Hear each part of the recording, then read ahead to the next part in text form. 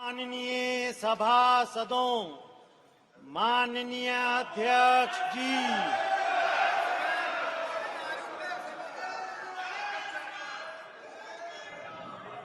माननीय प्रधानमंत्री जी,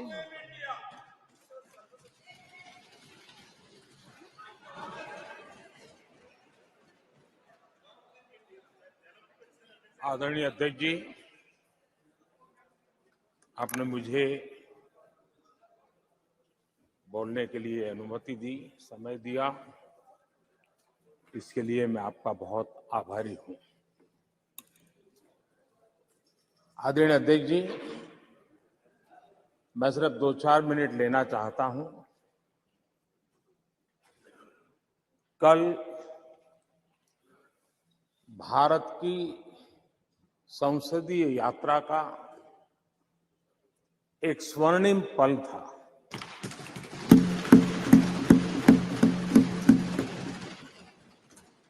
और इस स्वर्णिम पल के हकदार इस सदन के सभी सदस्य हैं। सभी दल के सदस्य, सभी दल के नेता भी हैं। सदन में हो या वह सदन के बाहर हो, वे भी उतने ही हकदार हैं। और इसलिए मैं आज आपके माध्यम से इस बहुत महत्वपूर्ण निर्णय में और देश की मातृशक्ति में नई ऊर्जा भरने में ये कल का निर्णय और आज राज्यसभा के बाद जब हम अंतिम पड़ाव भी पूरा कर लेंगे, देश की मातृशक्ति का जो मिजाज बदलेगा, जो विश्वास पैदा होगा, वो देश को नई ऊंचाइयों पर ले जाने वाली एक अकल्पनीय अप्रतिम शक्ति के रूप में उभरेगा, ये मैं अनुभव करता हूं। और इस पवित्र कार्य को करने के लिए आप सबने जो योगदान दिया है, समर्थन दिया है, सार्थक चर्चा की है, सदन के नेता के रूप में मैं आज आप सबका पूरे दिल से, सच्चे दिल से आदरपूर्वक अभिनंदन करने के लिए खड़ा हुआ हूं, धन्यवाद करने के लिए खड़ा हूं। नमस्कार। अब एक मिनट, सभी दलों के नेताओं ने कल समर्थन किया है। माननीय प्रधानमंत्री जी ने सबका आभार व्यक्त कर दिया। और सदन के नेता जब आभार कर दे तो पूरा सदन का आभार होता है। माननीय सदस्यगण, इसके बाद माननीय सदस्यगण, 21 सितंबर का दिन अंतर्राष्ट्रीय शांति दिवस के रूप में मनाया जाता है। सभी राष्ट्रों और लोगों के बीच शांति के आदर्शों को स्मरण और उन्हें सुदृढ़ बनाने के लिए इस वर्ष का अंतर्राष्ट्रीय शांति दिवस का विषय शांति के लिए कार्य # वैश्विक लक्ष्यों के लिए हमारी आकांक्षा। भारत विश्व शांति को प्रोत्साहित देने के लिए सदैव विभिन्न देशों के बीच सहयोग को बढ़ावा देने, परस्पर संवाद के माध्यम से आपसी टकराव का समाधान करने और वैश्विक एवं क्षेत्रीय शांति अहिंसा के आदर्शों को संरक्षित एवं संवर्धित करने के लिए प्रतिबद्ध रहा है। हमारी संस्कृति सदियों से अहिंसा की रही है। आइए हम इस अंतर्राष्ट्रीय शांति दिवस पर एक ऐसे विश्व के निर्माण के लिए संवाद, संवेदनशीलता, सहिष्णुता और सहयोग की भावना से काम करें, ताकि हम एक शांतिपूर्ण विश्व का सपना साकार कर सकें।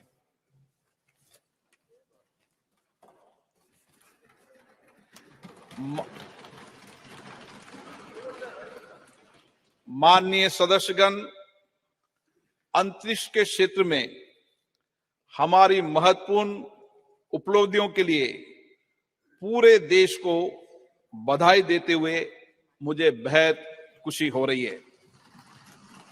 इन उपलब्धियों से प्रत्येक भारतीय गौरवान्वित हुआ है और वैश्विक स्तर पर हमारे देश का कद बढ़ा है।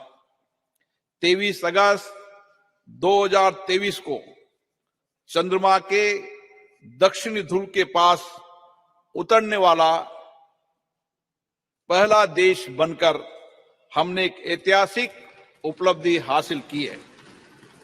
चंद्रयान 3 की मिशन की सफलता हमारे वैज्ञानिकों के अथक प्रतिबद्धता का प्रमाण है, जो निरंतर ब्रह्मांड के सुदूर क्षेत्रों तक पहुंचने का प्रयास करते आए हैं।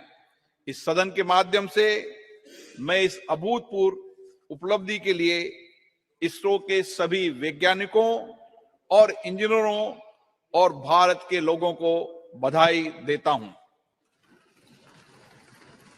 भारत विश्व कल्याण के लिए अपनी सफलताओं और उपलब्धियों को दूसरों के साथ साझा करने में विश्वास रखता है। इसलिए हमने चंद्रयान 3 की सफलता को विश्व के वैज्ञानिक समुदाय और पूरी मानवता को समर्पित किया है।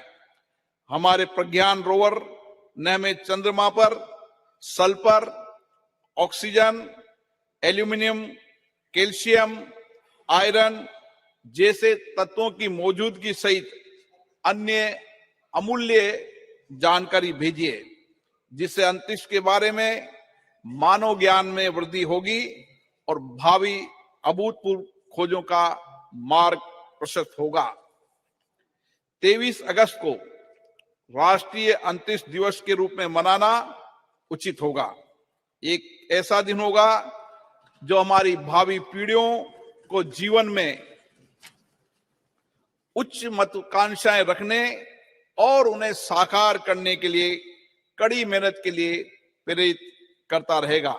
मैं चंद्रमा पर चंद्रयान 2 के पद चिन्हों को तिरंगा पॉइंट और चंद्रयान 3 के लैंडिंग स्थल को शिव शक्ति पॉइंट का नाम दिए जाने का भी स्वागत करता हूं।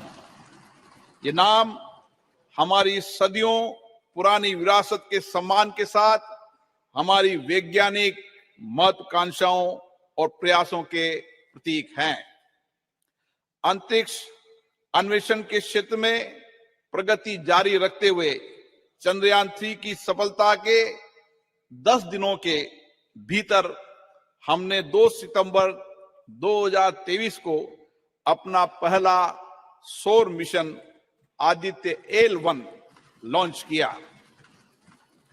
ये सूर्य का अध्ययन करने वाला हमारा पहला वैज्ञानिक मिशन है, जिससे सूर्य के भीतर होने वाली भौतिक प्रक्रियाओं और पृथ्वी पर उनके प्रभाव के बारे में जानकारी में वृद्धि होगी।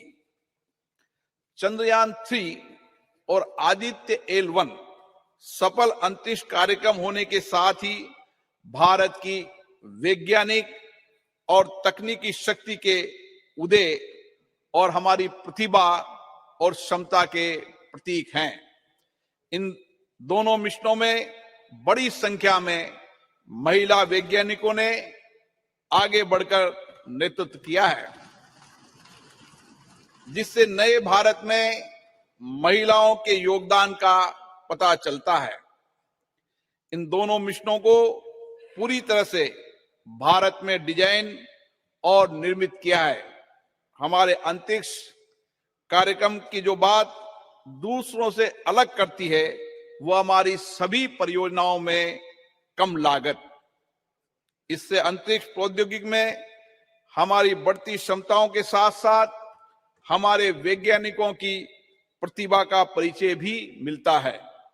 इन उपलब्धियों के फलस्वरूप भारत ने अंतरिक्ष के क्षेत्र में विश्व में अग्रणी देशों में अपना स्थान बनाया है।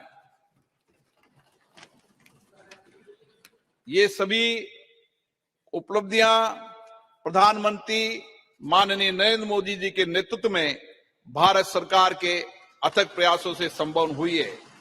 प्रधानमंत्री बनने से पहले भी श्री मोदी जी अंतरिक्ष में गहरी रुचि रही है और चंद्रयान मिशनों के साथ उनका गहरा भावनात्मक जुड़ाव रहा है। 2008 में जब चंद्रयान 1 का सफल प्रक्षेपण हुआ था, वो इसरो गए और व्यक्तिगत रूप से वैज्ञानिकों को बधाई दी। 2019 में जब अंतिम समय में कुछ तकनीकी खराबी के कारण चंद्रयान 2 वांछित उद्देश्य प्राप्त नहीं कर पाए, तो उन्होंने हमारे वैज्ञानिकों के बीच जाकर उन्हें विफलताओं की चिंता किए बिना लक्ष्य प्राप्ति के प्रयास के लिए प्रेरित किया। कोविड-19 के समय जब पूरी दुनिया संकट में जूझ रही थी, ऐसे में माननीय प्रधानमंत्री से नरेंद्र मोदी जी इस विपदा का उपयोग अवसर के रूप में किया करते हुए अंतरिक्ष क्षेत्र सहित देश की अर्थव्यवस्था के विभिन्न क्षेत्रों में महत्वपूर्ण सुधार लाने के लिए प्रयासरत रहे। उनके इन्हीं प्रयासों के फलस्वरूप हम विश्व अंतरिक्ष शक्ति बनने की दिशा में आगे बढ़ रहे हैं। पिछले कुछ सालों में अंतरिक्ष स्टार्टअपों की संख्या में रिकॉर्ड वृद्धि हुई है। पिछले साल निजी क्षेत्र में निर्मित पहले रॉकेट विक्रम एस का प्रक्षेपण हुआ है। युवा स्कूली छात्रों ने 2 उपग्रह आजादी सेट और आजादी सेट 2 लॉन्च किए।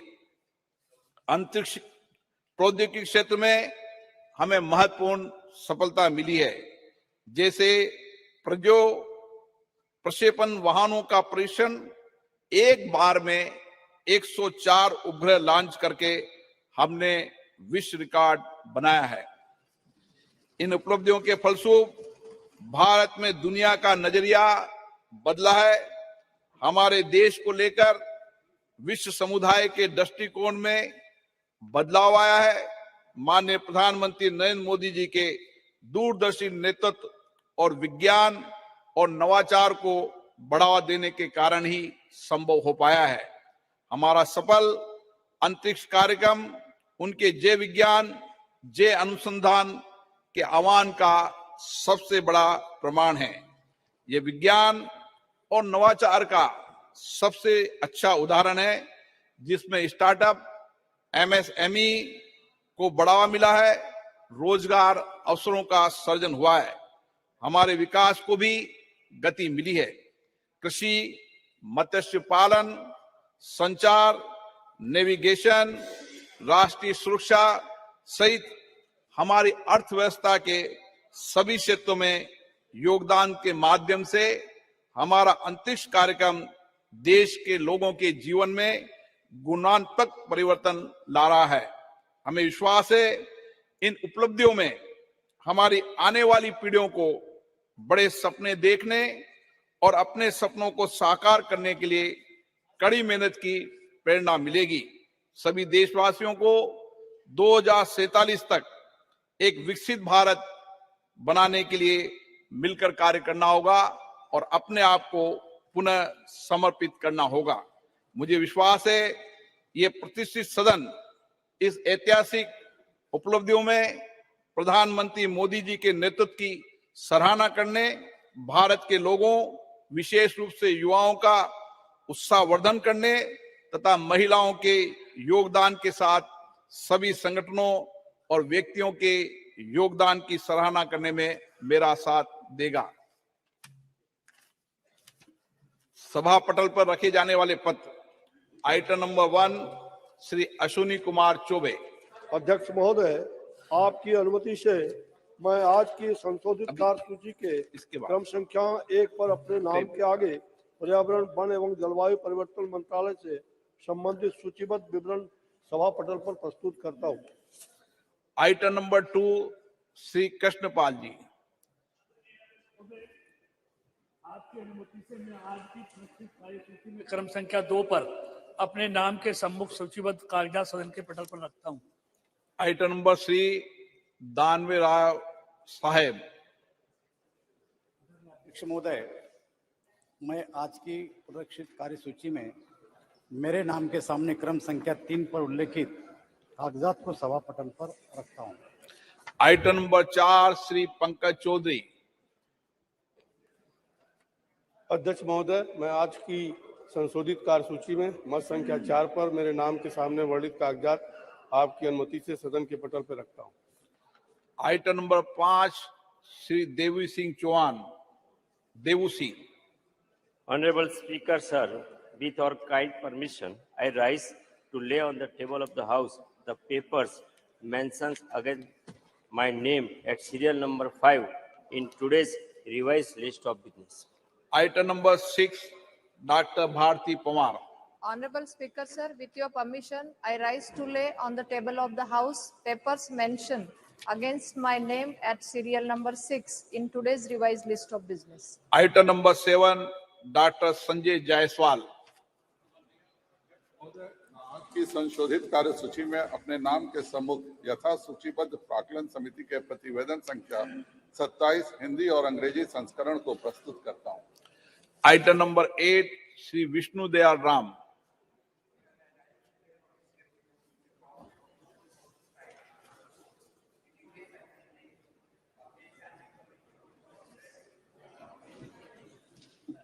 Reforms as listed against my name at serial number 8 in today's list of business. Item number 9 Shri Jagannath सरकार।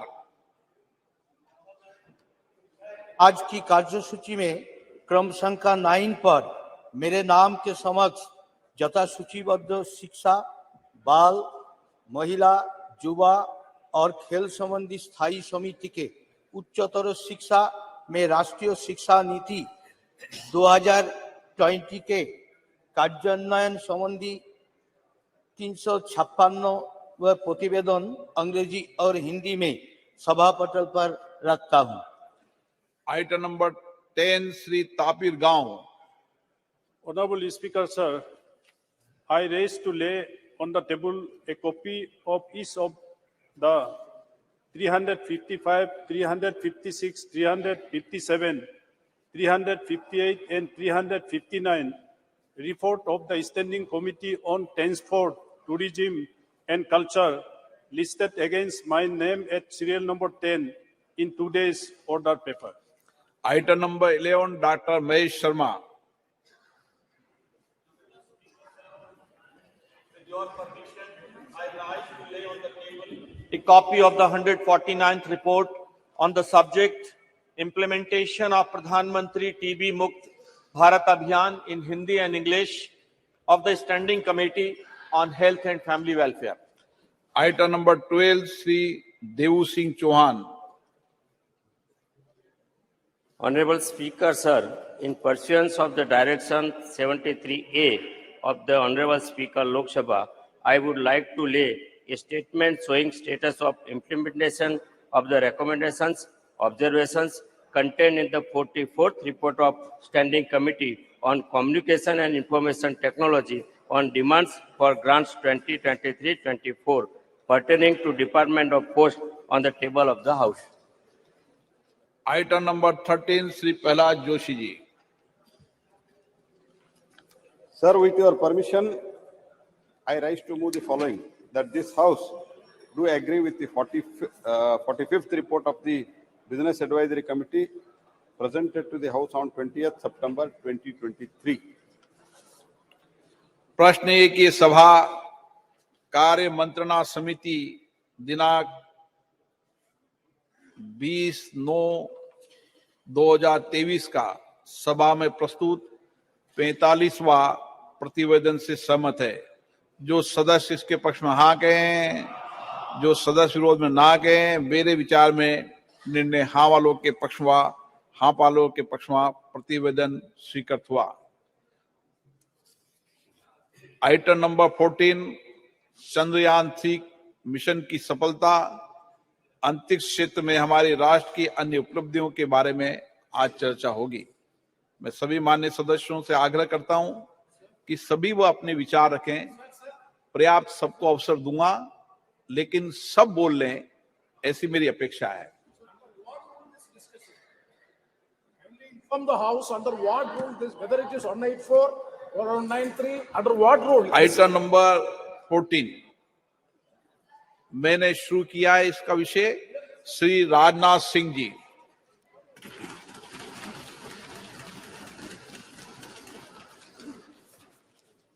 अध्यक्ष महोदय, इस गरिमामयी सदन में चंद्रयान 3 और आदित्य L1 की सफलता पर अपनी बात रखने के लिए आपने मुझे अवसर दिया है।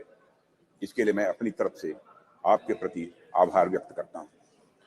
अध्यक्ष महोदय, चंद्रयान 3 की सफलता हमारे लिए निश्चित रूप से एक बहुत बड़ी उपलब्धि है, जैसा आपने भी अभी अपने संबोधन में कहा है, क्योंकि एक तरफ दुनिया के कई ऐसे विकसित देश हैं जो हमसे कहीं अधिक साधन संपन्न होते हुए भी चांद पर पहुंचने के लिए अब भी प्रयासरत हैं, तो वहीं दूसरी तरफ बेहद सीमित संसाधनों के से चांद के दक्षिण ध्रुव पर पहुंचने वाले हम दुनिया के पहले देश बन गए हैं। अध्यक्ष महोदय, मैं मानता हूं कि यह उन सभी लोगों के लिए गौरव का विषय है जो अपने राष्ट्र और राष्ट्र की उपलब्धियों पर गर्व करते हैं। अध्यक्ष महोदय, सबसे पहले मैं इसरो के साइंटिस्ट और ब्रॉडर इंडियन साइंटिफिक कम्युनिटी को इस सफलता के लिए हृदय से बधाई देता हूं। यह हमारे इसरो के वैज्ञानिकों की बौद्धिक क्षमता, उनकी लगन और राष्ट्र के विकास के प्रति उनके समर्पण का ही यह प्रतिफल है। अध्यक्ष महोदय, ऐसा मैं मानता हूं कि हमारा राष्ट्र आज विज्ञान की दुनिया में अग्रणी राष्ट्रों की पंक्ति में आकर खड़ा हो गया है। आज केवल मुझे ही नहीं, बल्कि सरकार को ही नहीं, बल्कि सदन को ही नहीं, बल्कि पूरे राष्ट्र को अपने देश के वैज्ञानिकों पर गौरव की अनुभूति हो रही है। अध्यक्ष महोदय, मैं एक विज्ञान का छात्र रहा हूं, मैं फिजिक्स का शिक्षक भी रहा हूं। यहां पर मौजूद हमारे कई ऐसे साथी हैं जो साइंस बैकग्राउंड से हैं और उन्हें मैं अच्छी तरह जानता हूं। हम सभी यह बात जानते हैं कि स्पेस साइंस विज्ञान का है कि एक फ्रंटियर एरिया हुआ करती है। अध्यक्ष महोदय, जिस पर artificial intelligence, quantum physics, astrophysics और जेनेटिक्स विज्ञान के फ्रंटियर एरियाज हैं, और उसी प्रकार स्पेस साइंस भी एक विज्ञान की फ्रंटियर एरिया है। और इस एरिया में प्रगति करने के लिए अध्यक्ष महोदय, निश्चित तौर पर हमें एक टॉप क्लास साइंटिफिक इकोसिस्टम चाहिए होता है, और हमें उच्च गुणवत्ता वाली शिक्षा भी चाहिए और उच्च गुणवत्ता के हमें शिक्षक भी चाहिए, एजुकेशनल इंस्टीट्यूशंस भी चाहिए। अध्यक्ष महोदय, इंडस्ट्रीज चाहिए होती है जो साइंटिफिक प्रोडक्ट्स का निर्माण कर सके, ऐसी हमको इंडस्ट्रीज भी चाहिए। अध्यक्ष महोदय, कहने का मेरा अर्थ यह है कि अगर चंद्रयान 3 ने चंद्रमा पर अपने कदम रखे हैं, यह एक और इसरो की सफलता तो है ही, साथ ही यह इस बात का भी द्योतक है कि हमारे देश का साइंटिफिक इकोसिस्टम, जिसमें करोड़ों करोड़ों भारतीयों ने जाने अनजाने अपना योगदान दिया है, वह अपनी आज शेप ले रहा है। यह दिखाता है कि हमारे स्कूल्स, हमारे कॉलेजेस और यूनिवर्सिटीज में साइंस की पढ़ाई बेहतर हो रही है, और हमारी इंडस्ट्रीज भी अच्छी गुणवत्ता वाले प्रोडक्ट्स और सप्लाई कर रही है। अध्यक्ष महोदय, हमें अच्छे स्टूडेंट्स, अच्छे टीचर्स और रिसर्चर्स आज मिल रहे हैं, इसलिए आज हम किसी उपलब्धि तक पहुंचते हैं तो उसके लिए वे सभी बधाई के पात्र हैं। अध्यक्ष महोदय, जिन्होंने इस यात्रा में अपना किसी भी प्रकार का सहयोग दिया है और राष्ट्र के भीतर साइंटिफिक टेम्परामेंट को जन्म दिया है। और अध्यक्ष महोदय, जब मैं यहां साइंटिफिक टेम्परामेंट की बात कर रहा हूं, तो उससे मेरा मतलब कुछ वैज्ञानिक उपकरणों के, कुछ साइंटिफिक अपरेटस के केवल डेवलप कर लेने भर से नहीं है, यह हमारे कहने का तात्पर्य नहीं है। साइंटिफिक टेम्परामेंट की यदि मैं बात कर रहा हूं, तो साइंटिफिक टेम्परामेंट से मेरा आशय यह है कि वैज्ञानिकता और तार्किकता, ये दोनों हमारी सोच में हो, वह हमारे बात और हमारे व्यवहार में हो और वह हमारे स्वभाव में भी। आवश्यक नहीं हम जब विज्ञान का विषय पढ़ें तभी हम साइंस से दो चार हों, बल्कि हम आर्ट्स, म्यूजिक और साथ ही साथ एस्थेटिक्स भी पढ़ें तो हम उसमें भी साइंटिफिक अप्रोच रख सकें। मैं इस साइंटिफिक टेम्परामेंट की यहाँ पर अध्यक्ष महोदय बात कर रहा हूं और हम सब इस संबंध में बड़े भाग्यशाली हैं अध्यक्ष महोदय कि यह टेम्परामेंट प्राचीन काल से ही हम भारतवासियों को विरासत में मिला हुआ है। आप देखें, चाहे हमारे प्राचीन ग्रंथ वेद हों या फिर उपनिषद देख लें या फिर स्मृति ग्रंथ देख लें, सर्वत्र आपको विज्ञान या फिर विज्ञान से युक्त विचारों के दर्शन करने को मिलेंगे।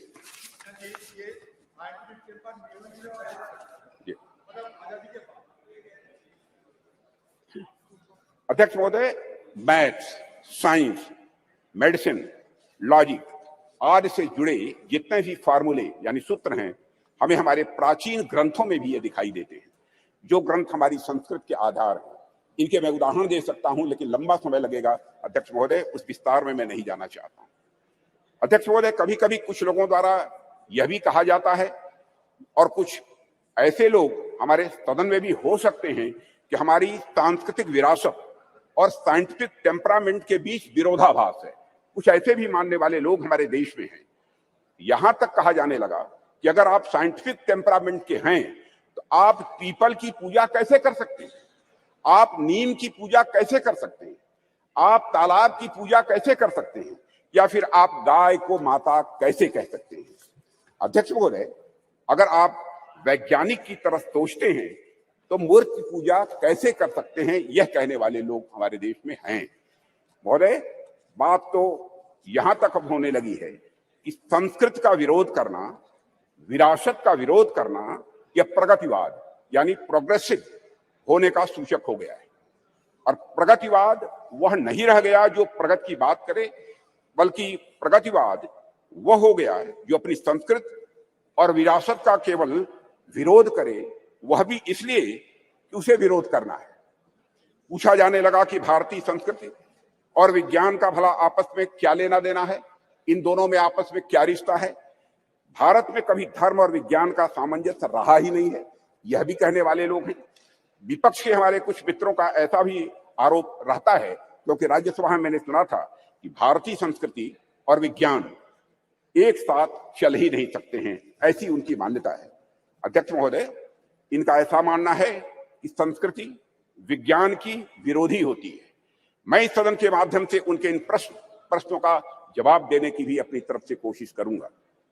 भारत में यदि कोई व्यक्ति यह कहता है कि हमारी संस्कृति विज्ञान की विरोधी है, तो मुझे लगता है कि उस व्यक्ति को न तो हमारी संस्कृति का स मालूम है और न ही विज्ञान का व मालूम है। हमारे जो भी साथी विज्ञान का उद्गम पश्चिम के विचारों से मानते हैं, उन्होंने अगर इतिहास पढ़ा होगा तो मालूम होगा निश्चित रूप से उन्हें कि पश्चिम में ऐसे अनेक उदाहरण देखने को मिले हैं जहां चर्च और धर्म की मान्यताओं के खिलाफ जाने पर, वैज्ञानिक बातें कहने पर व्यक्तियों को जहर दे देना या उन्हें जिंदा जला देना यह आम बात सी हो गई थी। अध्यक्ष महोदय, उनको अपने वैज्ञानिक विचार छिपाकर कहने पड़ते थे, और आज से लगभग 2000 साल पहले आर्यभट्ट ने जब कहा था कि हमारी पृथ्वी अपने एक्सिस पर घूमती है, तो क्या उनका विरोध हुआ था? बाराहमीर ने जब यह सिद्धांत दिया कि पृथ्वी का गुरुत्वाकर्षण बल, ग्रेविटेशनल फोर्स, हर वस्तु को अपनी तरफ खींचता है, तो क्या किसी व्यक्ति ने बाराहमीर के इस सिद्धांत को अधर्म कहा था? जब भी भारत में किसी ने कोई नया वैज्ञानिक सिद्धांत दिया है अध्यक्ष महोदय, तो भारतीय समाज ने उस व्यक्ति को ऋषि के रूप में प्रतिष्ठित किया है अध्यक्ष महोदय। और मेरा मानना है कि संस्कृति के बगैर कल्चर के बगैर, विज्ञान और विज्ञान के बगैर कल्चर या संस्कृति अधूरी है। संस्कृति और विज्ञान दोनों एक दूसरे से जुड़ने के बाद ही अध्यक्ष महोदय वह पूर्णता को प्राप्त करते हैं। दोनों को एक दूसरे का पूरक कहा जा सकता है, क्योंकि दोनों ही मनुष्यता के लिए भी यह आवश्यक है।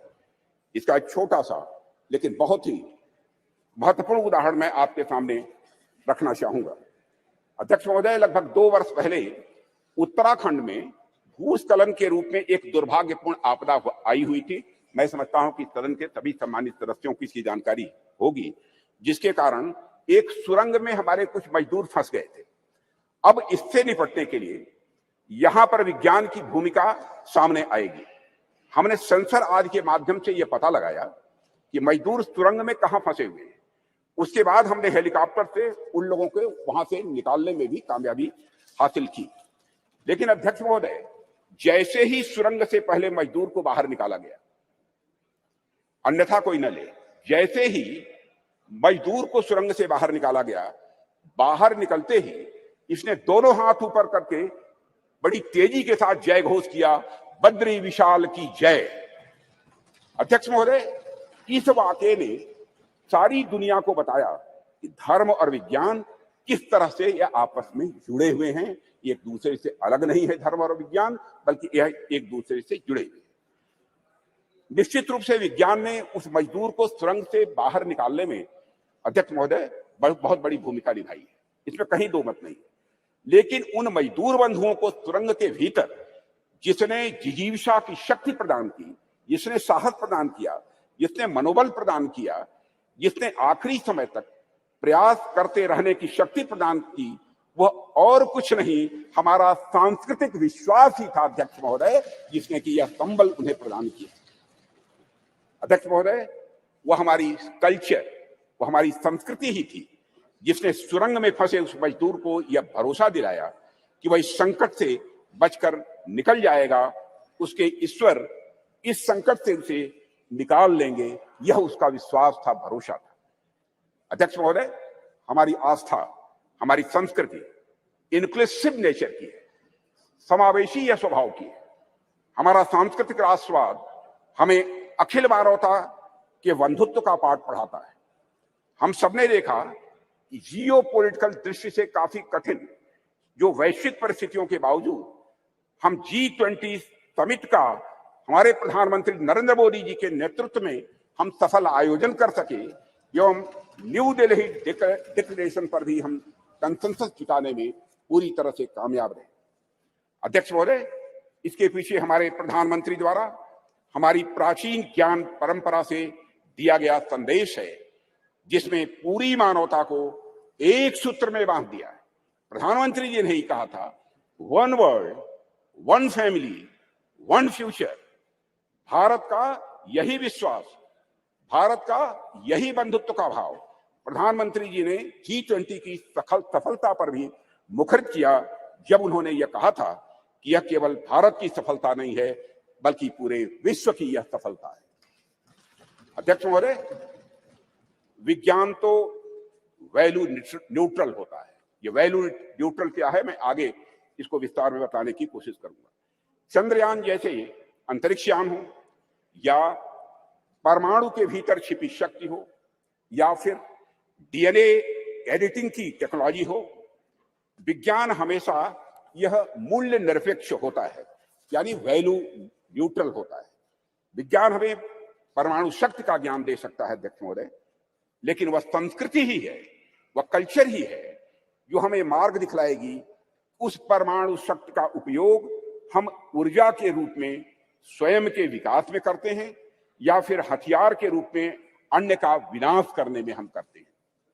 कहते हैं, with great power comes great responsibility. इसलिए जैसे जैसे हमारी शक्ति बढ़ती जाती है अध्यक्ष महोदय, वैसे वैसे हमारे संस्कारों का महत्व भी स्वाभाविक रूप से यह बढ़ता जाता है। प्रारंभ में मानव के पास बहुत सारे विकसित हथियार नहीं थे, ऐसे में यदि उससे कुछ नुकसान भी होता था तो बहुत बड़े पैमाने पर नहीं होता था। पर अध्यक्ष महोदय, आज जब मानव के पास परमाणु शक्ति आ गई है और मानव ने चंद्रमा तक पहुंचने के भी रास्ते खोज लिए हैं, तब ऐसी शक्तियों का दुरुपयोग भी उसी पैमाने पर संभव है। इस संभावना को भी नकारा नहीं जा सकता है। इसे मैं एक उदाहरण के माध्यम से इस सदन के समक्ष रखना चाहूंगा। अध्यक्ष महोदय, जब मैं जर्मन फिलॉसफर नीत्शे ने गॉड इज डेड कहकर अपने महामानव को सामाजिक नैतिकता से मुक्त किया, तो उसका नतीजा जर्मनी में नाजीवाद के कहर के रूप में प्रकट हुआ था।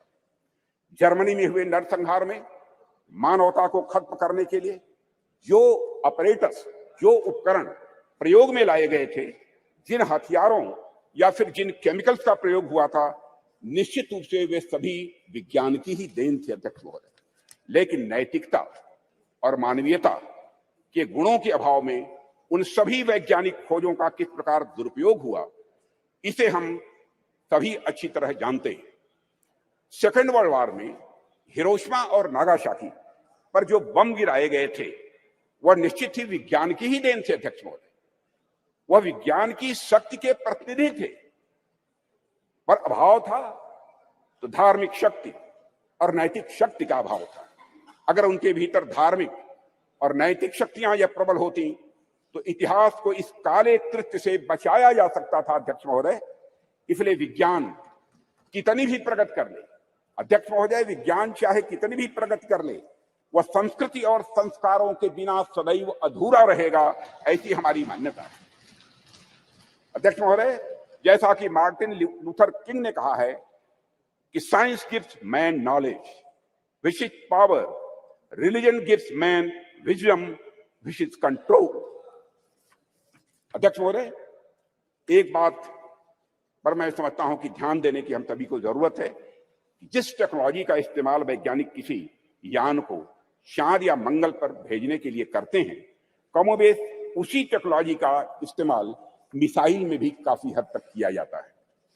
पहला उपयोग मानवता के विकास में होता है अध्यक्ष महोदय, जबकि दूसरा उपयोग मानवता के विनाश में होता है। पर अपना अपना सबका इंटरेस्ट है, सबकी अपनी अपनी रुचि है कि कुछ राष्ट्रों का ध्यान पहले वाले उपयोग पर अधिक होता है और कुछ राष्ट्रों का ध्यान दूसरे वाले उपयोग पर अधिक होता है। अध्यक्ष महोदय, कई बार कुछ लोगों का यह भी आरोप रहता है, अब देश में ऑलरेडी जमीनी विकास के इतने कार्य करने के लिए पड़े हैं जिसमें रिसोर्सेज की जरूरत होती है, संसाधनों की जरूरत होती है, तो ऐसे में चंद्रयान जैसे मिशन भेजने की क्या आवश्यकता है। अध्यक्ष महोदय, इन प्रश्नों का भी जवाब मैं आपकी अनुमति से इस सदन के समक्ष रखना चाहूंगा। जब हम इस प्रकार के मिशन भेजते हैं या फिर हम किसी प्रकार की वैज्ञानिक प्रगति हम करते हैं, तो इसका जमीनी विकास से किसी भी प्रकार का विरोधाभास नहीं होता है। हम यदि स्पेस रिलेटेड कोई भी मिशन भेजते हैं तो बाहरी तौर पर दिखने में सिर्फ स्पेस से रिलेटेड यह लग सकता है हम सबको, लेकिन वास्तव में उसका प्रभाव आम जनमानस पर भी पड़ता है। इस सच्चाई को भी नकारा नहीं जा सकता।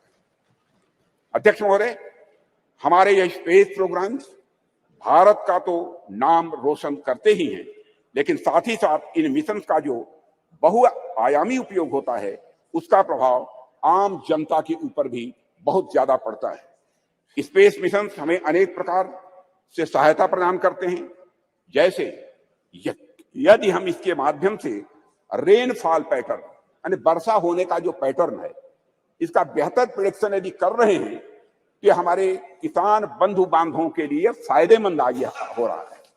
यदि हम इसके माध्यम से चक्रवात, साइक्लोन को यदि हम प्रेडिक्ट करते हैं तो हमारे कोस्टल एरियाज में रह रहे लोगों के लिए भी अध्यक्ष महोदय यह लाभदायक हो।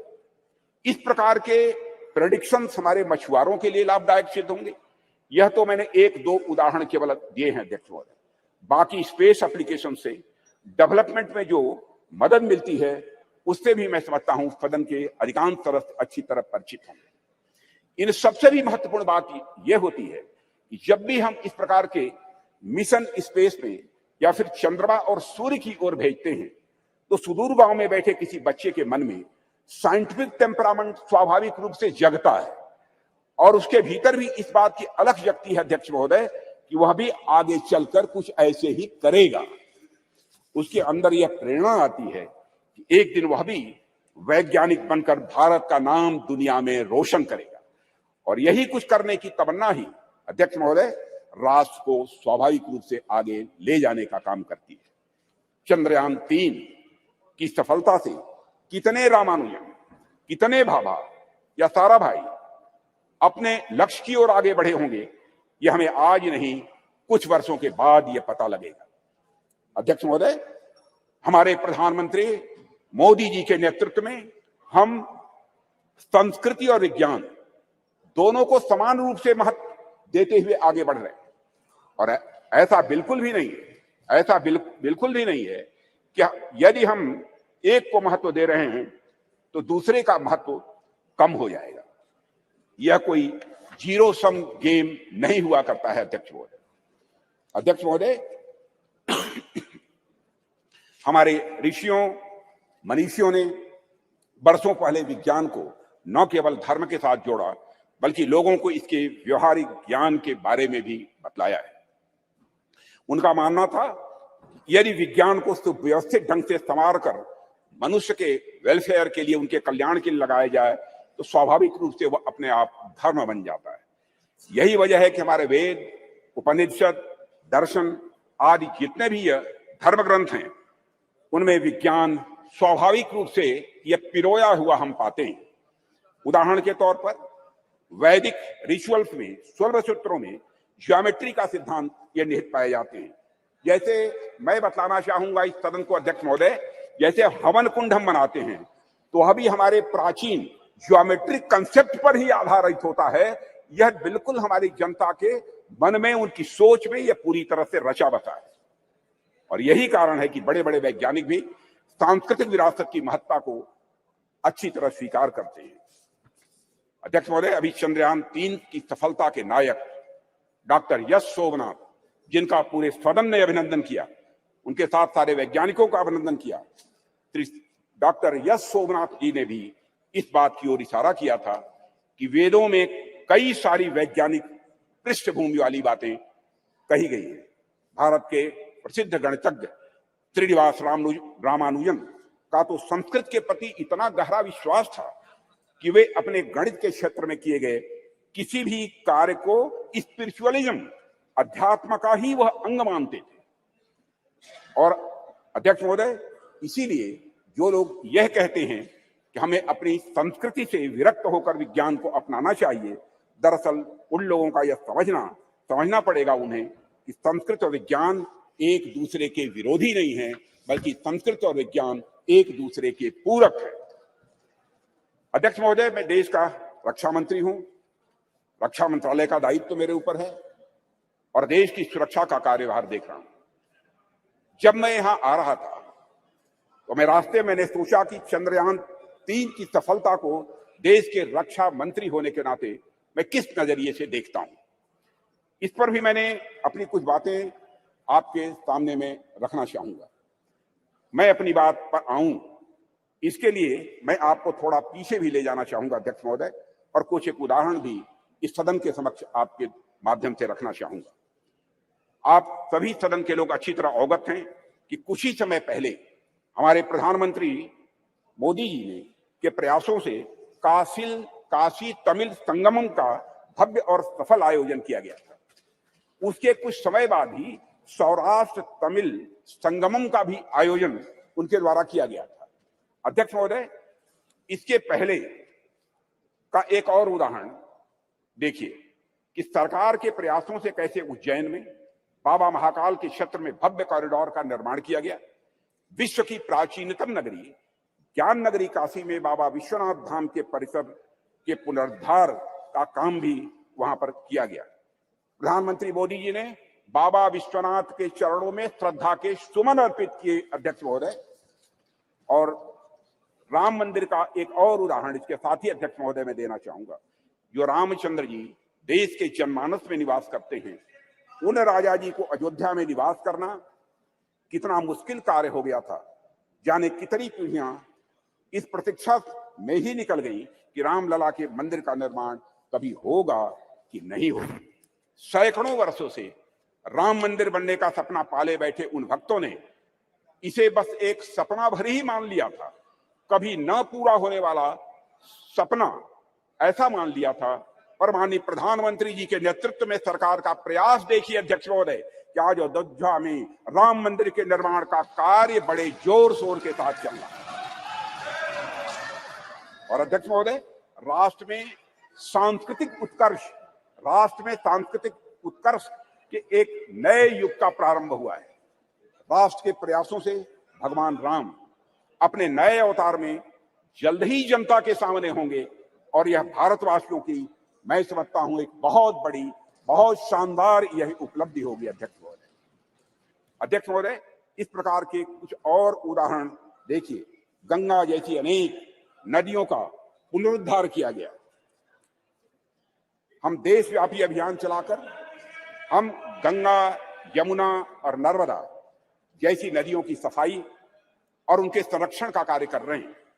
ऐसे ही अनेक उपक्रम सरकार द्वारा किए जा रहे हैं जो हमारी संस्कृति और परंपरा से जुड़ी चीजों को सहेजने और सुरक्षित रखने का वो काम कर रहे हैं। अध्यक्ष महोदय, आप सभी राष्ट्र के उपयुक्त विकास के लिए अनेक प्रकार की सुरक्षा से भी, मैं समझता हूं, सदन के सम्मानित सदस्य अच्छी तरह अवगत होंगे। आप सभी सीमा सुरक्षा, आर्थिक सुरक्षा, सामाजिक सुरक्षा, खाद्य सुरक्षा, ऊर्जा सुरक्षा और पर्यावरण सुरक्षा के बारे में, मैं समझता हूं, हम सभी समय समय पर चर्चा भी करते रहते हैं। अब तो पूरी हिम्मत है, पूरी हिम्मत है, पूरी हिम्मत है, पूरी हिम्मत है।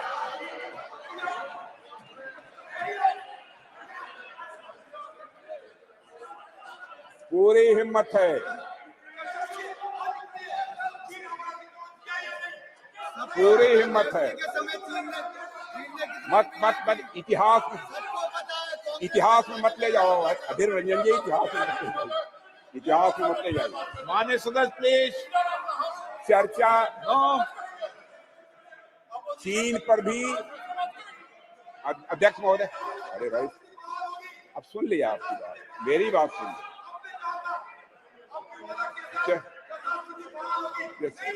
माननीय सदस्य, आपको मौका देंगे जब आप बोलना, सबको पर्याप्त समय, पर्याप्त अवसर मिलेगा। और मैं बतलाना चाहता हूं अध्यक्ष महोदय, मैं बीच में कहीं पर अपने को डिबेट नहीं करना चाहता हूं। मैं चर्चा करने को तैयार हूं और सीना चौड़ा करके मैं चर्चा करने को तैयार हूं। अध्यक्ष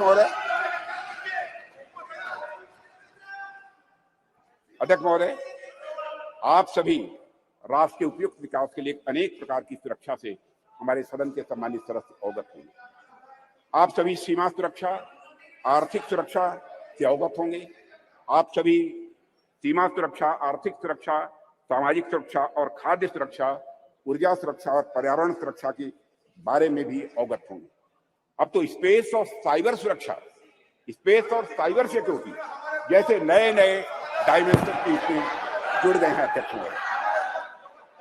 पर इनके साथ ही अध्यक्ष महोदय, सिक्योरिटी का एक और भी आयाम है जिसमें सुरक्षा उतनी ही आवश्यक है जितनी बाकी सब में है, और वह डायमेंशन है हमारी संस्कृति का, हमारी कल्चर का। और इसे मुझे कोई नाम देना हो तो उसे मैं सांस्कृतिक सुरक्षा और कल्चरल सिक्योरिटी का नाम यहां देना चाहूंगा। और अध्यक्ष महोदय, जब मैं यहाँ कल्चर अथवा संस्कृति के बारे में कुछ कह रहा हूं, उससे मेरा मतलब हमारी जीवन पद्धति से, हमारे लाइफ सिस्टम से। संस्कृति से मेरा मतलब हमारे खान पान, वेशभूषा, रीति रिवाज, रहन सहन और हमारे विचारों से है। अध्यक्ष महोदय, मैं किसी राष्ट्र की अस्मिता को अक्षुण्ण रखने के लिए जिस तरह से वहां की सीमाई सुरक्षा और बाकी अन्य चीजों की सुरक्षा आवश्यक होती है, उसी प्रकार उसकी अस्मिता को बनाए रखने के लिए वहां की संस्कृति की सुरक्षा भी उतनी ही आवश्यक होती है। और अध्यक्ष महोदय, और इन उदाहरणों से मैंने यह स्पष्ट करने का प्रयास किया है कि हमारी सरकार भारतीय सांस्कृतिक विरासत को तवज्जो देते हुए सांस्कृतिक सुरक्षा के प्रति भी उतनी ही गंभीर है जितनी अन्य बाकी सुरक्षा के प्रति हमारी सरकार गंभीर है। अध्यक्ष महोदय, आज जब यहाँ पर चंद्रयान की चर्चा हो रही है, तो मैं सांस्कृतिक पुनर्जागरण के इन उदाहरणों को आपके सामने क्यों रख रहा हूं। अध्यक्ष महोदय, वैसे तो ये दोनों निश्चित रूप से अलग अलग विषय हैं, इसमें कहीं दो मत नहीं है, पर ध्यान से देखेंगे तो यह सदन के सभी सम्मानित सदस्य यह पाएंगे कि इनके भीतर एक गहरा संबंध है, इन दोनों के बीच एक गहरा रिश्ता है। अध्यक्ष महोदय, विश्व का इतिहास उठाकर कोई देखे तो आप पाएंगे कोई भी ऐसा राष्ट्र नहीं है, कोई भी ऐसा समाज नहीं है जिसने सांस्कृतिक पुनर्जागरण के बिना आर्थिक, सामाजिक, राजनीतिक और वैज्ञानिक प्रगति की हो। दुनिया में कोई देश नहीं मिलेगा। जब तक संस्कृति समाज को जीवंत नहीं करती, उन्नत नहीं करती, उसे एक दिशा नहीं देती, तब तक समाज जड़ बना रहता है। और अध्यक्ष महोदय, अगर हम और आप अपनी गरिमा, अपनी आगामी पीढ़ी को यही बताएंगे कि अब तक हमारा जितना वैज्ञानिक विकास हुआ है वह केवल बाहर देशों के ज्ञान की नकल पर ही हुआ है, तो क्या हम अपने बच्चों को इस क्षेत्र में किसी भी सूरत में आगे बढ़ा पाएंगे? धीरे हमारे अंग्रेजों ने अगर हमें अब तक यही पढ़ाया हो कि हमारा सारा का सारा ज्ञान दूसरे देशों की कॉपी भर है, उनकी नकल भर है, तो क्या श्री डॉक्टर सोमनाथ एवं इसरो के अन्य वैज्ञानिक भारतीय ज्ञान के बल पर अध्यक्ष महोदय कभी चांद तक पहुंचने का सपना शायद वह कभी न देख पाए? अगर उन्हें इस बात का विश्वास हुआ, अगर उनके मन में संकल्प जगा, तो इसलिए कि उन्हें मालूम था कि उनके पूर्वज आर्यभट्ट थे, उनके पूर्वज वराहमिहिर थे, उन्हें मालूम था कि उनके पूर्वज भास्कराचार्य थे, उनके पूर्वज ब्रह्मगुप्त थे और उनके पूर्वज सवाई जय सिंह थे। अध्यक्ष महोदय, इसलिए उनको यह प्रेरणा प्राप्त हुई। अध्यक्ष महोदय, हम सोचे कि एक बच्चा है जिसे समाज की प्रगति में केवल विदेशी नाम पढ़ाए जा रहे हैं, दूसरा बच्चा है जिसे ऐसे नाम पढ़ाए जा रहे हैं जो उसके अपने समाज से रहे। ऐसे में किस बच्चे से आप अधिक कॉन्फिडेंस और मनोबल की उम्मीद करेंगे? यह स्वाभाविक है अध्यक्ष महोदय कि वैसे तो मुझे बाहरी नामों से कोई इतराज नहीं है अध्यक्ष महोदय, ज्ञान विज्ञान में उनका भी महत्वपूर्ण योगदान है, यह भी मैं स्पष्ट करना चाहूंगा। पर हमारे बच्चों के मन मस्तिष्क में केवल और केवल बाहरी नाम यदि छाए रहे तो ऐसी स्थिति में बच्चा अपने बल पर समाज के विकास के सपने को जीवन में कभी नहीं देख सकता है। उसमें सपने भी आएंगे तो बाहर के समाज के विकास के ही सपने आएंगे। इसलिए अध्यक्ष महोदय, जब हम महिलाओं और छोटी बच्चों को इंस्पायर करने की बात करते हैं तो हमें यह प्रयास करते हैं कि उनके सामने विमेन आइकन का उदाहरण रखें। तो जब हम भारतीय बच्चों को इंस्पायर करने के लिए, प्रेरित करने का हम प्रयास करते हैं, तो क्या हमारा यह कर्तव्य नहीं होना चाहिए कि हम उनके सामने भारतीय आइकन्स का भी उदाहरण प्रस्तुत करें? इसलिए अगर हमें अपने समाज, अपने राष्ट्र को आगे ले जाना है अध्यक्ष महोदय, हम अपने समाज और संस्कृति से सीखें, हमारे अपने आइकन्स को अपने बात व्यवहार में प्रतिष्ठित करें और उनका अनुकरण करें। यही हम सभी के लिए श्रेयस्कर होगा। अध्यक्ष महोदय, एक बात और मैं यहां कहना चाहूंगा और वह यह है कि चंद्रयान 3 की सफलता में देश की नारी की शक्ति की योगदान की मैं यहां चर्चा करूंगा। पूरा सदन अच्छी तरह जानता है कि इस मिशन में महिला साइंटिस्ट का भी बहुत बड़ा महत्वपूर्ण योगदान है। यह मिशन अगर इतना सफल हो पाया है तो इसके पीछे हमारे देश की नारी शक्ति का समर्पण, उनका त्याग और राष्ट्र को नई पहचान देने की उनकी तमन्ना रही है अध्यक्ष महोदय। और संसद का यह विशेष सत्र नारी शक्ति वंदन विधेयक को समर्पित सत्र है, इसलिए इसकी मैं चर्चा कर रहा हूं। और ऐसे में मैं नारी शक्ति वंदन विधेयक को इसरो की महिला साइंटिस्ट और उनके साथ भारत की पूरी फीमेल साइंटिफिक कम्युनिटी को कृतज्ञ राष्ट्र की ओर से प्रस्तुत यह मैं उपहार के रूप में इसे मैं देखता हूं, नारी शक्ति वंदन को अध्यक्ष महोदय। और यह सदन और राष्ट्र इसरो की महिला साइंटिस्ट और हर भारतीय बेटी को यह नमन करता है, उनकी सराहना करता है और उनके प्रति कृतज्ञता प्रकट करता है अध्यक्ष महोदय। अध्यक्ष महोदय, अपनी बातों को सार रूप में मैं यहां रखना चाहूं तो यह है कि चंद्रयान 3 की सफलता कोई एक्सेप्शन नहीं है या कोई अपवाद नहीं है। यह सहस्राब्दियों से चली आ रही हमारी सामाजिक, हमारी सांस्कृतिक और वैज्ञानिक धारा का एक स्वाभाविक और सहज रूप से एक विकास है अध्यक्ष महोदय। इस सफलता के सूत्र हमारे अतीत में ही छिपे हैं। ऐसा अतीत जहां वैज्ञानिकता एक स्वभाव के रूप में विद्यमान थी हमारे यहाँ, जहां विज्ञान और आस्था के बीच एक पूर्ण सामंजस्य था। हालांकि विदेशी आक्रांताओं के चलते कुछ समय के लिए थोड़ा पिछड़ापन आ गया था, पर हम एक बार फिर से हुंकार भरते हुए पहले से भी अधिक ताकत के साथ उठ खड़े हुए हैं और सूरज, चांद, तारे अब हम छूने के लिए तैयार हैं और वहां पहुंच रहे हैं। अध्यक्ष महोदय, जिस देश में बुद्धि के देवता श्री गणेश प्रथम पूज्य, ओम श्री गणेशाय बोलकर ही हम कोई काम प्रारंभ करते हैं, एवं विद्या की देवी सरस्वती प्रथम आराध्या हो, वह देश तो स्वाभाविक रूप से साइंटिफिक टेम्परामेंट को आत्मसात करते हुए सदैव एक नॉलेज सोसाइटी रहा है। हमारे यहां कहा गया है तेजस्विनावधीतमस्तु, यानी मे what we study we represent, कि प्रार्थना करने वाले भारतीयों को सिर्फ चंद्रयान तक ही नहीं रुकना है अध्यक्ष महोदय, बल्कि उसके आगे जाना है। अभी अंतरिक्ष में अनेक लक्ष्य हमारा इंतजार कर रहे हैं। अभी हम भारतीयों को कई मानदंड यहां स्थापित करने हैं। अध्यक्ष महोदय, मैं अपने वैज्ञानिकों की कामयाबी की एक दो और चर्चा करके अपनी बात यहां समाप्त करना चाहूंगा। अध्यक्ष महोदय, भारत द्वारा, हमारे वैज्ञानिकों का करिश्मा देखिए, भारत द्वारा अब तक लॉन्च किए गए 424 विदेशी उपग्रह, इनमें से 389, 424 में से 389 आउट ऑफ 424 जितने भी हमारे विदेशी उपग्रह हैं, उसमें 389 प्रधानमंत्री श्री नरेंद्र मोदी के नेतृत्व वाली सरकार के पिछले 9 वर्षों में लॉन्च किए गए हैं अध्यक्ष। और विदेशी उपग्रहों के सफल प्रक्षेपण के साथ भारत का अंतरिक्ष क्षेत्र दुनिया में बहुत तेजी से एक प्रमुख स्थान हासिल कर रहा है।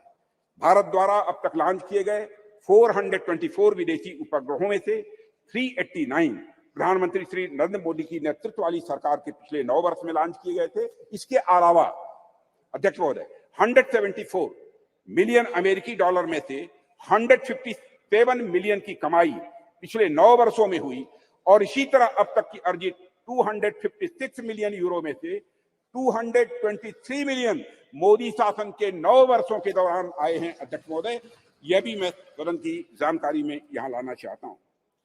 एक बार अध्यक्ष महोदय, मैं फिर अपने वैज्ञानिक समुदाय को बधाई देता हूं और आशा करता हूं कि जल्द ही हम नए मिशनों को भी अंजाम देंगे, आगे नए मिशनों को भी हम अंजाम देंगे, ऐसा मेरा पक्का विश्वास है, समस्त देशवासियों का विश्वास है। अध्यक्ष, अभी तो यह शुरुआत ही है, आने वाले समय में हमारा हाथ मंगल और शनि तक भी पहुंचेंगे और हमारा देश वहां भी अपना परचम लहराएगा अध्यक्ष महोदय, जहां अब तक कोई नहीं पहुंच पाया है। इन्हीं शब्दों के साथ मैं अपनी वाणी को विराम देता हूं और सदन की ओर से राष्ट्र के वैज्ञानिकों को नमन करता हूं। अध्यक्ष महोदय। श्री शशि थरूर जी।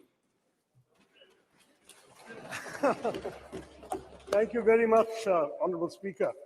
I'm honored, really, to stand before this House and to speak on behalf of my party on a matter of great pride for Indians everywhere in the world, the success of our lunar mission, Chandrayaan-3, and according to the topic you've given us in the revised list of business, success of Chandrayaan-3 mission and other achievements of our nation in the space sector. I think my respected friend, Sri Rajnath Singh, treated us to a lecture on a slightly different subject.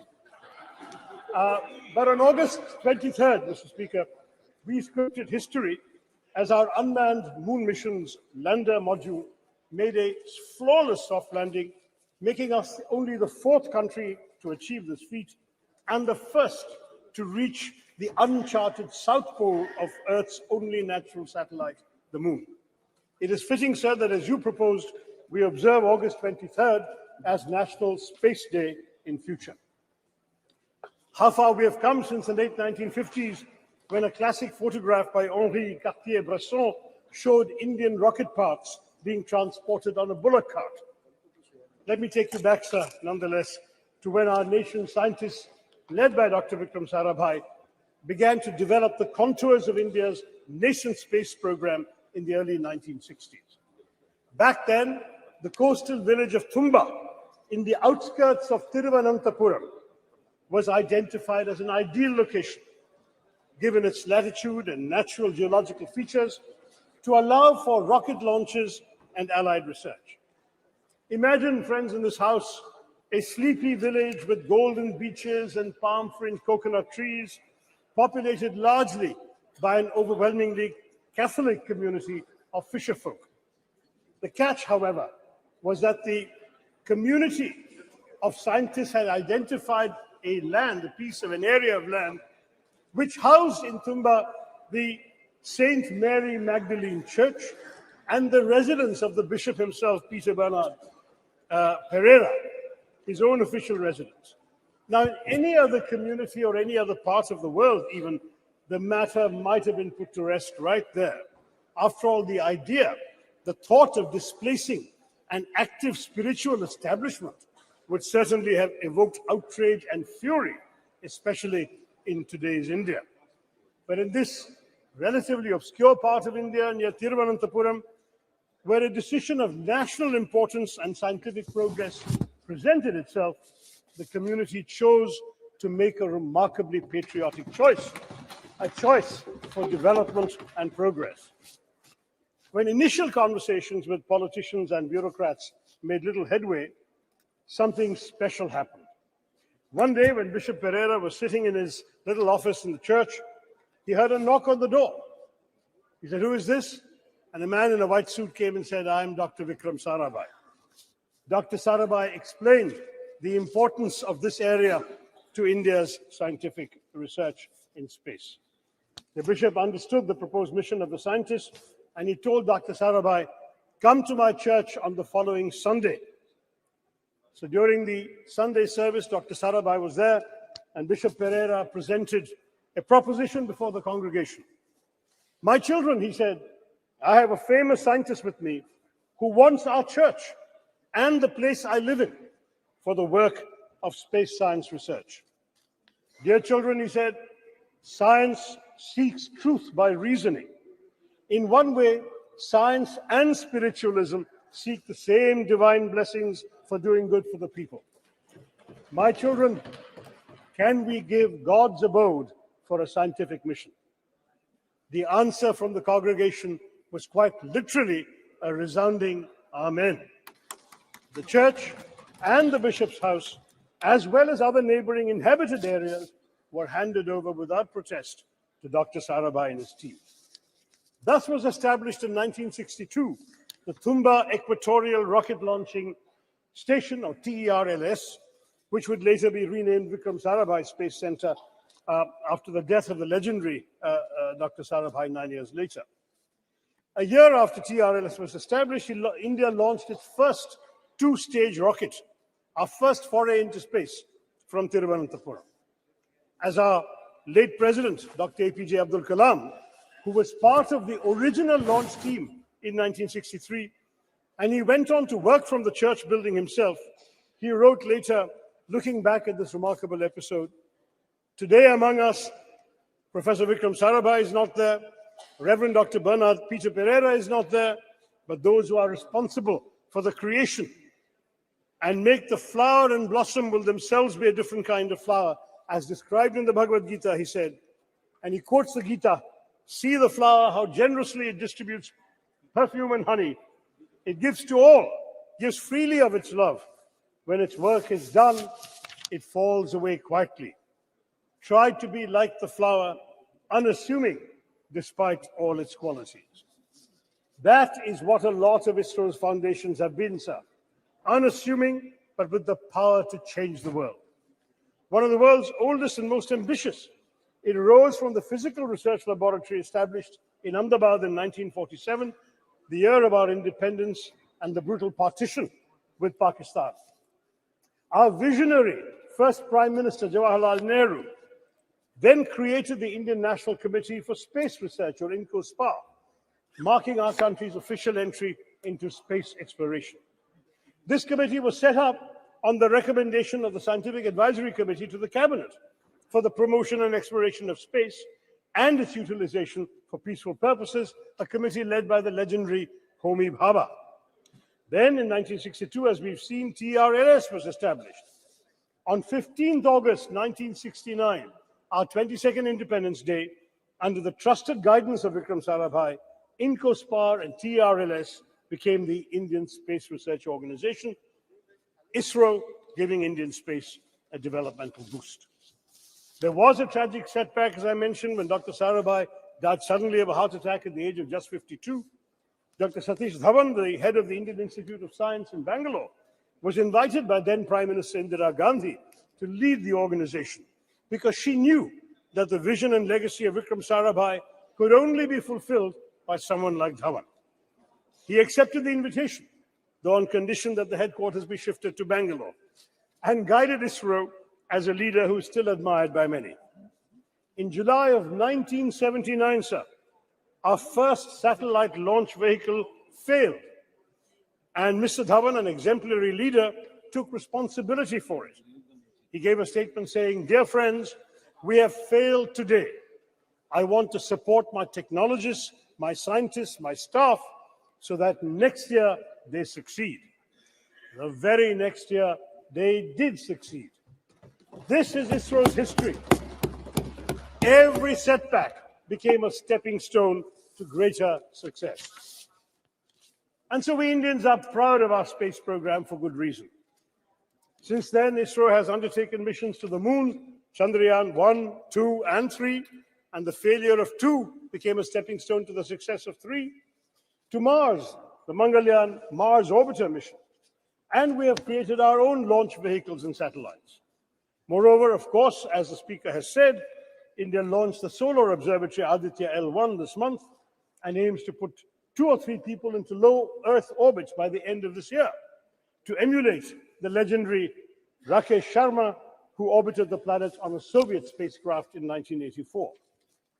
Notably, Indian space research is the only program which has been a civilian program from the very beginning. We are focused on the development angle, like the use of space for rural development, weather forecasting, and communication, in addition to high-end research. And this, sir, is just the beginning. India's space program is set literally to skyrocket. Experts predict that India could account for at least 10% of the global space economy in the next decade, up sharply from 2% currently. India's space program bolsters our development, having made important contributions even in seemingly unrelated areas such as disaster management, education, healthcare, agriculture, fisheries, and urban planning. Moreover, it serves India's global diplomacy as well, sir, enhancing our credibility and influence. Those who once scoffed at the idea that a poor developing country aspired to send rockets into space must concede that India is now a technological force to be reckoned with in the world. To my mind, there is yet another sterling triumph within India's Chandrayaan moment. It has become a good occasion to recognize the alumni of unsung engineering colleges everywhere in India. Indians are rightly and justifiably obsessed with the IITs, but Chandrayaan 3's landing, especially 4 years after the failure of Chandrayaan 2, was attributable to many, many scientists from far less glamorous educational backgrounds. While the ISRO chairman, S. Somnath, is a product of TKM College of Engineering in Kollam, represented by my friend Premachandran, at least 8 of his other colleagues graduated from the College of Engineering, CET, Thiruvananthapuram. Somnath Institution was founded in 1956 by a successful Muslim cashew merchant, Tangal Kunju Musliar, abbreviated soon enough to TKM, and has gone on to establish a stellar local reputation, while CET in my constituency, established in 1939 as the first engineering college in then Travancore state, retains its record and repute as the premier engineering college in the state of Kerala. Yes, at least 7 more engineers from CET were involved in the Chandrayaan 3 success, and there were others, alumni from small engineering colleges in Tamil Nadu, In small towns throughout India, we've had graduates of these small colleges contributing to ISRO because, let's face it, we must, yes indeed, it was in the very first launch, Dr. Abdul Kalam. We must proudly salute these alumni of unsung engineering colleges because they serve the public sector with dedication and are the backbone of national enterprises like ISRO. As I wrote on social media at that time, if IITians went to Silicon Valley, CETians took us to the moon.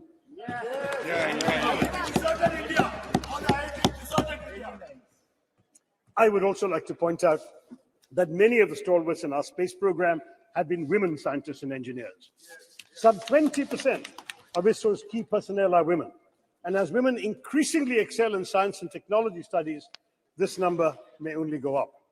And unlike in our parliament or legislative assemblies, they won't even need reservations either, sir. I can tell you from my experience of addressing many convocations, I'm in favor. But I have been giving away prizes at many convocations of science and technology and engineering colleges. And even when the women students are a small minority, maybe 20, 30% of the student body, they are 90% of the medal winners, prize winners, and honors winners. This is becoming increasingly a woman's field, and we'll all be the better for it. Now, the only thing that disappoints me today is that some in the government seek to make this their moment to bask in glory and polarize the country by speaking as if all space endeavors only began in 2014. First in the ancient years of the Vedas, and then in 2014. I mean, that's what we're hearing today. Now, the truth is, sir, that our space successes are a consequence of continuity in our national governance, and what has been achieved today stands on the shoulders of many past achievements, as I have described to you with my stories earlier. Any mature democracy would recognize that grooming the brilliance of our scientists, developing infrastructure, R&D, and global synergies on technology cannot be achieved unilaterally by any one government. This is the achievement of successive years of making the right governance choices. For example, we've heard so much about Aditya L1 mission. It began in 2006, sir. It took 17 years to be conceived, planned, executed, and finally launched this year. Thus, the Chandrayaan triumph is truly pan-Indian. Across, I hope, the political divide, it does not belong to any one person or any one party. If we all came together yesterday to affirm the solidarity we all feel for women's reservation bill, let us also come together, sir, to recognize the collective contributions of all governments in bringing glory to India's space endeavors. But after all, who can deny India owes its remarkable progress in space exploration in large part to Pandit Nehru's dedication to developing a scientific temper amongst the Indian people, his understanding of technology's role in national development, and his faith in the country's scientists. Though India was indeed beset by poverty, illiteracy, food insecurity, and disease, Nehru knew that it must and could aim for the stars. We did not have much money, and we relied on ourselves. Nehru's doctrine of self-reliance, though he didn't use the word Atmanirbharta, the concept was there, within very tight budgetary constraints, had an enduring influence on India's space program, exemplified by ISRO's decision, even in this Chandrayaan 3, to take a slower, fuel-saving approach to the moon. Both Mangalyaan and Chandrayaan 3 were the least expensive ventures of their kind, costing about a tenth of equivalent NASA, the American space missions. They cost less even than Hollywood depictions of space. Mangalyaan costs less than the Hollywood film Gravity, and Chandrayaan costs less than Interstellar. The shoestring budget was only 615 crore. Not just, much cheaper than G20, what our government spent on it. But this is not just a small fraction of what the US spent, but not even a third of China's budget for its own moon mission. ISRO's last 40 years spending is equivalent to NASA's 6 months of expenditure. That is the history we have to understand, sir. But they should not be punished for it. I'm looking at my good friend Jitendra Singh there. The Department of Space's budget has shockingly been slashed by 8%, down to 12,553 crore from the 13,700 crore that we were all presented in the budget estimates, sir. The cuts are highest in space technology, including the Human Spaceflight Center, as well as developmental and operational projects involving satellite launch vehicles. And space science, including space missions, has been cut by 32%. Why? NASA, sir, has been allocated $25.4 billion in 2023, and ISRO has the equivalent of $1.5 billion. That is the situation, sir. Our government needs to be more generous. Now, I want to stress that ISRO's strengths extend well beyond frugality. For Chandrayaan-3, India has also demonstrated familiarity with the major types of interplanetary spacecraft: orbiters, landers, rovers. The Chandrayaan-3 rover is rudimentary, but it speaks to an important focus area for the Indian space program, the planning and implementation of high-tech scientific missions. The data from Chandrayaan-3's scientific instruments will be crucial because the mission will be the first to physically, chemically, and thermally characterize the soil, subsoil, and air near the moon's south pole on location. No other country has done this. India has some measure of technological superiority now compared to most other spacefaring countries, and it should press the advantage by going to more places in the solar system. And of course, we must conduct stellar science. The better space-based scientific instruments currently operated by India are largely concerned with Earth observation and remote sensing. With a focus on indigenous development of technologies and techniques, we have become a premier manufacturer of both launch vehicles and satellites and a sought-after provider of low-cost launch services to other countries. Our Polar satellite launch vehicle, with 24 successful flights, has a proven track record, and the world record that has been mentioned of the launch of 104 satellites in one go has already been applauded by the Honorable Speaker. So we have all of this to talk about. Chandrayaan-3's success strengthens the confidence with which India faces the world. The country has spent the year, as we all know, presiding over the G20, though as has been pointed out by my colleagues, we spent much more on it than we did on ISRO or on the Chandrayaan mission. But it is an influential voice for the global south. This adds to our prestige and our clout. We're also playing leading roles in other international bodies. How these relationships and how our global role generally, more broadly, will evolve remains to be seen. We're having unfortunate controversies going on this week with Canada. But nonetheless, the country's achievements in space undoubtedly strengthen our diplomatic hand, not least because of the respect they inspire in other countries. Thank you. I'll just take 2-3 minutes, sir. Among the foreign countries that have used India's space program to launch their own satellites and benefit from space cooperation include France, a space partner since 1964, which has supported India's development of launch vehicle satellites, applications, and spaceflight, has also launched several satellites using our PSLV and GSLV. Russia, another long-term collaborator on various aspects of space exploration, including some of these same things, and Russia have supplied key components for the crew module of Gaganyaan, and the US, with which India has a strategic partnership in space, covering areas such as Earth observation, satellite navigation, space science, planetary exploration, launch services, and human spaceflight. So France, Russia, and the US are all involved with us. And ISRO tells us that India has pursued bilateral and multilateral relations with space agencies and space-related bodies with the aim also of strengthening existing ties with these countries, taking up new scientific and technological challenges, refining our space policies, and defining international frameworks for exploitation and utilization of outer space for peaceful purposes. This is the diplomatic strength I'm talking about. So the US, Israel, Singapore, Canada, Germany, Indonesia, Japan, Luxembourg, the Netherlands, South Korea, the UK have all launched their satellites using our Indian PSLV and GSLV. And as a result, the government has earned $174 million from these launches alone.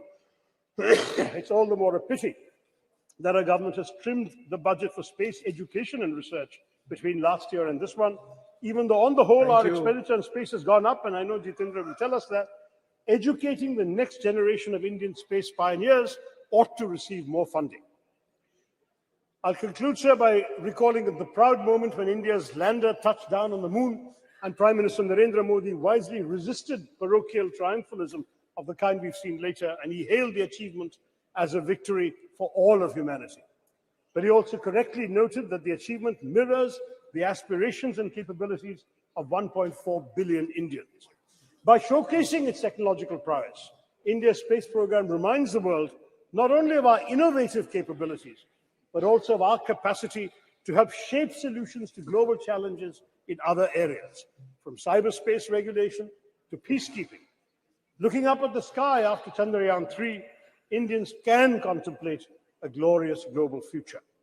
We are showing the world that India can be a standard setter rather than just a follower of rules made by developed countries.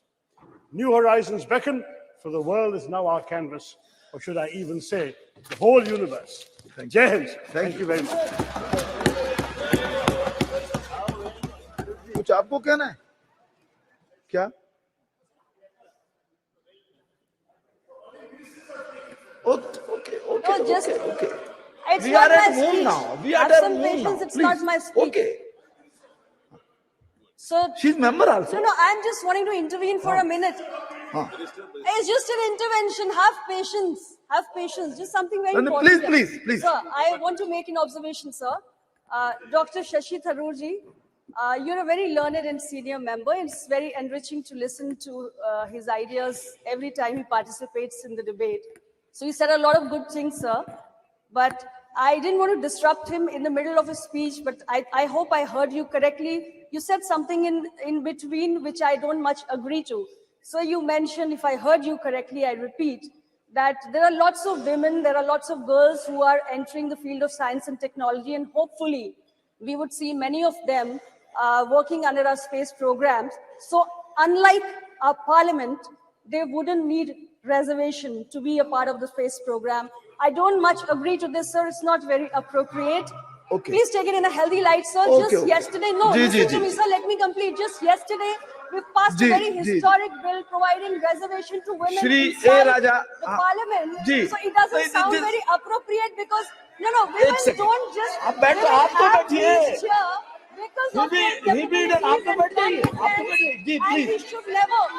नहीं ये इस ढंग से debate तो नहीं चल सकती. No. Please sit down. हाँ. जा बस quick. आप बैठ तो जाइए.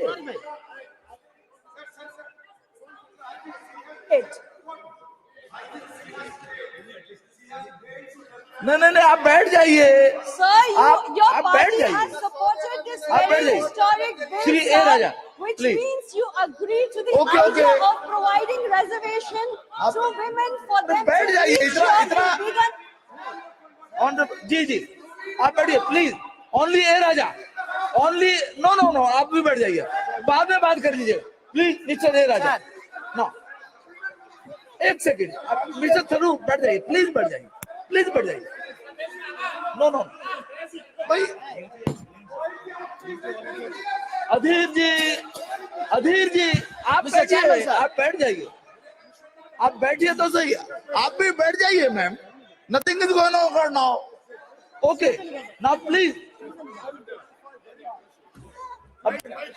एक सेकंड क्या कहना चाहते हैं आप?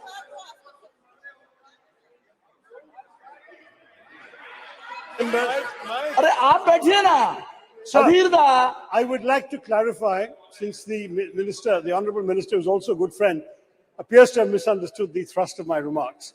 I would like to clarify that I meant no disrespect to either women in general or the very many honourable women in this House who have been elected without any benefit of reservation for all these years. Okay. We have said, sir, that we need reservation because the numbers are not enough. And that is why we passed the Women's Reservation Bill yesterday. I'm saying that in science and technology, we already have 20% in ISRO and the numbers are going up, sir. That's my point. That's it. Thank you. जी sir हो गया. कुछ कहना है आपको क्या? Sir अध्यक्ष महोदय, मुझे लग रहा है we need not carry this further because I'm very sure and I trust my friend Shashi ji has never been anti-woman. जी मिस्टर चेयरमैन सर. ओके ठीक है. Mr. Chairman, sir. It should be in good humor I always. must express Yes, my please. gratitude. Please. Mr. Chairman, sir, I must express my gratitude to invite me to speak on this important issue. Sir,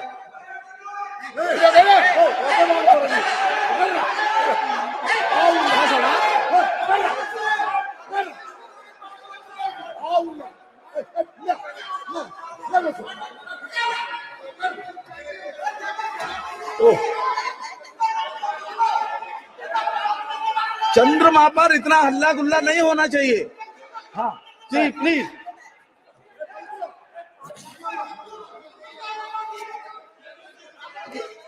चंद्रमा शांति और शीतलता का प्रतीक है.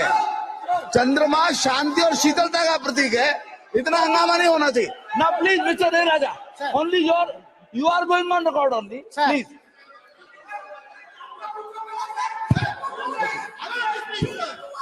आप बोलिए ना. sir, how can I speak, sir? अरे नहीं, यू कैन स्पीक. आप बोलिए. House must come for order. बैठिए. आप बैठ जाइए please. You are not helping the chair. आप बैठ जाइए प्लीज. बैठ जाइए. बैठ जाइए. हाँ प्लीज. Sir, अरे भाई. sir,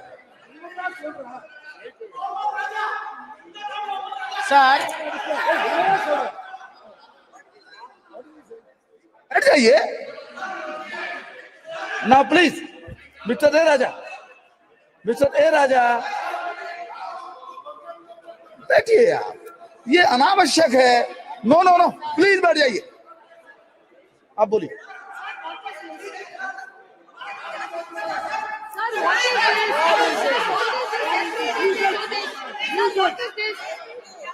Yesterday also the same thing. Rakesh Singh ji, Rakesh Singh ji, wait a minute.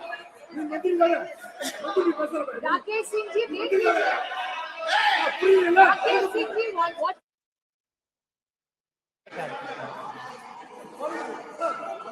Started speaking.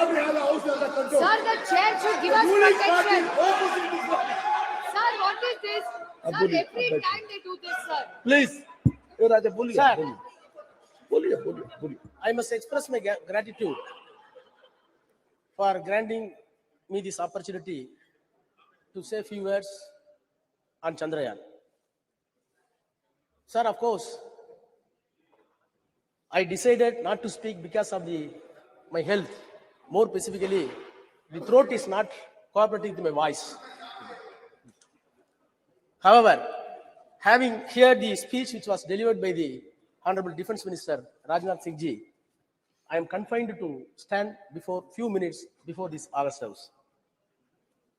Sir, the Prime Minister was yesterday very magnanimous that no one can claim exclusive credit for Chandrayaan. It is a common efforts, endeavors put by the team of our scientists with political and scientific will. Sir, in spite of that, we must be very magnanimous on behalf of DMK. The role of the Prime Minister or this government bringing this Chandrayaan 3 cannot be undermined. We want to wish and greet the government. Sir, I will come to later part. Once universe and galaxy was treated as a riddle for mankind. Till 1950s. In 1950s, various countries, including USA, used to send satellites to the moon and other planets. Thereafter Russia, thereafter China. No doubt, an exact position India has got today because of Chandrayaan that has been launched and smooth landed was effective. Sir, the parity which we claim today along with America and Russia and China will give a message that India is second to none to anybody in the space research hereafter. Sir, between 1957 to 58, when Soviet Union launched Sputnik 1, Sputnik 2, Sputnik 3, and the US launched Alpha, Pandit Jawaharlal Nehru shared with his view in the Parliament that this is a new age of Sputnik. Sir, I must share this house that Tamil is one of the classical language recognized by the world and this government. Sir, Tamil has have deep-rooted scientific measures in the literature. Since the Honorable Defense Minister says the Sanskrit is having such a tremendous potentiality in science, I am not defaming any language. Admittedly, this country is having two culture based on the Tamil and Sanskrit. The C.P. Ramasamy is a known educationalist who served as a vice chancellor, later the Diwan of Tiruvangur. Maybe Sasi may be well aware about his knowledge and prowess. He admitted that there are two cultures in the country. One is headed by Sanskrit by way of Aryan culture, and one is Tamil in the basis of the Dravidian culture. Sir, I am entitled, having said the defense minister, now I am entitled to say what Dravidian and Tamil language says about science. Sir, you cannot imagine. When I read Tolkapiyam, that is 3,500 years back, nobody can believe. It says this country was not created by a single man. This country was produced by evaluation of science. How? Nilam, Neer, Thi, Vali, Visumbodu, Kalanda, Aindin Mayakam, Ivulaham. What does it mean in English? Sir, there is a metabolical change out of water, land, fire, air, and space, what we call Panchabhutas. Panchabhutas. The entire world that has been made because of these Panchabhutas, you cannot create a new thing. New building has come. Does it mean to say Delhi weight has gone? No. For this bench, somewhere else a tree has been cut off. So this is the science which was later, after all 200 years back, it was scientifically put into a proper phrase that the weight of the universe is constant by Newton. 300 years back, English law says by Newton that the weight of the universe is constant. But whereas 3,500 years back, Nilam, Thi, Neer, Vali, Visumbu, Aindodu Kalanda Mayakam, metabolical change of the water, land, space, everything. So, are we not entitled to have pride for 3,000 years back? You should be. Sir, Tiruvalluvar. Everybody believed that the earth is static. Other planets are revolving around, including sun. It was believed, even in the Christianity, even in the Hinduism, even in the Islam. But 2,500 years back, he said, Sulandrum Yerpinnadu Ulaham, Ulandrum Ulave Talai. He said, the earth is revolving. Earth is revolving 2,000 years back, Tiruvalluvar says. In spite of that, it is at the biggest of agriculture, at the biggest of flowing. This is a science. Sir, our Bharati, last century, early century, he said, Vana Yalapo, Kadal Meena Yalapo, Sandira Mandalati Yel Kandu Delivo. Vana Yalapo, what does it mean? We will measure the space. Poet Bharati, who is a scholar in Sanskrit, he said in Tamil, Vana Yalapo, we will measure the space. Kadal Meena Yalapo, we will measure the sea and fishes. Then ocean.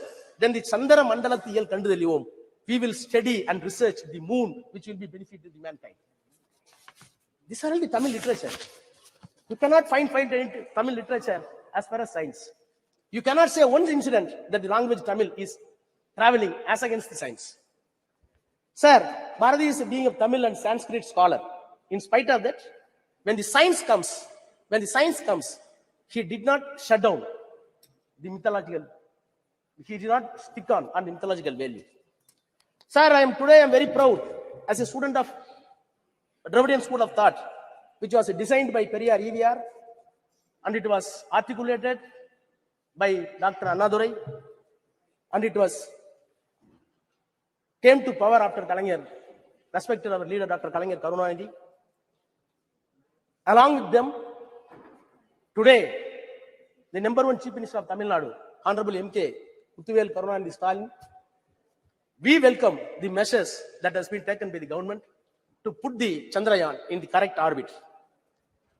By putting the Chandrayaan in the correct orbit, the mythological illusion that has been removed, that is the success of the Dravidian story, Dravidian concept. Sir, by this time, I must extend my congratulations to the all scientists, those who involved in the scientific team, in the space, more specifically the contribution of Tamilian in Chandrayaan 1, Mailsami Annadurai, In Chandrayaan 2, Shivam. In Chandrayaan 3, Veeramuthuvel. Sir, these people are very proud. These people are not even went to private schools, private colleges. They belong to OBC. Very ordinary. They came from very ordinary gullible mass and studied in the government school. In spite of that, they contributed that India has reached the moon because of not the students from convent, not from the students of any other exalted institution abroad, by the government colleges and government schools. Sir, they did not know Hindi and Sanskrit. These scientists did not know Sanskrit and Hindi. They know only Tamil and English. In spite of that, they exalted such a position. Sir, I am looking back the history of space research since 1952, as put in my friend Sasi Tharoor.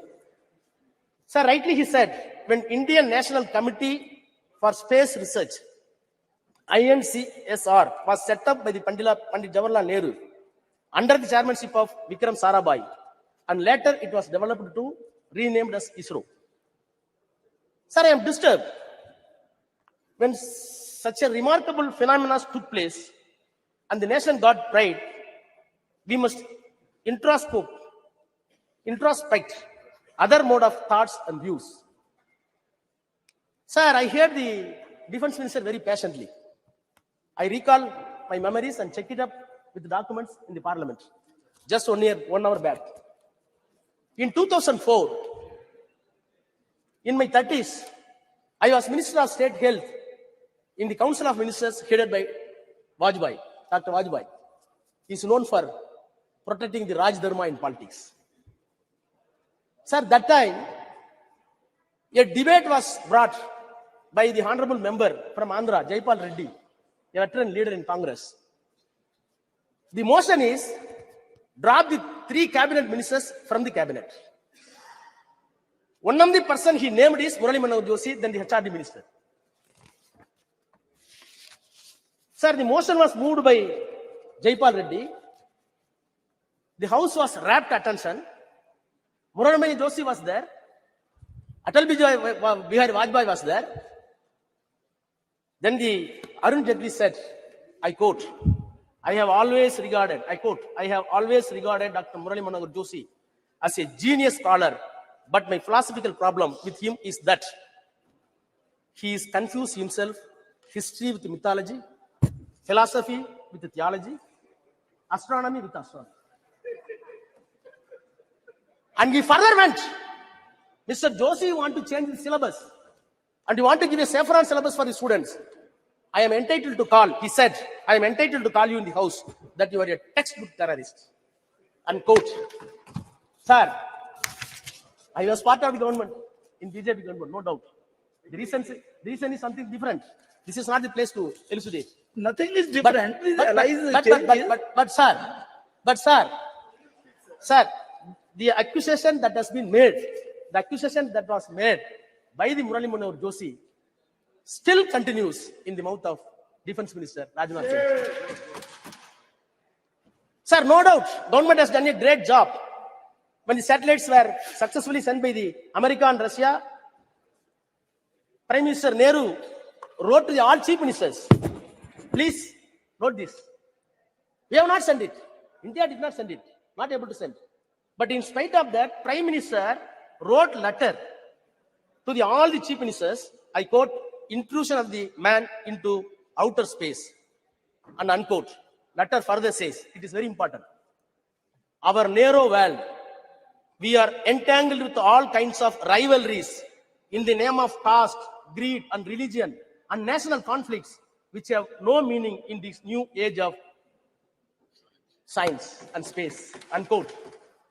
Sir, when the Chandrayaan was sent to the moon, naturally your mind and heart must enlarge. Whereas I feel with all my sincerity, that one side you are sending the Chandrayaan to the space, and your heart and brain going down somewhere else, which contradictions. What happened to my elder leader, T.R. Balu is here. Sethu Samudram project, which is a dream for us. It was completely stopped because of the mythology, not for science. Sir, among the Chandrayaan celebration. Sir, it is very painful. No, sir, nothing. क्या क्या point of order है? And Constitution. Sir, I will finish Article 1 minute. 25. Some point of order is there. Mr. Raja, some point of order is there. It should be listened. आप बैठ जाइए ma'am. आप बैठिए. सुनिए. Article 25 जी जी. भारत का संविधान 25 sir वो कहता है कि कोई भी आदमी किसी भी धर्म को मानने के लिए स्वतंत्र है और किसी आदमी को यह आजादी नहीं है कि वो उसके धर्म के आस्था के ऊपर जो अटैक करे. ये भारत का संविधान कहता है. ये बार बार जो है हमारे ऊपर अटैक कर रहे हैं. हम सनातन को मानते हैं, हम हिंदू हैं और आपको कोई राइट नहीं है हमारे ऊपर अटैक करने के लिए. बैठिए. ओके. देख लेंगे इसको, देख लेंगे. बैठ जाइए. जी. बैठिए. Mr. Raja, please. Mr. Raja, now please continue. Continue. And be careful. Sometimes mythology and history, they are mixed. They can't be separated altogether. You please take care of those things. Please. Okay. No. Please, बैठ जाइए. आप Mr. Raja, only Mr. Raja. Yes, please. Okay, his point is taken. आप चलिए बोलिए. Please, you continue, please. Sir, Okay.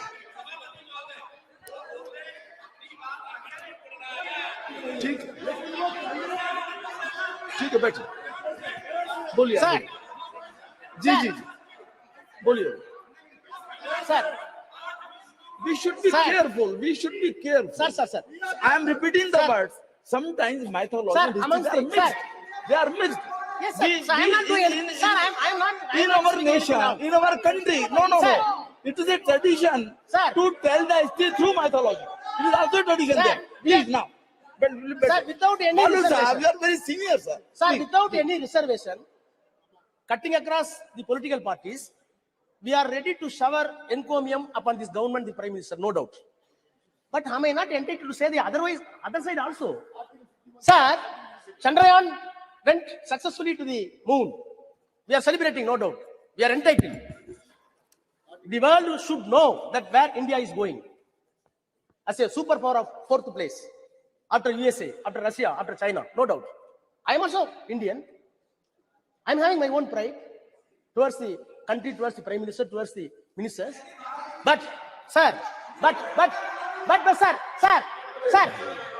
heart is, sir, my heart is bleeding. Sir, my heart is bleeding. One side, Prime Minister was jubilant for Chandrayaan 3. Other side, Prime Minister was very proud to launch Vishwakarma scheme. For what purpose? At the age of 18, boys, you want to launch a scheme to enslave a barber as barber ever. To enslave a shoemaker as a shoemaker ever. To enslave a goldsmith as a goldsmith ever. No. To enslave a carpenter as a carpenter No. ever. Please. आप बैठिए. बालू साहब, please come to the Chandrayaan only.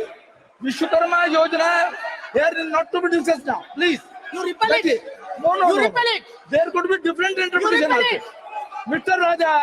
Raja, there could be different Sir. interpretation also. Please Sir. don't go into those details. Please. This is a minute problem for our. Sir, No. sir, when I am seeing, sir, the advertisement came. The advertisement came in the newspaper. You see the photograph. A man is chewing the shoe, and another man is moving the gold. Is there scientific? No, Mr. Raja, please. Sir. No. Sir. It doesn't mean like that. No, Sir. please. Sir. It doesn't mean like that. To help Sir, some sir, barber. sir. To help some. No. Austin will. Okay. Sir. Ji. Sir. नहीं. अब बैठिए. देखिए ये एक second. Austin. ये No.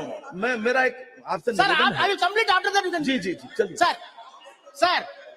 Sir, the Nehru's political and scientific temper was assessed by one David Michael. He said, I quote, "The arrival of humanity on the moon was interpreted by Nehru as an opportunity to emancipate humanity in India from all cycles. Unquote. So, how we are viewing this Chandrayaan? It is not a mere scientific glory. Other side, it should give equal sociological effect to the common people to maintain equality and give all accessible science to everybody. Sir, I am finally, sir, I plead government, don't give any unscientific color to Chandrayaan. Yes. America did not do that. USSR did not do that. China did not do that. Please put the name of, please, no, I'm finishing.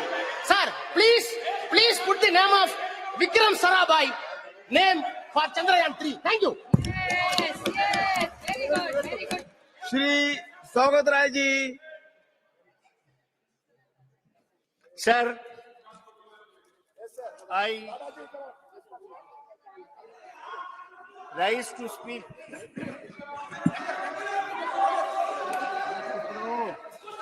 on the पिछले बार क्या बोले थे याद है फिर बोले क्या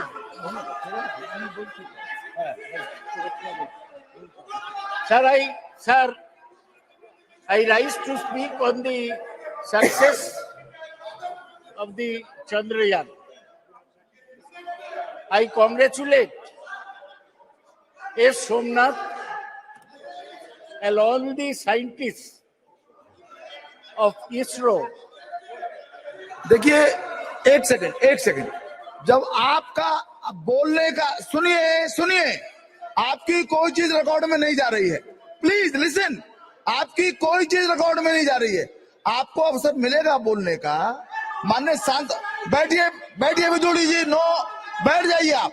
आपको जब अवसर मिलेगा अपनी बात कहिएगा, अपना तर्क रखिएगा. अभी जो बात कही जा रही है उसको सुनिए आप please.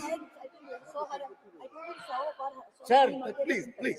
I congratulate Somnath and all the scientists of ISRO. I may mention. अब बोलिए. I want to mention that there are many Bengali scientists from Bengal in the Chandrayaan project. Hey, तुम बैठो तो फालतू आदमी बैठो तुम ताला बोल रहे भाषण दो ना. नहीं प्लीज. अगर सकते हो तो भाषण दो. They are scientists from Bengal, from Tamil Nadu, from Kerala, from other states, but they all are Indian scientists. Please. Sir, आप तो दादा you know the delicacy of the thing. Now please, आप बैठिए. He doesn't need your support. Please, Sagadda. Every scientist Sir, from any region, when any we are part seeing- of India, he was Indian scientist. Ji, please. when we are seeing Okay. Chandrayaan soft landing on the moon, in front of the TV, we saw Chandrayaan, then suddenly the Prime Minister's photograph came. The whole country wanted to see the soft landing. They saw the Prime Minister photograph. Why should this happen? Chandrayaan is not the result of one particular individual's effort. It is the result of 50 years of scientific work done by hundreds of scientists throughout the country. Sir, I was very pleased to hear Rajnath Singh speak on scientific temperament. The man who spoke of scientific temperament in this country was Jawaharlal Nehru. Scientific temperament means you do not accept anything without experiment, without logic. Science is knowledge which is certain and systematic. I am like Rajnath Singh, former professor of physics. But in my physics, while speaking on Chandrayaan, I don't bring Ram Mandir like Rajnath Singh. There's no connection between the two. Sir,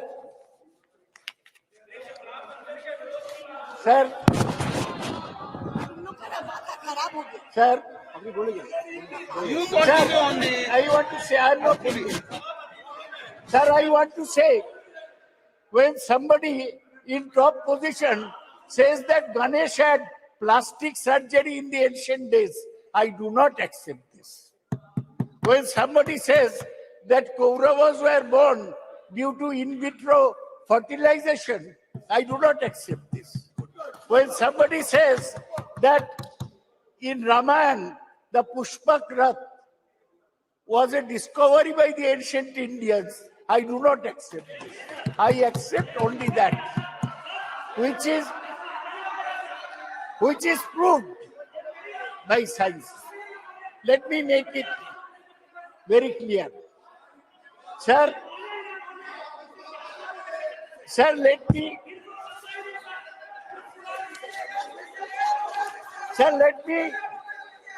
give a background.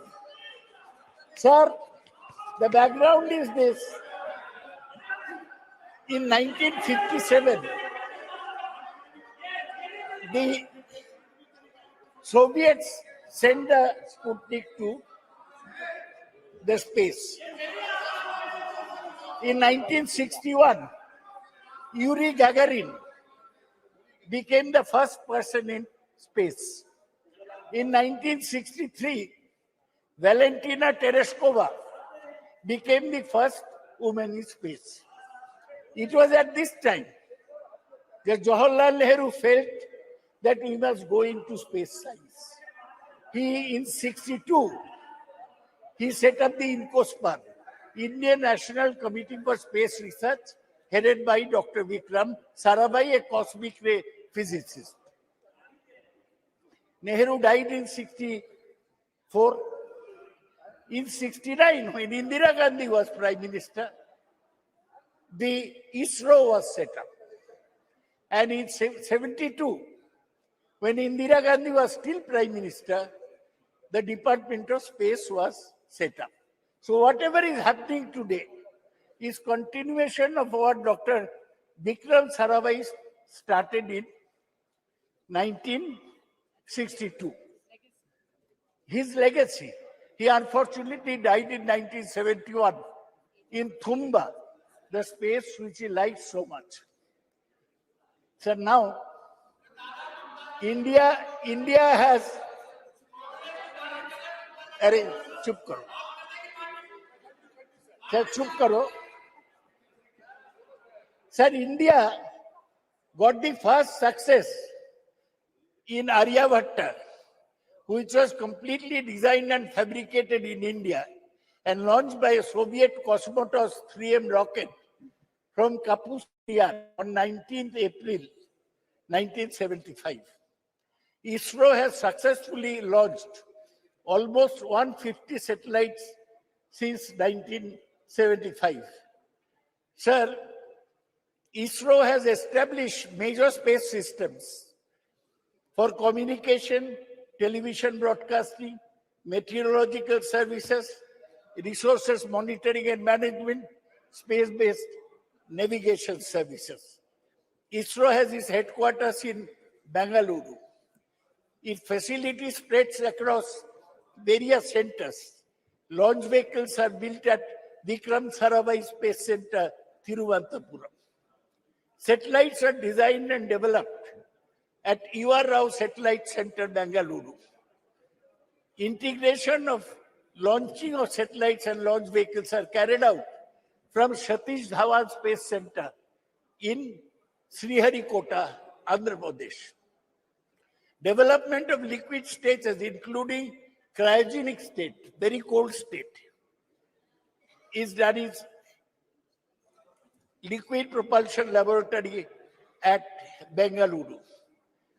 ISRO has carried out 125 spacecraft missions and planned several missions, including Gaganayan, an interplanetary mission, such as Chandrayaan, Lupex, Shukrayan, and Mangalayan, MOM-2.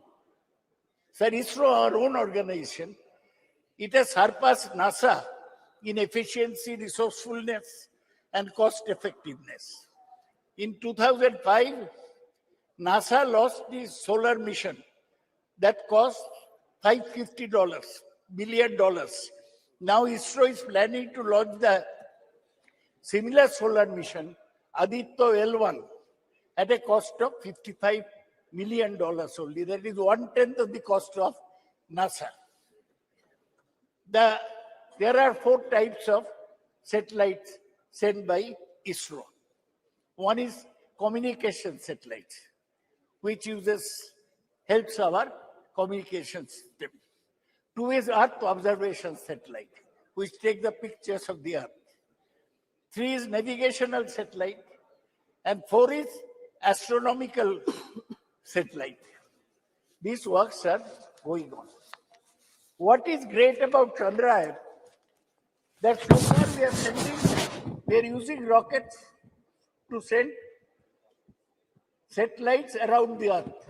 They are called either geosynchronized satellites, that means speeding at the same speed as Earth, or the polar satellite launch vehicles, which are placed fixed in the poles. Now, for the first time, sir, we have gone that from a satellite, our rocket has taken a lander mission, lander and a rover onto the surface of the moon. We failed in Chandrayaan 2. Our lander crash landed, but this time there was no crash. The lander landed very softly.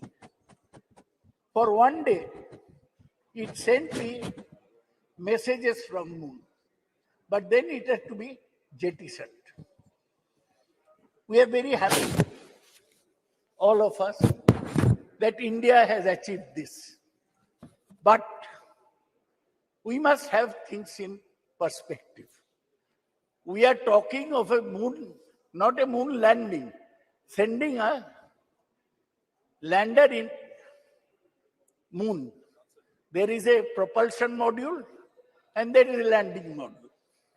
Propulsion module takes it from the Earth orbit into the moon. Then landing module goes to the moon surface. Sir, I must remind you, आपको याद दिलाने चाहता हूं कि 57 में मैं बोला Soviet Sputnik भेजा, हम अभी मून में एक तो सॉफ्ट लैंडर भेजा 1969 में. आज से 54 साल पहले Neil Armstrong stepped on the moon as a man. Stepped on the moon. He said, it's a small step for me, but a giant step for mankind. Giant leap for the mankind. So, हम लोग 54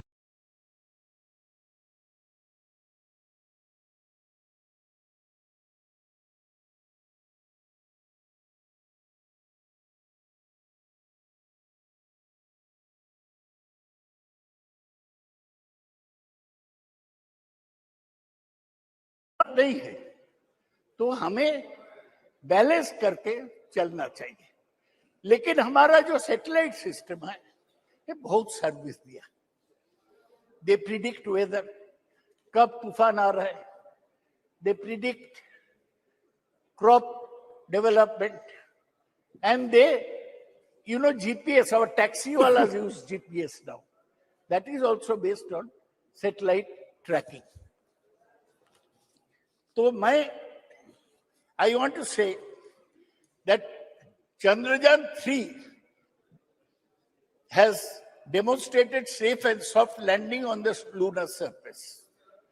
It has demonstrated rover roving onto the moon. Thoda hi gaya, and to conduct in situ scientific experiments.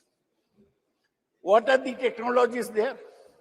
Altimeters, laser-based altimeters, velocimeters, inertial measurement with laser gyro-based surface, propulsion system, navigational guidance and control, hazard detection and avoidance, and landing leg mechanism. ये सब हम India में develop किया. यही हमारा गर्व की बात है। गर्व से बोलो, ये लैंडर पेलोड, इसमें चंद्रशेखर के नाम पे चंद्रा सरफेस थर्मोफिजिकल एक्सपेरिमेंट है to measure the thermal conductivity and temperature, instrument for lunar seismic activity, Langmuir probe to estimate the plasma density and its variation. So itna sir, I am concluding. I am not discussing anything controversial. तो मुझे बोलने दिया जाए।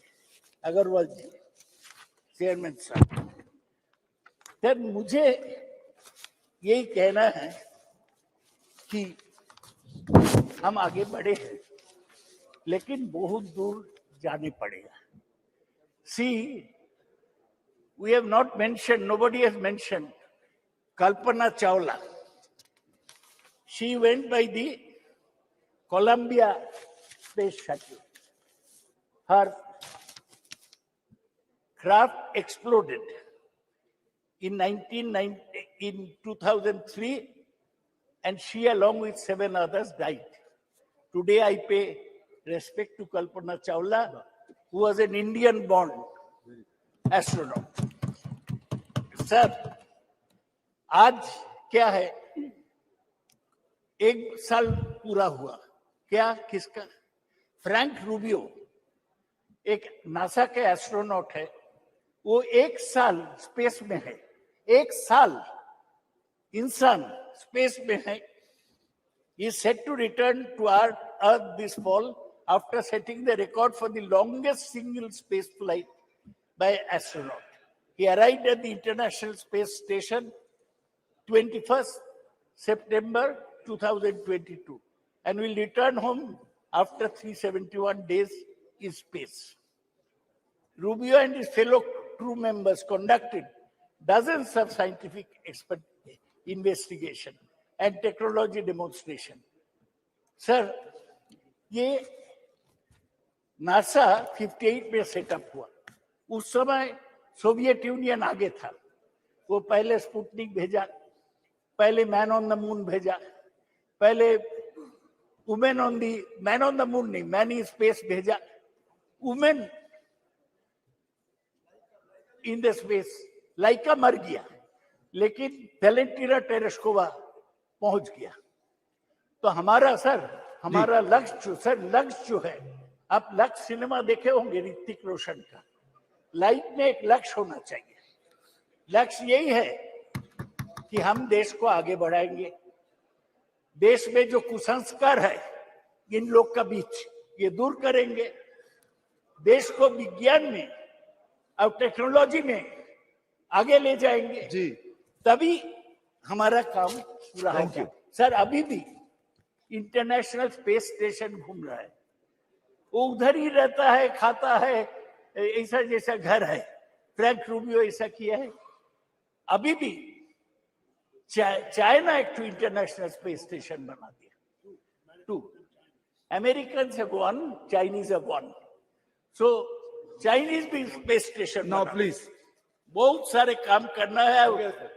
ये जो international space station है, उसमें NASA, Russia, Japan, Europe and Canada. अभी एक और वक्ता है आपके। One more speaker is there कोरोना पार्टी जी। सर, हमको यही कहना है कि हमारा रैंक अभी 6th है। किसका पीछे? NASA, Russia, Japan, Europe, Canada and China. China बहुत आगे बढ़ गया है।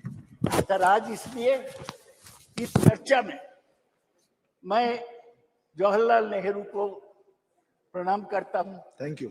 इंदिरा गांधी को प्रणाम करता हूं, ये हमारा स्पेस प्रोग्राम को आगे बढ़ाए। डॉक्टर विक्रम साराभाई को प्रणाम करता हूं। और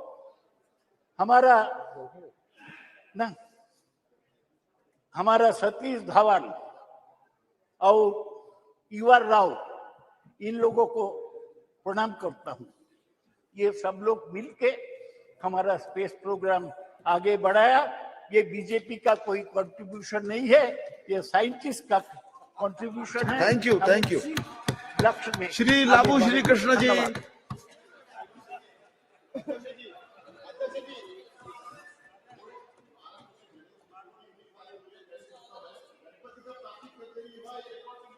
चलिए चलिए अब बैठिए। आप जब आए तो बोलिएगा इस बात को, जब आपका बोलने का नंबर आएगा तब इस बात को बोलिएगा जी, please. Don't take this out of my time, sir. देख लेंगे उसको, देख लेंगे उसको, ठीक है, देख लेंगे उसको। यदि आपत्तिजनक बात होगी उसको देख लिया जाएगा ना, प्लीज लाबू श्री कृष्ण। Sir, देख लेते हैं उसको, देख लेते ना, please. sir, don't take this out of my time, sir. It's good to see you in the new chair in the new parliament, sir. I thank my party floor leader, Mr. Reddy Garu, for allowing me to speak on the second day of the inauguration of this new parliament building, sir. From YSR Congress and also from all the members of Lok Sabha and Rajya Sabha, we thank the achievements of ISRO. We congratulate the achievements of ISRO. We are indebted to all the scientific achievements they have done in the last 70 or so years, sir.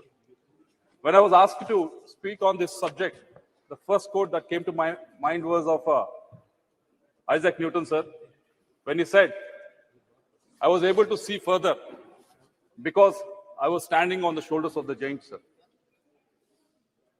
We were able to achieve Chandrayaan mission because there were so many people that have contributed to it. Just now, Professor Dada has mentioned about Vikram Sarabhai, Satish Dhawan, UR Rao, Madhavan Nair, Kastur Rangan. Because of what they've achieved in the last 65 to 70 years, Shivan, all these people have achieved and contributed to the frontiers of the space exploration, sir. Because of them, we were able to achieve Chandrayaan mission to the moon, sir. And I also congratulate Somnath and his team, who was able to place a lander on the far side of the moon, sir. When I was watching it as a tech geek, like all of us, I was so happy for three different reasons, sir. The first one was, it was launched from Sriharikota, Andhra Pradesh. It's my Telugu land, sir. And it has been found to be lucky for all the launches, and they've all been successful, sir. And the second reason that I'm really happy was because of when I was going through the profiles of all the contributors for this success, all the scientists who were involved in this, majority of them came from state universities, sir, or engineering colleges run by state governments, sir. It was a great achievement. They didn't come from any IITs or NITs, sir. They just came from the state-run universities, sir. Third thing that we all should be happy is the participation of women in this endeavor, sir. They all dressed in kanchi saris very beautifully, but they were having that vigor to make sure that our Chandrayaan mission was very successful, sir. But there are a lot of questions raised, not in the Western media, sir, why India is doing this activity when there's so much poverty in the country. For them, sir, there are three reasons. The first one being, we want to cross the frontiers of the science and space exploration, sir. It won't happen just like that, sir. Take, for example, as Dada was mentioning earlier, in 1965, we were human was able to land on the moon, sir. But from the last 50 or 55 years, the space exploration of most of the countries has actually gone back, sir. We think just because we have something like an iPhone in our hand, iPhone 1 to iPhone 15 actually accidentally happens. But it doesn't happen like that, sir. Unless some sort of impetus is given, some sort of iteration is given at some point of time, it doesn't happen just accidentally, sir. That's what has been happening in the space exploration. And as a country that is growing, as a country that is in the top 5 of the economies, this is the time to actually push those boundaries, sir. And second reason being, we have to dream big for the next generation. And we have to prove to the next generation that anything can be possible in India, sir. But I, being the member of Standing Committee on Education, I was able to go through the funding that was available to most of the colleges that people like Somnath has gone through, sir. Like TKM College, which was there in Prem Chandra's constituency, sir. There's a funding called RUSA, which was given to the state university, sir. Allocation was around 8,120 crores, sir. It was almost the same for the last 4 or 5 years. If you look at the spending, it's not even 60% of the spending is happening, sir. This spending is expected to take these state universities, state-run universities, from where the scientists who are working in ISRO are coming from, sir. But somehow this funding is not able to reach them. The reasons, whenever we ask them, the state is not contributing 30% or 40%. That is the reason that they always come up with, sir. But who is the person that are actually losing, sir? It's the scientific community of this country.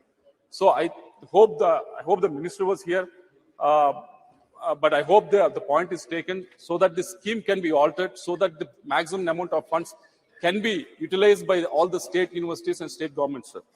And coming to the women participation, Shashi Tharuji has mentioned about it, and there were some comments from the other side also, sir. There's 20 to 25% of the women participation in ISRO, which has a workforce of almost 16,000, sir. And if you look at the STEM graduates from India, women STEM graduates who are pursuing science, technology, and engineering in India, 43% of them are women, sir. When you compare to US, it is only 34%. When you compare to the developed countries like Canada, it's only 31%. Even in UK, it is only 38%, sir. We are far, far, far ahead, sir. And also 30% of the research papers across 186 fields, this information I got it from Scopus, sir, are being published by women, sir. But only 14%, even though there's 43% of them are STEM graduates, of them are women, only 14% of the women are participating in STEM-related jobs, sir. Yesterday we were very proud that we have passed the women reservation bill, sir, but these people are putting the effort for almost 15 to 16 years to graduate, coming out with these degrees, but not able to participate in this workforce, sir. Unless we come up with new schemes to encourage them, unless we place the money where we talk, this situation is not going to increase, sir. And third, Minister Jitendra Singh ji is also here, sir. It is regarding National Research Foundation, sir. I wish somehow every Friday the House gets adjourned, sir, and he always gets the time. We always get the time to ask him the question only on the Friday, but somehow it gets adjourned and we never get to ask the question. But National Research Foundation has been envisaged almost 4 years back with the outlay of 50,000 crores that has been mentioned. And until now, not a single rupee has not been, correct me if I'm wrong, but not been actually given out to any of these IITs or NITs or any of the state-funded universities, sir. For the last 4 years, that all these institutes have been actually waiting for it, sir.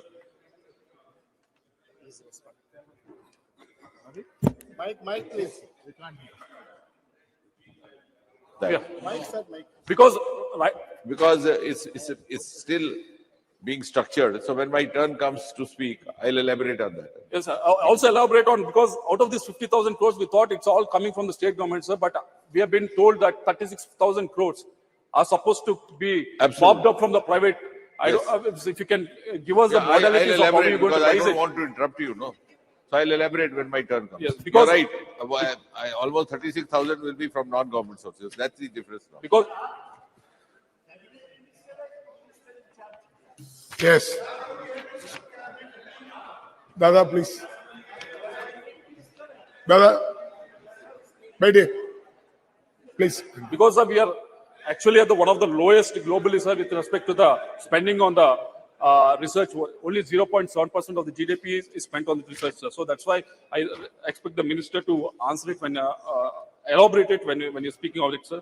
And the other point being, I've been speaking to a lot of the startups who are in the space exploration, sir, and most of them have come up with a request. You are doing PLI, Production Linked Incentive Scheme, for all the industries, coming from food sector to steel and every other industry. But somehow this PLI scheme is not being implemented for the space technology, sir. So if the minister can actually take it up. And also the second suggestion that they came up with is regarding GST exemptions for private satellite launch service providers, sir. There's a company called Skyroot, which is based out of Hyderabad. They're trying to, the most of the cost that happens is during the launch, sir. And this company Skyroot is trying to reduce the cost, like how SpaceX is doing. But indigenously, they're trying to reduce it. So if some sort of encouragement can be given with regards to this, that will be a big favor to them, sir. Because let me put this on record, so because there's no disrespect to our scientific community or anything like that, sir. But if you look at GSLV Mark IV, correct me if I'm wrong, it can only put 4 tons into the geostationary orbit, sir. Whereas Long March 5, which is the Chinese one, can put almost 14 tons satellite in the same orbit, sir. And also in the lower orbit, GSLV Mark IV can only place 7 tons of the satellites, whereas Long March 5, which is of the Chinese one, can put almost 25 tons in the lower orbit. So because there's a huge difference in our payload capacity and their payload capacity. So this can be closed down only if the participation of the private players in this whole thing, sir. So I wish the government, yes, our scientific community is doing exceedingly well with the frugal funding that is available for them, sir. But they will do much, much better if the funding can be increased, sir. And also if the private participation is increased, sir. I'll end up by saying what our Prime Minister has, I keep on quoting, abhi samay hai aur sahi samay hai. I think this is the right time for all of us to do, because India being a country with young population, with a lot of aspirations, so this is the right time for the treasury benches to actually put the money where they're talking, sir. Thank you very much. Thank you. Honorable Member Pratap Rao Jadhav.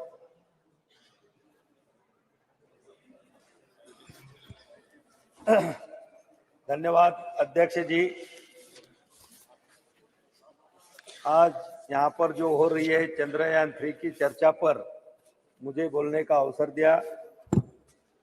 अध्यक्ष जी, भारतीय अंतरिक्ष अनुसंधान संगठन का गठन 15 अगस्त 1969 में ग्रहों की खोज और अंतरिक्ष विज्ञान अनुसंधान को आगे बढ़ाने के राष्ट्रीय विकास में अंतरिक्ष प्रौद्योगिकी विकसित करने में और उपयोग करने की दृष्टि से किया गया था। मेरे पहले बहुत सारे सदस्यों ने यहाँ पर बहुत सारे बातें यहाँ पर कही, मैं उसको दोहराऊंगा नहीं। लेकिन अध्यक्ष जी, आजादी के बाद से अब तक भारत ने अंतरिक्ष का सफर शानदार तरीके से तय किया है। साइकिल व बैलगाड़ी से शुरू हुई हमारी अंतरिक्ष की यात्रा मंगल और चांद तक पहुंच गई है और सूरज के तरफ भी हम निकल चुके हैं। आज भारत मानव को अंतरिक्ष में भेजने की तैयारी भी कर रहा है। अध्यक्ष महोदय,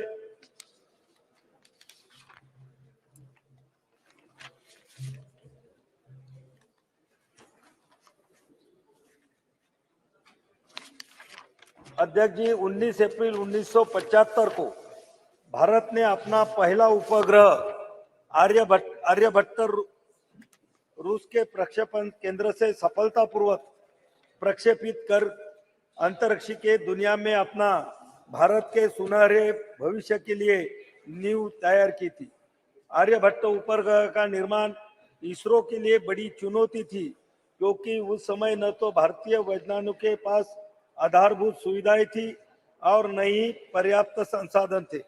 लेकिन भारतीय वैज्ञानिकों ने जज्बे के आगे समस्याएं छोटी हो गई और इसरो के तत्कालीन अध्यक्ष प्रोफेसर सतीश धवन के मार्गदर्शन के युवा टीम ने आर्यभट्ट का निर्माण किया था। अध्यक्ष जी, हमारे वैज्ञानिकों ने 22 अक्टूबर 2008 को 1380 किलोग्राम का चंद्रयान 1 भेजा, जो 14 नवंबर 2008 को चंद्रमा की सतह पर पहुंचा। चांद पर तिरंगा लहराते ही भारत चंद्रमा पर अपना झंडा लगाने वाला चौथा देश बन गया। अध्यक्ष जी,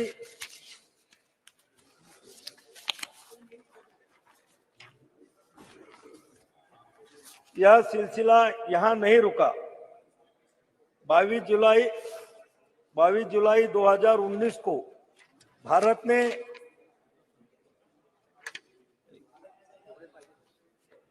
अध्यक्ष जी, माननीय प्रधानमंत्री श्री मोदी जी की नेतृत्व में नेविगेशन के कार्यक्रम में भी बहुत तेजी आई। अध्यक्ष जी, कारगिल युद्ध में के दौरान अमेरिका ने अपना नेविगेशन सिस्टम भारत को देने से मना कर दिया था, जिससे हमारी सेना को कारगिल की पहाड़ियों पर दुश्मन के छुपे ठिकानों का पता लगाना मुश्किल हो गया था। लेकिन हमारे सैनिकों के अदम्य साहस का परिचय दिया और कारगिल युद्ध में विजय प्राप्त की। तत्कालीन प्रधानमंत्री श्रद्धेय अटल बिहारी वाजपेयी जी ने ठान लिया था कि भारत अपना नेविगेशन सिस्टम तैयार करेगा। अध्यक्ष जी, माननीय प्रधानमंत्री मोदी जी के नेतृत्व में 11 अप्रैल 2018 को इसरो ने नेविगेशन उपग्रह IRNSS लॉन्च किया। यह स्वदेशी तकनीक से निर्मित था और इसके साथ ही भारत के पास अब अमेरिका के GPS सिस्टम की तरह अपना नेविगेशन सिस्टम है। अध्यक्ष जी, 27 मार्च 19 को इसरो ने एक और बड़ी उपलब्धि हासिल की थी। इन दिनों सैटेलाइट से एक लाइव भारतीय सैटेलाइट को नष्ट करने में सफलता मिली। अंतरिक्ष में सैटेलाइट को मार गिराने वाला भारत चौथा देश बना। इतना ही नहीं, 1 अप्रैल 2019 को इसरो ने इलेक्ट्रॉनिक इंटेलिजेंस उपग्रह समेत 29 उपग्रहों को एक साथ प्रक्षेपित किया। इसमें 28 विदेशी उपग्रह शामिल थे। पहली बार इसरो ने एक ही मशीन से 3 अलग अलग कक्षाओं में उपग्रहों को स्थापित किया। अध्यक्ष जी, इसरो के समक्ष बहुत चुनौतियां थी, जैसे कि अंतरिक्ष यात्रियों की प्रशिक्षित करने और मानव अंतरिक्ष उड़ाने के लिए लॉन्च व्हीकल की उन्नत तकनीक भी कमी थी। श्रीहरिकोटा स्थित सतीश धवन अंतरिक्ष केंद्र में तकनीकी दक्षता का अभाव, निजी क्षेत्र की सीमित भूमिका, परियोजना का धीमा कार्यान्वयन, सरकार द्वारा पर्याप्त समर्थन नहीं होना, बजट की कमी। लेकिन जब केंद्र में माननीय श्री मोदी जी के नेतृत्व में NDA की सरकार आई, परियोजनाओं के क्रियान्वयन में तेजी आई और बजट की कमी भी दूर हुई। अध्यक्ष जी, चंद्रयान 2 से मिली सीख और राष्ट्रीय स्तर के विशेषज्ञों द्वारा दिए गए सुझावों के आधार पर चंद्रयान 3 पर भी काम किया और सफल प्रक्षेपण किया। अंतरिक्ष विज्ञान के क्षेत्र में मिली लंबी छलांग लगाई। इसरो ने वैज्ञानिकों की इस बड़ी कामयाबी से देश भर में खुशी की लहर आई और दुनिया ने भारत की बड़ी उपलब्धि को खुले दिल से सैल्यूट किया। अध्यक्ष महोदय, मुझे यहाँ बताने में बहुत गर्व महसूस हो रहा है कि जिस लोकसभा क्षेत्र बुल्ढाना से मैं आता हूँ, वहां से चंद्रयान मिशन में जो सिल्वर स्टर्लिंग ट्यूब लगी है, वह मेरे लोकसभा क्षेत्र बुल्ढाना के खामगांव तहसील से बनाई गई थी और महाराष्ट्र के हिंगोली भूमि में एक शुष्क हिस्सा दुनिया के सबसे महत्वाकांक्षी विज्ञान कार्यक्रमों में से एक गुरुत्वाकर्षण तरंगों का अध्ययन करने के लिए LIGO वेधशाला का स्थल बनने जा रहा है। यह साधारण प्रयास वैज्ञानिक अनुसंधान और नवाचार के लिए सरकार के दृढ़ समर्थन का एक चमकता उदाहरण है। प्रधानमंत्री नरेंद्र मोदी जी के नेतृत्व में भारत ने अभूतपूर्व वैज्ञानिक अन्वेषण का एक युग देखा है, जिसने हमारे देश को वैश्विक वैज्ञानिक उपलब्धि में सबसे आगे खड़ा कर दिया है। अध्यक्ष महोदय, हिंगोली के परिदृश्य को शोभित करने के लिए तैयार LIGO इंडिया प्रोजेक्ट अंतरराष्ट्रीय वैज्ञानिक सहयोग के शिखर का प्रतिनिधित्व करता है। यह प्रधानमंत्री मोदी जी के दृढ़ नेतृत्व द्वारा समर्थित ब्रह्मांड के रहस्यों का पता लगाने के हमारे देश के संकल्प का प्रतीक है। अध्यक्ष महोदय, यहाँ पर बहुत सारी बातें यहाँ पर कही गई, ब्रह्मांड के बारे में भी यहाँ पर बोला गया, लेकिन अध्यक्ष महोदय, हमारे जो सनातन हिंदू धर्म के जो ग्रंथ है, वो ग्रंथ में भी ब्रह्मांड में जो ब्रह्मा विष्णु महेश को हम मानते हैं और कुछ लोग ब्रह्मा विष्णु महेश का जो कार्य है उसको अंग्रेजी में गॉड कहते हैं। अध्यक्ष महोदय, मैं 2 मिनट में खत्म करूंगा। 1 मिनट। जो ब्रह्मा विष्णु महेश को जो कार्य है उसको गॉड मानते हैं, उसको गॉड बोलते हैं। गॉड जी बोले तो जनरेट करना, वो बोले तो ऑपरेट करना, और डी बोले तो डिस्ट्रिक्ट करना, बोले तो ब्रह्मांड का निर्माण ब्रह्मांड की रक्षा और ब्रह्मांड की समाप्ति, ये तीनों हमारे ब्रह्मा विष्णु महेश में समाई गई है। अध्यक्ष महोदय, मैं ये वैज्ञानिक को इसका श्रेय देते हुए हमारे ग्रंथ लिखने वाले ऋषि मुनियों को भी मैं इसका श्रेय दूंगा कि जिन्होंने अपने ग्रंथों में पुराने जो 5000 नहीं कई हजार साल पहले हिंदू धर्म के जो हमारे ग्रंथ है, वो ग्रंथ में ये सभी चीजों का उल्लेख वहां पर क्या है। आज चंद्रयान का जो उल्लेख यहाँ पर हो रहा है, अध्यक्ष जी, हम बचपन में जब हमको समझ भी नहीं थी तो तब हमारी माँ, हमारी नानी, हमारी दादी हमको चंद्रमा की लोरिया सुना कर वहां पर हमको सुलाती थी, खाना खिलाती थी। और आज वो चंद्रमान की जो उत्सुकता थी हमारे दिल में पहले से ही मौजूद थी, और आज हमें यह भी महसूस हो रहा है कि हमारा देश और हमारा देश का तिरंगा वो चंद्रमा पे जाके लहरा रहा है। मैं हमारे वैज्ञानिकों को और उनको पूरा सपोर्ट करने वाले हमारे एनडीए सरकार को, आदरणीय नरेंद्र मोदी जी को बहुत बहुत धन्यवाद देता हूं और मैं मेरी भाषण समाप्त करता हूं। धन्यवाद। ऑनरेबल मेंबर दिनेश कामित जी। माननीय सभापति महोदय, आपने मुझे चंद्रयान 3 की सफलता पर बोलने का मौका दिया, इसके लिए बहुत बहुत धन्यवाद। महोदय, मैं सबसे पहले भारतीय वैज्ञानिकों का आभार प्रकट करता हूं कि उन लोगों के प्रयास से हमारा देश का नाम गौरवान्वित हुआ है। सभी भारतवासियों के लिए एक बड़े हर्ष गर्व की बात है कि भारतीय वैज्ञानिकों ने चांद पर अपना यान भेजा है। अब हम सभी देशवासियों को यह उम्मीद रखनी चाहिए कि हमारे वैज्ञानिकों की मेहनत सफल हो। जैसा कि हम जानते हैं, भारत में सबसे पहली बार 2008 में चांद पर अपना यान भेजा था। उसके बाद 10 से 15 साल की मेहनत के बाद दोबारा यह समय आया है कि हमारा यान फिर से चांद पर अपना कदम रखा है। महोदय, चंद्रयान 3 का लॉन्च सतीश धवन अंतरिक्ष केंद्र श्रीहरिकोटा से 14 जुलाई 2023 शुक्रवार को भारतीय समय अनुसार दोपहर 2:35 बजे हुआ था। यह यान चंद्रमा के दक्षिण ध्रुव के पास की सतह पर 23 अगस्त 2023 को भारतीय समय अनुसार सायं 6:04 के आसपास सफलतापूर्वक उतर चुका है। इसी के साथ भारत चंद्रमा के दक्षिण ध्रुव पर सफलतापूर्वक अंतरिक्ष यान उतारने वाला पहला और चंद्रमा पर उतरने वाला चौथा देश बन गया है। इसके अलावे भारत एवं भारतीय वैज्ञानिकों के अंतरिक्ष के क्षेत्र में एक नई पहचान प्राप्त हुई है। अब हम सभी देशवासियों को अपने वैज्ञानिकों का समर्थन करना चाहिए। हम सभी को उनके द्वारा किए गए इस कार्य के लिए उनको प्रोत्साहित करना चाहिए। महोदय, चंद्रयान 3 के मिशन का उद्देश्य चंद्रमा की सतह पर सुरक्षित लैंडिंग का प्रदर्शन करना, चंद्रमा पर रोवर के चलने का प्रदर्शन करना और इन सीटू यानी चांद की सतह पर ही वैज्ञानिक प्रयोगों का संचालन करना है। मिशन के उद्देश्यों को प्राप्त करने के लिए लैंडर में कई उन्नत प्रौद्योगिकी मौजूद हैं, जैसे कि लेजर और RF आधारित अल्टीमीटर, वेलोसीमीटर, प्रोपल्शन सिस्टम आदि।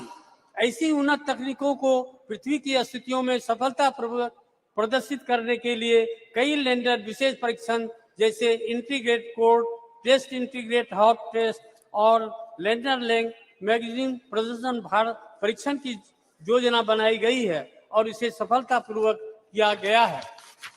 महोदय, चंद्रयान 3 के माध्यम से भारत का लक्ष्य अपनी तकनीकी कौशल, वैज्ञानिक क्षमताओं और अंतरिक्ष अन्वेषण के प्रति अपनी प्रतिबद्धता को प्रदर्शित करना है। यह सफलता अंतर्राष्ट्रीय अंतरिक्ष समुदाय में भारत की स्थिति को और मजबूत करेगा। यह मिशन युवा पीढ़ी को विज्ञान, प्रौद्योगिकी, इंजीनियरिंग और गणित में कैरियर बनाने के लिए प्रेरित करेगा तथा विश्व में भारत की प्रतिष्ठा को बढ़ाने का काम करेगा। महोदय, इस अवसर पर मैं कहना चाहता हूं कि भारत ने सबसे पहली बार 2008 में चांद पर अपना चंद्रयान भेजा था और 2008 में ही हमारे संसदीय क्षेत्र सुपौल तथा कोसी में भयानक विनाशकारी बाढ़ आई हुई थी, जिसकी वजह बहुत ही बड़े स्तर पर जान व माल की क्षति हुई थी। साथ ही कई रेल मार्ग ध्वस्त हो गए थे, जिन पर आज कुछ खंड भी परिचालन का शुभारंभ नहीं हो पाया है। महोदय, सदन के माध्यम से मैं माननीय प्रधानमंत्री, माननीय रेल मंत्री जी से आग्रह करता हूं कि पूर्वी मध्य रेलवे के समस्तीपुर मंडल अंतर्गत ललित ग्राम से फारबिसगंज तक सीआरएस का इंस्पेक्शन 11 जनवरी को हो चुका है, किंतु अभी तक उस खंड पर रेल परिचालन का शुभारंभ नहीं हो रहा है। बस मालिकों द्वारा जनता का शोषण हो रहा है, जबकि कई बार माननीय रेल मंत्री से संपर्क करके उनका ध्यान आकर्षित किया, उस पर अतिशीघ्र रेल परिचालन का शुभारंभ किया जाए। जोगबनी दानापुर तथा जोगबनी सहरसा एक्सप्रेस ट्रेन का शुभारंभ किया जाए, जिसे रेलवे बोर्ड के द्वारा जोगबनी से चलने वाली ट्रेन जिनका नया समय सारणी निर्गत हो चुका है, उसे भी हरी झंडी दिखाकर परिचालन शुभारंभ किया जाए। साथ ही राजधानी एक्सप्रेस गाड़ी 12,527 और 12,528 सरायगढ़ या सुपौल तक विस्तार किया जाए, जिससे सुपौल जिला सहित कोसी तथा सीमावर्ती क्षेत्र के सभी जनता को इसका लाभ मिले। महोदय, इसी के साथ पुनः मैं अपने पूरे संसदीय क्षेत्र की जनता की तरफ से हार्दिक धन्यवाद एवं बधाई देता हूं और ईश्वर से यह प्रार्थना करता हूं कि आप सभी वैज्ञानिकों को उनके कार्य क्षेत्र में सूर्य की तरह तेज प्रकाश बना रहे और इसी तरह देश को सर्वोच्च सम्मान मिलता रहे। इन्हीं शब्दों के साथ बहुत बहुत धन्यवाद। थैंक यू, धन्यवाद। Honourable member Shri Achyutananda Samanta ji. I would like to thank Honorable Chair to grant me this wonderful opportunity to participate in the discussions regarding success of Chandrayaan-3 mission and other achievements of our nation in the space sector. It's my first address in this new house that has brought with the historic passage of Nari Shakti Bandhan Adhiniyam, and today we are to discuss the other momentous milestone of soft landing of Chandrayaan-3 near the south pole of the moon, making Bharat the fourth country to achieve a soft landing on the moon after the US, Soviet Union, and also China. 23rd August, all of us were glued to the screen and were keeping updates of what was happening second by second. Whole of India watched it through group live streams with finger crossed, becoming a part of this majestic lunar mission by heart. And when it landed, there was celebration and joy all over. It was the victory of each of 140 crore Indians. Really, it was the day when we saw the best of the poetic and literary references of Chand in relation with the space achievement. चांद पे घर, चंदा मामा के पास, चांद दिलाऊंगा, etc., and so on. In this regard, Russia's president acknowledged the impressive progress made by India in science and technology. South Africa president celebrated the moment as a significant achievement for the BRICS coalition, while Nepal's prime minister termed it historic. The European Space Agency was thoroughly impressed, and the United States praised the success for its inspirational and historic significance. In this regard, we acknowledge this and celebrate the significant contribution of Indian scientists who made this possible. It is their efforts and perseverance that paid off. They are shining examples of knowledge, dedication, and expertise. The exceptional analytical abilities of our scientists, their steadfast commitment to exploration, and relentless drive to overcome challenges consistently places India at the forefront of global scientific achievements. Their quest for excellence and curiosity not only solidify our global reputation, but also inspire others to dream big and contribute to the world's knowledge. The involvement of large number of women scientists have contributed to the success of Chandrayaan-3 and India's space program in general motivates aspiring women scientists like no one else. In this regard, I am happy that several scientists from our state, Odisha, played very significant roles in ISRO Chandrayaan-3 lunar exploration mission. Devashish Mahapatra, Sarath Kumar Das, Atal Krishna Khotua, and Naga Raju, and so many Odias have contributed in this mission. I have to congratulate Honorable Prime Minister Shri Narendra Modi ji, his visionary and exemplary leadership to inspire India's space program for human welfare and scientific progress. He has always encouraged science and innovation. Under his leadership, a series of reforms have been ushered which have made research and innovation easier.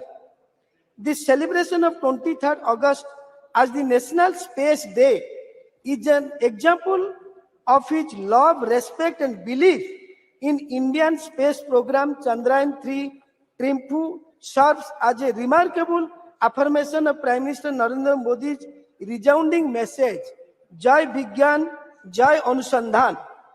I have to express my thanks for his leadership of including common man, everyone in the process, whether it is sports or space launch or G20. Thanks for Jan Bhagidari. Similarly, it has huge impact. It has opened up web of opportunity for several sectors that could boost India's economic growth. It has opened up a new horizon of opportunity for several startups and companies involved in sectors such as space technology, aerospace, defense, and R&D.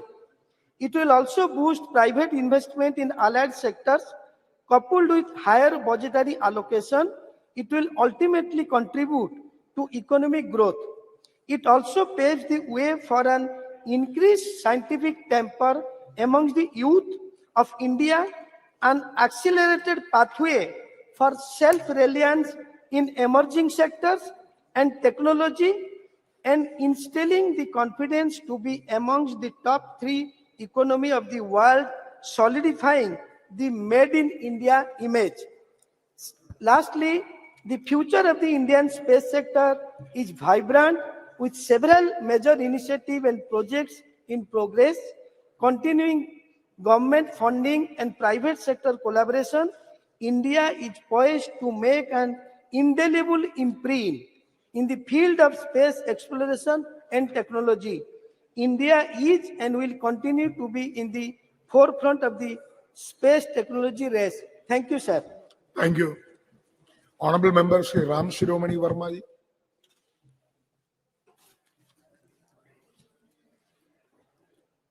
अध्यक्ष महोदय, आपने मुझे महत्वपूर्ण विषय चंद्रयान की सफलता पर अपने विचार रखने का मौका दिया। हम आपका हृदय से धन्यवाद देते हैं। मुझे गर्व है कि इस नए सदन में अपनी पार्टी की तरफ से बोलने का पहली बार मौका मिला है। इसके लिए हम अपनी पार्टी की राष्ट्रीय अध्यक्ष बहन कुमारी मायावती जी का दिल से आभार व्यक्त करते हैं। महोदय, चंद्रयान-3 की सफल प्रक्षेपण में अपना पूरा देश गर्वान्वित महसूस कर रहा है। अब हम वैश्विक मानचित्र पर अपना स्थान रॉकेट प्रक्षेपण के संदर्भ में अंकित हो चुके हैं।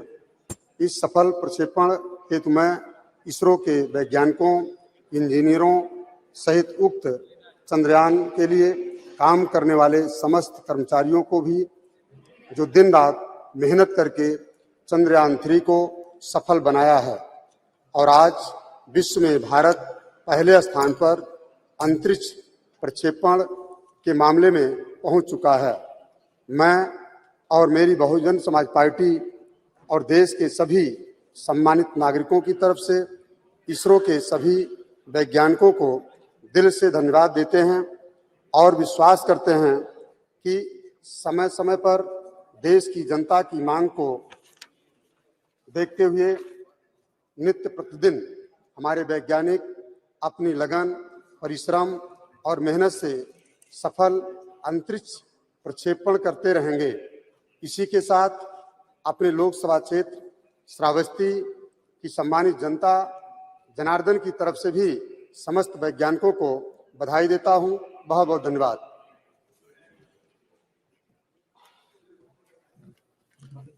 Thank you. Honorable Member Shri Kota Prabhakar Reddy ji.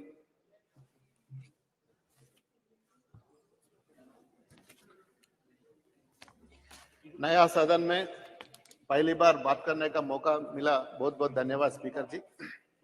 I extend my heartful to congratulations to all of us on the notable achievement of the Chandrayaan-3. Today, as a stand here, I want to reflect on the ISRO's history, which started from teeny outwise in the great scientist Sarabhaji ji and becoming the powerful counterpart of the elite the international space agencies of the world. As we know, Pandit Jawaharlal Nehru and scientist Sarabhai are considered among the founding further Indian space program ISRO, which today I know for its unique and cost-effective technologies.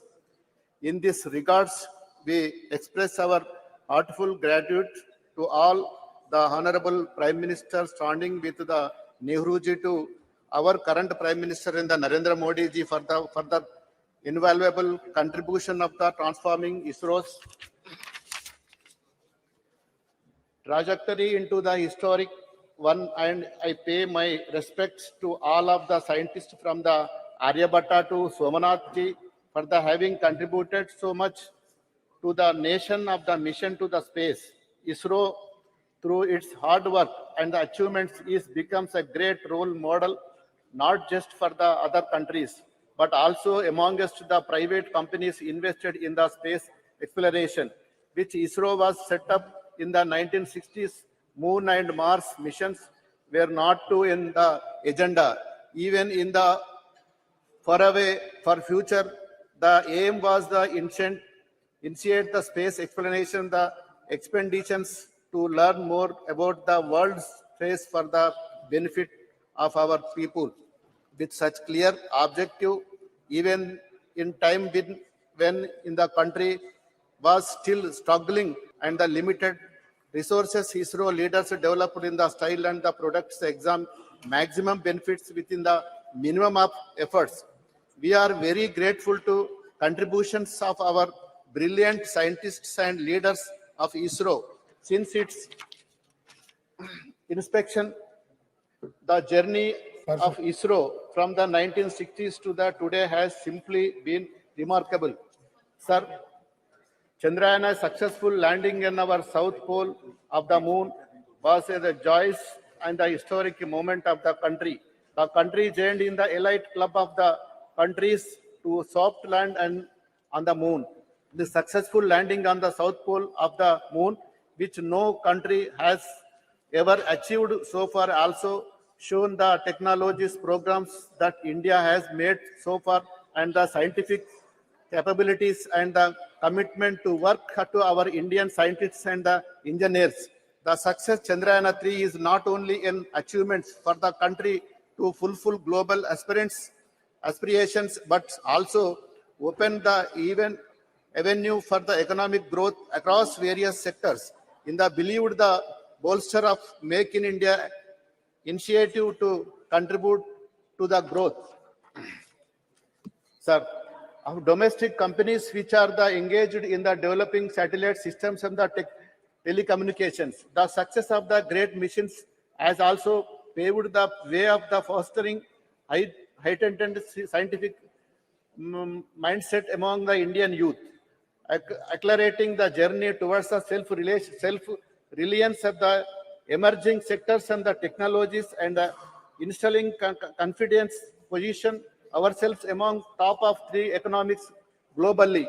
While taking about the many achievements of the ISRO, it is the quality important also take about the extensive role played by the Telangana for our same the Telangana state emerging as the commercial hub of the space related products and the services in the well known that over 30% of the components used in the ISRO highly acclamated Mars orbits missions in the supplied by SME based in Hyderabad.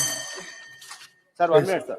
I can proudly to say that I am the first state that effectively take about the mate waivers and most receptive state of encourage youth and relay space of the behind this was is the dream that turned out of the true overturn. There was no vision of the mission of the Chief Minister of Chandrasekhar Rao and our IT Minister of the KT Ramarao, which is the launch of the space technology framework in the April 23.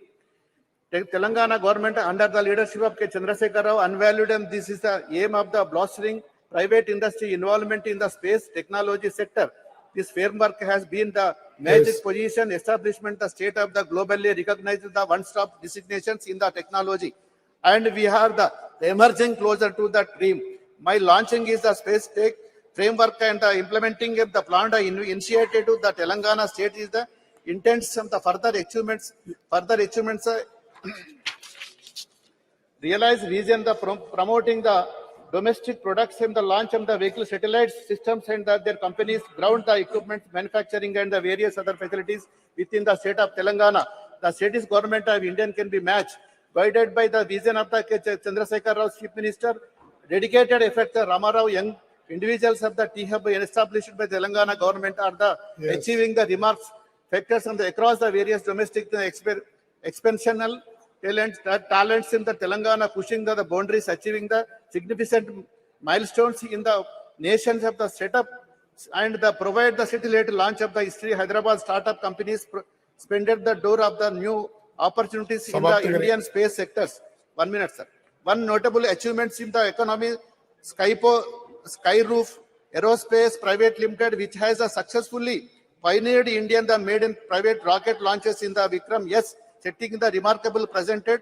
This is the epitome of the Telangana government. Involving the support of the young individuals who are the showing of the talented world and the transforming their brilliant ideas in the reliability through their startups. Further coming up the latest national achievements of the Chandrayana-3, there is the doubt about the mission if the displayed the fact of the Indian will be soon emerge prominent player as the cost of the effective satellite launcher. It is expected that is a will urgent argument of the Indian contribution of the global space of the economy by 8.10%. Honorable member, please sum up. Moreover, expected the believement the Chandrayana-3 is the ending the influences Indian domestic market as is the expected of the foreign investors prepare respectively on the Indian growth in the space of the research. Yes. Thank you, sir. Okay. Honorable member, Srimati Supriya Sule. Thank you, sir. Is there a cabinet minister present in the house? Please raise your hand. Cabinet minister, cabinet. Already Well, cabinet, not for MOS, cabinet minister. Sir, such an important debate going on. There is not one cabinet minister, sir. We can expect ministers. Sir, please, you must put it, sir. It's such how serious they are about Chandrayaan-3, sir. Yes. It's such a we are so proud of what has happened. Sir, you must give a ruling. There has to be one cabinet minister here, sir. Message will convey to ministers. Sir, please put Please, it on you can record. start. There is not one cabinet minister for such an important debate. Sir. Your point is noted. It will convey to ministers. Please They do, will sir. convince. Please give us. You can start now. Aap ruling Lala dijiye, bhai. sir. They don't have any right Not to a insult single like this, cabinet sir. minister. That's really Yes. shameful, sir. We Sir, can I'd like to take this opportunity to congratulate the success of Chandrayaan-2. Every scientist and technocrat that has contributed in this 60-year journey. So I would like to congratulate everybody who has contributed in their way. Success of Chandrayaan is about competencies, capabilities, and capacities of people who have contributed in 60 years. Sir, I was very fortunate enough to grow in a city of Mumbai, which had Nehru Science Center and Nehru Planetarium. And I was brought up completely with a scientific temper. I see this whole debate actually with absolute respect to Rajnath Singh ji, who we always look up to. So today in his speech, I had a slight disappointment in his speech because I was expecting him to give us the vision of tomorrow, Chandrayaan 4, 5, 6, Aditya, L1 further. but that really lacked. So I was a little disillusioned today. And I am very strong about tradition, about values, about culture and heritage. These are all the things we are all brought up with. But today, as a proud Indian, I felt from the treasury benches that completely lacked in the speeches that came from me.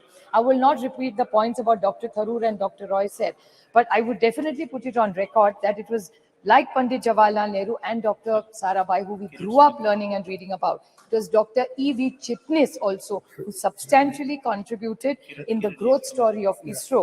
And it was, of course, Professor Dhawan, Dr. Brahman Prakash, who was one of the best metallurgists India's ever had.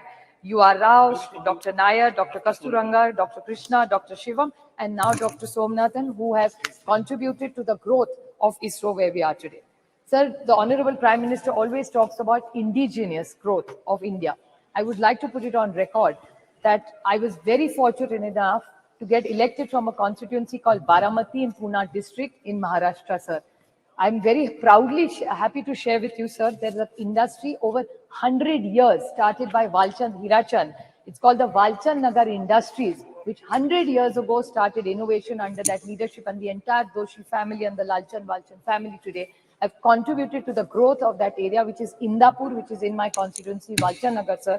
And they have made immense parts to this entire Chandrayaan जो बना है sir, उसमें वालचंद नगर की और इंदापुर की बहुत बड़ी then है, और ये सब वालचंद हीराचंद ग्रुप ने बनाया है. तो 100 साल से फैक्ट्री इसमें एक काम कर रही है, और मैं I would like to put it on record कि इन्होंने 100 साल में जो काम किया, इंडिजिनियस जो कहते हैं, आत्मनिर्भर भारत, तो ये वालचंद ग्रुप का बहुत बड़ा योगदान.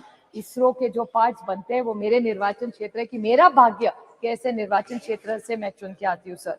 वैसे इनोवेशन की जब बात होती है तो और दो है कि खेड़ शिवापुर जो एरिया मेरे निर्वाचन क्षेत्र में है सर, वहाँ VCB इलेक्ट्रॉनिक्स, ये एक कंपनी है VCB इलेक्ट्रॉनिक्स, जहाँ भानुदास भोसले, सुजाता भोसले, संदीप चौहान और सोन सुंदर, ये वेलू एरिया में है, जिन्होंने चिप्स बनाई है सर, जो इस चंद्रयान में गई है. तो मेरे निर्वाचन क्षेत्र से दो बड़े कॉन्ट्रीब्यूशंस है, एक वालचंद ग्रुप का और दूसरा VCB इलेक्ट्रॉनिक्स का. So I feel very, very proud when I stand here where we are praising about Chandrayaan, and these are all indigenous, और ये सारी कंपनियां सर 2001 तो 100 साल पुरानी है और दूसरी 15-20 साल पुरानी है. So I just would like to put on this record straight. And there are other companies which are doing wonderful work in my constituency, like the hydrogen technology, sir, software, be it Wipro, be it KPIT, Tata's, Mahindras, they've all contributed to all these works that are going on, sir, in the new development of the new India. Sir, the whole thing which Dr. Tharoor also mentioned and Professor Roy also said was the spirit of inquiry and the spirit of questioning, sir. The entire debate today, somewhere I felt that we are very proud of our glorious tradition, sir. Be it in mathematics, be it in metallurgy, and be it in astronomy. India is very proud. 2000 years ago, mathematics, something that everything goes with, unless तुम्हारा गणित अच्छा हो, life में कुछ नहीं हो सकता. So we have such rich tradition. So instead of getting trapped into stories, which people were talking about earlier in the debate, I'm not condescending. It's wonderful. Whatever your mother has taught you can never be wrong. But we must not forget the rich tradition of mathematics, metallurgy, and astronomy, which India is so proud of. Because श्रद्धा तो होनी ही चाहिए sir, लेकिन अंदर श्रद्धा नहीं होनी चाहिए. So श्रद्धा जो आपको सिखाया, वो जो आप चाहते हैं उस पर आप विश्वास रखिए, वो आप, it is in a democracy, it's your right. But the problem is I get worried when people in position of power and who are sitting on that side of Parliament today talk about issues which actually surprise me when we are talking about the scientific temper. मेरे महाराष्ट्र में sir पिछले हफ्ते एक doctor आया था जो blankets डालता है लोगों पे, और ब्लैंकेट डालने के बाद वो बोलता है कि आपकी तबीयत ठीक हो जाएगी. सर आप सोचिए, एक तरफ हम लोग चंद्रयान 3 की बात करें और दूसरे जगह एक भारतीय जनता पार्टी का MLA बोल रहा है कि ब्लैंकेट डालिए आपकी तबीयत ठीक हो जाएगी. ये कैसे चलेगा? तो श्रद्धा जरूर होनी चाहिए, लेकिन अंदर श्रद्धा नहीं होनी चाहिए. आपको याद होगा सर, बी एड Sri Dabolkar, Sri Gauri Lankesh, Govind Pansare and Kalburgi ji. What were they? How did they die, sir? Because this was whole conflict which we are. And I think this was a debate where we only should discuss about scientific temper. तो श्रद्धा होनी चाहिए, लेकिन अंदर श्रद्धा के खिलाफ महाराष्ट्र में भी बहुत बड़ा दाभोलकर जी ने बहुत मूवमेंट चलाया था. हमारे यहाँ बिल भी है कि अंधश्रद्धा के खिलाफ सब ने एक्शन लेना चाहिए। और जहां पार्लियामेंट में अंधश्रद्धा के बारे में कहा जाता है, so somebody like me who believes in questioning and wants the next generation, तो इन चंद्रयान बैठ के हमारे बच्चों को हम अंधश्रद्धा सिखाएंगे तो देश आगे कैसे जाएगा sir? So we have to have a scientific temper, and I would like to quote Dr. APJ Abdul Kalam ji when he said, "Dreams are not those which come while you are sleeping." Sir, dreams are not those which you come into reality while you're sleeping, but dreams are those when you don't sleep before fulfilling them. So I pay a rich tribute to every scientist and technocrat in this country who have contributed in the last 6 decades to make Chandrayaan-3 a reality. Thank you very much. Thank you very much. Shri Prince Raj ji. धन्यवाद अध्यक्ष महोदय जी। आज आपने मुझे चंद्रयान-3 की सफलता और space sector में भारत की उपलब्धियों पे बोलने का मौका दिया। मैं अपने और अपने पार्टी की तरफ से आपका धन्यवाद व्यक्त करता हूं। सर, आज इस नए सदन में प्रथम भाषण देते हुए काफी खुशी और काफी गर्व महसूस हो रहा है। आज का विषय कोई पॉलिटिकल विषय तो नहीं है सर, और ना इस पे पॉलिटिक्स करनी चाहिए, लेकिन कल जैसे राज्यसभा में इस पे डिस्कशन हो रहा था और आज लोकसभा में हो रहा है। कई माननीय सदस्यों को हमने सुना, जैसे कल लोकसभा में महिला बिल पर चर्चा हो रहा था और आज चंद्रयान-3 पे हो रहा है, तो कुछ माननीय सदस्य के भाषण से लगा कि ये क्रेडिट टेकिंग मूवमेंट बन गया है कि जब बिल लाया गया उसमें कहा गया ये बिल हम पहले लेके आए, जब चंद्रयान-3 पे बात हो रही है तो कहा जा रहा है कि इसरो की स्थापना हमने की। तो हमें लगता है इस तरीके की पॉलिटिक्स आज नहीं होनी चाहिए और आज मुक्ता हमें अपने विषय पर रहना चाहिए। आज इस मंच के माध्यम से अध्यक्ष महोदय जी, हम अपने वैज्ञानिकों का, इंजीनियर्स का, रिसर्चर्स का और उन सभी कर्मचारियों को हम बधाई देते हैं और उनका धन्यवाद करते हैं कि उन्होंने भारत देश का नाम पूरे दुनिया में रोशन किया। और आदित्य-1 L1 की जो सफल लॉन्चिंग हुई है उसके लिए भी हम उन्हें बहुत बहुत शुभकामनाएं देते हैं। सर, यह स्पेस मिशन सिर्फ एक स्पेस मिशन नहीं है, ये आत्मनिर्भर भारत की ओर एक बहुत बड़ा कदम है। हमने सभी को धन्यवाद दिया, लेकिन हम चाहेंगे कि हम अपने उन महिलाएं साइंटिस्ट को विशेषकर धन्यवाद दें जिन्होंने अपना योगदान इस सफल स्पेस मिशन में दिया है।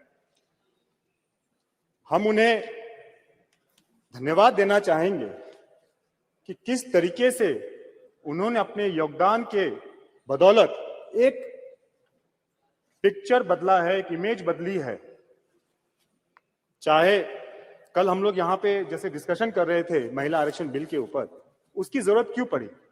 उसकी जरूरत इसलिए पड़ी क्योंकि सभी सेक्टर्स में हमारी माताएं बहनों ने अपना अपना स्थान बना लिया, चाहे वो डॉक्टर्स हो, नर्स हो, इंजीनियर्स हो, डिजाइनर्स हो या एडवोकेट्स हो, जज हो, पायलट्स हो, लेकिन कहीं ना कहीं सदन में, विधानसभा में उनकी कमी हमेशा रही और कल के बिल के पास होने से हमें लगता है ये भी कमी पूरी हो जाएगी।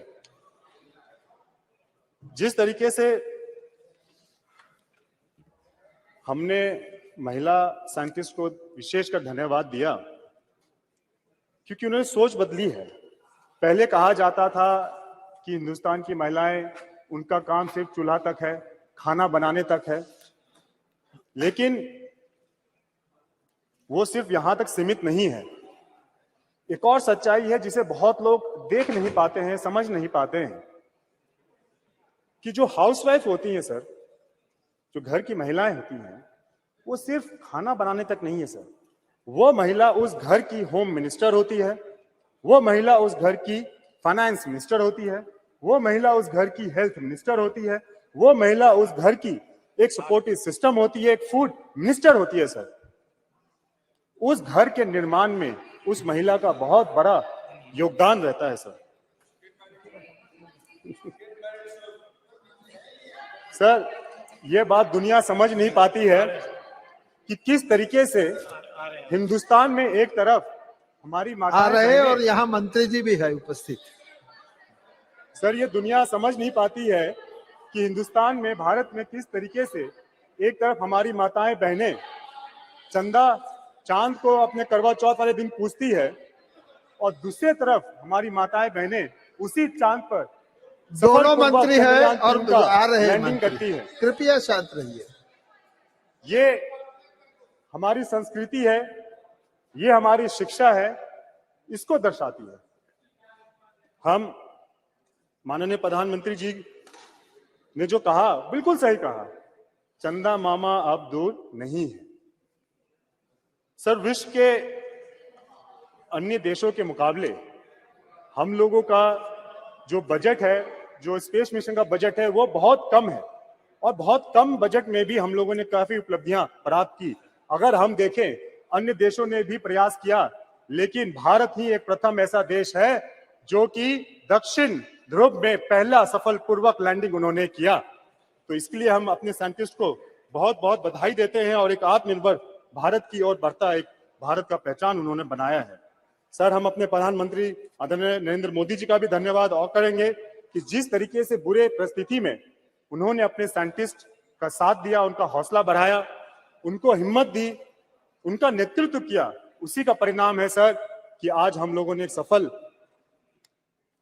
मिशन, स्पेस मिशन हम लोगों ने पूरा किया।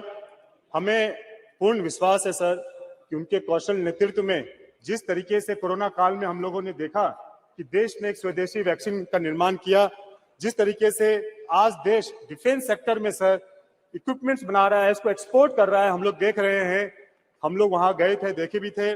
और जिस तरीके से ये नया संसद भवन भव्य भवन बनकर तैयार है और चंद्रयान 3 की लैंडिंग हो या आदित्य L1 की सक्सेसफुल लॉन्चिंग हो, सो इससे यह दर्शाता है कि किस तरीके से भारत आत्मनिर्भर बनता जा रहा है।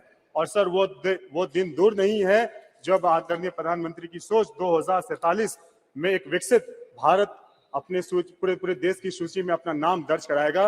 वो दिन दूर नहीं है सर।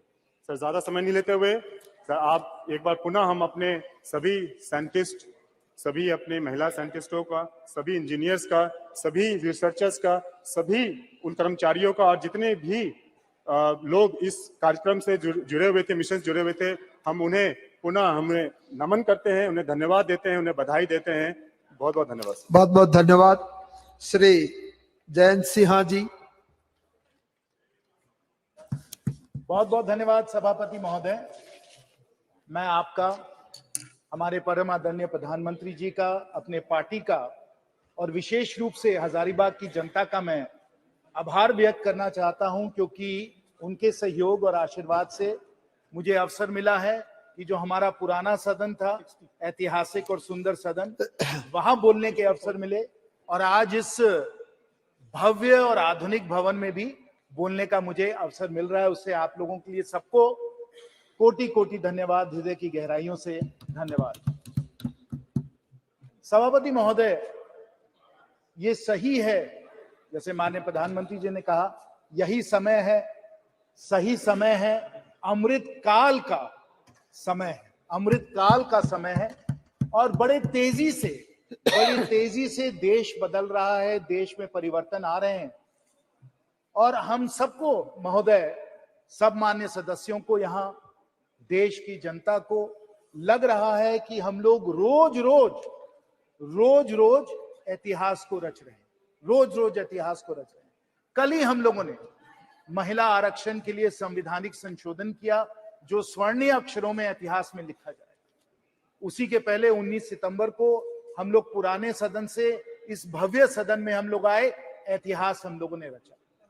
9 सितंबर को, 10 सितंबर को जब G20 की लीडर्स समिट हुई, तब भी हम लोगों ने नई दिल्ली में इतिहास हम लोगों ने रचा। और क्योंकि आज चंद्रयान के बारे में हम लोग चर्चा कर रहे हैं, चंद्रयान भी जब 23 अगस्त पे जब चंद्रयान ने चंद्रमा के साउथ पोल पे सॉफ्ट लैंडिंग की साथियों, तब भी हम लोगों ने दुनिया का इतिहास रचा, भारत का इतिहास रचा। और इस कारण, क्योंकि इतना हम लोग यहां अपना योगदान दे रहे हैं, इतिहास रच रहे हैं, इतिहास रचा जा रहा है, आज भारत विश्व में विश्व मित्र और विश्व गुरु के रूप में उभरता चला जा रहा है। भारत उभरता चला जा रहा है, और इसलिए उभर रहा है क्योंकि अगर हम में समृद्धि है तो हम में सादगी भी है, अगर हमारी शक्ति है तो हमारे में एक शांति है, और अगर हमारा साइंस है तो हमारे संस्कार भी हैं, अगर हमारा साइंस भी है तो हमारा संस्कार भी है। और अगर कोई समझता है कि हम अगर संस्कार की बात करें तो हम साइंस की बात नहीं कर रहे हैं, विज्ञान की बात नहीं कर रहे हैं, तो ये बिल्कुल गलत बात है। कई मेरे विपक्ष के साथियों ने कहा कि हम लोग संस्कार की थोड़ी ज्यादा बात करते हैं और साइंटिफिक टेम्पर की बात थोड़ा कम करते हैं, ये उनका मानना था। लेकिन हम लोगों के इतिहास में प्राचीन समय से एक संतुलन रहा है, संस्कार में भी और साइंस में भी। और अगर हम अथर्ववेद में जाएं, मंडपा उपनिषद में जाएं, तो वहां से जो मूल मंत्र निकल के आया वो आज हमारे राज्य का मूल मंत्र है, सत्यमेव जयते। अगर हम किसी चीज से भी प्रेरित हैं तो हम सत्यमेव जयते से प्रेरित हैं, ट्रूथ अलोन ट्रायम्फ्स। और अगर विज्ञान कुछ भी है तो वो सत्य है, वो ट्रूथ है। और जो भी कोई, और मैं खुद विज्ञान का स्टूडेंट हूं, इंजीनियर हूं, तो मुझे तो कहना पड़ेगा कि अगर हम लोग साइंस में कोई भी तलाश करते हैं, प्रोफेसर साहब बैठे हुए हैं, वो भी साइंटिस्ट है, उनको मालूम है कि जो साइंटिफिक मेथड है, जो साइंटिफिक टेम्पर है, that is a process of discovery of the truth, और वो हम लोगों के संस्कार में लिखा हुआ है। और इसलिए आज अगर हमारी साइंस जो है वो चंद्रमा में पहुंची है, क्योंकि हमारे संस्कार हम लोगों को ये प्रेरणा देते हैं, सत्यमेव जयते। और हमें, जैसे अभी बहुत वक्ताओं ने कहा है और मैं भी अपनी बात उसमें जोड़ना चाहूंगा, कि अगर हम इस साइंस की बात करें तो साइंस में हमारे बहुत सारे लोगों ने योगदान दिया है। और अगर ये योगदान है तो उसे हम 1962 या 1960 से हम लोग नहीं उसे आरंभ करें, हम अपने संस्कार के बारे में, अपने इतिहास के बारे में भी सोचे, जहां विश्व को, प्राचीन समय विश्व को आर्यभट्ट जैसे, भास्कर जैसे, ब्रह्मगुप्त जैसे, वरमहीर जैसे वैज्ञानिक थे, जिन्होंने विश्व को गिनती सिखाई, विश्व को ट्रिग्नोमेट्री सिखाई, विश्व को एस्ट्रोनॉमी सिखाई। और प्रोफेसर साहब और सब जो मेरे यहाँ साइंटिफिक जो हमारे सब यहाँ साथी हैं, उनको अच्छी तरीके से मालूम, ये हमारे संस्कार हैं, ये हमारे साइंटिफिक संस्कार हैं। और उससे जुड़े हुए उसके बाद पीढ़ी दी पीढ़ी, कड़ी दे कड़ी जो चलती आई, उसमें ये सही है कि पंडित नेहरू जी का भी योगदान है। पंडित नेहरू जी का भी योगदान है। 1960 में, फिर 1962 में उन लोगों ने इसरो को आरंभ किया। उसके बाद सब माननीय प्रधानमंत्रियों जी का सहयोग है, इंदिरा गांधी जी का सहयोग है। उन्होंने सतीश धवन जी को वापस बुलाया, कैलटेक में वो पढ़ रहे थे, उनको उन्होंने वापस बुलाया, इंडियन इंस्टीट्यूट ऑफ साइंस से जाकर वो इसरो गए, उनका बहुत बड़ा योगदान था।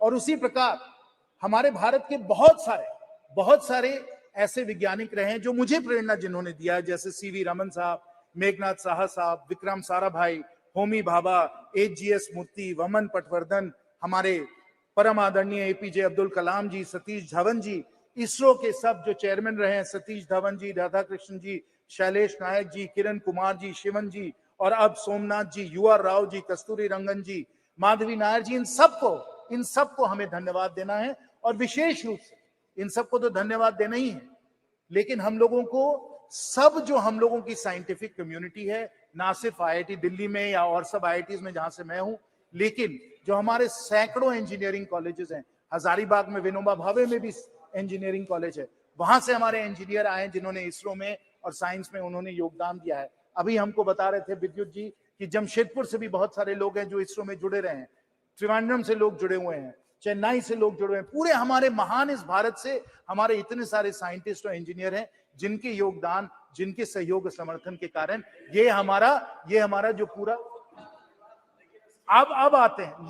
लेकिन इन सबको धन्यवाद, हम सबका नमन करते हैं, हम सबका प्रणाम करते हैं। लेकिन अगर एक व्यक्ति का योगदान इसमें स्मरणीय रहा है, अकल्पनीय रहा है, अतुल्य रहा है, तो हमारे परम आदरणीय प्रधानमंत्री जी का योगदान रहा है। सबको हम धन्यवाद देते हैं, लेकिन नेतृत्व और जो अतुल्य योगदान हमारे माननीय प्रधानमंत्री जी का रहा है, वो इतिहास कभी नहीं भूल जाए। हमारे विपक्ष के साथी भले भूल जाए या चाहे उसको भूलने के लिए, लेकिन इतिहास उनको नहीं भूल सकते।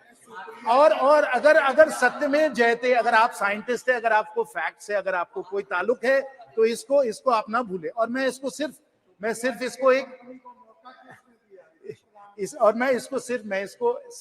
ऐसे ही राजनीतिक तौर से मैं नहीं कह रहा हूं, मैं तर्क और तत्वों के आधार पे कह रहा हूं कि अगर योगदान विशेष और अकल्पनीय रहा है प्रधानमंत्री जी का, क्यों रहा है, मैं आपको बताता हूं। आप जान लीजिए कि 2013-14 में जो इसरो का बजट था वो 5,600 करोड़ का बजट था।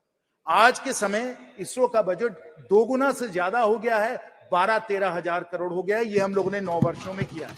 ये माननीय प्रधानमंत्री जी का योगदान है। और यहाँ सब जानते हैं, सब अनुभवी हमारे माननीय सदस्य हैं, उनको मालूम है कि ऐसे बहुत कम विभाग हैं भारत सरकार में, सभापति महोदय जी, ऐसे बहुत कम विभाग हैं जो सीधा प्रधानमंत्री जी से जुड़े हुए हैं, जो प्रधानमंत्री जी के ही अधिकार क्षेत्र में आते हैं, और वो डिपार्टमेंट ऑफ स्पेस यही उनका है। और अगर इसमें बजट को 2 गुना से ज्यादा कर दिया है तो माननीय प्रधानमंत्री जी ने किया, इसको आपको स्वीकार करना पड़ेगा। दूसरा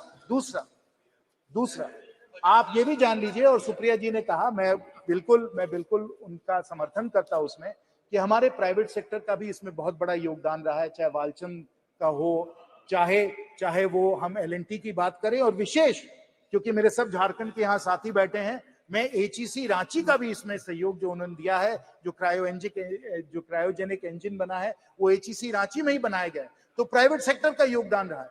लेकिन 2020 में माननीय प्रधानमंत्री जी का निर्णय था कि जो पूरा जो स्पेस का जो सेक्टर है, इसको हम लोग प्राइवेट सेक्टर के लिए इसको खोल दें, इसको लिबरलाइज कर दें। और इसके कारण, क्योंकि हम लोगों ने प्राइवेट सेक्टर को इतना प्रोत्साहन दिया है, इतना सहयोग दिया है, कि आज स्पेस में 140 स्टार्टअप्स आ चुके हैं, और हम लोगों का स्पेस का इकोसिस्टम बहुत तेजी से बढ़ता चला जा रहा है। यह भी माननीय प्रधानमंत्री जी का निर्णय था।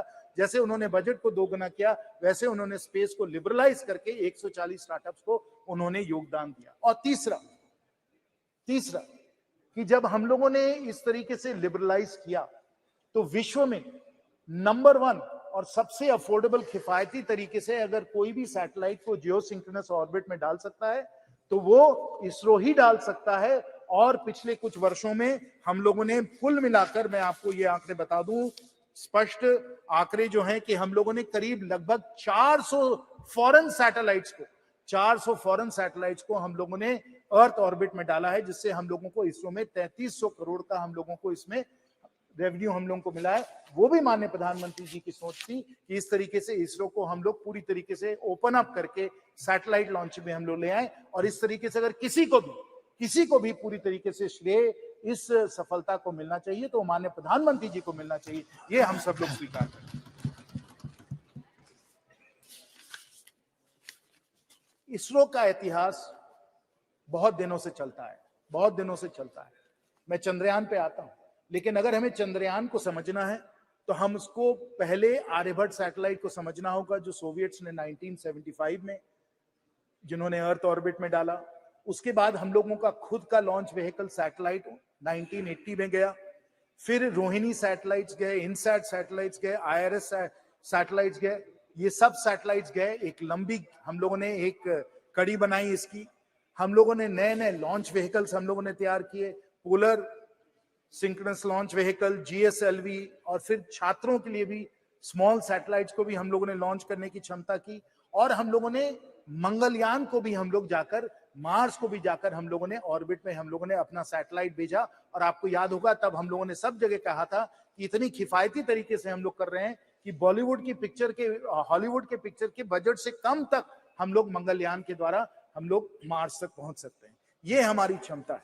और अगर ये क्षमता है, अगर माननीय प्रधानमंत्री जी ये काम में लगे हुए हैं, अगर पूरा भारत इस काम में लगा हुआ है, तो हमें समझना चाहिए कि स्पेस जो है और चांद पहुंचना कितना प्रेरणा का स्रोत है, और इसको कितने दिनों से इसको एक लक्ष्य बनाया गया। और उसमें मैं अमेरिका की भी बात करना चाहता हूं, क्योंकि अगर जो अमेरिकन जो स्पेस कैपेबिलिटीज हैं उससे हम लोग सब लोग प्रेरित हैं। और खासकर जॉन एफ कैनेडी का एक बहुत ही जाना माना एक भाषण है जो मैं अभी कोट करना चाहूंगा और जॉन एफ कैनेडी ने कहा था वो हम लोगों को याद करना चाहिए। जॉन एफ कैनेडी ने 1962 में कहा था, Why some say the moon?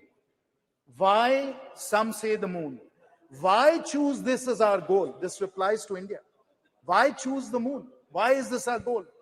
And why, they may well ask, why climb the highest mountain? Why climb the highest mountain? Because it is there. New hopes for knowledge and peace are there.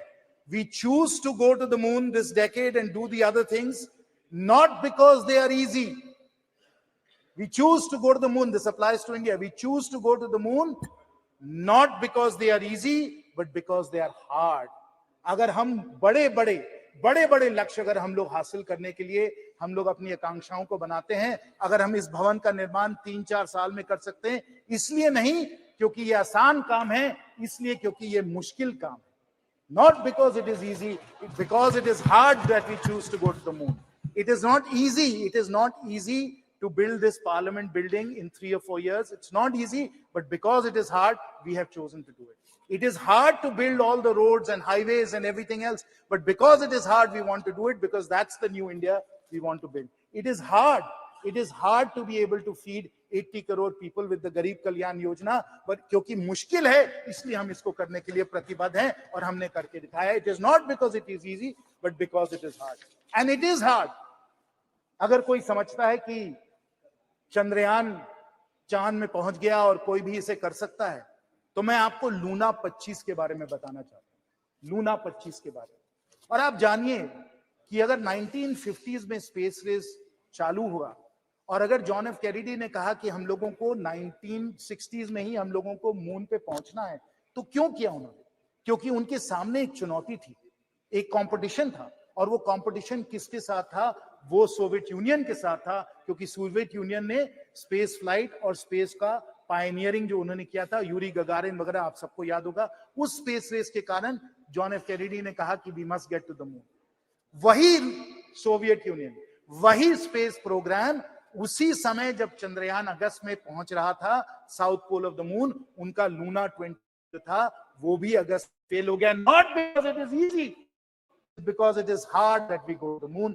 The Russians who developed, who pioneered space flight, they were the ones who were not able to succeed. They tried a South Pole landing and they failed. And they used a 30 kg robotic launcher, a 1750 kg launch mass, not because it is easy. What did we do? Instead of putting a 1750 kg launch mass, Professor Saab, we put a 4000 kg launch mass and a much larger payload on Chandrayaan 3. We put it into Earth orbit. We moved it out of Earth orbit into the lunar orbit. And then on August the 23rd at 6:04 p.m., and I'm sure everybody here must have been spellbound watching. And I will tell you also that the number of concurrent users on the ISRO channel on YouTube that day was the highest YouTube has ever recorded. पूरा भारत उस ऐतिहासिक क्षण को देख रहा था YouTube के channel पे. और 6 बजे अगस्त 23 को हम लोगों का चंद्रयान वहां चांद पे पहुंचा. साउथ पोल की लैंडिंग हुई. 14 दिन उन लोगों के सब साइंटिफिक एक्सपेरिमेंट चले. Not because it is easy. The Russians were not able to do it. It is because it is hard that we did it, and we accomplished something that the Russians were not able to accomplish. Because it is hard, not because it is easy. That is the India we are building. That is the India that we want to see. That is the India our Prime Minister wants to see. और इसी कारण जो हमें चंद्रयान में सफलता मिली, सब हमारे scientist और इंजीनियर्स की सफलता थी. और मुझे तो खुद निजी तौर पे बहुत खुशी हुई, बहुत मुझे गर्व हुआ. हजारीबाग के भी कई लोग उससे जुड़े हुए थे, मेरी फोन पे भी उनसे बात हुई. और जब आप उनसे बात करें, हर से वो गदगद थे कि इतना बड़ा लक्ष्य हम लोगों ने हासिल किया. लेकिन ये तो एक और ही कड़ी. अभी हमें और बहुत दूर जाना है. चांद पे तो हम पहुंच ही गए, फिर आदित्य L1 तो हम लोगों को सूरज तक ले गया. और सूरज पे जो हम लोगों ने एक्सपेरिमेंट्स किए, जो कोरोना पे जो एक्सपेरिमेंट्स हो रहे हैं, जो कोरोना का स्टडी हो रहा है, वो भी बहुत ही ऐतिहासिक है. लेकिन आपको मालूम है कि हम लोगों की सोच ये है कि हम लोग जल्द ही हम लोग गगनयान के द्वारा, और मैं आपको बता दूं कि इसकी ट्रेनिंग हमारे एस्ट्रोनॉट्स वगैरह की हो गई है, हमारे पास वो पेलोड कैपेसिटी है हमारे रॉकेट्स की, लॉन्चेस की, कि हम लोग कुछ लोगों को हम लोग 400 किलोमीटर सैटेलाइट के पार हम लोग स्पेस में ले जाना चाहते हैं। गगनयान के द्वारा मैन स्पेस फ्लाइट भी यहां भी हम लोग जाना चाहते हैं। तो ये लक्ष्य, ये हमारा लक्ष्य है, यहां हम लोग पहुंचना चाहते हैं। और इसके द्वारा जो हम लोगों का स्पेस का इकोसिस्टम बन रहा है उसे भी हमें समझना चाहिए। ये हमारे माननीय प्रधानमंत्री जी की दूरदर्शी सोच है कि हमें सिर्फ ये मिशन जो है इसमें हमें सफल नहीं होना है, हमें मिशन से और आगे बढ़कर पूरा स्पेस का एक इंडस्ट्री, पूरा स्पेस का एक इकोसिस्टम भी हम लोगों को बना देना है। और क्यों हमें इस तरीके से बनाना है? क्योंकि जब स्पेस का इकोसिस्टम बनता है तो बहुत सारे एडवांस टेक्नोलॉजीज भी हम लोग उसके द्वारा हम लोग उसमें बहुत आगे बढ़ जाते हैं। और ये एडवांस टेक्नोलॉजीज, क्योंकि हम लोग डेवलपमेंट के तौर पे इन एडवांस टेक्नोलॉजीज पे हम लोग अपना कंट्रोल हासिल करना चाहते हैं, ये बहुत ही जरूरी है। और इसमें मैं हमारे भारत रत्न पूर्व राष्ट्रपति श्री अब्दुल कलाम जी का मैं एक कोट आपको बताना चाहता हूं। ISRO's vision was clear. If Indians were to play a meaningful role in the community of nations, they must be second to none in the application of advanced technologies to real life problems. That is our Honorable Prime Minister's vision. We use the space ecosystem to develop the knowledge and the ability and the capabilities to deal with these advanced technologies, whether they pertain to material science, whether they pertain to telecommunications, whether they pertain to remote sensing, weather forecasting, all of these different advanced technologies in computing, in semiconductors, all of them will come within our capability set if we are able to push the space ecosystem. And I will conclude, Sabhapati Mahoday, with the vision that we take our 140 startups, they become thousands of startups, we generate tens of unicorns, and they become among the world's leading space companies, pushing these advanced technologies, taking India not just to the moon, not just to the sun, but to the stars. That is the new India that we are building, not because it is easy, because it is hard, and we want, as John Thank you F. very Kennedy much. said, progress of all the people. Thank you very much. Shri Karti Chidambaram ji.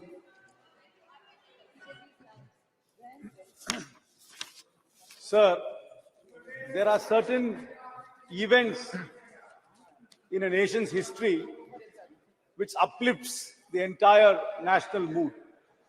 And August 23rd, 2023 was definitely a golden moment in our history when billions in India abatedly watched Chandrayaan successfully land on the uncharted part of the moon. It was really an epoch-making day, and it was a day which lifted up the spirits of entire India.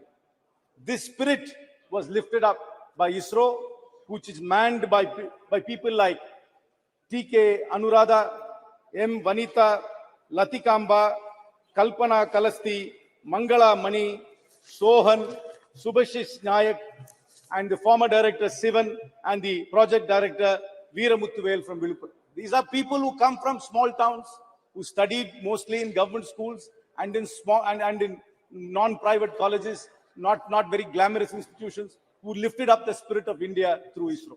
So this house, I'm sure, and the entire nation pays great tribute to them. Sir, it's not surprising that our defense minister, who was a physics lecturer, veered into philosophy, veered into spiritualism, veered into faith. Every physicist, including Oppenheimer, who was the father of the atom bomb, eventually became a philosopher. And I'm sure our defense minister has got a philosophical side to it.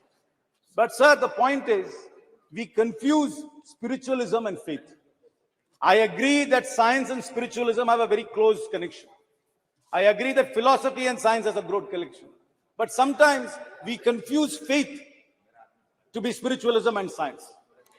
Faith cannot be questioned, because if it is questioned, an Ayatollah will give a fatwa, a clergy will expunge you from the church, or a self-styled godman will tell you that you're a heretic. So faith is not questioned, but spiritualism is questioned and science is questioned. What is questioned is what can be science. What can't be questioned can only be faith. So let's not confuse faith and spiritualism. Sir, I am a believer in God. I have faith in astrology. I have faith in God. I have faith in ritualism. That is my faith. But that should not be confused with spiritualism or with science. What is science is it must be experimentally proved. It must be tested. Spiritualism is also tested. Nothing which is permanent can be science because science is constantly questioned. But faith, we believe, is permanent and can't be questioned. So let us never confuse that. And in today's world, faith, myth, mythology, fable are being used by charlatans in the guise of science. And in today's political environment, this confusion is getting even worse. So it is very, very important that we maintain the scientific temper of India, which has been showcased by ISRO and by the various scientists I listed up. Sir, it is actually baffling. This question of us landing in the moon, people have said we have launched the cheapest moon mission in the world. This moon mission was cheaper than the two the Hollywood movies which are produced about space. I completely agree with that. But it also poses some very serious questions to us. As a people, as a nation, I'm not pointing fingers at the government. How can we as a nation, which is able to land in the uncharted part of the moon, still have manual scavenging? How can we not build roads which don't go away in one monsoon? While we have this great scientific capacity, where have we lost this? I completely understand our heritage and our history has been very closely associated with science and with astronomy. In Tamil Nadu, you come to the Brigadishwara temple, you will talk about that building for thousands of years. But I'm not sure whether we are going to be talking about this parliament 1,000 years from now. I'm not sure whether this building will last 1,000 years from now. Where have we lost that? That is where we really need to focus. I am completely in agreement that we must research, we must test, we must go back to our roots to find out where did we lose this science which we already had. How can we as a people have this contrast, landing in the moon and having manual scavenging at the same time? How can we be there? We're launching satellites for everybody else, but can't manage a road in a monsoon. Why can't we do that? There is something seriously wrong in our society if we can't leverage on the scientific advancements we've been making. We really need to reach out. There are geniuses in every town, in every village. Then ISRO is being the classic example of little town India. ISRO is not about Ivy League schools. ISRO is not about IITs. ISRO is not about Oxford and Cambridge. ISRO's success is about the genius of India. If you want to call it Bharat as well. And we need to unleash that genius. And how do we do that? I have a proposal to the government. Please institute fellowships, scholarships, and internships for ISRO in government schools, particularly aimed at government schools. You are very, very good in running national campaigns, I must confess. Please run a national campaign. Identify the next Kalpana Chawla. Identify the next Vikram Sarabhai from the government schools of India. Run a nationwide program. Encourage people to believe that they can also be part of it. Because people, until this landing happened, many people don't even know that ISRO was there. Many people do not know that they can become scientists. And here we have living examples of people from small towns who went to government schools becoming great scientists. Run a national campaign, run fellowships, run scholarships, and run internships. Open the doors of ISRO to the average Indian who's so curious, who's fired by ambition, who's fired by aspiration to be part of it. Sir, this is a great day and a great time in our lives. It is important for us to merge our historic scientific knowledge with modern science. But let us never ever confuse ourselves. Let us never ever confuse ourselves with charlatans who confuse faith and who use that as a propaganda. I know many years ago, I am a firm believer in the Lord Ganesha, but they were telling us that Ganesha was drinking milk. But nobody ever explained it was actually capillary effect of a porous body which was actually sucking up a liquid. They tell us that first plastic surgery was on Ganesha without ever explaining how the circumference of an elephant trunk can be fitted on a human body. But sir, faith is different, spiritualism different. Spiritualism is questioned, faith is not questioned. But let us never ever confuse that. I am not disparaging any faith. I am a man of faith. I believe in God. I believe in rituals. I even believe in astrology. But that should never take away the scientific temperament of India. And we must be a scientific nation, build on the foundations, and answer these contrasting questions which are being posed to us. I once again salute the unsung heroes of ISRO and hope we unleash the true potential of India. Thank you very much. Thank you very much. Shri के सुब्रयम जी।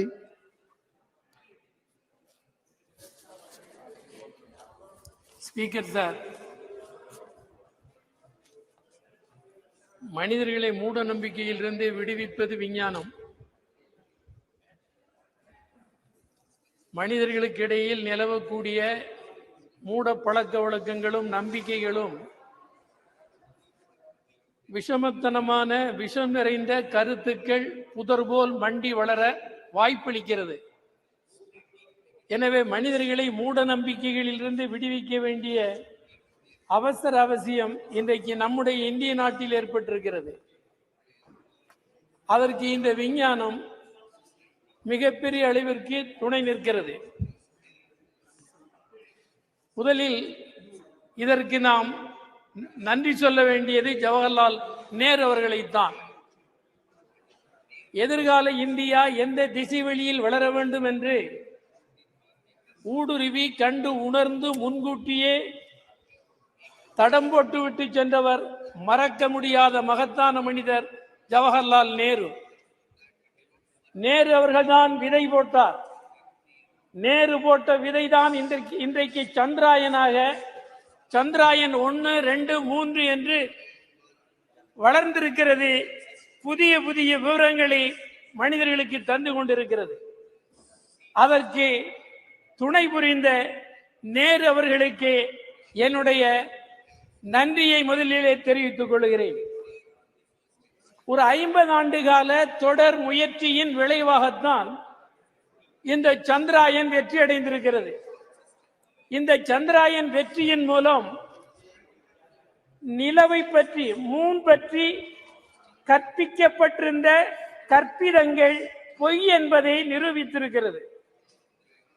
இதுவரையிலும் சொல்லப்பட்டு வந்த நிலவு குறித்து சொல்லப்பட்டு வந்த விஷயங்கள் முற்றிலும் சந்திராயன் 3 தகர்த்தெறிந்திருக்கிறது. இந்த மூட கருத்துக்கு முற்றிலும் தவறு என்று உணர்த்தப்பட்டிருக்கிறது.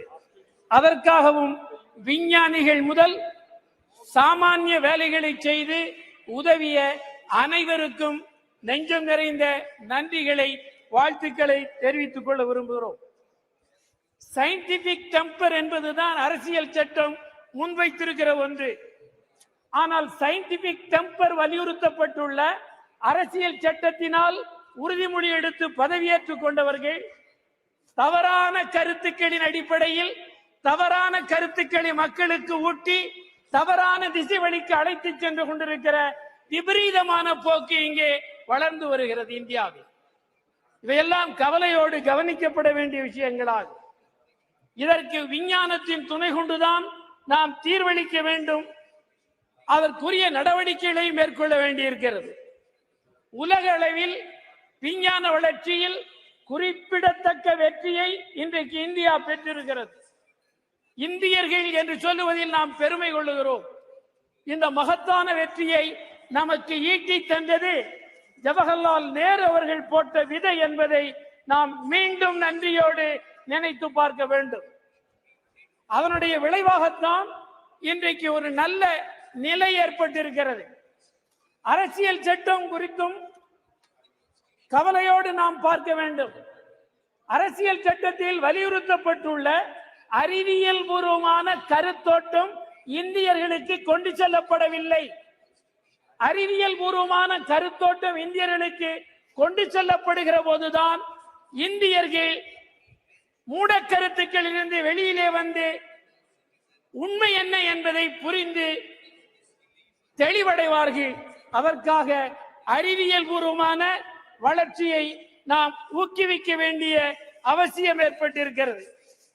இந்த சந்திராயன் 1, 2, 3 மூன்றிலேயும் தமிழர்கள் மகத்தான பங்கு வைத்திருக்கிறார்கள். தமிழ்நாட்டு விஞ்ஞானிகள் இந்த 3ஐ படைப்பதிலேயும் அடர்த்தியான பங்களிப்பை செலுத்தி இருக்கிறார்கள். இதன் மூலம் என்ன புலப்படுகிறது என்றால் இந்தியாவுக்கு இந்த 3 சந்திராயன் 3ஐயும் படைத்து அருளியதன் மூலம் தமிழ்நாட்டின் கல்வியின் தரம் இந்தியாவிற்கு உணர்த்தப்பட்டிருக்கிறது. இந்தியாவுக்கு கல்வி எவ்வளவு வளர்ச்சி தமிழ்நாட்டில் பெற்றிருக்கிறது, கல்வி வளர்ச்சியில் தமிழ்நாடு எவ்வளவு கூர்மையாக இருக்கிறது என்பதையும் இது புரிய வைத்திருக்கிறது. எனவே அதற்காக தமிழ்நாட்டை நீங்கள் கவனத்தோடு கவனிக்க வேண்டும் என்பதையும் இந்த சந்திராயன் வெற்றி 1, 2, 3 வெற்றி நிரூபித்திருக்கிறது, துலக்கி காட்டியிருக்கிறது. அதே மாதிரி நான் இந்த நிகழ்ச்சியை ஒட்டிய ஒன்றை யூனியன் அரசுக்கு குறிப்பிட வரும்போது, கிராமங்கள் உட்பட எல்லா இடங்களிலேயும் அறிவியல் கண்காட்சிகள் நடத்தப்பட வேண்டும், அறிவியல் கருத்தோட்டத்தை மக்களுக்கு கற்பிக்க வேண்டும். அதன் மூலம்தான் அரசியல் சட்டத்திற்கு நாம் நம்பகத்தன்மை உள்ளவர்களாக இருப்போம் என்பதை சொல்லி விடைபெறுகிறேன். வணக்கம்.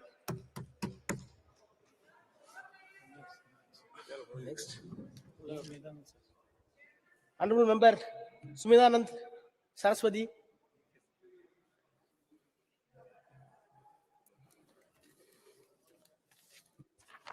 धन्यवाद सभापति जी, आपने मुझे बोलने का मौका दिया है। सबसे पहले मैं माननीय अध्यक्ष जी का बहुत बहुत आभार व्यक्त करना चाहूंगा कि उन्होंने एक बहुत ही महत्वपूर्ण विषय पर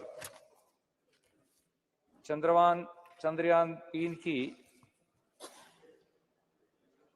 सफलता के ऊपर ये चर्चा करने का मौका दिया है। इसके साथ ही मैं निवेदन करना चाहूंगा, जहां हमारे देश के साइंटिस्ट ने, वैज्ञानिकों ने एक सफल कार्यक्रम आयोजित किया। 14 जुलाई को चंद्रयान ने पृथ्वी से उड़ान भरी और 23 अगस्त को सफलतापूर्वक जब चंद्रमा के दक्षिण ध्रुव के ऊपर यह चंद्रयान उतरा, जहां का वातावरण अलग ही रहता है, 200 डिग्री माइनस तक का टेम्परेचर जाता है, अंधकार छाया रहता है, ऐसे स्थान के ऊपर यान को उतारने वाला भारत दुनिया का प्रथम देश बना। इसलिए मैं देशवासियों को भी, माननीय प्रधानमंत्री जी को भी और हमारे सभी साइंटिस्ट को बहुत बहुत बधाई, साधुवाद और आभार व्यक्त करना चाहूंगा। मैं निवेदन करना चाहता हूं, हमारा देश ऐसा देश है जो ऋषियों का, मुनियों का देश है। अभी चिदम्बरम जी बोल रहे थे, उससे पहले हमारे कई वक्ताओं ने इस विषय पर रखा। हम कई बार भटक जाते हैं, जब कोई अध्यात्म की बात आती है, धर्म की बात आती है, तो विचलित होने का प्रयास करते हैं। हम अपने प्राचीन साहित्य को देखते हैं, इतिहास को उठा करके देखते हैं, वेदों को देखते हैं, तो हमारे यहाँ प्राचीन साहित्य में इस प्रकार का स्पष्ट उल्लेख मिलता है। हम अपने प्राचीन ऋषियों को देखते हैं, ऋषि का अर्थ क्या है? ऋषियों मंत्र दृष्टारः, जो मंत्र पर विचार करता है, चिंतन करता है, मनन करता है। और मैं तो निवेदन करूंगा कि जो आधुनिक साइंटिस्ट हैं, वैज्ञानिक हैं, ये हमारे आधुनिक ऋषि हैं। इन्होंने देश को जिस प्रकार से आगे बढ़ाया है, देश का नाम समुज्वल किया है। हम यदि रामायण काल को देखेंगे, उसमें भी हमारे यहाँ बहुत सारे इस प्रकार के वैज्ञानिक थे। पुष्पक विमान का उल्लेख रामायण में मिलता है, जो साउंडलेस था, ध्वनि रहित था। हमारे यहाँ भास्कर आचार्य का जो ग्रंथ है बृहद विमान शास्त्र, मैंने उस ग्रंथ को अच्छी तरह से पढ़ा है एक संस्कृत का विद्यार्थी होने के नाते। उसमें जिस प्रकार के विमानों का उल्लेख मिलता है, आज भी साउंडलेस विमान हम तैयार नहीं कर पाए हैं। और रात्रि को जो विमान उड़ते थे तो अंधेरे के अंदर भी दिखाई देता था। तो उस स्थान तक पहुंचते पहुंचते हमारे दुनिया के वैज्ञानिकों को भी अभी अध्ययन करना पड़ेगा, रिसर्च करना पड़ेगा। हमारे के जो दर्शन के विद्वान थे, गौतम थे, कणाद थे, कपिल थे, उन्होंने परमाणु के ऊपर और अणु पर जो विचार किया, हमने उन दर्शनों को कई बार नास्तिक दर्शन कह दिया। जिस ग्रंथ के अंदर यदि धर्म की चर्चा ने उसको नास्तिक कह देते हैं, और यदि धर्म की चर्चा होती उसको अंधविश्वास कह देते हैं। ये दोनों का समन्वय जब तक नहीं होगा, मैं हमेशा एक बात कहा करता हूं, एक पक्षी जैसे उड़ान भरता है, पक्षी के एक पंख को बांध दीजिए, एक पंख को बांधने के बाद पक्षी उड़ान नहीं भर सकता। यदि मनुष्य अपने जीवन में पूर्ण विकास करना चाहता है, कोई भी देश पूर्ण विकास करना चाहता है, वो बिना अध्यात्म के आगे नहीं बढ़ सकता। अध्यात्म से विल पावर मिलता है। विल पावर क्या करता है? जैसे आपने देखा, हमारा 1 साल पहले एक यान हमारा असफल हुआ। माननीय प्रधानमंत्री जी हमारे साइंटिस्ट के बीच में गए और उनकी पीठ थपथपाई, उनको धीरज बंधाया। यदि हम उसमें निराश हो जाते, हताश हो जाते और हमारे अंदर विल पावर नहीं होती तो हम आगे नहीं बढ़ सकते थे। और उसका परिणाम यह निकला कि विल पावर के कारण, आत्मबल के ऊपर हम आगे बढ़े और आगे बढ़ते बढ़ते 1 साल के बाद में हमारे साइंटिस्ट ने, हमारे वैज्ञानिकों ने वो काम करके दिखा दिया जिसको पूरी दुनिया ने लोहा माना है। एक निवेदन मैं करना चाहूंगा, जहां हमारे साइंटिस्ट माने सोमनाथ जी की टीम ने काम किया, उसके साथ साथ में जो और भी लोग थे, जैसे प्राय मैं कई बार एक निवेदन किया करता हूं, गाड़ी है, कई करोड़ की गाड़ी है, लेकिन उसमें से अगर बाल का निकाल दिया जाए तो उसमें टायर में हवा नहीं ठहरेगी। तो उसमें लाखों करोड़ों रुपए का इंजन हो और साधन हो, यदि बाल की कीमत को हम नहीं समझेंगे तो वो गाड़ी चल नहीं सकती। इस काम के अंदर एक छोटे से छोटा साइंटिस्ट, आज हम इस भव्य भवन के बीच में है, नई पार्लियामेंट में है, इसमें एक सामान्य कर्मचारी भी जिसने छोटा सा काम किया है, जो पानी पकड़ाने का काम करता था, सीमेंट और गारा बनाने का काम करता था, पत्थर पकड़ाने का काम करता था, गाड़ी में पत्थर लादने का काम करता था, उसका भी इतना योगदान है जितना किसी आर्किटेक्ट ने इस भवन को बनाया और इंजीनियर ने इसमें सहयोग दिया। ठीक इसी प्रकार इससे हमारा जो ये यान चंद्रमा पर पहुंचा, उस चंद्रमा पर पहुंचने तक यान में जितने लोगों का सहयोग रहा है, एक सामान्य कर्मचारी जो उनकी टीम के अंदर काम करता था वो उसमें भागीदारी था। तो मैं आपसे निवेदन करना चाहता हूं, हमारा देश तो इतना समृद्ध था, हमारी संस्कृति में स्पष्ट आता है, एत देश प्रसूत से सकाशाद अग्रजन्मन है स्वयं स्वयं चरित्रम शिक्षेरन पृथ्वी सर्वमानवाः। हमारे देश के ऋषियों के चरणों में तो नालंदा जैसी यूनिवर्सिटी, अभी G20 हुआ, माने प्रधानमंत्री जी जहां खड़े थे उसके बैकग्राउंड के अंदर नालंदा विश्वविद्यालय का एक बैकग्राउंड दिया।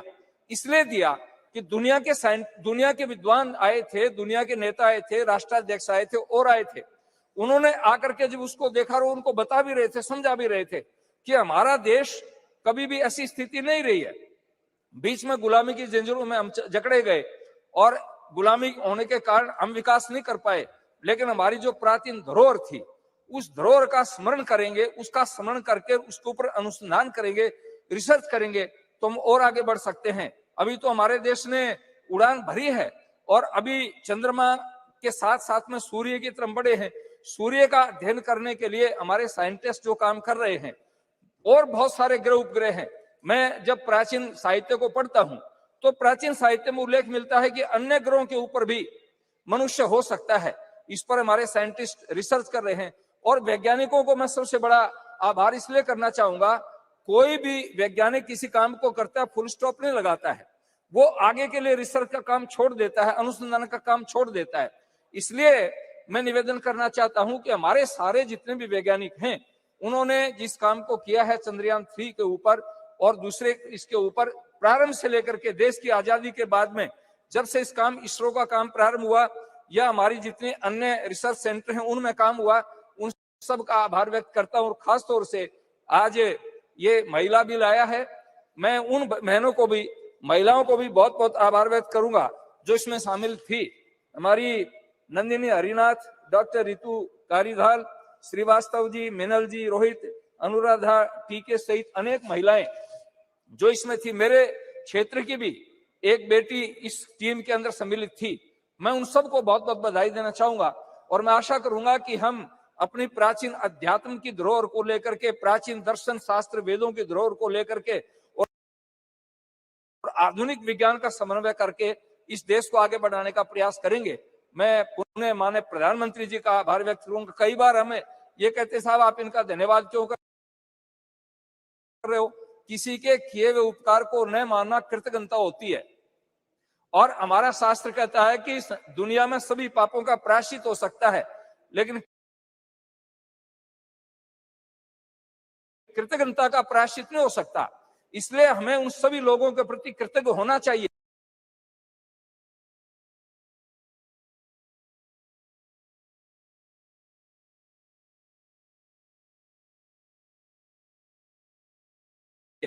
जिन्होंने इसमें योगदान दिया है। तो माननीय प्रधानमंत्री जी ने पर्याप्त मात्रा में बजट दे करके और जिस दिन प्रधानमंत्री जी विदेश की धरती से यहाँ पहुंचे, मैं प्राय सुबह टेलीविजन नहीं खोलता हूं, लेकिन सुबह एक्सरसाइज कर रहा था, मैंने टेलीविजन खोला और प्रधानमंत्री सीधे बेंगलुरु गए और वैज्ञानिकों के सामने जब जाकर के कहा कि मैं आपके दर्शन करने के लिए आया हूं, देश की दुनिया का एक सबसे बड़ा नेता और हमारे साइंटिस्ट के सामने जाकर के जब उनके सामने कहता है मैं आपके दर्शन करने के लिए आया हूं, आप अनुमान लगा सकते हो कि हमारे साइंटिस्ट का कितना प्रोत्साहन बढ़ा होगा, कितना उत्साह बढ़ा होगा। और उत्साह बढ़ने पर ही आदमी काम करता है। तो मैं पुनः माननीय प्रधानमंत्री जी का और हमारे सभी वैज्ञानिकों का बहुत बहुत आभार व्यक्त करता हूं और आशा करूंगा कि हमारा देश दुनिया की बुलंदियों को नापे और ये देश आगे बढ़ता चला जाए। हमारे प्राचीन ऋषियों के जो भाव थे वो भाव सफल हो। धन्यवाद। जय Bharat.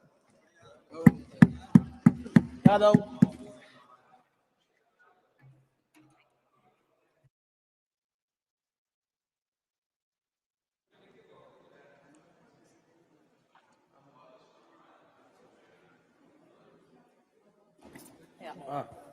Thank you, Speaker, sir, for giving me an opportunity to speak today. Sir, the moon signifies wisdom, intuition, birth, death, and reincarnation, and a spiritual connection. Science and spirituality both are the safeguards of humanity and mankind. Spirituality, science, and philosophy are all interlaced and interconnected. Sanatana Dharma is all about spirituality, sir. Moon also signifies powerful feminine energy. And sir, yesterday we passed the Women's Reservation Bill. And sir, I would like to congratulate all the women of the country. And I would also repeat the demand of the Samajwadi Party that the OBC women should have reservation in the reservations for Women's Bill. Because sir, Bhajpa का जो अस्तित्व है, जो भाजपा सरकार में है, वो OBC vote bank की वजह से ही है। और हम ओबीसी महिलाओं का हक, सम्मान और अधिकार और उनका उनको राजनीतिक अधिकार मिलना चाहिए सर, उससे हम उनको दूर नहीं रख सकते हैं। Sir, as we know, the Chandrayaan-3 landed successfully on 23rd August 2023 on the moon's south pole. With this great achievement, India has also become a member of Artemis Accord. I would like to congratulate all the scientists of ISRO from its very inception. Vikram Sarabhai ji, Satish Dhawan ji, Homi J. Bhabha ji, APJ Abdul Kalam ji, G. Madhavan Nair ji, Radha Krishnan ji, E.V. Chitnis ji, K. Shivam ji, and the current ISRO chief, S. Somnath ji, and all the supporting technicians and all the supporting staff. This achievement belongs to all the scientists and the community alone. And let us not lower our dignity in taking the credit of our dear scientists of the country. Let us all take pride in it. Such a space program have always been an instrument of inspiration for the country and a tool of developmental aspirations of the country. I would just like to say that it is a movement of great pride for the country, for each and every citizen of this country. And we salute to all the scientists. Jai Hind, sir. Very good. Very nice. Shri Jagat Rakshakan.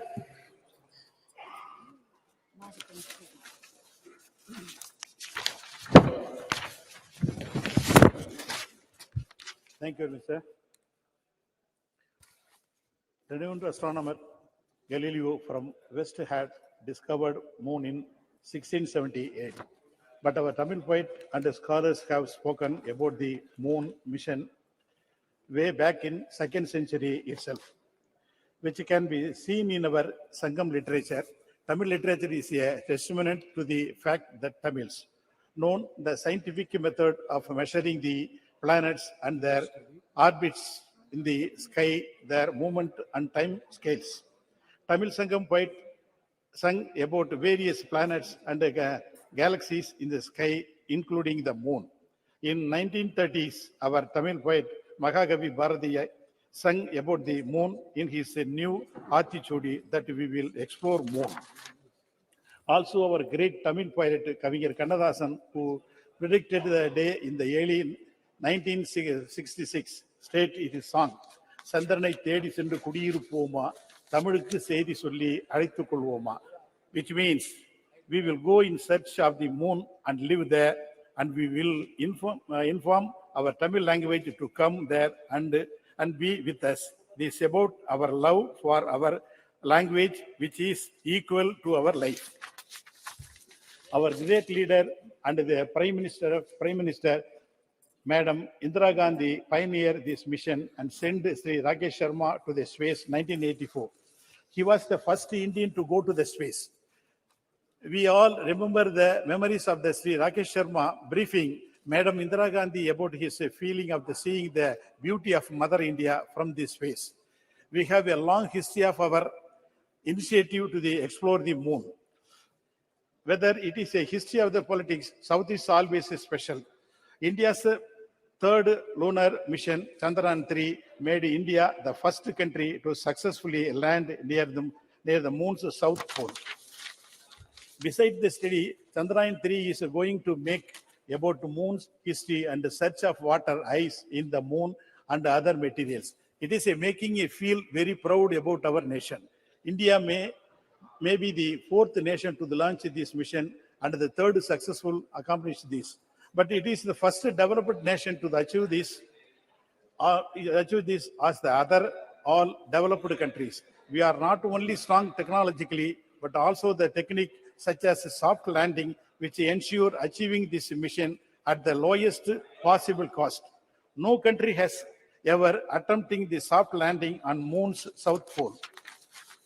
The US, China, and Russia have attempted the soft landing on moon's equatorial region, but attempting the same of moon's south pole region is considering difficulty due to the rough terrain. As we have achieved this, it will open new chapter for India. Chandrayaan mission entire cost is roughly 650 crores, whereas Hollywood film Avatar budget was around 1,970 crores. This is the proof of testimony our self-reliance and the strength of our own technology and invents, which was possible on account of Make in India initiatives strategic alone, which India emerging as the world's fifth largest economy, we are able to show countries. Pros in security and technology.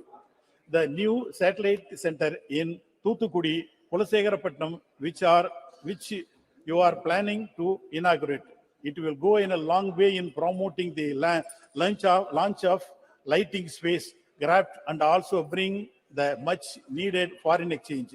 The success of Chandrayaan-3 could contribute significantly Indian space economy projected to be worth 13 billion by 2025. And I wish all the success of our first solar mission, Aditya 1. A pride, our beloved Tamil Nadu Chief Minister, Thiru M.K. Stalin, whose government is also contributed lot of Dravidian models. Mission Director Thiru Veeramuthuvel of Chandrayaan-3 and the Mission Director Aditya 1, Tirumadi Nisha Sharij. Both of them are from Tamil Nadu and significantly they completed their primary education from Tamil Nadu government schools in their mother language and Tamil, and rose to such a height and brought pride to our Indian and Tamilians. We are thankful to remember of our Tamil scientist APJ Abdul Kalam, Dr. Mailswamy Annadurai, popular known as a moon man of India, and is a proud moment. Dr. Sivan, Dr. Veeramuthuvel, and other Tamil scientists. I appreciate them, and we are proud to our state being part of such a commendable mission of our country. Thank you very much. Thank you. S9 Masoodi ji. बहुत शुक्रिया chairman साहब, मुझे इस मौके पर बोलने की इजाज़त देने के लिए। जनाब, चंद्रयान-3 की जो कामयाबी से कुतुबी जनूबी जो चांद का है उस पर जो लैंड किया, सर उस पर बजा तौर पर सारे मुल्क को फख्र होना चाहिए। जनाब, हमें उन साइंसदानों पर फख्र है जो इस मिशन के साथ एसोसिएट रहे, छोटे से छोटा जो भी एक साइंटिस्ट या जो टेक्नोक्रेट था, उससे बढ़कर जो चेयरमैन है इसरो के, सब मुबारकबादी के मुस्तहिक हैं। जनाब, जब हम इस पर इत्मीनान का इजहार करते हैं तो हमें डिनाई नहीं करना चाहिए जो सरकार को, जो सरकार का हक बनता है कि हम उसको, उसकी सराहना करें और उसको मुबारक दें। प्राइम मिनिस्टर साहब या डॉक्टर जितेंद्र सिंह जी जो इसके साथ वाबस्ता रहे, इनका भी वही हक बनता है। लेकिन जब हम ये बात करते हैं तो हमें सबको ये ज़हननशीन करना चाहिए कि ये कंटिन्यूटी का मामला है। जनाब, जो भी ये सफ़र हमारा रहा खला में, तो ये सफ़र की शुरुआत हो गई आज से 50-60 साल पहले, जनाब, जब इसरो का क़याम बामल लाया गया। तो पहले एक मुल्क में एक साइंटिफिक टेम्परामेंट बनाने के लिए जनाब पंडित जवाहरलाल नेहरू और उनके बाद उनके जो साथी थे उनका योगदान रहा, और हमारे जम्मू कश्मीर में बाबा कौम जनाब शेर कश्मीर शेख मुहम्मद ने एक साइंटिफिक टेम्परामेंट बिल्ड करने के लिए पहले दिन से, जो खुद एक साइंस में एक पोस्ट ग्रेजुएट थे 1930 से पहले, जिन्होंने एक मास्टर्स हासिल किया था, उनका बड़ा एम्फेसिस रहा, उनका बड़ा जोर रहा कि वो कि एक साइंटिफिक टेम्परामेंट बिल्डअप हो जाए। तो वो सारा सब मिल मिला के, तो जो जम्मू कश्मीर के जो वहाँ के जो अभी फारिग हो गए वहाँ की यूनिवर्सिटी से या बाकी यूनिवर्सिटी, वो सारी दुनिया में आज बहुत ही सराहना उनका रोल है और मुल्क में सराहना रोल है। तो जनाब, इसरो की जो शुरुआत हो गई वो 1962-1960 की दहाई में हुई। तो उस वक्त तो आप खती अफलास से नीचे बड़ी कसीर तादाद रहती थी। जब PL 480 की बात होती थी, जब अभी ग्रीन रेवोल्यूशन नहीं आया था, व्हाइट रेवोल्यूशन नहीं आया था, तब उस वक्त इस पर केंद्रित रहा, तवज्जो रही। तो उस वक्त से जनाब इस पर जो फोकस रहा, तो उसी की एक पड़ाव ये है जो चंद्रयान 3 है, ये उसका पड़ाव है। लेकिन यही अंत नहीं, इसके बाद अभी जो नए प्रयास हो रहे हैं, नए तजुर्बे हो रहे हैं और नए मिशन तश्कील दिए जा रहे हैं, वो भी इस समत में आगे हमें ले जाएंगे। हमारा जो अखला के हवाले से जो हमारी तरक्की की मंजिलें हैं और होंगी, उससे उसके आगे बढ़ेंगी। तो जनाब, इसी पर हमें बस नहीं करना है, लेकिन जहाँ तक हमें उनको क्रेडिट देना चाहिए जो पहले दिन से इसके साथ वाबस्ता रहे, जो उन्होंने पहले दिन से साइंटिफिक जो टेम्परामेंट है उसकी बिल्डअप करने में जो उन्होंने अपना रोल किया, वहाँ हमें जनाब आगे ले जाना है। और उसके लिए हमें 2-3 चीज़ें अहम है। एक ये है कि जो आज की तारीख में बड़ा सितार किया जा रहा है इसरो को, या जो बाकी स्पेस के हवाले से जो रिसर्च प्रोग्राम है, वो होना नहीं चाहिए। दूसरी बात यह है कि जनाब, हम सिर्फ शाबाशी पर अपना we should not rest on the laurels, हम शाबाशी पर का लिहाफ ओढ़ कर न रहे। जनाब, जो अभी इस वक्त हमारे मुल्क में जो मामले दरपेश हैं, जो कि अभी इस प्लेनेट के हिस्से में रह रहे हैं कोई 150 करोड़ लोग, जो उनके मसाइल हैं, उन मसाइल से हम नजरें ओझल नहीं कर सकते, उनको हम कभी अपनी उन पर अटेंशन कम नहीं कर सकते। जैसे हेल्थ केयर का मामला है, मैं जम्मू कश्मीर की बात करूंगा, बड़े गैप से हेल्थ केयर में, बड़े गैप से जनाब जो सेफ ड्रिंकिंग वाटर है, इस शाबाशी में हम कहीं वो ना भूल जाएं जो वहाँ पर हैं अभी, जो वहाँ पर हमारे मसाइल हैं, जो हमारी कसीर आबादी है उसके जो मसाइल हैं, उससे ओझल न करें, उसको अपनी नज़रों से ओझल न करें, उस पर फोकस कम न करें। तो जो हमारे इस वक्त के मसाइल हैं, तो उन मसाइल की तरफ तवज्जो देने की ज़रूरत नहीं, ज़रूरत है सिर्फ हम शाबाशी पर हम नहीं रहेंगे। जब जम्मू कश्मीर का एक बहुत बड़ा मसला है, आज जनाब कनाडा के प्राइम मिनिस्टर ने कहा, एक एडवाइजरी जारी की है कि यहाँ जो वहाँ के नागरिक हैं यहाँ न जाएं, और उसका समर्थन और लोगों ने किया। और देखिए, ये एक बड़ी परेशानी का मामला है। तो कैसे हम अपने जो जमहूरियत की बात करेंगे, जब जम्मू कश्मीर के कोई 1.5 करोड़ लोग हैं, उनको जमहूरी हुकूक का हासिल ही नहीं है, और वहाँ पर 10 साल से एक चुनी हुई हुकूमत रही है। अब ये सही बात है, यह इस विषय के बाहर होगा थोड़ा, लेकिन बात यह है कि मेरा कहने का मकसद है कि हम सिर्फ शाबाशी की लिहाफ ओढ़कर बस गाफिल न हो जाए जो हमारे मसले हैं, जो हमारे चैलेंजेस हैं, इन चैलेंजेस से। तो यहाँ और एक और इत्मीनान की बात है इस हवाले से, जो इसरो का जो हमारा प्रोग्राम है चंद्रयान का, एक ये है कि हमारे सारे विषयों में हमारी ये खुसूसियत रही, हमारी ये गौरव है कि हम कुतुबी जुनूबी पर ये लैंड किया सौंपी। और दूसरी बात यह है कि इसके साथ जो वाबस्ते थे सारे साइंटिस्ट, वो खवातीन भी हैं, खवातीन साइंटिस्ट भी हैं, और हर कम्युनिटी से हैं, मुस्लिम भी हैं, और बाकी जो भी कम्युनिटीज है उनसे वाबस्ता हैं। और दूसरी बात है, सब पढ़ कर आए हैं मुल्क से ही, कोई विदेश से पढ़कर नहीं आया। तो इससे हमें एहसास होना चाहिए कि जिन्होंने यहाँ पर ये बड़े जो हमारी यूनिवर्सिटीज हैं, ITIs, उनकी उन्हें दागबिल डाली। हमारे पहले प्राइम मिनिस्टर के बाद जो कहते थे कि बिलाई, बुकारो और ये सारे इंस्टीट्यूशंस जो हैं ये नए हिंदुस्तान के टेम्पल्स हैं, टेम्पल्स ऑफ न्यू इंडिया, उसके करके वो बुलाते थे ताकि वो पनपे, वो साइंटिफिक टेम्परामेंट मुल्क का वो पनपे। तो ये बड़ी फख्र की बात है कि सारे जो भी इसके साथ वाबस्ता रहा, छोटे से छोटा लेकर बड़े से बड़ा जो साइंसदान रहा, वो सारे उन्होंने यहाँ ही तालीम हासिल की और हर सेगमेंट ऑफ सोसाइटी जो है उससे वाबस्ता है, उससे आए हुए हैं और हर कम्युनिटी से आए हुए हैं। तो मैं जहाँ बधाई देता हूँ इस सरकार को जो मौजूदा है, उन साइंसदानों को जिसके साथ वाबस्ता है। साथ ही मैं ये तलकीन भी करता हूँ, हमें भूलना नहीं चाहिए उनको जिन्होंने इसकी दागबिल डाली। अब हम अगर किसी इमारत की 5वीं मंजिल तामीर करें तो उसका मतलब नहीं है कि हम उनको भूल जाएं जिन्होंने इस इमारत की बुनियाद डाली और 4 मंजिलें बनाई।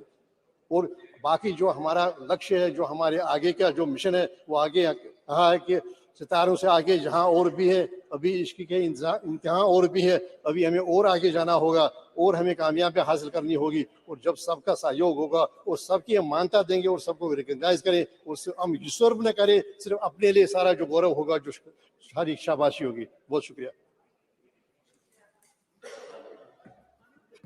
श्री जी सत्यपाल सिंह जी। आदरणीय अध्यक्ष महोदया, आपका मैं बहुत बहुत धन्यवाद करता हूं। और ये मेरा सौभाग्य है कि कल ही हम सब लोगों ने, इस पूरे सदन ने मिलकर के जिस नारी शक्ति वंदन अधिनियम को पारित किया है, उसकी प्रत्येक रूप में इस शासन पर आज विराजमान है। जब मैं बोल रहा हूं, अध्यक्ष महोदया, ये आपके आसन के ऊपर धर्म चक्र लगा है और इस आसन का काम है कि देश में, इस पूरे समाज के अंदर धर्म का चक्र चलता रहे। इसलिए हम लोग आज जिस चंद्रयान की और इसरो की सफलता की बात कर रहे हैं, लाखों करोड़ों वर्षों से जब हम अपने कल्याण की कामना करते हैं, हम लोग, हमारे ऋषि मुनि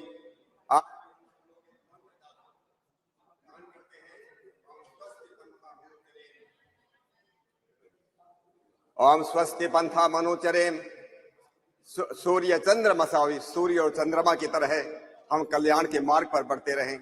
स्वस्ति पंथा मनोचरेम सूर्य चंद्र मसावे, पुनर्दत्ता घंता जानता संगे में ही। आदरणीय अध्यक्ष महोदय, ये जो दुनिया है, ये जो पूरा का पूरा विश्व है, ये बहुत ही वैज्ञानिक है। हम लोग भी मानते हैं, आज के वैज्ञानिक भी मानते हैं, ये सारी की सारी दुनिया, इस विश्व के अंदर प्रत्येक वस्तु, चर और अचर जगत में प्रत्येक वस्तु बड़ी वैज्ञानिक है, बहुत व्यवस्थित है और बहुत ही सुंदर है और बहुत ही उद्देश्यपूर्ण है। It is very organised, very scientific, very beautiful and very purposeful.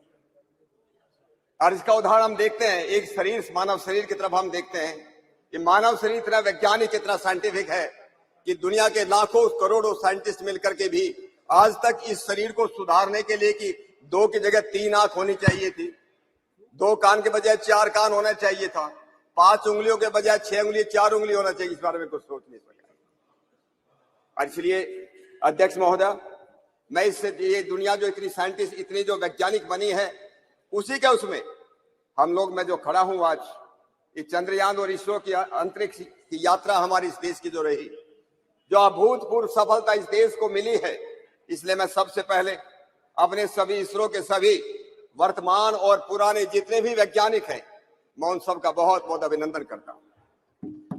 मैं इस देश के बहुत ही यशस्वी और बहुत ही दूरदर्शी प्रधानमंत्री आदरणीय नरेंद्र मोदी जी का भी मैं बहुत बहुत अभिनंदन करना चाहता हूं।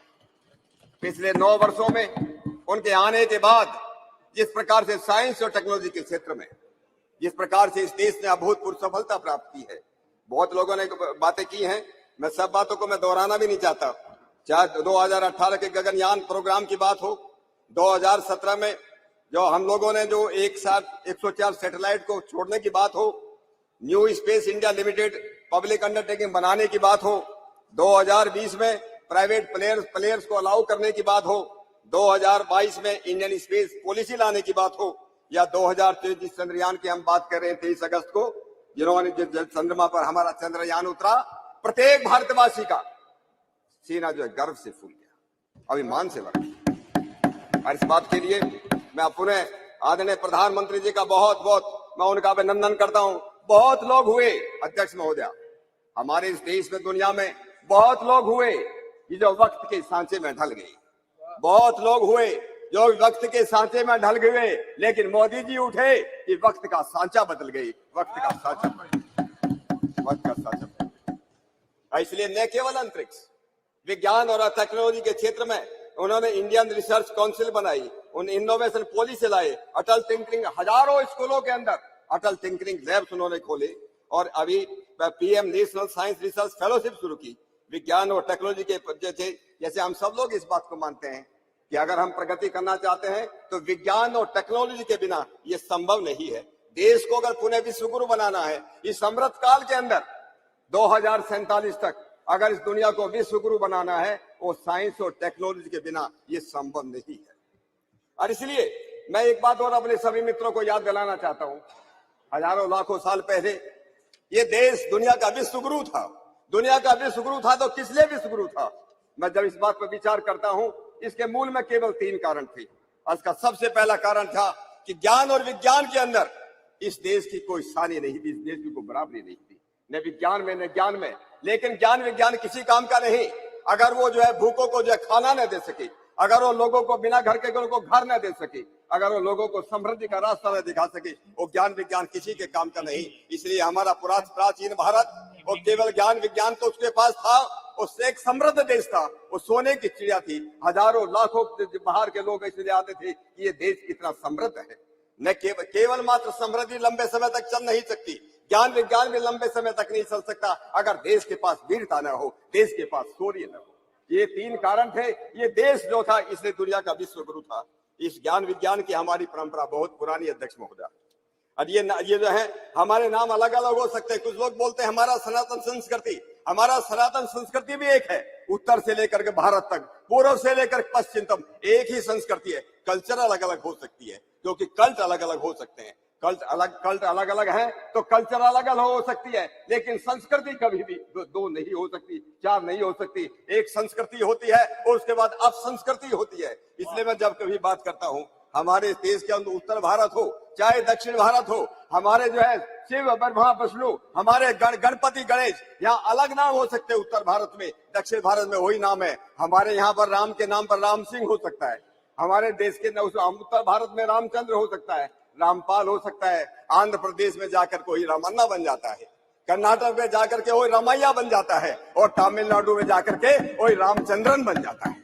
राम वही है, वही शिव है, अलग अलग उनके नाम है। इसलिए मैं कहता हूं कि हमारी संस्कृति, इस देश की संस्कृति एक है। कुछ लोग आजकल ये भी बोलते हैं ये आर्य संस्कृति, उत्तर भारत में आर्य संस्कृति है और दक्षिण भारत के अंदर द्रविड़ संस्कृति है।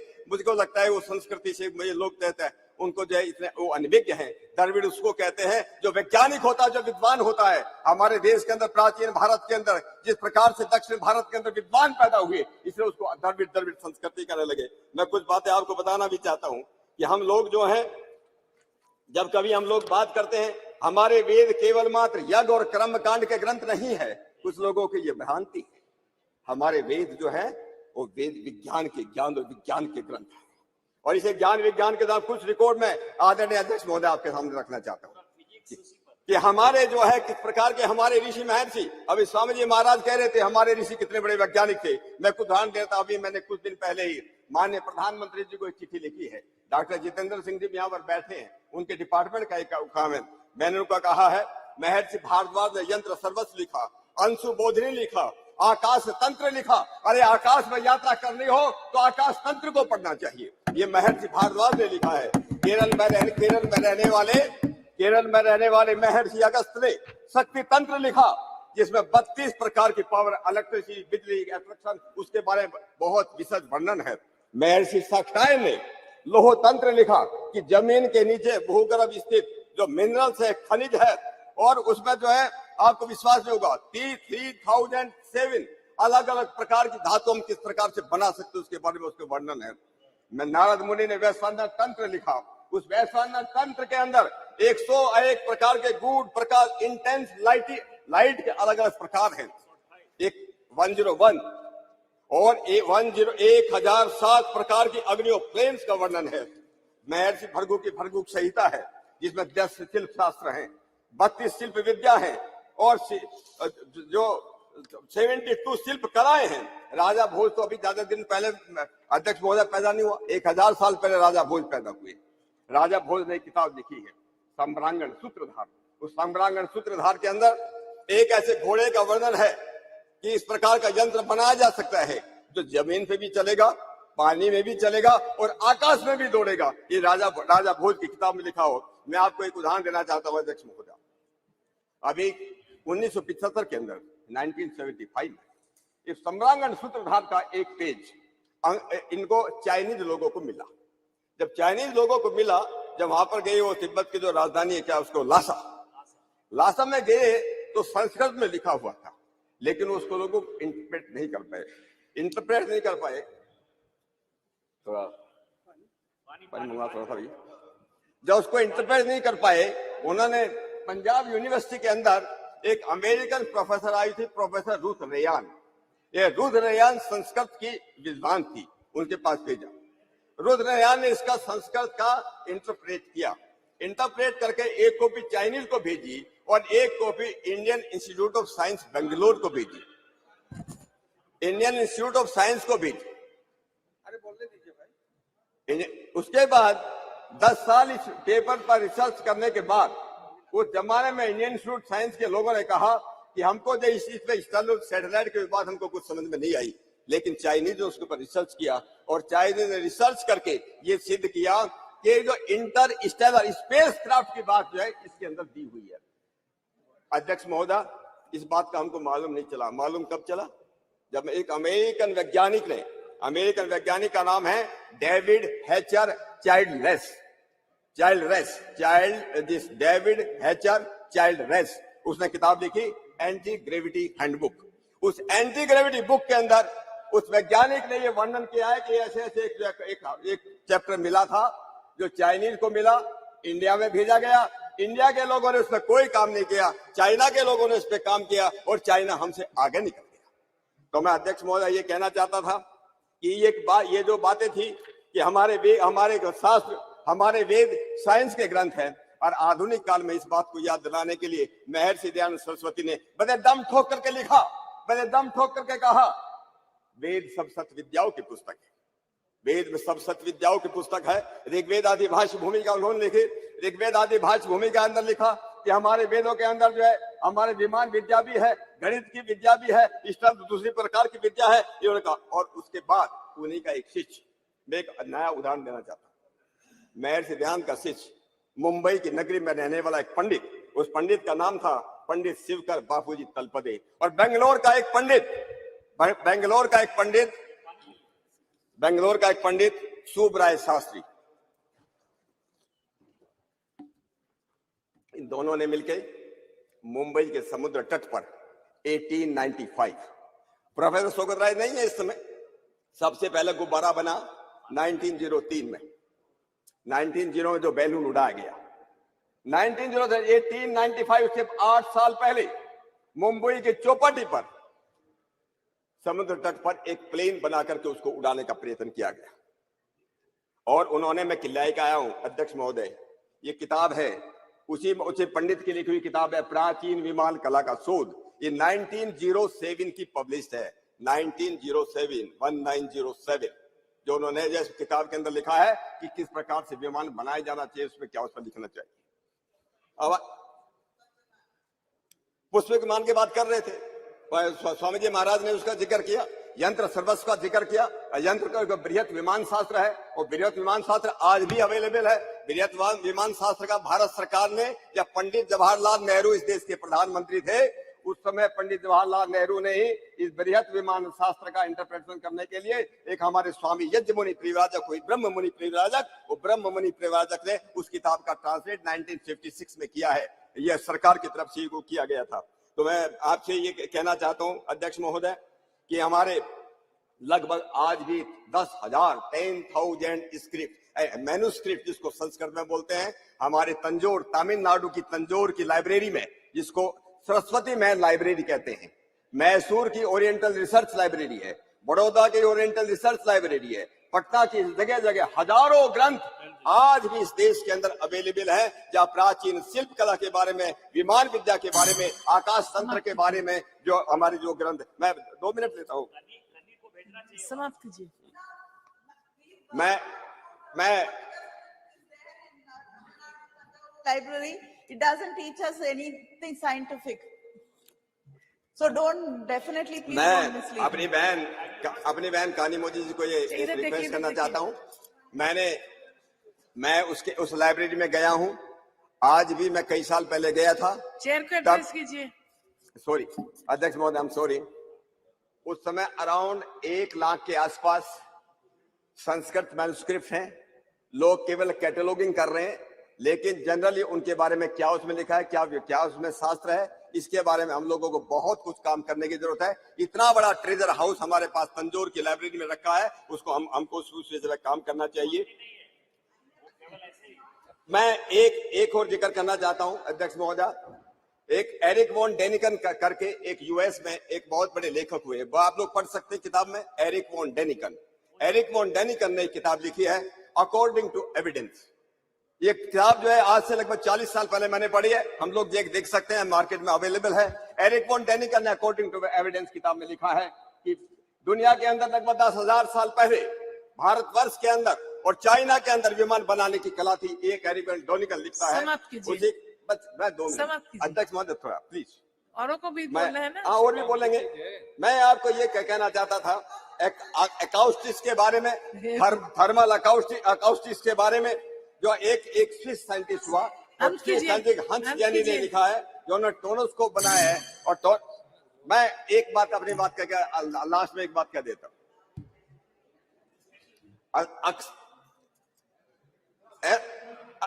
मंत्रम अक्षरम नास्ति नास्ति मूलम अनौषधम अयोग्यो पुरुषो नास्ति योज का तुत्र दुर्लभ है। अध्यक्ष महोदय, दुनिया के अंदर कोई भी चीज ऐसी नहीं जिसका कोई अर्थ न हो, दुनिया के अंदर कोई भी ऐसी चीज नहीं जो वैज्ञानिक न हो। हम पुनः अपनी इसको मैं एक बात और जो अगर आप अलाउ करें, मैं एक बात को जो पढ़ना चाहता था, हमारे जो आपका वक्त खत्म। Honourable member Francisco Sardinha sir. मैं कोई बात नहीं, मैं पुनः आपने मुझे इतना समय दिया, मैं हमारे देश के सभी वैज्ञानिकों का, सभी ऋषि और ऋषिकाओं का, सबका मैं अभिनंदन करना चाहता हूं। और साथ साथ हम सब सदन में मिलकर के देश के यशस्वी प्रधानमंत्री जी ने नारी शक्ति वंदन के अधिनियम को यहाँ पूरा किया, उनका अभिनंदन करता हुआ अपनी बात को मैं यहाँ विराम देता हूँ। आपका बहुत बहुत धन्यवाद। Thank you, madam, for giving me this opportunity to take part in the discussion. I would like first to congratulate all my compatriots, because India now is on the moon. We became the 4th nation to make a soft landing on the moon on August 23rd, when Chandrayaan-3 successfully touched down near the lunar South Pole.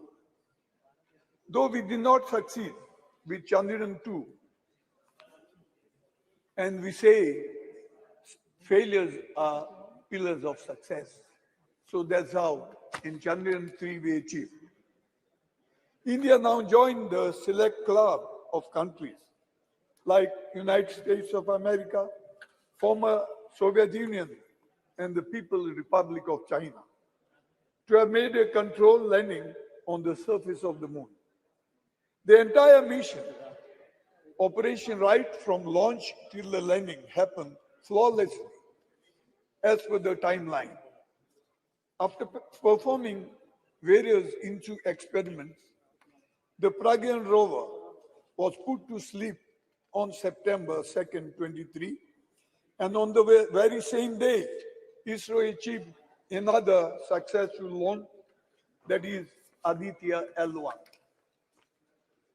I join my fellow members in expressing heartfelt commendation to the Indian Space Research Organization and all other organizations and companies, all the scientists and engineers involved with the project for bringing us this moment of joy and hope, the hope of a better tomorrow.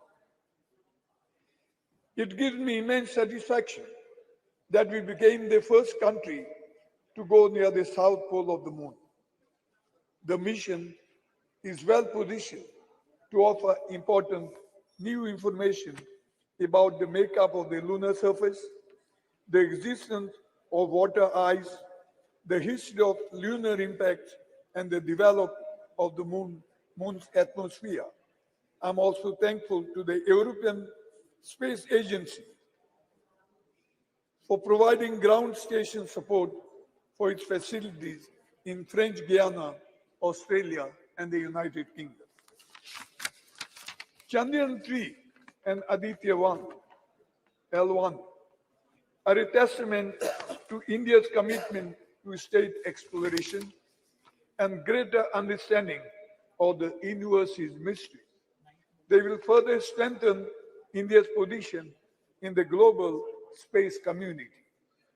These missions will inspire the younger generation to pursue careers in science, technology, engineering, and mathematics. It should be a moment of great pride for the freedom fighters, founding fathers of our republic. This is indeed a success which belongs to all the society, which will help boost the development of science and, most importantly, scientific temper in the country, with which all can aspire to transform our country, which is 1/6 of the entire humanity, into a developed nation. Therefore, I support the decision to mark the successful landing of Chandrayaan-3 on August 23 as a National Space Day every year. Science and human knowledge cuts across all boundaries of the countries, ideologies, and parties. And the space research is undoubtedly the common cause of all of the mankind when we set our gaze on the stars, to the moon and beyond. We realize that we are a small planet which is home to the humanity. It reminds us our collective existence and our common destiny. It gives us the sense and purpose to find peace and shared happiness for all the mankind. I congratulate all and implore my honorable colleagues and respected members of the country to tap on the rise in the scientific fervor for the all-round success of our society. We need to strive for bringing about social modernity and harmony and surge ahead as we embrace technological modernity. In the end, I congratulate all our past Prime Ministers, Nehru ji, Indira ji, Rajiv ji, Nasiram ji, and all others for the success of this mission. And I congratulate Modi ji that you are lucky that this achievement took place during his tenure. Thank you, Madam. Thank you, sir. Honorable Member S. Venkatsan. அவைத்தலைவருக்கு வணக்கம். புதிய நாடாளுமன்றத்தின் முதல் உரை சந்திராயனுடைய வெற்றிக்கான பாராட்டு உரையாக அமைந்தது மகிழ்வளிக்கிறது. Chandrayaan-3 வெற்றி பயணத்திலே ஈடுபட்ட இஸ்ரோவினுடைய அனைத்து விஞ்ஞானிகளுக்கும் அனைவருக்கும் எனது வாழ்த்துக்கள். செயற்கை நுண்ணறிவை பயன்படுத்தி விண்கலத்தின் வேகத்தை தீர்மானித்து நிலவின் வழித்தடத்தை துல்லியமாக கணித்து இறங்கியது தொழில்நுட்பத்துறையில் நம்முடைய பாய்ச்சல் வேக முன்னேற்றத்தினுடைய ஒரு சான்று. உலகத்தில் கடந்த 5 ஆண்டுகளில் நிலவு நோக்கிய பயணம் 7 பயணங்கள் நிகழ்ந்திருக்கிறது, நிகழ முயற்சி நடந்திருக்கிறது. அதில் 4 தோல்வி அடைந்திருக்கிறது, 3 வெற்றி. ஒன்று இந்தியா, 2 சீனா. மிக துல்லியமான இடத்தை வெறும் 1.5 கிலோமீட்டர் நீளம், 2 கிலோமீட்டர் அகலத்தில் மிக சரியாக போய் விண்கலத்தை இறக்கிய நம்முடைய விஞ்ஞானிகளுக்கு என்னுடைய வாழ்த்துக்களை தெரிவித்துக் கொள்கிறேன். ஆனால் இந்த அவையில் காலையிலிருந்து நடக்கிற விவாதம் உண்மையில் மிகுந்த கவலை அளிக்கிறது. இது விஞ்ஞானத்தை பற்றிய ஒரு விவாதமா அல்லது வேத புராணங்களை பற்றிய விவாதமா என்ற குழப்பம் இருக்கிறது. இந்த விவாதத்தை ஆரம்பித்து வைத்த அமைச்சர் அவர்கள் புராண இதிகாச கதைகளை அவ்வளவு நேரம் பேசினார். அதை கேட்பதற்கு புதிய பாராளுமன்றத்துக்கு வர வேண்டிய அவசியம் இல்லை. ஒரு கோவில் மடத்திலே அமர்ந்தால் நல்ல கதா காலட்சியத்தை நான் கேட்க முடியும். இப்பொழுது எனக்கு முன்னால் பேசிய ஆளுங்கட்சியினுடைய ஒரு எம்பி கூட சொன்னார், தஞ்சாவூரில் இருக்கிற நூலகத்தில் ஓலைச்சுவடியில் 10,000 ஆண்டுக்கு முன்பு ராக்கெட் விமானத்தை அனுப்பியதற்கான விவரங்கள் அடங்கிய ஏட்டுச்சுவடிகள் இருக்கிறது என்று சொன்னார். நான் ரெண்டு விஷயங்களை இங்கே பதிவு செய்ய கடமைப்பட்டிருக்கிறேன். அதைவிட பல ஆயிரம் ஆண்டுகளுக்கு முன்பு சொல்லப்பட்ட கதைகள் எல்லாம் அங்கே இருக்கிறது. ஆனால் அதெல்லாம் கதைகள், வரலாறு கிடையாது அல்லது அறிவியல் கிடையாது. 2, அந்த நூலகத்திற்கு கூட மோடி அரசு கொடுக்க வேண்டிய நிதியை கடந்த 4 ஆண்டுகளாக கொடுக்காமல் வைத்திருக்கிறது என்பதையும் இந்த நேரத்தில் பதிவு செய்ய கடமைப்பட்டிருக்கிறேன். ஆமா, அது 2வது கேள்வி. ஒரு ஓலைச்சுவடி 10,000 ஆண்டுகளாக எப்படி இருக்கும் என்பது ஒரு முக்கியமான கேள்வி. அதிகபட்சம் 1000 ஆண்டுகளுக்குள்ளே தான் எவ்வளவு பாதுகாத்தாலும் இருக்கும் என்பது நமக்கு தெரியும். நண்பர்களே, அறிவியல் சூழலில் நாம் எவ்வளவு பின்தங்கி இருக்கிறோம். இந்தியாவில் 10 லட்சம் பேரில் 262 அறிவியல் ஆய்வாளர்கள் தான் இருக்கிறார்கள். சீனாவில் அது 2500 பேர் இருக்கிறார்கள். பிரிக்ஸ் நாடுகளில் மிக குறைவான எண்ணிக்கையில் நாம் தான். அதே போல ஆய்வுக்கு நாம் ஒதுக்குகிற நிதி ஒருவருக்கு $43 தான் ஒதுக்குகிறோம். பிரேசில் $173 ஒதுக்குகிறது. ரஷ்யா $255 ஒதுக்குகிறது. அது மட்டுமல்ல, இந்த ஆண்டு ஏப்ரல் மாதம் துவங்கி செப்டம்பர் மாதம் வரை பல்வேறு ஆய்வுகளுக்கு, அது பல்கலைக்கழக மாணவர்கள் மற்றும் ஆய்வாளர்களுக்கு, அறிவியல் துறையில் பணியாற்றுகிற ஆய்வாளர்களுக்கு இந்த ஆண்டு ஏப்ரல் டு செப்டம்பர் வரை ஒன்றிய அரசு கொடுத்திருக்கிற நிதி 0.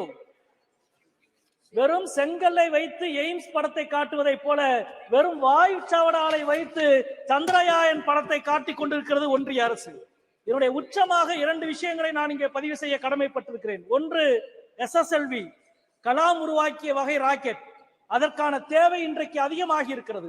ஒரு ஆண்டுக்கு 1000க்கும் மேற்பட்ட செயற்கைக்கோள்களை விண்ணிலே அனுப்ப வேண்டிய தேவை இருக்கிறது. ஆனால் இன்றைக்கு SSLV ராக்கெட்டை தனியாருக்கு கொடுப்பதற்கான டெண்டர் விடப்பட்டிருக்கிறது. அதாவது லாபகரமான விஷயங்களை தனியாருக்கு கொடுத்துவிட்டு இஸ்ரோவை நட்டத்திலே காட்டுகிற ஒரு வேலை. எப்படி விக்ரம் லேண்டர் போய் இறங்கிய இடத்திற்கு சிவசக்தி என்று பிரதமர் பெயரிட்டார் என்றால், SSLV-யை தனியாருக்கு கொடுக்கிற இந்த மிஷனுக்கு அதானி சக்தி என்று பெயர் வைப்பாரா என்ற கேள்வியை நான் இங்கே கேட்க விரும்புகிறேன். அதே போல இந்த 10 ஆண்டுகளில் எத்தனை வேத ஆய்வு நிறுவனங்களை ஒன்றிய அரசு துவக்கி இருக்கிறது, ஜோதிட ஆய்வு நிறுவனங்களை துவக்கி இருக்கிறது. ஆனால் ஒரே ஒரு அறிவியல் ஆய்வு நிறுவனத்தை கூட ஒன்றிய அரசு துவக்கவில்லை என்பதை இந்த நேரத்தில் சொல்லிக்கொள்ள கடமைப்பட்டிருக்கிறேன். இன்றைக்கு இந்த அவை இவ்வளவு பாராட்டுகிற இஸ்ரோவுக்கு இதே ஆண்டு ஜனவரி மாதம் 13ஆம் தேதி ஒன்றிய அரசு ஒரு சுற்றறிக்கை அனுப்பியது, இஸ்ரோ வாய் திறந்து பேசக்கூடாது என்று. ஜோதிமத் விஷயத்தில், நிலச்சரிவு விஷயத்தில் இஸ்ரோவும் நிலவியல் துறையும் எதுவும் பேசக்கூடாது என்று இந்த ஒன்றிய அரசு சுற்றறிக்கை அனுப்பியது. எப்படி பூமி சூரியனை சுற்றுகிறது என்று சொன்ன கலிலியோவுக்கு வாய்ப்பூட்டு சட்டம் போட்டீர்களோ அதே போல இஸ்ரோவுக்கு நீங்கள் போட்டுக் கொண்டிருக்கிறீர்கள். நண்பர்களே, அறிவியல் என்பதும் விஞ்ஞானம் என்பதும் கேள்வியில் தான் பிறக்கிறது. ஆனால் இன்றைக்கு கேள்வி நேரம் உள்ளிட்ட விஷயத்தை தவிர்த்து விட்டு இந்தியாவினுடைய அனைத்து முன்னேற்றமும் அறிவியல் பூர்வமான பார்வையிலே இருந்து உருவாகிற விஷயங்கள், அவற்றை எல்லாம் மறுதளித்து புராணங்களை வரலாறு என்றும் இதிகாசங்களை அறிவியல் என்றும் மீண்டும் மீண்டும் நீங்கள் நிலைநிறுத்த நினைக்கிறீர்கள்.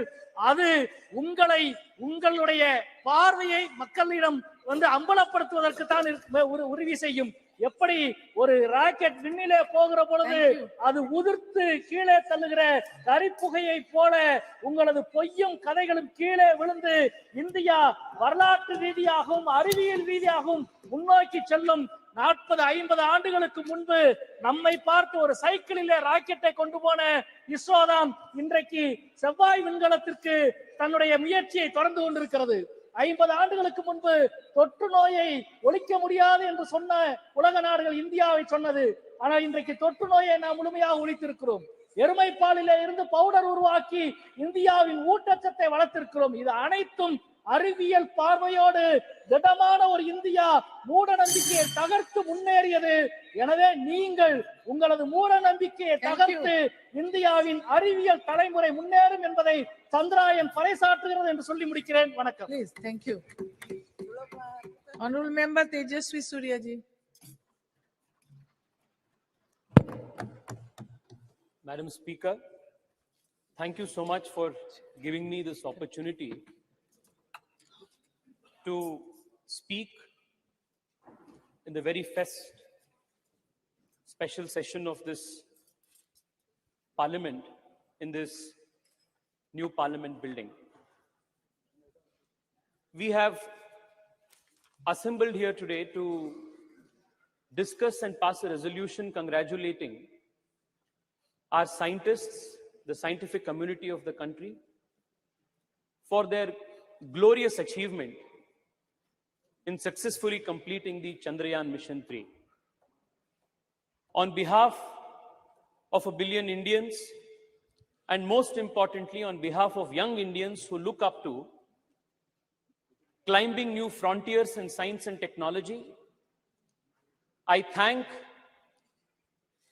all the scientists of ISRO for inspiring a generation of Indians by achieving something that was considered impossible.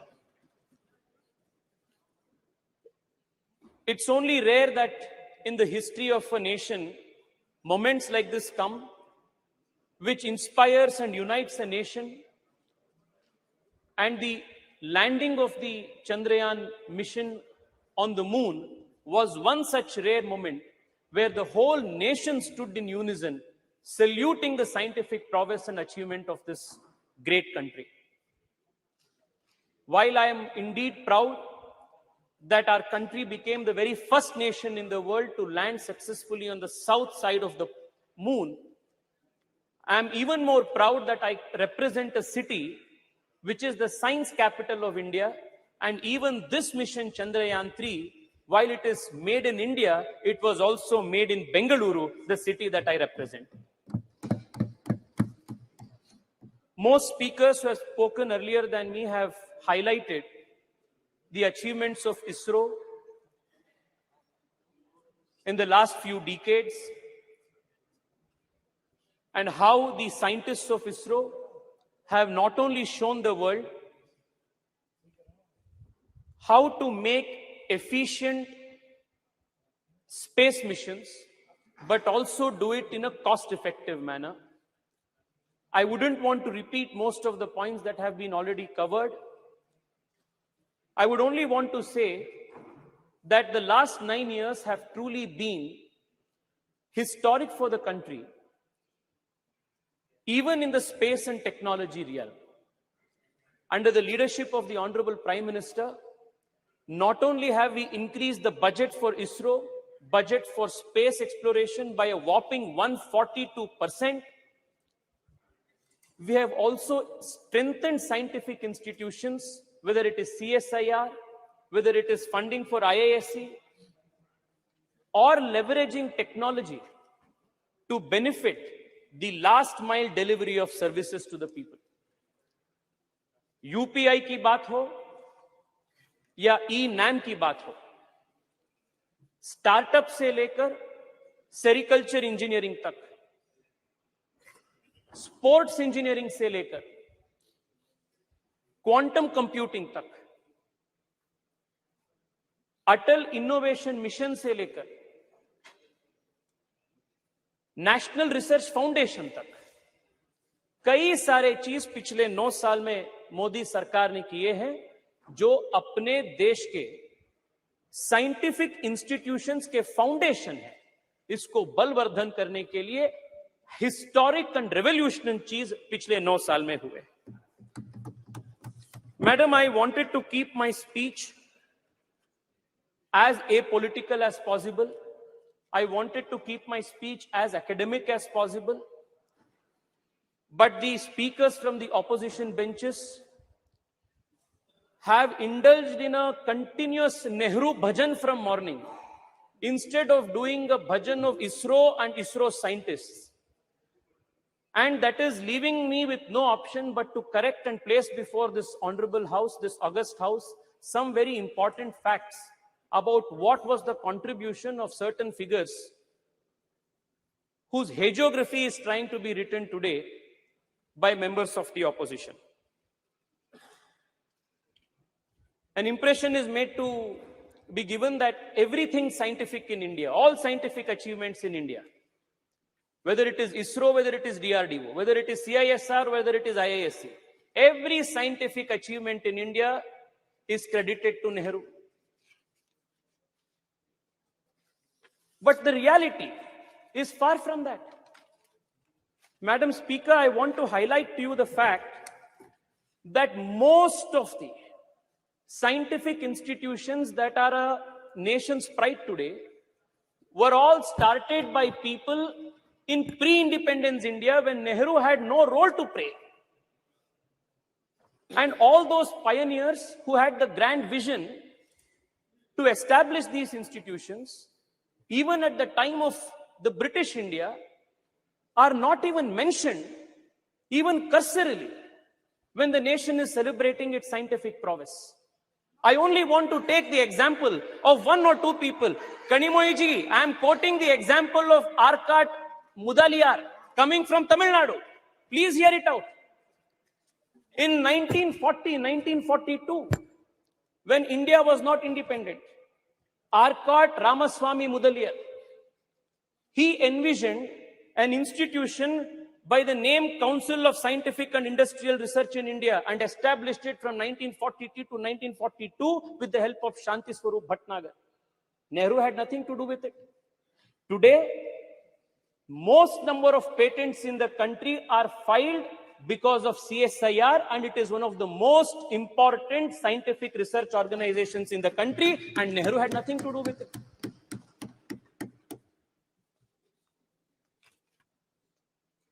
Let me tell you what role Nehru played immediately after independence, when the institute CSIR was brought under the Ministry of Industries and Commerce.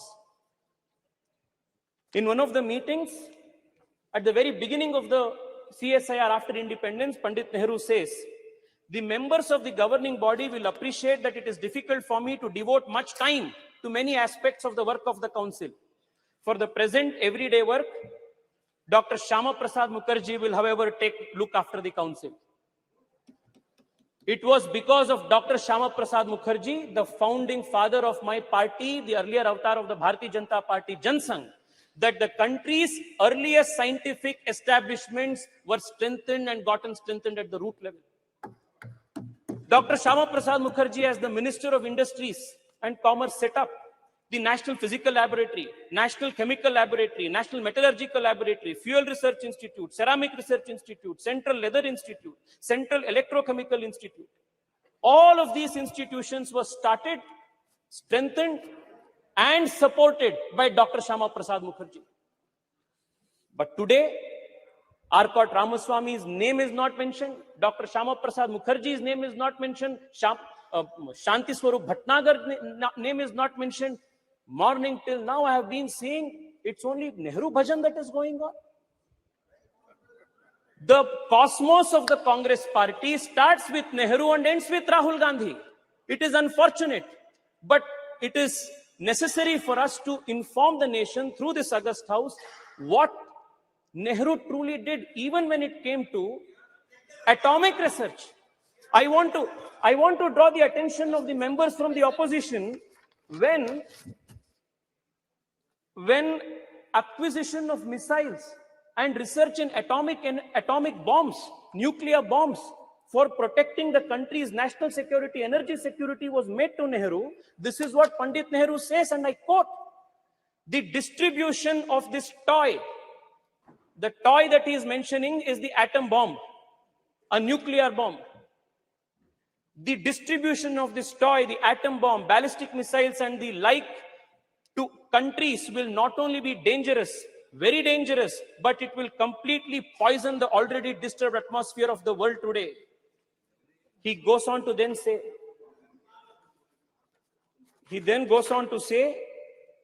the making of the atom bomb is dangerous and dreadful.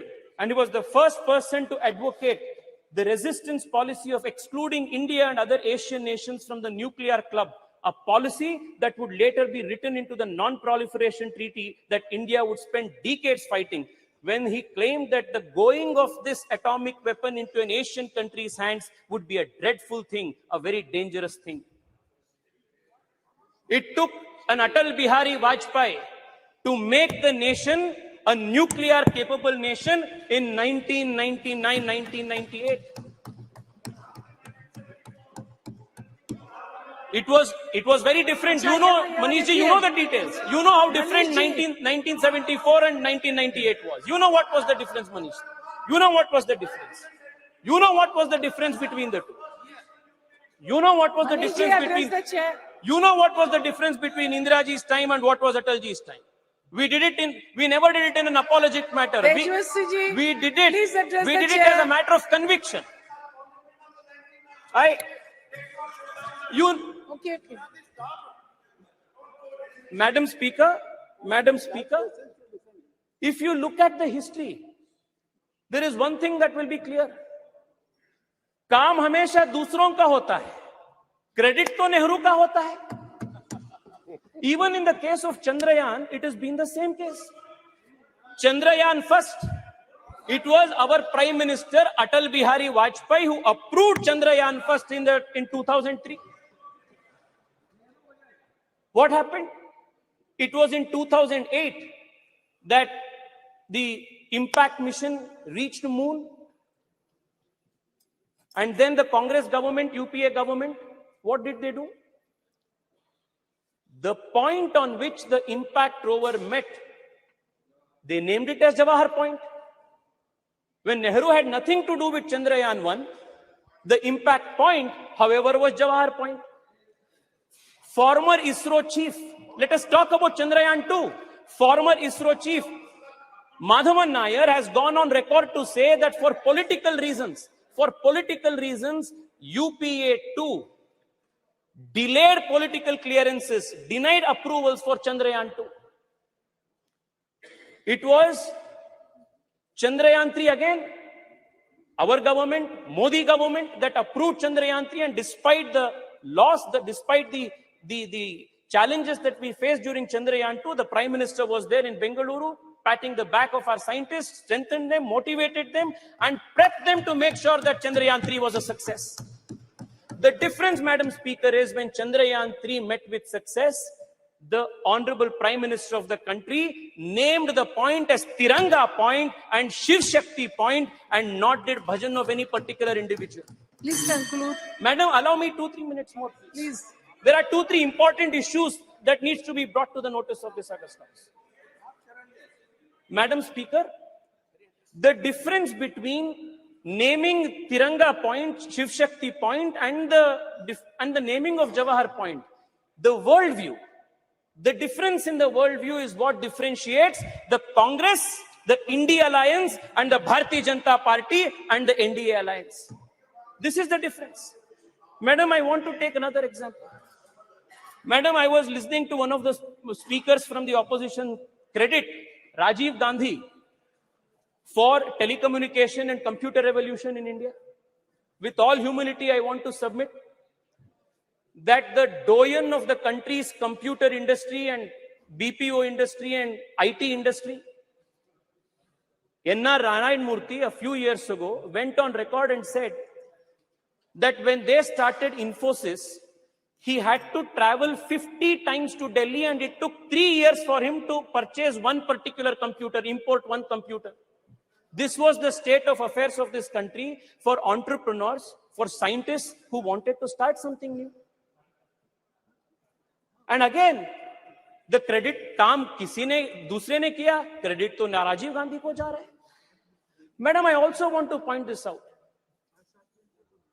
The exploration of space, the quest to understand what lies in the space is not something new for this civilization.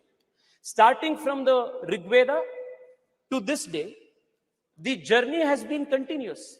Aryabhata, Varahamihira, Bhaskara, all of them postulated theories on units of time, of understanding how the heliocentrism of the solar system works. All of these indicate the natural quest of the Indian mind to understand the secrets that lie beyond the space.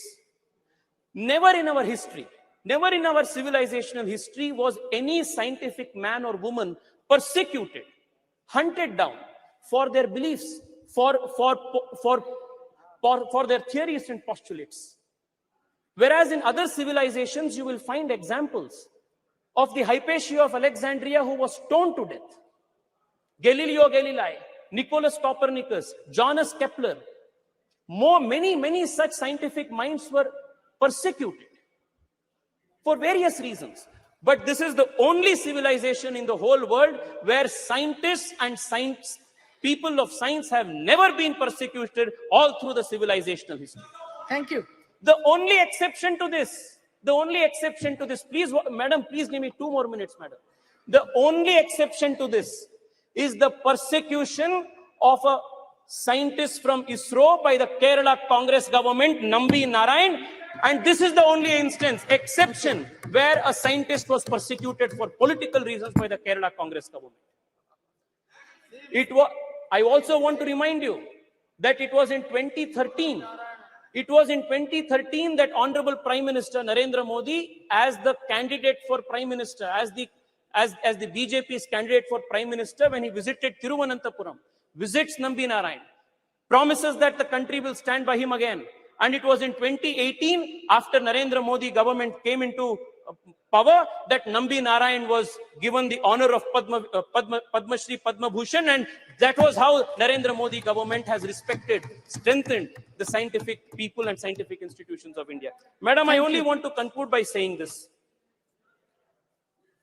Madam, many institutions are extremely important for strengthening our scientific prowess. One of them is HAL. I come from Bengaluru, and I want to tell you that just 7-8 years ago, the state of HAL was in dire distress. Today, not only is the company, the organization manufacturing LCA Tejas, but in recent meeting of the Honorable Prime Minister in Delhi, in US, along with GE, they have gotten into a memorandum of understanding to manufacture GE 414 F1414 engines with 80% technology transfer that is going to make India a superpower in this. Madam, Madam Speaker, I will conclude with just this. I will conclude in 1 minute, in 1 minute. Madam,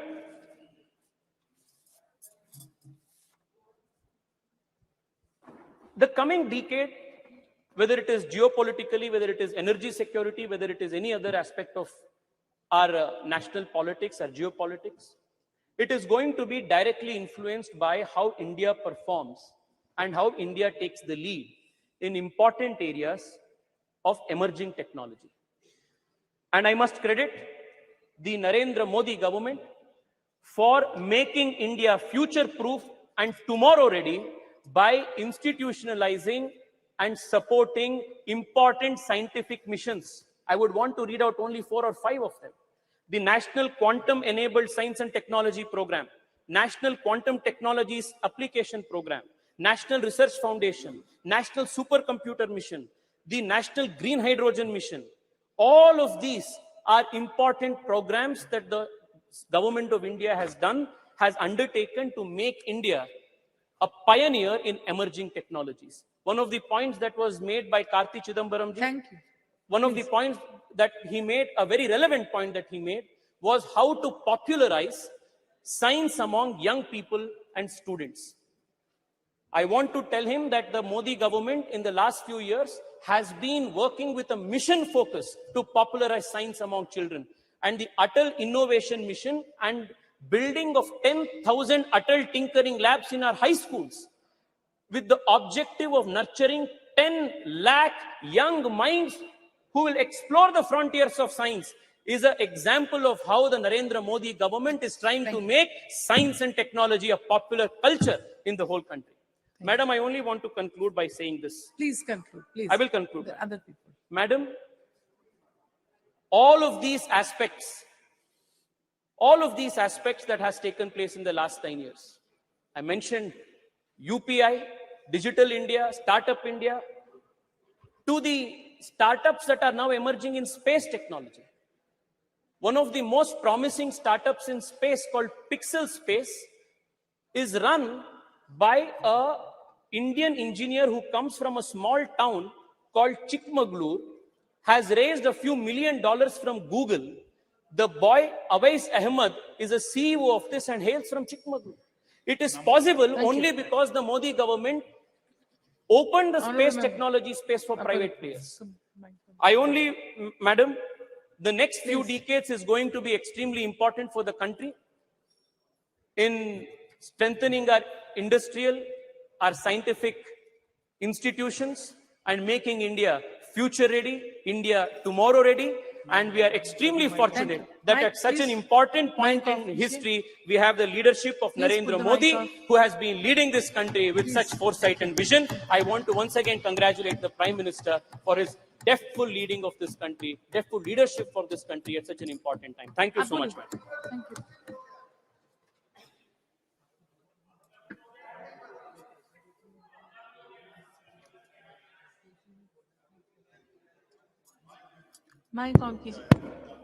Madam, thank you for allowing me to speak on the success of Chandrayaan 3 in this special session and this new Parliament House.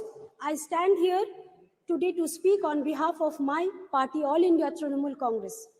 It makes me immensely proud as an Indian that we achieved this paramount feat. The feat we have achieved shall inspire millions and millions of kids across the country to be scientists and astronauts. As our Honorable Chief Minister Mamata Banerjee, Srimati Mamata Banerjee said, we are indeed in super league of space. We must remember it is an achievement of our scientists and every bit of credit of Chandrayaan 3 should go to them. It was a collective teamwork and effort of our ISRO scientists. However, it breaks my heart to see that the union government has given all credit to one political leader. Hypocrisy to the union government as they appreciate Chandrayaan 3. But they have reduced the Department of Space budget in 2023-24 by 8% in comparison to the last year, with expenditure for space science receiving a cut of 32% even after delivering missions like Chandrayaan 3 and Aditya L1. While our own very ISRO is achieving this marvelous achievement, it has 303 vacancies for various scientists and engineers like electronic, mechanical, and computer science. It also reflects a grave problem in our society of unemployment. The Reserve Bank of India's monthly bulletin for September shows that our unemployment rate has increased to 8.1%, which is extremely concerning. While we are trying to empower women by bringing in legislation like women reservation bill, but only 1 out of 4 employees of ISROs are women out of 16,000 employees.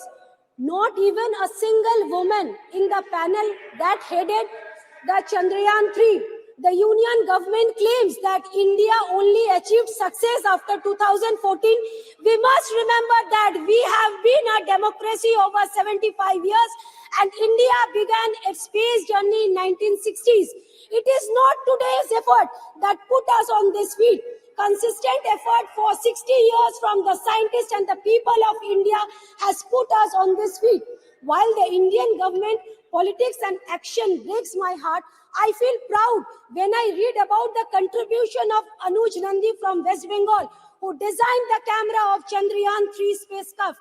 When I hear a son of a farmer from West Bengal has been empowered to dream, empowered to catch the stars. This was the case of Chandrakant Kumar, the Deputy Project Director of Chandrayaan-2. He joined ISRO in 2001 and like every hard-working Bengali, proved his worth. This depicts our country's aspiration and we must work hard to make this aspiration possible. Most of the ISRO's employees are not from IIT, IIMs, but from different colleges across the country. It also raised few concerns in my mind as why the students from IIT and IIM prefers to work outside India, why thousands of students dream to study, work and settle abroad in India. Is the government giving enough facility to retain the top talent within the country to make the aspiration of youngsters like Anuj and Chandrakant in a reality? It is extremely important that we invest more in our space research, give ISRO a flexibility in their research and development that they deserve.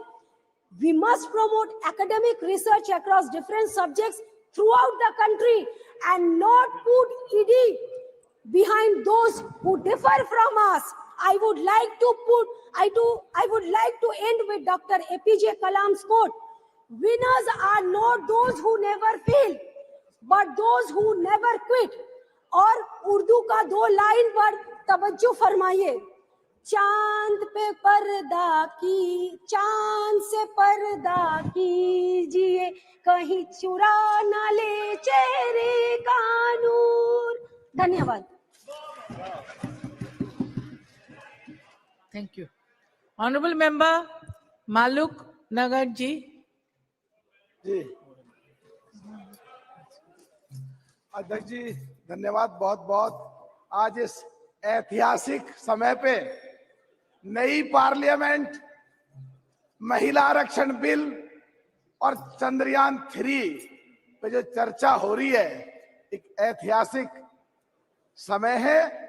और ये चंद्रयान-3 देश की जीत है, देश के वैज्ञानिकों की जीत है, हम देश के 140 करोड़ लोगों की जीत है. आपके माध्यम से अपने सभी साथियों को और देशवासियों को सबको बहुत बहुत मुबारकबाद. जो जितना देश का नंबर तीसरे नंबर पे रहा और चंद्रमा के एक कोने पे पहले नंबर पे रहा, ये जाहिर सी बात है देश का नाम रोशन हुआ है और देश का नाम संसार में ऊपर आया है. और इसके लिए ये अच्छी बात भी है और कहीं ना कहीं पूरे संसार में छोटी मोटी कहीं ना कहीं कोई जलन भी है.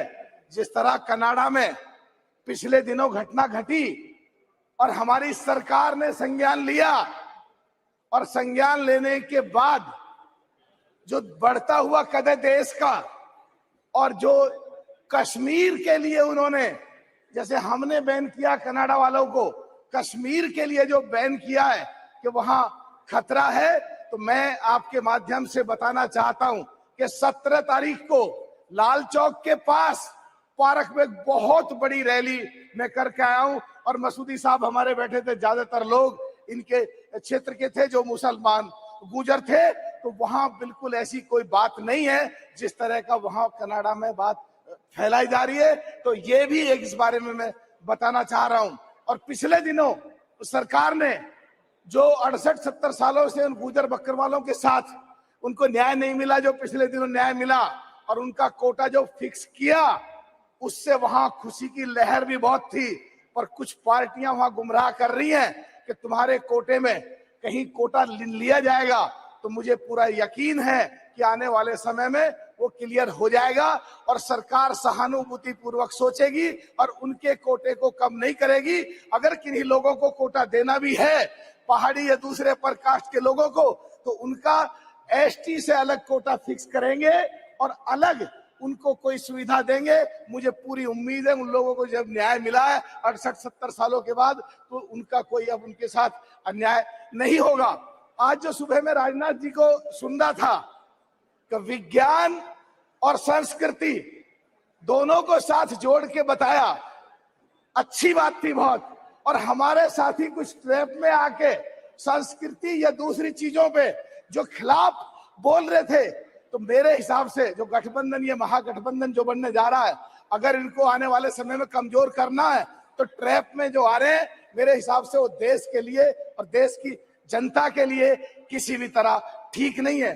एक बात अध्यक्ष जी और कहना चाह रहा हूं आपके माध्यम से, जो अभी हमारे एक कांग्रेस के बड़े, बीजेपी के बड़े वरिष्ठ साथी बोल रहे थे कि बजट हॉलीवुड की फिल्म और बॉलीवुड की फिल्म से कम था और फिर भी ये सफलता प्राप्त करी, तो मैं कहना चाहता हूं जो सारे हमारे देश के वैज्ञानिक हैं जो पूरे संसार में फैले हुए हैं और उनको यहाँ सुविधाएं नहीं मिल रही हैं, तो सरकार उनके बारे में सोचे, ऐसा पैकेज डील डिक्लेयर करे, वो वैज्ञानिक सारे देश के देश में ही रुके और देश के लिए काम करें और इससे भी ज्यादा तरक्की हमारी होती रहे। एक बात और कहना चाह रहा हूं कि पिछले दिनों जो शताब्दी दशकों पहले कहीं यूएस और यूएसएसआर का कंपटीशन होता था आपस में, जो हमारे चंद्रयान 3 को छोड़ा गया, तो रशिया जो यूएसएसआर का जो मुख्य पार्ट था, उसने जल्दी में आकर, हाबड़ ताबड़ में आकर अपना, ताकि कीर्तिमान उसका स्थापित हो जाए, और वो छोड़ा। और वो रास्ते में ही जो है कहीं ना कहीं ऊपर वाले को शायद यही मंजूर था कि उनका फेल हुआ, बस खत्म कर रहा हूं जी, उनका फेल हुआ और हमारे देश का नाम, एक कीर्तिमान स्थापित हुआ। तो मैं कहना चाह रहा हूं कि ये जो टेक्नोलॉजी है, सरकार इसको कॉमर्शियली कैसे लगाए, और जो आंकड़े सवेरे आ रहे थे वो ज्यादा से ज्यादा पूरे संसार का इस सैटेलाइट के द्वारा, उस टेक्नोलॉजी के द्वारा कैसे ज्यादा से ज्यादा फायदा उठाया जाए और हमारे देश में विदेशी रिवेन्यू कैसे ज्यादा से ज्यादा आए, जो असली, बस खत्म कर रहा हूं, जो असली जीत होगी हमारे देश की, हमारे देश के लोगों की, और यही सबसे बड़ी उपलब्धि होगी। बहुत बहुत धन्यवाद। धन्यवाद। ऑनरेबल मेंबर श्रीमती अनुप्रिया पटेल जी, मंत्री जी।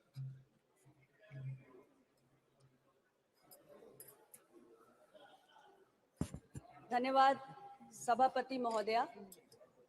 इस महत्वपूर्ण विषय पर आपने मुझे मेरी बात रखने का अवसर दिया। आज हम इस नए संसद भवन के अंदर चंद्रयान 3 की सफलता और भारत की अंतरिक्ष के क्षेत्र में जो भी उपलब्धियां रही हैं उसके संबंध में विचारों का आदान प्रदान कर रहे हैं। सभापति महोदया, गत 23 अगस्त 2023 को भारत ने चंद्रमा की सतह पर अपने तिरंगे को लहराने की उपलब्धि प्राप्त की है और इसके साथ ही भारत चंद्रमा की सतह पर उतरने वाला दुनिया का चौथा देश बन गया है और दक्षिणी ध्रुव पर उतरने वाला दुनिया का पहला देश बनकर उभरा है। चंद्रयान 3 की सफलता के बाद हमने आदित्य L1 की सफलता को भी देखा और आज देश में गगनयान की भी बात हो रही है। और मैं इस अवसर पर, चूंकि मैं बहुत देर से अपने साथी सांसदों के विचारों को भी सुन रही हूं, तो मैं जरूर कहना चाहूंगी कि जब बात भारत की उपलब्धियों का जश्न मनाने की हो तो किसी भी प्रकार का आपसी विवाद नहीं होना चाहिए। भारत के अंतरिक्ष क्षेत्र की जो यात्रा है वो 6 दशक से भी लंबी रही है और इसमें कोई भी किसी प्रकार का कोई मतभेद नहीं होना चाहिए कि इतने वर्षों की यात्रा में भारत के अंदर अलग अलग जो सरकारें रही, जो हमारे तमाम प्रधानमंत्री रहे जिन्होंने देश का नेतृत्व किया, और जो हमारे महान वैज्ञानिकों की तमाम पीढ़ियां रही, उन सब के सामूहिक और सतत प्रयासों का ये परिणाम है कि आज हमने इतनी बड़ी उपलब्धि प्राप्त की है। इसलिए आज के इस अवसर पर उन सभी लोगों का अभिनंदन इस पूरे सदन को, हम सभी को करना चाहिए। अध्यक्ष महोदया, बजट की बातें भी मैं कुछ साथी सांसदों के मुख से सुन रही थी, इसलिए मैं जरूर कहना चाहती हूं कि कुछ विषय ऐसे होते हैं कि जब हमारी इच्छा शक्ति अत्यंत प्रबल होती है तो संसाधनों का अभाव कोई भी बाधा पैदा करने लायक ही नहीं बचता है। लेकिन हमारी सरकार ने इस सेक्टर को हमेशा बहुत प्राथमिकता दी है और 2014 में जब प्रधानमंत्री नरेंद्र मोदी जी के नेतृत्व वाली सरकार आई, उस वक्त जो बजट स्पेस डिपार्टमेंट को दिया जाता था तो 5,168 करोड़ हुआ करता था, जिसे हमारी सरकार ने इतने वर्षों में बढ़ाकर 13,000 करोड़ कर दिया है। हमें यह भी समझने की आवश्यकता है कि जहां एक और देश इस उपलब्धि से गौरवान्वित हुआ है, तो इसके अलावा इस उपलब्धि से जो स्पेस सेक्टर में हमने प्राप्त किया है, देश के आर्थिक विकास का मार्ग भी प्रशस्त हुआ है। बहुत सारे ऐसे स्टार्टअप्स, लगभग 140 स्टार्टअप्स हैं आज स्पेस सेक्टर में, और मैं कहना चाहती हूं इस अवसर पे कि 2016 के पहले भारत में कुछ 100 स्टार्टअप्स हुआ करते थे, लेकिन 2016 में हमने जब स्टार्टअप के इकोसिस्टम को बढ़ाना शुरू किया तो उसका नतीजा ये हुआ कि आज भारत दुनिया में तीसरा सबसे बड़ा स्टार्टअप इकोसिस्टम बनके उभरा है। हमारे देश के युवा आज यूनिकॉर्न्स बना रहे हैं, 100 से ज्यादा हम यूनिकॉर्न्स बना चुके हैं, 1 लाख से ज्यादा DPIIT रेकग्नाइज्ड स्टार्टअप्स हैं हमारे पास, और स्पेस सेक्टर में हमारे देश के युवाओं ने 140 के करीब स्टार्टअप्स बनाकर खड़े किए हैं। और स्टार्टअप्स और बहुत सारी कंपनियां हैं जो आज स्पेस टेक्नोलॉजी के क्षेत्र में, एरोस्पेस के क्षेत्र में, डिफेंस R&D के क्षेत्र में काम करती हैं, जिनके लिए इस उपलब्धि के बाद अनेक अवसर काम करने के पैदा हुए हैं। इसके साथ ही ऐसी बहुत सारी स्पेस सेक्टर में काम करने वाली भारतीय कंपनियां, जिनके अंदर अब और काम करने की दिलचस्पी बढ़ेगी, क्योंकि इस चंद्रयान 3 के सफलता के माध्यम से हमारी जो अपनी इंडिजिनस टेक्नोलॉजिकल प्रोवेस है, उसको भी हमने दुनिया के सामने प्रदर्शित किया है। सभापति महोदय, सबसे बड़ी उपलब्धि अगर मैं कहूं तो आज ये है कि भारत एक लीडिंग प्लेयर के रूप में रिकॉग्नाइज हुआ है अंतरिक्ष अभियानों के मामले में। यानी स्पेस एक्सप्लोरेशन और साइंटिफिक रिसर्च में आज भारत की जो ग्लोबल रेपुटेशन है वो बड़ी है, और तमाम जो अंतरराष्ट्रीय कम्युनिटी है वो भारत को ज्यादा मान्यता, ज्यादा रिकॉग्निशन दे रही है। और कहा जाता था कि एक बड़ा एक्सक्लूसिव क्लब होता है US का, रशिया का, चाइना का, जिसमें भारत को प्रवेश मिलने में कठिनाई होती थी, लेकिन आज अपने इस उपलब्धियों के साथ भारत उस एक्सक्लूसिव क्लब का हिस्सा बन चुका है। और आने वाले वक्त में हमें भरोसा है कि ग्लोबल स्पेस इकोनॉमी में भारत का योगदान जो आज 2 से 3% है, अगले 1 दशक में हम उम्मीद कर रहे हैं कि ये योगदान बढ़ के 8 से 10% तक पहुंच जाएगा। आर्थिक प्रगति के जो रास्ते आज इस उपलब्धि के माध्यम से खुले हैं, भारत आज दुनिया की 5वीं सबसे बड़ी अर्थव्यवस्था बनके उभरा है। आने वाले समय में हमने कल्पना की है कि भारत दुनिया की 3री सबसे बड़ी अर्थव्यवस्था बनने जा रहा है। तो ये उस दिशा में, उस लक्ष्य के प्रति योगदान का भी एक और माध्यम हमारे लिए बनकर तैयार हुआ है। अध्यक्ष महोदय, भारत की आज जो ग्लोबल रेपुटेशन बढ़ी है, उसके आधार पर हम ये भी कल्पना कर सकते हैं और उम्मीद कर सकते हैं कि आने वाले समय में स्पेस सेक्टर में बहुत सारे जो अंतरराष्ट्रीय स्तर पर कोलैबोरेशंस होते हैं, जो पार्टनरशिप्स होती हैं अलग अलग स्पेस फेयरिंग नेशंस के साथ, उसमें भी भारत के लिए तमाम संभावनाएं बढ़ती हुई प्रतीत हो रही हैं। मैं माननीय प्रधानमंत्री जी के लिए जरूर कहना चाहती हूं कि हमारे प्रधानमंत्री जी ने स्पेस टेक्नोलॉजी के महत्व को समझा है, उसकी उपयोगिता को समझा है, और इसलिए इसकी उपयोगिता पर बल देते हुए उन्होंने तमाम मंत्रालयों के कामकाज में इसके विस्तार करने के लिए भी अपने मंत्रिमंडल और अपनी पूरी टीम को प्रेरित किया है। एक समय में हम 20 मंत्रालयों में इसका उपयोग करते थे, लेकिन आज वो संख्या बढ़कर 60 हो चुकी है। यानी कि 60 मंत्रालय ऐसे हैं जिनके विभिन्न कामकाज में हम इस तकनीक का आज उपयोग कर रहे हैं। और बहुत सारे ऐसे हमारे प्रोग्राम्स हैं, जैसे मनरेगा है, PMGSY है, PMKSY है, अमृत है, PM फसल बीमा योजना है, UIDAI है, स्वामित्व है। ऐसी बहुत सारे हमारे जनहित के प्रोग्राम्स हैं जिसमें एक बेहतर गवर्नेंस के लिए हम स्पेस टेक्नोलॉजी का उपयोग भी कर रहे हैं। सभापति महोदय, भारत के वैज्ञानिकों के भीतर बहुत प्रतिभा है, बहुत क्षमताएं हैं, और एक के बाद एक इन 6 दशकों में हमने अपने वैज्ञानिकों की उपलब्धियों को देखा है। लेकिन क्षमताओं को, प्रतिभा को, कौशल को, उसे फलने फूलने के लिए एक अनुकूल वातावरण की आवश्यकता होती है। और हमारी सरकार ने माननीय प्रधानमंत्री जी के दूरदर्शी नेतृत्व के माध्यम से एक ऐसा अनुकूल वातावरण उपलब्ध कराया है जिसमें हमारे वैज्ञानिकों की प्रतिभा फली फूली है और इतनी बड़ी बड़ी उपलब्धियां हमें समय समय पर हासिल हो रही है। हमारे सरकार के मुखिया माननीय प्रधानमंत्री जी ने स्पेस सेक्टर को प्राथमिकता देते हुए जब हमारी सरकार आई तो इसमें बहुत सारे रिफॉर्म्स लाने का काम किया और यहाँ तक कि जो हमारा भारतीय स्पेस प्रोग्राम है उसके अंतर्गत जो प्राइवेट प्लेयर्स हैं उनकी भागीदारी को भी काफी हद तक बढ़ाया। यहाँ तक कि 2022 में हम अपनी एक इंडियन स्पेस पॉलिसी लाए और उसकी भी हमने घोषणा की। तो ये सारे कदम हमने इस नजरिए से उठाए कि हमारा ये जो अंतरिक्ष विभाग का कार्यक्रम है, हमारा जो स्पेस मिशन है, वो आगे बढ़े। और आज हम ये मानते हैं कि जिस पैशन के साथ हमारे देश के वैज्ञानिक काम कर रहे हैं और जो माहौल हमारी सरकार उपलब्ध करा रही है, जो वातावरण हमने क्रिएट किया है, उसमें आने वाले समय में भी जो अभी मैंने जिक्र किया कि आदित्य L1 के बाद अब हम गगनयान की भी बात कर रहे हैं, तो ऐसी और बड़ी बड़ी उपलब्धियां हैं जिसको आने वाले समय में हम हमारे देश के साइंटिस्ट प्राप्त करके दिखाएंगे। भारत नई ऊंचाइयों पर जाएगा और 2047 में जो हमने भारत को विकसित भारत बनाने का एक सपना देखा है, उस विकसित भारत के संकल्प को पूरा करने में हमारे सभी देशवासियों का जो योगदान हो रहा है, उसमें हमारी जो साइंटिफिक कम्युनिटी है और हमारा स्पेस डिपार्टमेंट है, उनका भी एक बहुत बड़ा योगदान होगा।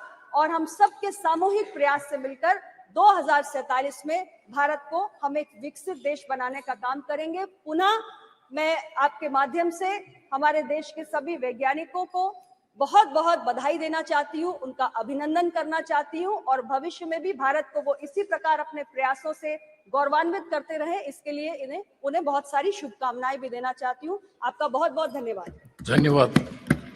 Next speaker Shri MP Abdul Samad Samadani ji. Thank you, sir. Thank you, sir, for permitting me to take part in this very important discussion on Chandrayaan. Sir, moon has always captured the imagination of humanity. And sir, the moon landing is quite natural.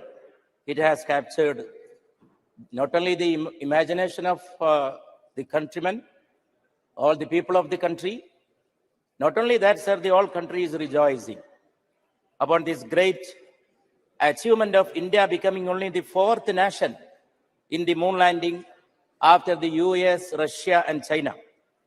Sir, the poet of all the languages has celebrated moon. I am reminded of a couplet, sir. कल 14वीं की रात थी, कल 14वीं की रात थी, शब भर रहा चर्चा तेरा, शब भर रहा चर्चा तेरा। कुछ ने कहा यह चांद है, कुछ ने कहा चेहरा तेरा। और ये चेहरा सर देश का चेहरा है, देश का चेहरा है। इस पर हर भारतवासी को फख्र है, गर्व है। And also, sir, it is the achievement of the ISRO, the great scientists of the country. When we say this is the achievement of the government of the country, sir, I have to reinstate the point that the government is a continuous entity. Government is a continuous entity, sir, that the present government also has to acknowledge.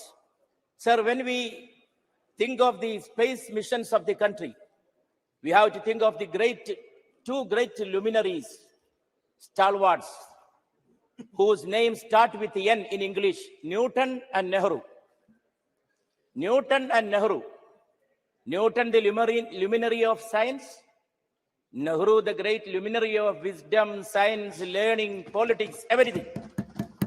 Yes, sir. And sir, there is a famous statement of Sir Isaac Newton, which has become almost like a metaphor, standing on the shoulders of giants. Everybody knows the importance and the message of this statement.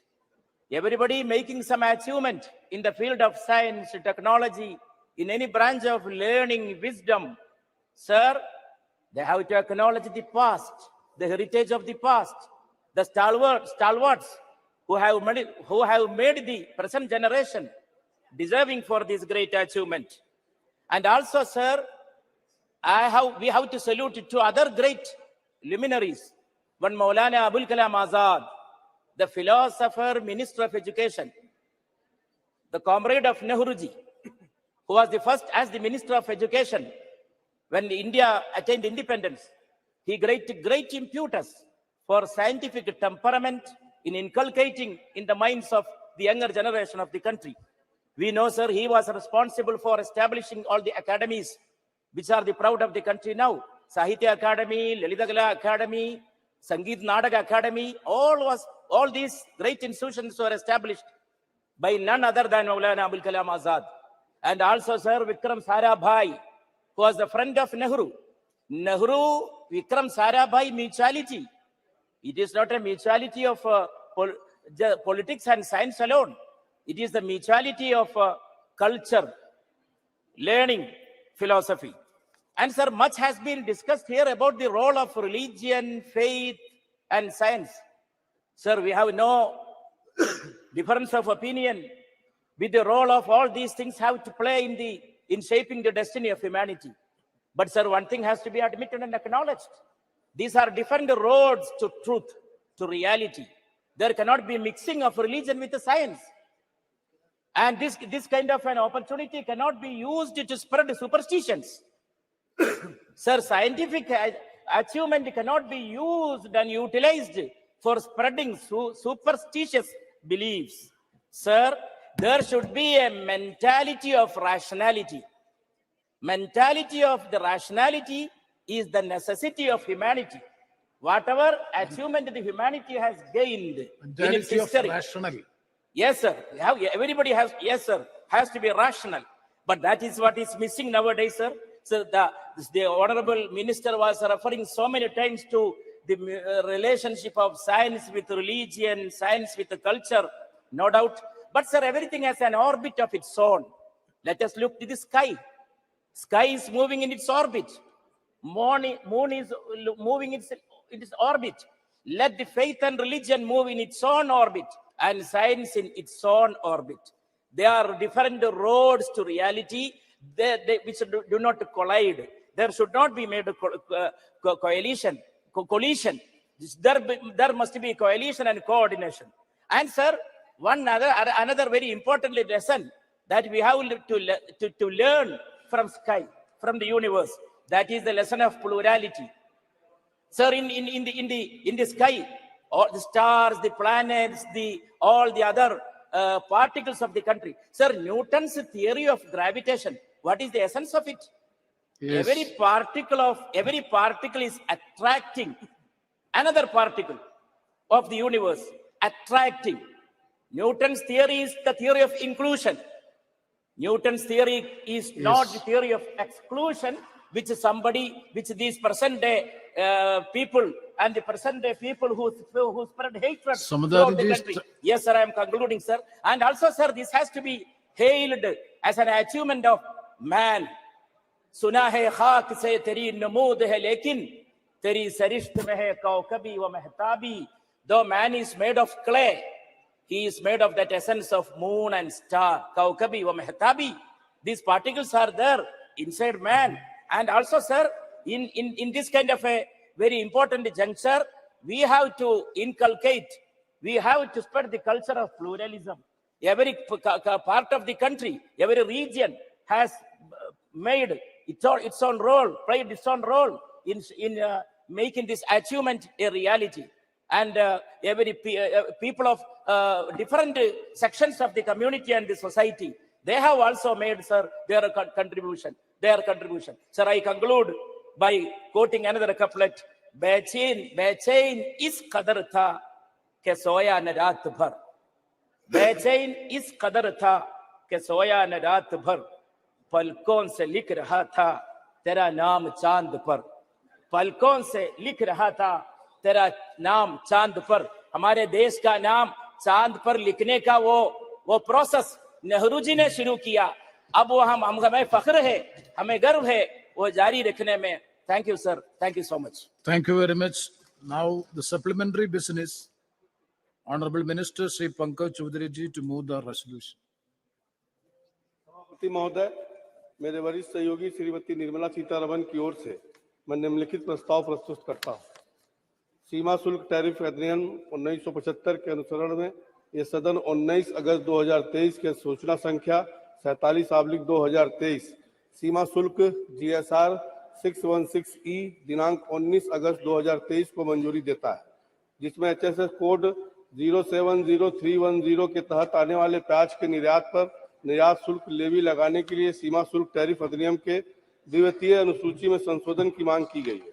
दूसरा, सीमा शुल्क tariff अधिनियम 1975 की धारा 8 के अनुसरण में ये सदन एक्ट द्वारा अधिसूचना संख्या 49/2023 सीमा शुल्क दिनांक 25 अगस्त 2023 GSR 628E दिनांक 25 अगस्त 2023 को मंजूरी देता है, जिसमें HSS कोड 10063010 के तहत आने वाले परबाइल्ड चावल के निर्यात पर निर्यात शुल्क लेवी लगाने के लिए सीमा शुल्क टैरिफ अधिनियम की द्वितीय सूचना में संशोधन की मांग की गई है। प्रश्न है कि माननीय मंत्री जी द्वारा प्रस्तुत संविधान की संकल्प को स्वीकृत किया जाए। जो सदस्य इसके पक्ष में है वो हाँ कहे, जो सदस्य विरोध में है वो ना कहे। मेरे विचार में निर्णय हाँ वालों के पक्ष में हुआ, हाँ वालों के पक्ष में हुआ, संवैधानिक संकल्प स्वीकृत हुआ। नेक्स्ट, श्री इम्तियाज जलील।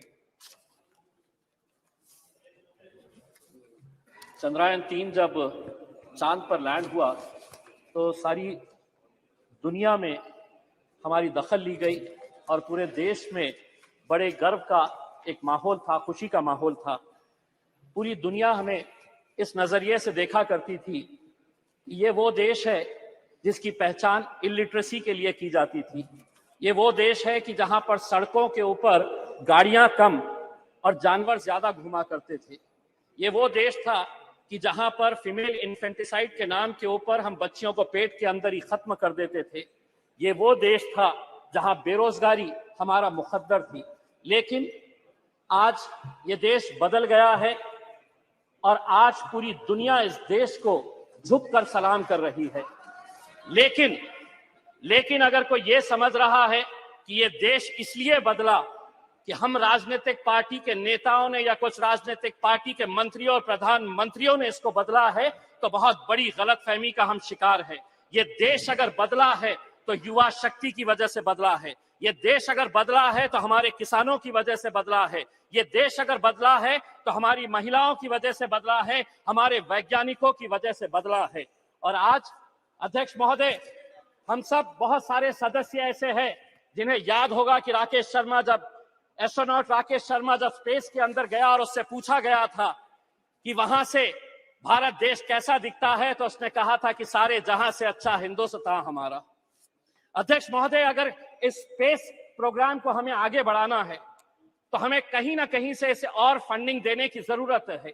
लेकिन आज इंडियन स्पेस रिसर्च ऑर्गेनाइजेशन की फंडिंग अगर हम देखते हैं तो क्या वजह है कि 2022 के फाइनेंशियल ईयर के अंदर 13,700 करोड़ रुपए का बजट घटाकर 12,553 करोड़ रुपए कर दिया गया था। अगर जीडीपी का परसेंटेज के हिसाब से अगर हम देखें तो भारत जो है वो research and development space program के अंदर बहुत कम पैसा खर्चा करता है, सिर्फ 0.65% ऑफ जीडीपी, जबकि यूएस 2.9% करता है, चाइना 2.2% करता है और इजराइल 4.9% करता है।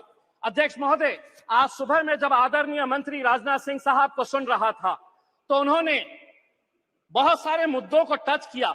मैंने दोबारा सब्जेक्ट पढ़ा कि यह सब्जेक्ट है क्या, तो पता चला कि चंद्रयान-3 और स्पेस के अंदर हमारी उपलब्धियां। लेकिन राजनाथ सिंह साहब ने यह भी बताया कि राम मंदिर बनाई जा रही है, कौन बना रहा है, कैसे बना रहा। अगर आप सब्जेक्ट से हट गए तो थोड़ा मैं भी सब्जेक्ट से हटकर ये बताना चाहता हूं कि जब चंद्रयान-3 चांदा मामा के पास गया तो वहां से चाइना नजर आया आपको ये नजर आया कि किस तरीके से 2000 स्क्वायर किलोमीटर हमारी धरती के ऊपर चाइना ने कब्जा करके रखा है।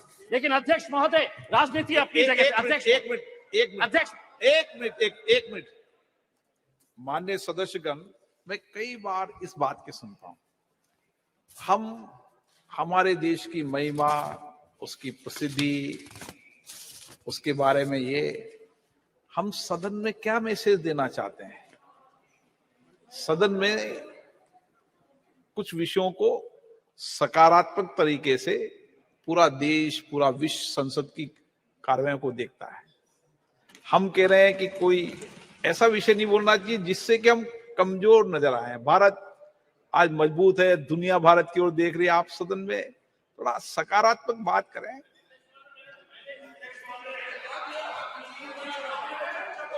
हाँ, वो विषय अलग है, वो विषय है।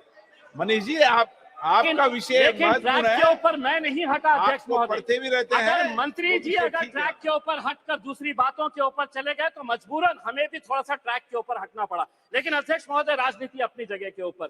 मुझे आज खुशी है कि चंद्रायन के अंदर जितने लोगों का योगदान रहा है उसमें 4 मैं लोगों का खास तौर से नाम लेना चाहूंगा। यकीनन जो हमारे साइंटिस्ट है, इस प्रोजेक्ट के डायरेक्टर है सोमनाथ, इसरो के chairperson, mission director S Mohan Kumar, project director Veera Muthuvel, इनके साथ जितनी भी टीम।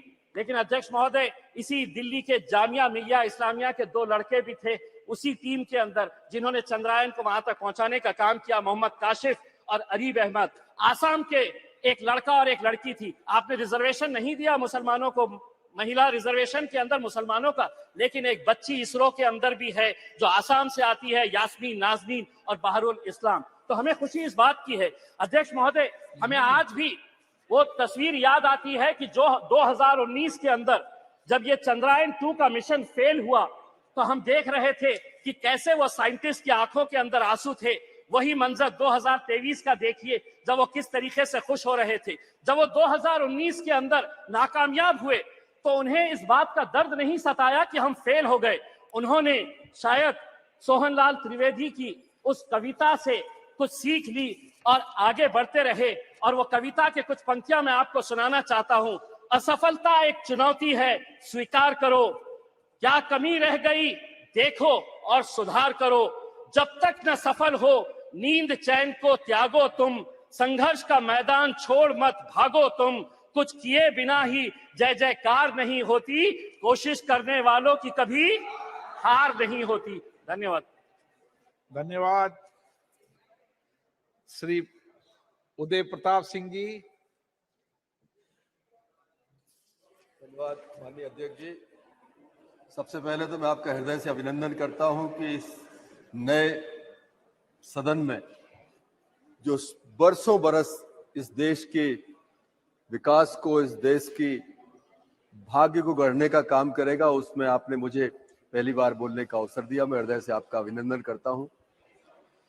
माननीय अध्यक्ष जी, आज चंद्रयान, उसकी सफलता, हमारे इसरो के साइंटिस्ट, उनका गुणगान हम सुबह से कर रहे हैं। मैं सबसे पहले हमारे इसरो के चेयरमैन एस सोमनाथ जी और उनकी पूरी टीम को बहुत बधाई देता हूं, उनका हृदय से अभिनंदन करता हूं। उन्होंने इस देश को गौरव की अनुभूति करने का एक बड़ा ऐतिहासिक अवसर इस देशवासियों को दिया है।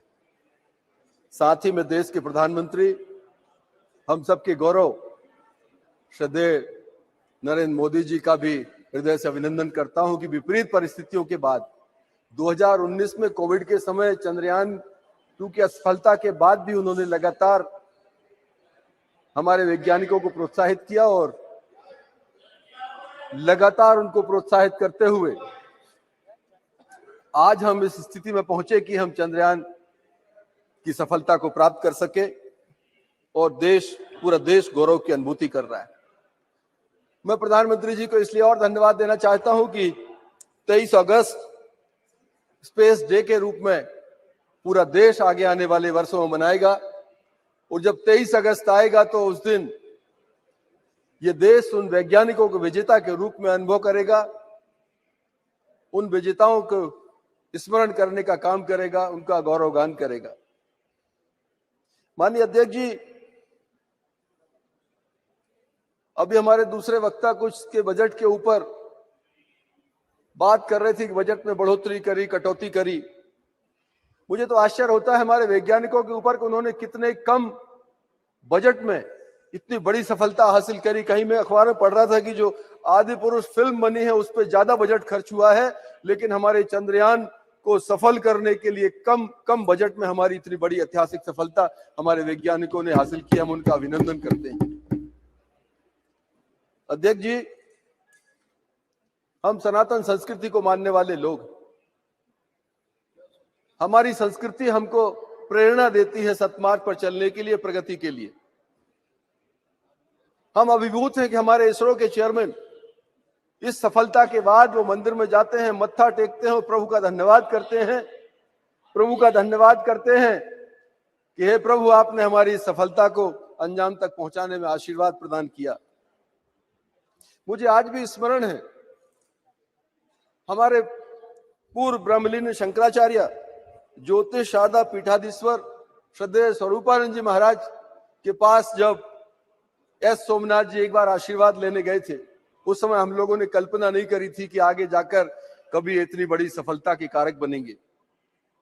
हमारी संस्कृति हमको प्रेरणा देती है कामों में सफलता पाने के लिए। और सबसे महत्वपूर्ण तो हम जहां पहुंचे हैं दक्षिण ध्रुव पर, वहां दुनिया का कोई व्यक्ति नहीं पहुंच सका। ये हमारे लिए और एक अद्भुत हमारे लिए संयोग है। और मुझे लगता है इसलिए प्रधानमंत्री जी ने अपने वक्तव्य में सबसे पहले कहा था कि मैं विदेश में हूं, मैं शीघ्र हिंदुस्तान पहुंचकर आपके साथ शरीक होना चाहता हूं, आपकी खुशी में शामिल होना चाहता हूं। मैं सैल्यूट करता हूं इस देश के वैज्ञानिकों को जिन्होंने इतनी बड़ी सफलता आज भारत के लिए दिलाई।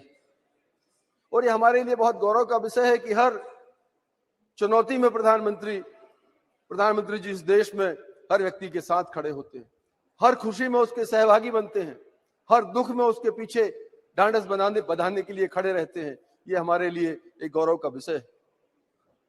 माननीय अध्यक्ष जी, हम भाग्यशाली हैं। हम वो पीढ़ी है इस संसद में काम करने वालों की जिन्होंने पुरानी संसद में भी काम किया, जो अब संविधान सदन बन गई। और आपके नेतृत्व में हम इस नए सदन के अंदर भी अपना उद्बोधन देश के सामने रख पा रहे हैं, इस ऑगस्ट हाउस में अपनी बात कर पा रहे हैं। हम वो गौरवशाली, वो भाग्यशाली पीढ़ी है। माननीय अध्यक्ष जी, आपके नेतृत्व में माननीय प्रधानमंत्री जी के प्रधानमंत्री बनने के बाद हमें वो गौरव की अनुभूतियां दोनों सदनों के अंदर मिली हैं। शायद वो पहले की पीढ़ियां भी वो अनुभव नहीं कर सकी और आगे आने वाली पीढ़ियां दूसरे तरह का अनुभव करेंगी, लेकिन जिन चीजों को हमने जिया है शायद वो अवसर दूसरों को नहीं मिलेगा। हमने प्रधानमंत्री जी के नेतृत्व में जीएसटी इस देश के अंदर लेकर आए। हम लोगों ने प्रधानमंत्री जी के नेतृत्व में 370 धारा हटाने का काम किया। ये वही सदन है, हमें अवसर मिला कि राम मंदिर निर्माण का काम 350-400 वर्ष के बाद अगर इस देश में, भारतवर्ष में दोबारा चालू हुआ है तो हमारी इसी संसद के कार्यकाल में चालू हुआ है। 3 तलाक जैसा बड़ा कानून हम उन भाग्यशाली लोगों में हैं कि हमारे सांसद रहते हुए अवसर हमारे प्रधानमंत्री जी ने हमको दिया है। सबसे महत्वपूर्ण कल का जो दिन था, मैं संसद के गौरव गान की बात कर रहा हूं। कल का जो दिवस था, हमारे जीवन में जो गौरवशाली अवसर आते हैं, हमारे जीवन में जो गौरवशाली क्षण आते हैं, उनको स्मरण करने का ये दिवस है। नई संसद के अंदर गणेश चतुर्थी के दिन भगवान गणेश की पूजा अर्चना करने के बाद इस देश में महिलाओं के लिए जो आरक्षण हमारे प्रधानमंत्री जी के नेतृत्व में सदन ने जो सर्वानुमति से पास किया है, ये गौरव भी हमको मिलना था। हम धन्यवाद देते माननीय अध्यक्ष जी कि आपके नेतृत्व में हमारी सरकार ने, इस सदन ने वो महत्वपूर्ण काम किया है। मैं पुनः आपका अभिनंदन करते हुए हमारे चंद्रयान 3 के सफलता में सहभागी चेयरमैन से लेकर हमारे छोटे छोटे वैज्ञानिकों तक इस बड़े यज्ञ में जिस व्यक्ति ने भी आहुति दी है, उन सब का अभिनंदन करते हुए, उनका वंदन करते हुए अपनी वाणी को विराम देता हूं। श्रीमती हेमा मालिनी। धन्यवाद। I am extremely happy and delighted to be speaking in this beautiful new Sansad Bhavan for the first time. Thank you so much for giving this opportunity. अध्यक्ष महोदय, सबसे पहले मैं सभी माननीय सांसदों को धन्यवाद करती हूं। नए सांसद भवन के पहले कानून के रूप में नारी शक्ति वंदन अधिनियम 2023 विशाल बहुमत से पारित करने के लिए गृह मंत्री श्री अमित शाह जी को, कानून मंत्री अर्जुन मेघवाल जी को ऐतिहासिक भाषण के लिए आभार व्यक्त करती हूं और आपको भी और हमारे प्रधानमंत्री जी को भी अभिनंदन करती हूं। अध्यक्ष महोदय, भारत आज चंद्रमा पर है। हमारा राष्ट्रीय गौरव तिरंगा और अशोक चक्र आज चंद्रमा पर है। ये आज का भारत है, 21 सदी का भारत है, जो नरेंद्र मोदी जी के सशक्त और दूरदर्शी नेतृत्व में निर्भीक और जुझारू है। हर भारतीय आज शान से कह सकता है कि मेरा देश आज अमेरिका, इंग्लैंड, फ्रांस की तरह पहली पंक्ति में खड़ा है। लेकिन ये कैसा संभव है?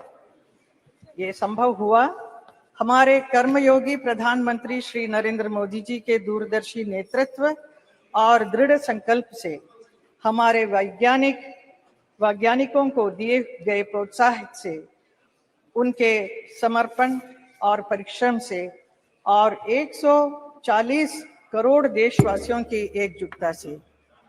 एक ऐसा संभव है, इसलिए संभव है कुछ पाने के लिए दिल में जुनून चाहिए, कुछ पाने के लिए दिल में जुनून चाहिए, रगों में दौड़ता हुआ खून चाहिए, आएगा आसमान भी जमीन पर, इरादों में बस फतह की गूंज चाहिए। ये हमारे प्रधानमंत्री में है, इसलिए वो कर सकते हैं इतना सब काम। पिछले 9 वर्षों में प्रधानमंत्री जी नरेंद्र मोदी जी के नेतृत्व में देश में निरंतर ऐसे निर्णय लिए गए हैं, नीतियां बनाई गई है, जिन्होंने भारत में इनोवेशन और रिसर्च को आसान बनाया है। भारत के अंतरिक्ष प्रोग्राम में समस्त साइंटिस्ट के साथ महिला वैज्ञानिकों को भी महत्वपूर्ण भूमिका है। भारत को गर्व है कि चंद्रयान 3 की सफलता में भी हमारी महिला वैज्ञानिकों का बहुत बड़ा योगदान रहा है। ये सफलता आने वाले वर्षों में भी हमारी महिला वैज्ञानिकों को प्रेरित करती रहेगी। चंद्रयान मिशन से जुड़े 2 महत्वपूर्ण पॉइंट, तिरंगा और शिव शक्ति, और ये सिर्फ नाम ही नहीं बल्कि ये हमारी हजारों वर्ष पुरानी विरासत और आज की वैज्ञानिक आकांक्षाओं वाले भारत को एक सूत्र में पिरोती है। जैसा कि प्रधानमंत्री जी चंद्रयान की सफलता पर इसरो के वैज्ञानिकों को संबोधित करते हुए कहा था, भारत के पास विज्ञान के ज्ञान का जो खजाना है वो गुलामी के लंबे कालखंड में दब गया है, छुप गया है। आजादी के इस अमृत काल में हमें इस खजाने को भी ढूंढना है, उस पर रिसर्च भी करनी है और दुनिया को इसके बारे में बताना भी है। भारत दुनिया की सबसे युवा प्रतिभा वालों देश है। नई पीढ़ी के लिए ये संदेश है कि भारत के प्राचीन ग्रंथों में खगोलीय सूत्रों को वैज्ञानिक रूप से साबित करने के लिए और उनका नए सिरे से अध्ययन करने के लिए आगे आए। यही भावना 2047 में विकसित भारत के सपने को साकार करेगी।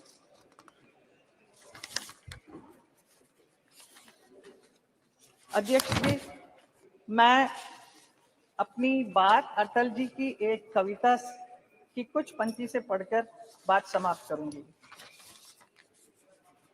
मैं तेज पुंज तमलीन जगत में फैलाया मैंने प्रकाश, जगती का रच करके विनाश, कब चाहा है निज का विकास। शरणागत की रक्षा की है मैंने अपना जीवन देकर, विश्वास नहीं यदि आता तो साक्षी है ये इतिहास अमर। यदि आज दिल्ली के खंडहर सदियों की निद्रा से जगकर गुंजार उठे ऊंचे स्वर से हिंदू की जय, तो क्या विस्मय। हिंदू तन मन हिंदू जीवन, रग रग हिंदू मेरा परिचय। धन्यवाद। श्री के Ram Mohan Naidu.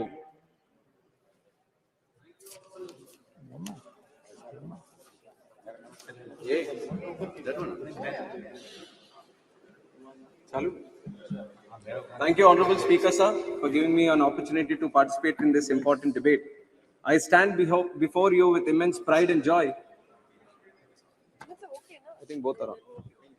I stand before you with immense pride and joy as I reflect upon the recent successes of ISRO Chandrayaan-3, which is the world's first mission to successfully land on the lunar South Pole, and Aditya L1, which was the first satellite mission to study the sun. Sir, these achievements are not just a milestone, they are a testament to the unwavering dedication, hard work, and remarkable journey of our nation's space program, fueled by the tireless work of our scientists, engineers, and our support team at ISRO. Sir, I was thrilled to watch on TV the awe-inspiring launch of Chandrayaan-3, which happened in Sriharikota, which is in my home state of Andhra Pradesh. It is an experience that filled my heart with pride, excitement, and joy. The sight of our spacecraft ascending into the cosmos was nothing short of breathtaking. It was a moment that resonated deeply with every Indian and a moment that affirmed our status as Vishwa Guru. I also would like to take a second and appreciate all scientists, including the Telugu scientists who have contributed to the Chandrayaan mission. What makes Chandrayaan-3's triumph even more inspiring is the journey that led us here. It reminds us that failure should never deter us. Instead, it should propel us to return stronger. Chandrayaan-2 faced its own challenges, but our scientists and engineers demonstrated an unwavering spirit of resilience and determination. So they refused to let adversity define their journey, and their efforts bore fruit with the resounding success of Chandrayaan-3. In the words of our visionary leader, Sri Chandrababu Naidu Garu, every crisis creates an opportunity, and those who fight in those situations will emerge as leaders. This is precisely what our ISRO scientists have demonstrated to the world. They have seized the opportunity, overcome the challenges, and emerged as leaders in the space exploration program. Respected sir, as we speak about the successes of ISRO, the first name that comes to the young minds of this country is our beloved former president, Abdul Kalam ji, sir. He is commonly known as the people's president also. We have all heard inspiring stories of his association with ISRO. And it is an honor for TDP, as Sri Nara Chandrababu Naidu Garu, the then convener of NDA, was the one who proposed and supported the nomination of Kalam as the president of our nation. And I am certain that Dr. Kalam, had he been among us today, he would have been filled with immense joy and satisfaction seeing the success today. He also preached to this great nation to dream big and achieve big. But sir, ISRO not only dreamt big, but it dreamt of the impossible and achieved what no other country could today.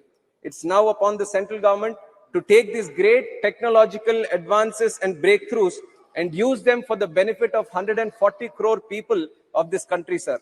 And I take immense pride in serving under the leadership of Chandrababu Naidu Garu, who encapsulates the above thought brilliantly. I would like to highlight certain programs where our leader engaged with ISRO to help resolve issues faced by the people of Andhra Pradesh when he was the Chief Minister, sir.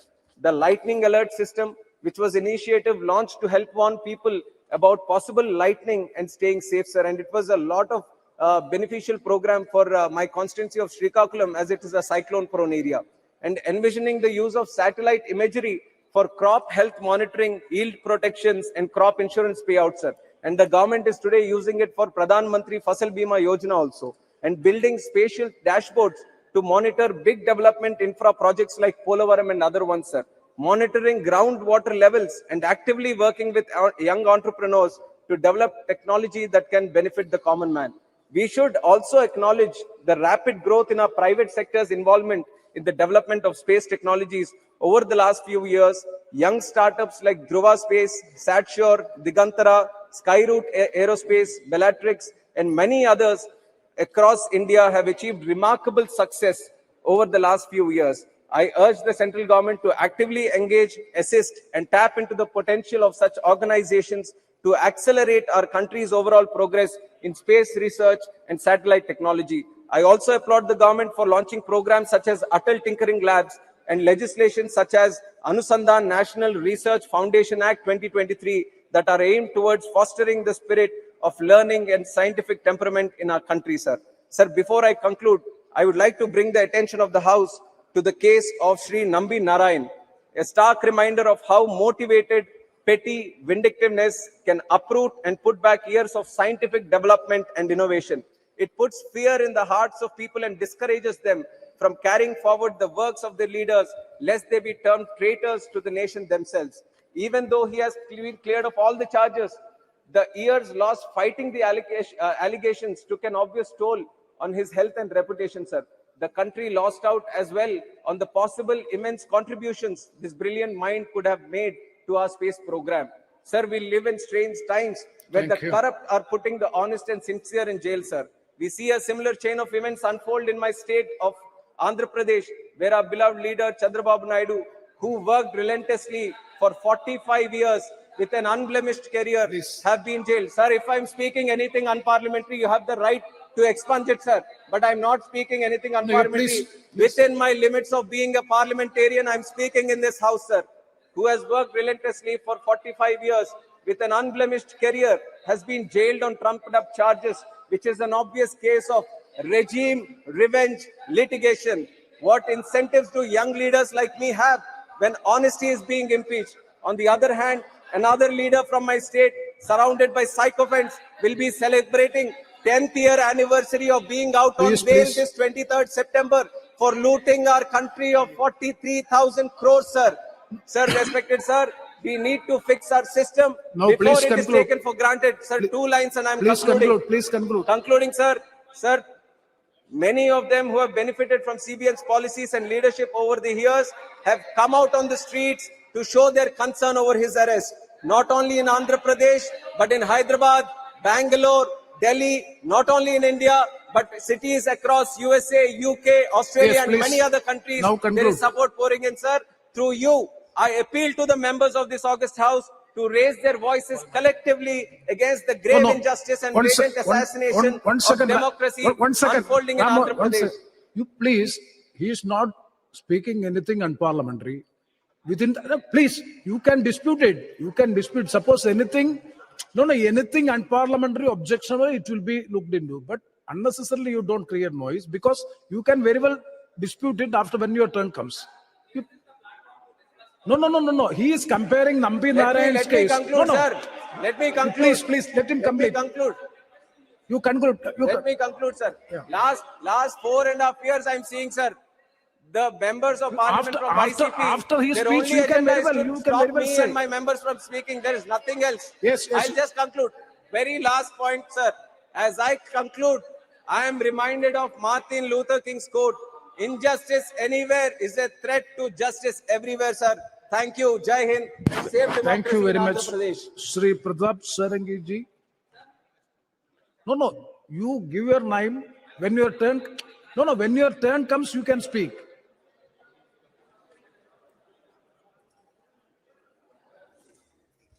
Honorable Chairman, sir, I thank you from the core of my heart for your kind permission to speak on this inspiring and very encouraging topic.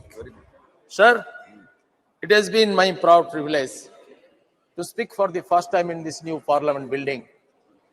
Bharat Mata is destined to create history under the able leadership of a great champion like Narendra Modi ji, our honorable Prime Minister. Sir, entire world gazed towards the sky on the momentous occasion of August 23, 2023, when the Indian Space Research Organization, ISRO, stood on the brink of a historic achievement, leveraging India's ageless traditional knowledge, rich ancient wisdom, twinned with modern scientific and technological excellence and economic prudence. With the Chandrayaan-3 August mission, touching down on the enigmatic and uncharted south pole of the moon, it's a day of anticipation and wonder, hope and aspiration. While the mission represents the zenith of modern space exploration, it's imperative to revisit the ancient Indian knowledge that has woven a celestial tapestry around the moon for centuries. In Indian rich tapestry of ancient wisdom, the moon known as Chandra, or Chandrama in Sanskrit, holds a profound significance. It has long been a source of inspiration, mystic, and spiritual connection. Ancient Indian astronomers or the Jyotisis meticulously observed the moon's phases, cycles, and influence on Earth. The lunar calendar, based on the moon's waxing and waning, played a pivotal role in various aspects of life, including agriculture, rituals, and festivals. The moon's ethereal glow and its ever-changing phases evoked metaphors of transformation, cyclicality, and the transient nature of life. It found its place not only in scientific treatises, but also in the realm of art, poetry, and philosophy. The silvery orb adorned countless tales where gods and goddesses, lovers and seekers were often associated with its luminescence. As Chandrayaan-3 ventures to touch the lunar surface, it's intriguing to contemplate the echoes of ancient Indian insights in the modern endeavor. The moon's south pole, a realm clogged in mystery and shadow, is a fitting canvas for both ancient wonder and modern curiosity to converge. The lunar surface, as observed through the lens of Chandrayaan mission, unveils tales of geological evolution and cosmic history. And yet the legacy of ancient Indian thought of largest universal well-being offers a perspective that extends beyond the scientific gaze. The moon's surface, with its craters and crevices, becomes a tapestry that speaks of cosmic cycles, change, and the dance of celestial bodies. Just as Chandrayaan-3 seeks to unravel geological secrets, ancient Indian wisdom invites us to explore the metaphorical depths of the moon's symbolism. The moon's waxing and waning mirrors the eternal ebb and flow of life. Its luminous radiance amidst the darkest nights reflects hope, strength, aspiration, and guidance in the face of challenges. As Chandrayaan-3's journey nears its pinnacle, it's a celebration not only of technological prowess, but also of the continuum of human curiosity and exploration. The threads of ancient Indian knowledge are interwoven with the fabric of modern space science, illuminating the moon's significance through time, encouraging insightful, futuristic explorations of the Milky Way for the enduring global good, universal prosperity of humankind, and all species of sustainable economy, ecology, and environment, which is symbolized by the great personality of Honorable Narendra Modi.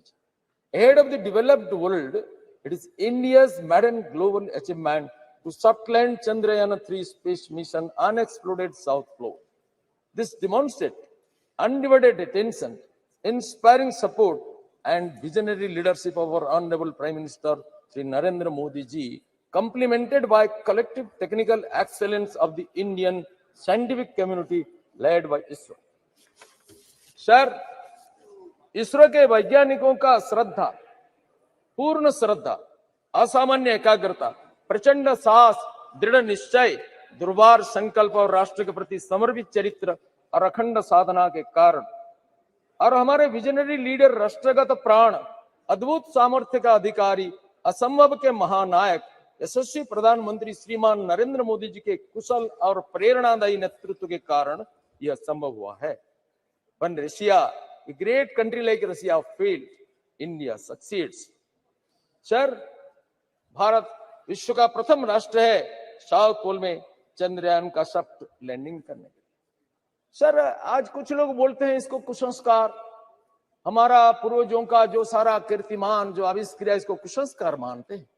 Sir, विश्व में जब कोई सभ्यता का उन्मेष नहीं हुआ था, आधुनिक यूरोप और अमेरिका के पूर्वजों ने जब अरण्य में अपने को नीले रंग में रंजित करके विचरण करते थे, भाषा भाव में संकेत के द्वारा भाव विनिमय करते थे, कभी कभी खाद्याभाव के कारण नरमांस भी खा जाते थे. सभ्यता का उस उषा काल में जिसका भेद करने में दंत कथा भी असमर्थ है, इतिहास तो नहीं है, उस समय में हमारे देश में एक चमत्कार सभ्यता संपन्न, संस्कृति संपन्न राष्ट्र का आविर्भाव हुआ, जिन्होंने सारा विश्व में ज्ञानालोक वितरण करने का स्पर्धा पोषण करते हुए कृणंतो विश्वमानव का उद्घोष में विश्व का गगन को गुंजायमान किया. विद्या, युद्ध शास्त्र, अर्थशास्त्र, कूटनीति, समस्त विषयों में जिन्होंने विश्व का गुरु पद में आसीन थे, उस राष्ट्र का हम स्पर्धित उत्तरदायी है. सर, हमारे देश में कभी नया विचारों का विरोध नहीं किया गया. हमने बराबर नित्य सत्य का अनुसंधान को प्रेरित किया है। ये सारंगी जी, आप समय। सर मैं तो थोड़ा सा आरंभ ही किया है, मेरा बारी पहले था, 2-3 फिर टर्न हुआ, फिर मेरा नाम आया। Sir what is science? Sir the present day civilisation in which we live in is the product of a particular discipline of human mind known as modern science. And what is science? Sir, science can be broadly divided into two different parts. First is pure science, then is applied science. And pure science is nothing but a pursuit, a search after truth, a search after unbiased, unprejudiced, free from all dogmas, search after truth of nature. And applied science is an invention developed after these findings of the search after truth. Sir, so Chandrayaan is also an invention developed after these findings of the truth of pure science. Sir, now I can say that India has developed such truths ages ago, which modern science may take ages to rediscover. हमारे पूर्वजों ने जिस ज्ञान विज्ञान का आविष्कार किया, इसमें यह विराट पुरुष का आविष्कार हुआ। चंद्रमा मनसो जातो चक्षु सूर्य जाए। The vastness and the oneness of the universe is the unique discovery of our sages ages ago. Sir, I would remember one incident. A great scientist, a Nobel laureate in physics, an American physicist, Dr. John Hobson, he wrote in a book that Swami Vivekananda posed a challenge to modern science when he asked, can we activate matter and energy? And the challenge was answered by Albert Einstein after 3 years of his passing out. While explaining the philosophy of Sakya and Vedanta, Vivekananda told American scientists that your science is incomplete. Since your investigation stopped on 2 points, you could not discover the unity of human experience. Your knowledge, your experience could not proceed further. That is energy and mass. You could not unify them. But he explained how our sages ages ago discovered this unity in cosmic intelligence. From lowest atom to the highest Brahman, how the entire process ran, Vivekananda explained it very scientifically. Referring to this incident, John Hobson told that. And this truth was discovered that energy and mass are two different aspects of the particular, of a single truth discovered by Albert Einstein after 3 years of passing away of Swami Vivekananda. Sir, इन सब विषयों में suppose शून्य का आविष्कार नहीं होता भारत में, तो गणित का कितनी असहाय अवस्था होता। रसायन विद्या का भरत मुनि का नाट्य शास्त्र हो, संगीत शास्त्र हो, कणाद मुनि का अणुशास्त्र हो, चरक और सुश्रुत का चिकित्सा शास्त्र हो, कौटिल्य का अर्थशास्त्र हो, ये सारा ज्ञान विज्ञान का भंडार भारत में है। सर, संपूर्ण भूमंडल में भारत का सम्मान बढ़ा है माननीय नरेंद्र मोदी के कारण। कुछ लोग कहते हैं हम तो वैज्ञानिकों को सम्मान करते हैं, लेकिन मोदी जी को क्यों? प्रताप सारंगी जी, एक मिनट, it's very एक minute, it's very informative, knowledgeable, but time doesn't permit. That is a problem. That concern, kindly conclude. Sir, we fully appreciate, but at the same time, time doesn't, because 24 more speakers and the minister has to respond. Sir, kindly cooperate with the chair. Sir, हमारे देश में सम्मान ऐसा बढ़ा है कि हमारे वैज्ञानिकों ने माननीय मोदी जी के प्रेरणा में कोविड वैक्सीन आविष्कार किया, और कोविड वैक्सीन को मोदी जी ने सारा विश्व में वितरित किया। कुछ लोग कहते हैं विश्व में क्यों देते हो, हमारे देश में देते हो। सर, इस युग है दुनिया का एक्सपेंशन का युग है। विवेकानंद कहते हैं unselfishness is life, selfishness is death. Helping others is life, not helping others is death. Strength is life, weakness is death. India was weak, nobody respected her. India became strong, America respected her, Australia respected, the world respected.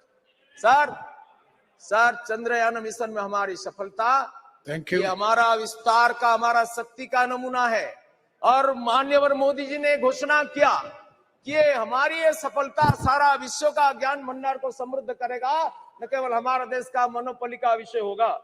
Sir, eternal सनातन धर्म, जिसको आज कुछ लोग विरोध करते हैं, ये अपने को धर्मनिरपेक्ष मानते हैं, बोलते हैं सनातन धर्म को उखाड़ के फेंक दो, ये डेंगू, ये मलेरिया, ये HIV। सर, हम इसको सहन करते हैं क्योंकि हम जानते हैं कि हमारा धर्म ये सहनशीलता का वैशिष्ट्य हमें देता है। बाकी कुछ धर्मों के बारे में बोलेंगे तो फतवा जारी हो जाएगा। हम ऐसा नहीं करते हैं। हमारा स्वामी विवेकानंद ने घोषणा किया कि I am proud to belong to a nation which has sheltered the persecuted and the refugees of all the nations and of all the nations around. Sir, we take pity on them. We take pity on their knowledge. Those who say we are separate, we belong to Ravana race. Sir, Ravana was an Arya Santan, son of Visrava Rishi. He was accepted as the Purohita by Ramachandra in Setu and the Pratishtha. They do not know the history of the nation. The whole nation is one. Bhagavan Vyasadev वेदों का संकलन किया, अष्टादश महापुराण का रचना किया और व्यास सूत्र वेदांत सूत्र का रचना किया, श्रीमद् भागवत का रचना किया, श्रीमद् महाभारत विश्व का सबसे बड़ा महाकाव्य का रचना किया, जिनमें श्रीमद् भगवत गीता को संयोजित किया। सर, भगवान व्यासदेव का माता एक धीवर कन्या ट्राइबल लेडी और उनका पिता ब्राह्मण पराशर मुनि। इसलिए वेदों के ऊपर ब्राह्मणों का जितना अधिकार है, वनवासियों का भी उतना अधिकार है। अति प्राचीन काल से वंशगत सम्मिश्रण हुआ है। सर, मैं कहना चाहता हूं, ये जातिगत विद्वेष फैला करके भारत को खंडित करने का जो कोशिश कर रहे हैं, ये हमारा राष्ट्रघातक है। सर, ये अपना ज्ञान का दारिद्र्य के कारण अपना अत्याचार को दूसरों के ऊपर स्थापित करने की जो कोशिश कर रहे हैं, इसको हिंदुस्तान बर्दाश्त नहीं करेगा। सनातन धर्म अनादिकाल से चल रहा है, अनंत काल तक चलेगा, इसको विध्वंस कोई कर नहीं सकता है। और हमारा धर्म ही सारा विश्व को स्वीकार करता है। सारा विश्व का अत्याचारित समुदाय का आश्रय स्थल है सनातन धर्म, यह भारत भूमि। हमारा मार्ग भिन्न हो सकता है, लक्ष्य एक है, साधन भिन्न हो सकता है, साध्य एक, भाषा भिन्न हो सकता है, भाव एक, रचना भिन्न हो सकता है, साहित्य एक, रीति भिन्न हो सकती है, संस्कृति एक।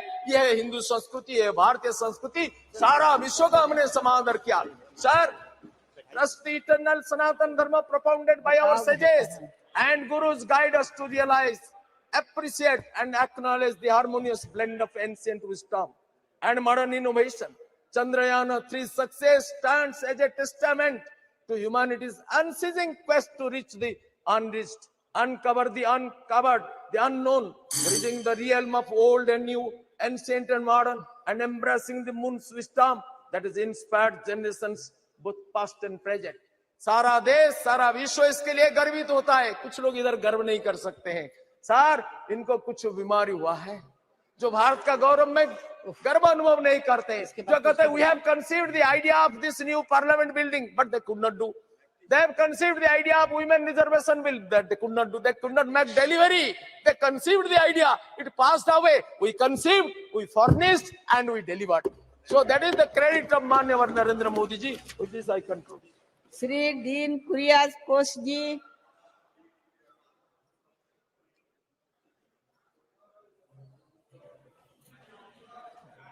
Sir, Madam, thank you very much, Madam, for getting this opportunity. And I would like to start. Madam, we heard so many speeches here, and I would like to point out how BJP people politicizing this matter, Chandrayaan. We heard Honorable Member Tejasvi Surya's speech just before. Unnecessarily, he criticized Pandit Jawaharlal Nehru and Congress party. Madam, we don't want the certificate of them, but history is there. Whatever Pandit Jawaharlal Nehru did, whatever Indira Gandhi ji did, whatever Rajiv Gandhi ji did, whatever Narasimha Rao did, whatever Manmohan Singh ji did, that is in the history. And the difference of opinion is, unnecessarily they are claiming India became independent after 2014. That is the difference of opinion in this matter also. Madam, we would like to point out this matter. It is a proud of nation, and they are mentioning another political issues also. Honorable Member Tejasvi Surya pointed out Nambi Narayan issue, the great scientist, and he connected that matter with Kerala Congress party also. Madam, what was the issue? We condemned what happened to honorable that great scientist. That issue has happened at that period, but it was connected to a court case. That was the most unfortunate incident. What is the role of Congress party in that issue? This is the problem of BJP, and they are unnecessarily claiming it is their only credit. That is, we are criticizing now. Madam, I am coming to the point. I am coming to the subject. First of all, I would like to congratulate the people of India, especially the hardworking scientists of ISRO, the great Indian universities that produced them, and also the people who came before them who laid the strong foundations for this success. When the Chandrayaan-2 suffered a setback, India was sad only for a day. Deep inside, we all knew that ISRO will bounce back. That is the great Indian spirit of coming back stronger after a failure. The traditions of Indian science exploration were established along with the constitution. The term scientific temper was coined by Pandit Jawaharlal Nehru, and it is part of the English vocabulary now. It finds mention in our esteemed constitution too. This is an opportune moment to discuss what we are doing to promote scientific temper across the country. Madam, this success of Chandrayaan-3 is a moment of great pride for the people of Kerala as well. From the beginning, Kerala has played an important role in the story India's success in space sector. The very first rocket launch in India happened at Tumba, Trivandrum. The hard work of scores of Malayali scientists as well as local residents was what made the launch so successful. From there, we never had to look back. Dr. APJ Abdul Kalam, former President of India and the rocket man of India, is almost like a Malayali. He spoke fluent Malayalam and also built his career at Kerala, where he created a large body of work in service of the nation. Most of the great achievements of the ISRO was done when it was headed by Malayalis.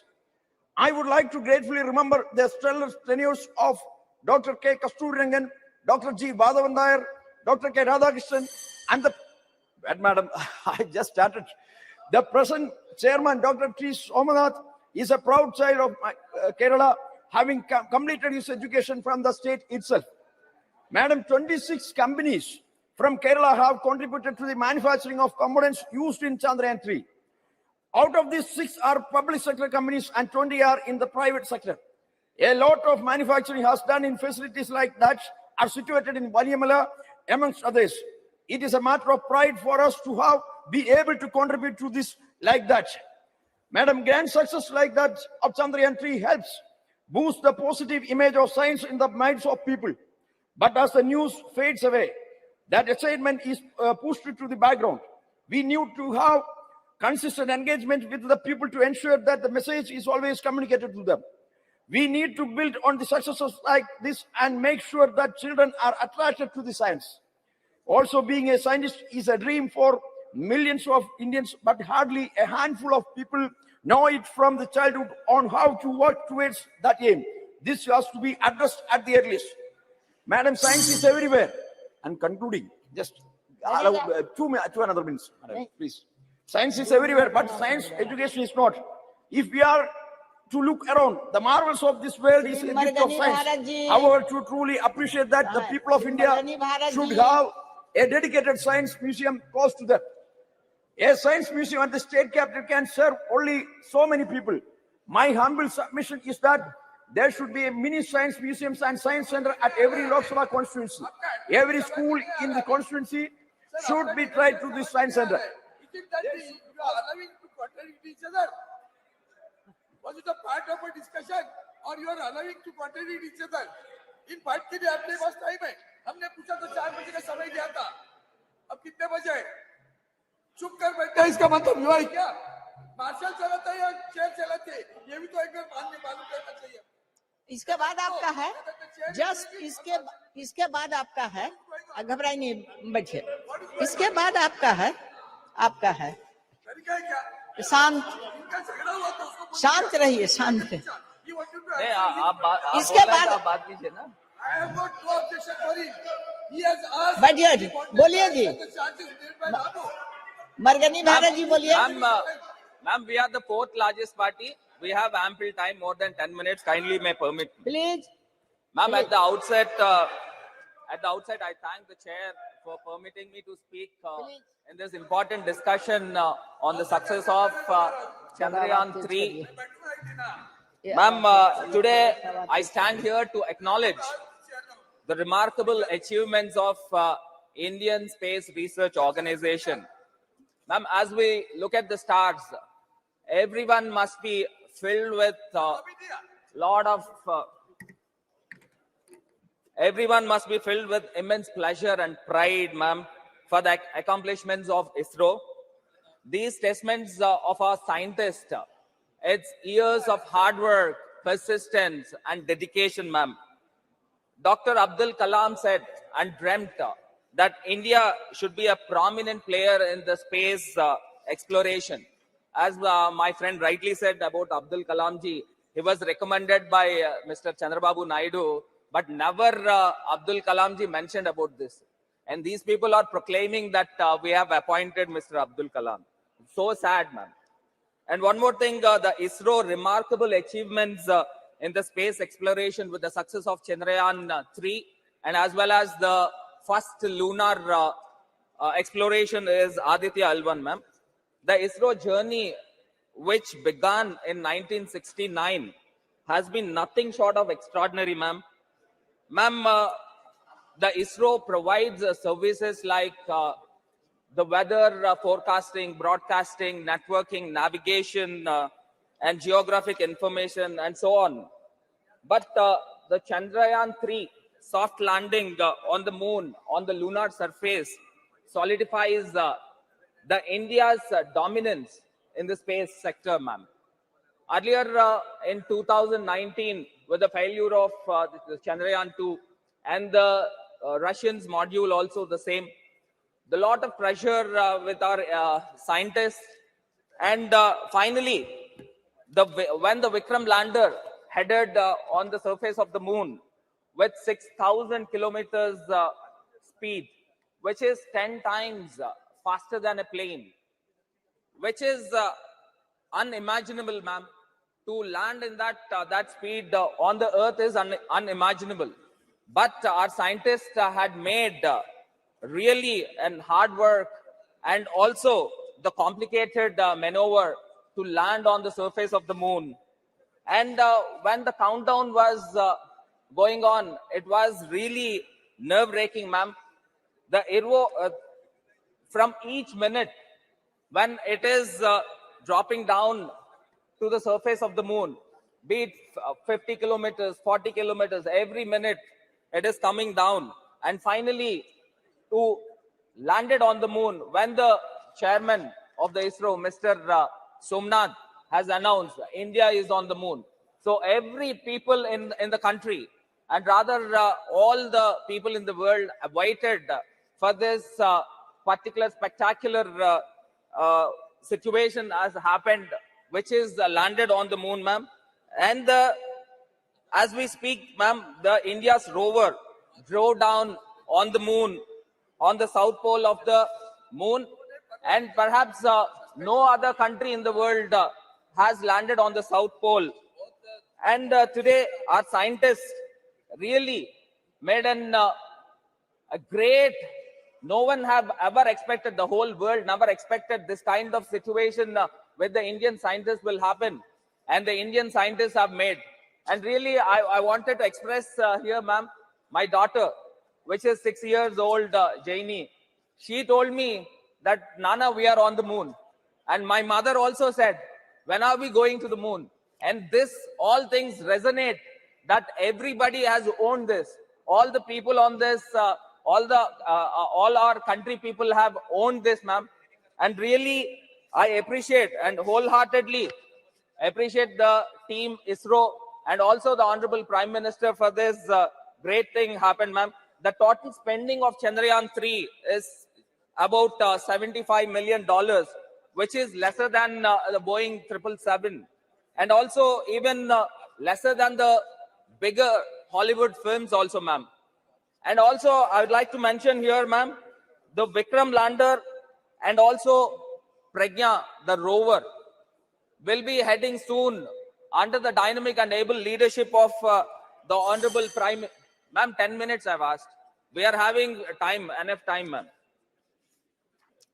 Ma'am, with these words, from the words of Dr. Vikram Sarabhai, the visionary founder of ISRO, ma'am, and I quote, "The space is not just a destination, but a frontier of endless possibilities," ma'am.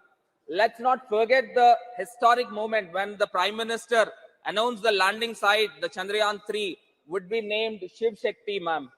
The name Shiv Shakti signifies our deep-rooted cultural reverences, and also the recent, the recent, the recent Aditya L1 also, it's truly remarkable, ma'am. And coming to the recent, one of my good friends from TDP has mentioned, ma'am, give me 1 minute of time. Give me 1 minute of time.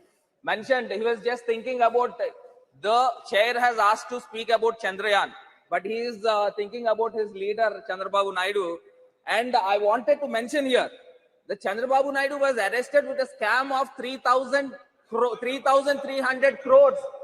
3,300 crores, where the Siemens has confessed when the CID has intervened, under the section of IPC 164 of CRPC, Siemens said that we have nothing to do with the MOU of the skill development. And now I wanted to mention here, sir, ma'am, the Mr. Naidu has arrested under the relevant sections of criminal conspiracy, cheating and dishonesty, forgery. In addition to that, CID has invoked the Prevention of Corruption Act. And these all things had happened, ma'am. More skeletons will tumble out from the Chandrababu Naidu's closet, and TDP is the party of miscreants, and TDP is resorting to the crimes and 352, Madam, cases 352. behest of Rule the 352. Ma'am, Rule 352, a member while speaking shall not refer to any matter of fact on which a judicial decision is pending. He's talking about a case which is pending in the court, madam. If, madam, according to this rule, you have to expunge everything that he has spoken. Madam, this is a case that is pending in the court. According to Rule 352, according Shri Arvind Sambaji. अरे बैठ जाओ. Thank you chairman madam. मैं आज मेरी वेदना प्रदर्शित करता हूं. पहले जिस ढंग से पार्लियामेंट चल रहा है वो बायस नहीं होना चाहिए. So that should be taken into consideration first. एक सेंटेंस में समझ जाना चाहिए. पहली तो बात, लेट मी हार्टिली कांग्रेचुलेट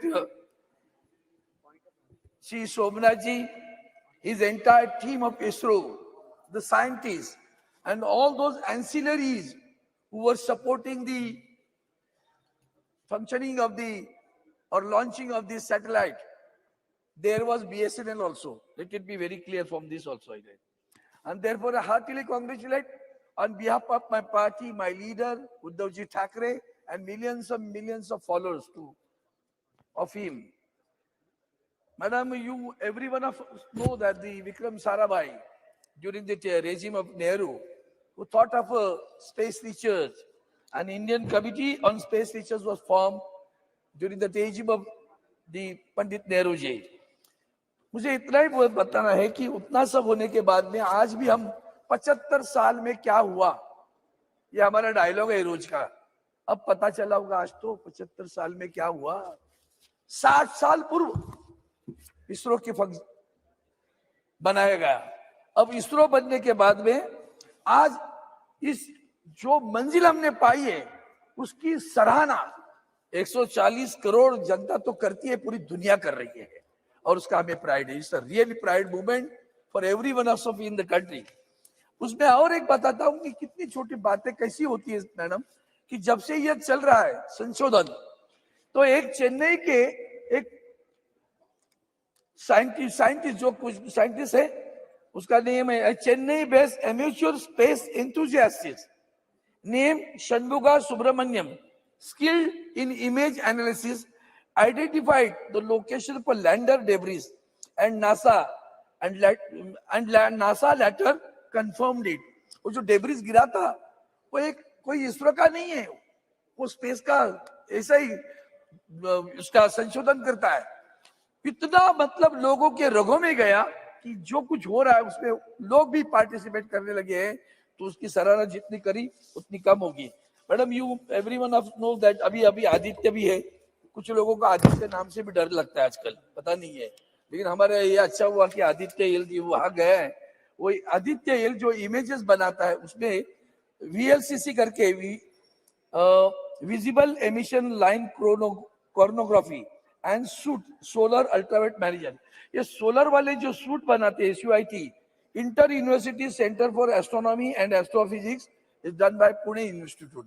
तो this is everybody is contributing on all this thing. I mean the अब इस जब मैं विक्रम साराभाई जी की बात कर रहा हूँ, Tata institute of social science is and the Colombo Observatory is in my constituency, it is in Mumbai. आज मुझे उनकी याद आती है, अब्दुल कलाम जी की, और खास करके इंदिरा गांधी जी की।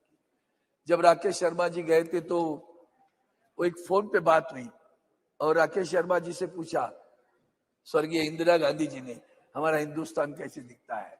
सारे जहां से अच्छा हिंदुस्तान हमारा। वो सारे जहां से अच्छा हिंदुस्तान आज दुनिया में सबको पता चला कि हिंदुस्तान छोटा नहीं है, बहुत बड़ा हो गया है। चांद पे गया, अब सूरज को भी उसकी भी जान ले, उसकी भी रिसर्च करने के लिए, संशोधन करने के लिए हमारा ऑर्बिट लैंडर उधर बना खड़ा है, वहां आदित्य एल लैंडर ऑर्बिट में खड़ा है। अब आज सुबह जो जो बातें हुई उसको थोड़ा सा स्पर्श करूंगा, ज्यादा नहीं बोलूंगा। धर्म और विज्ञान दोनों एक दूसरे से हाथ जुड़े हुए हैं, सही है। धर्म किसको कहे, ये बात आती है मन में कि जब हम सावरकर जी की बात करते हैं तो उन्होंने खास करके धर्म के बारे में व्याख्या की है। धर्म क्या है, हिंदू नाम कैसे गिरा, सिंधु से हिंदू कैसे हुए। तो ये सारा जो है, अभी हमारे सारंगी जी बताए, सही है, हजारों वर्ष से हमारे पास आया है, हजारों वर्षों से है। हमारे तुकाराम, संत तुकाराम जी का एक अभंग है, अणु रेणु या तोकडा तुका आकाशा एवढा, मराठी में। अणु is an atom, Renu. So all those things have been there in our, I can say, epics, in our granthas, in your all those abhangas, it is existing. लेकिन इसमें एक बड़ी बात आपने कही, उसका मैं खास करके आपको धन्यवाद देता हूँ। हम बड़े दिल के लोग हैं, कोई छोटा से है तो उससे क्या ध्यान देना है। हम जहर को हम नहीं फैलाना चाहिए, हम जहर को फैलाना चाहते हैं, वो अच्छी बात नहीं मुझे लगती। संस्कृति, परंपरा और श्रद्धा, ये श्रद्धा जो बात है, श्रद्धा क्या है, हर एक की श्रद्धा अलग अलग होती है। 2 मिनट में खत्म करता हूँ। हर एक की श्रद्धा अलग अलग होती है। हमारे हिंदू मंदिर में जाते हैं तो भी हिंदू है, नहीं जाता तो भी हिंदू है, पूजा करता है तो भी हिंदू है, भगवान को नहीं मानता तो भी हिंदू ही है। यही तो बड़प्पन है अपने। हम परिवर्तनीय हैं। हमारे प्रबोधनकार ठाकरे जी, जो हमारे बाला साहब ठाकरे जी के पिताजी रहे, शाहू फुले आंबेडकर जी, ये सारे परिवर्तनीय थे। इसीलिए तो धर्म में जो परिवर्तन आया बड़ा स्वागतपूर्ण है। और अब जब हम, इसलिए मैंने सावरकर जी का जरा सा जिक्र किया, ज्यादा बात नहीं करना चाहता हूँ कि इसको लेकर हम राजनीति खेल रहे, वो अच्छा नहीं लग रहा है मुझे। आज हम चंद्रमा की बात कर रहे हैं। अब चंद्रमा की जब बात करते हैं तो मैंने अभी एक बात कही और दूसरी बात और भी करना चाहता हूँ कि उन्होंने सुबह एक बात कही कि वहां भूस्खलन हुआ और भूस्खलन में जो बचे उन लोगों ने बद्री विशाल की जय कहा। अच्छी बात है, भगवान के ऊपर श्रद्धा है उनकी, लेकिन जो मर गए उनका क्या करे, वो किस पर श्रद्धा जताए, वो किसको बुरा कहे। तो इसलिए हमारा धर्म समझने की कोशिश करने की आवश्यकता है। टेम्परामेंट एंड साइंटिस्ट, वो जो बात है वो ज्यादा स्वागत की है, मान लिया उसको। और मैं चाहता हूं कि जिस ढंग से चंद्रमा पर हम गए हैं और सूरज की हम संशोधन कर रहे हैं, मुझे नहीं लगता हमारा इसरो और देर करेगा। एक दिन आएगा जब चंद्रमा पर हिंदुस्तानी उतर कर आएगा और तिरंगा मशीन, तिरंगा रोवर, एक सेकंड वाक्य तो पूरा करने दो। तिरंगा रोवर नहीं फैलाएगा, तिरंगा हिंदुस्तानी फैलाएगा। और वही सावरकर जी को हिंदुस्तानी वाक्य मुझे बड़ा अच्छा लगता था। मैं आपने मुझे समय दिया, धन्यवाद sir. Madam Chairperson, at the very outset, I would like to thank you for giving me this opportunity to speak in this magnificent new Parliament building. Madam, today I stand before you to celebrate our country's historic achievement in the field of space exploration and with the success of Chandrayaan-3's soft landing in the yet unexplored South Pole terrain of the moon, thereby making us the first country in the world to do so, and the fourth country in the world to reach the moon. Close on the heels of the Chandrayaan success was the historic launch of Aditya L1. Both these missions have showcased our indigenous technological prowess and made every citizen of the country proud indeed. However, in the spirit of Vasudhaiva Kutumbakam, we cannot alone take this glory, and we have to share it with the rest of the world. This achievement is a testament to our Honorable Prime Minister's dedication, perseverance, ingenuity, commitment to advancing scientific knowledge and space technology, his exemplary proclivity for taking bold decisions, and last but not the least, to the diligence and unwavering spirit of the scientists and engineers of ISRO. The Indian space research and its ecosystem have been in an upbeat mood since the Honorable Prime Minister announced space sector reforms with enhanced participation of private players in the Indian space program, and also approved the Indian space policy in 2022. The success of the Chandrayaan-3 has been the logical extension of a series of key missions undertaken by ISRO in the last decade, and will be followed by many more ambitious projects, to name one, Gaganyaan, in the future under the visionary leadership of Honorable Prime Minister. In 2017, PSLV C-37 created a world record by successfully placing 104 satellites in orbit in a single launch. The new Space India Limited, NSIL, launched in 2019, has presently signed 19 technology transfer agreements and successfully transferred 8 ISRO-developed technologies to the Indian industry. In 2022, Vikram S Prarambh mission, a suborbital launch vehicle, was launched successfully and became the first privately built rocket launched in India. ISRO in the last 9 years has launched 52 launch vehicles and 57 spacecraft missions. Chandrayaan-3's success has established our country as part of an exclusive club alongside the US, Russia, and China, and has enhanced our global reputation as a serious player in the field of space exploration and R&D. It will also have a domino effect, leading to international collaborations, joint global space initiatives, knowledge exchange, and fostering closer ties with other nations, leading to further advancements in space technology. Madam, currently India contributes around 2 to 3% to the global space economy, which is expected to increase to 8 to 10% in the next decade. Our astute Honorable Prime Minister recognized the benefits of space technology and has expanded its usage to 60 line ministries for improved governance. Even during the COVID outbreak, the navigation and geospatial technologies were used efficiently to coordinate relief deployment. India has joined 5 nations capable of adopting navigation satellite system capacity.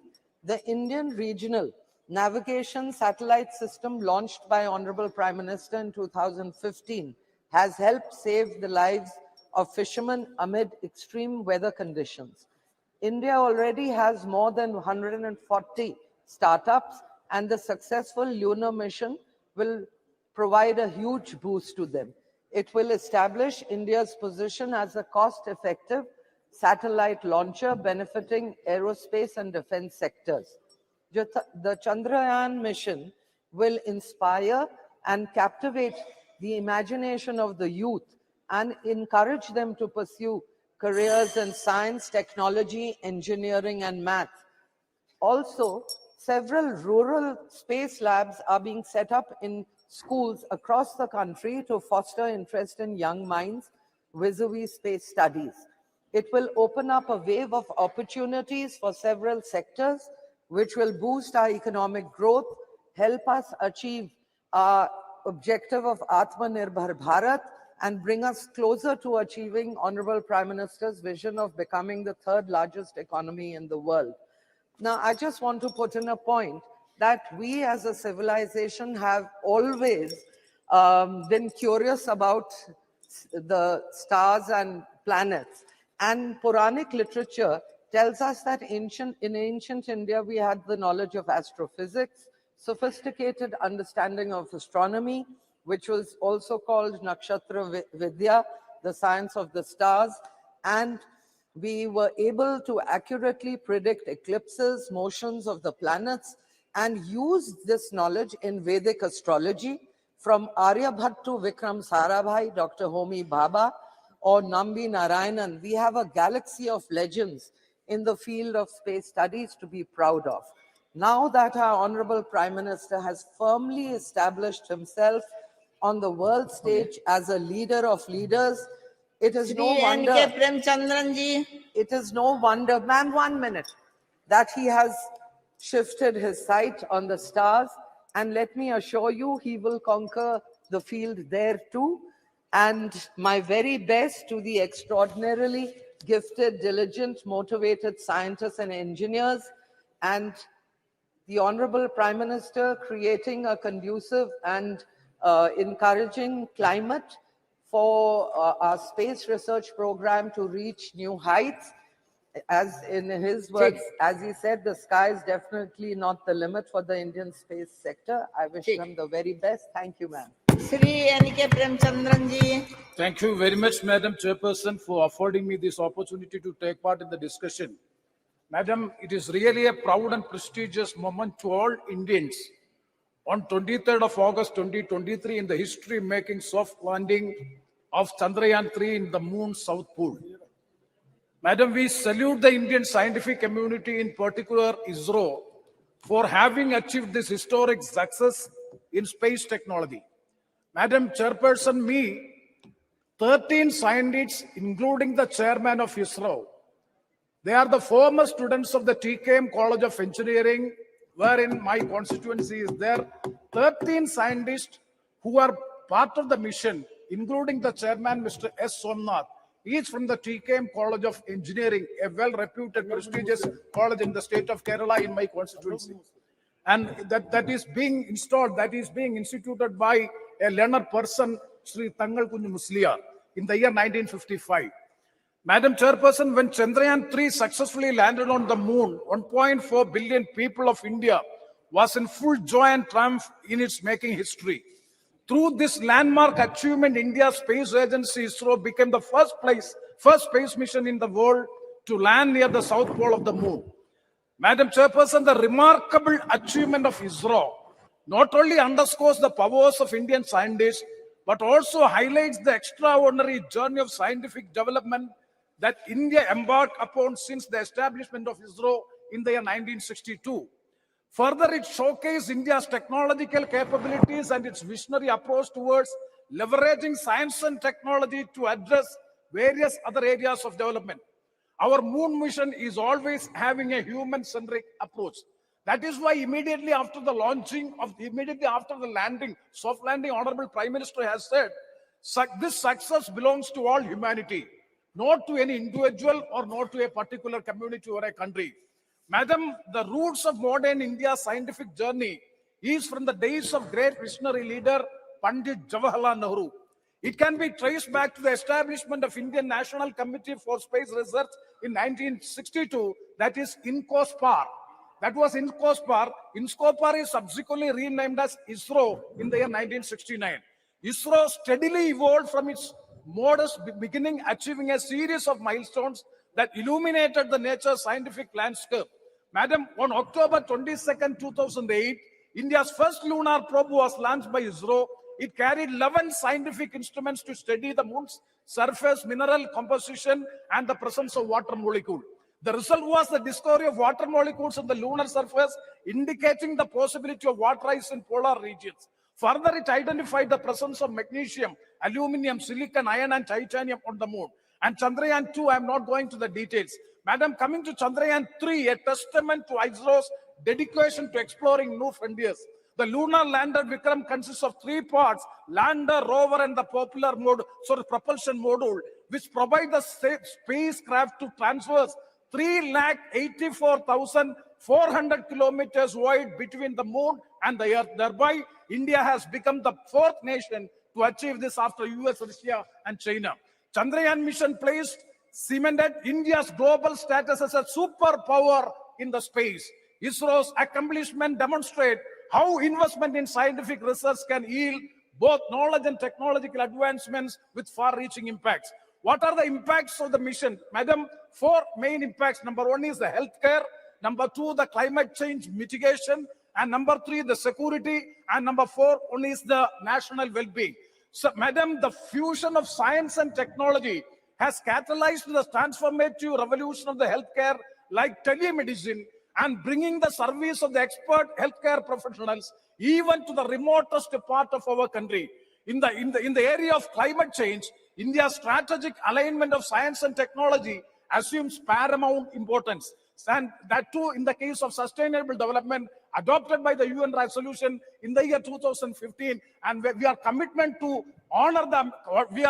We have to honor the commitments made in the UN as far as the sustainable development is concerned. Madam, national security demands a multi-phased approach rooted in innovation. So, Madam, the realm of science and technology is intricately linked to its educational ecosystem and its ability to nurture a culture of curiosity, learning, and innovation. India's educational institutions and research centers plays a pivotal role in cultivating a skilled workforce and fostering a spirit of inquiry.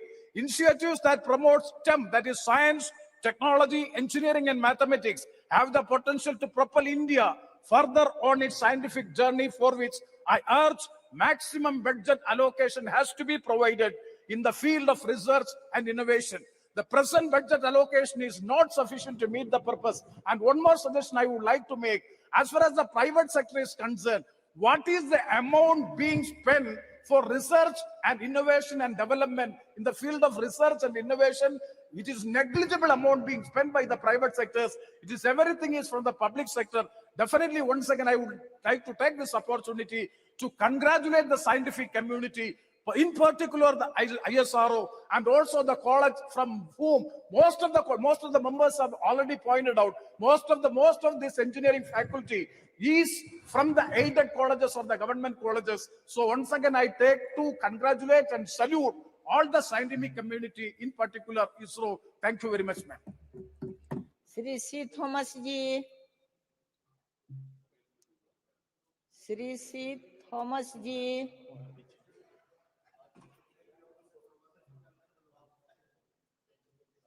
उतना पीछे आ गया तो बैठ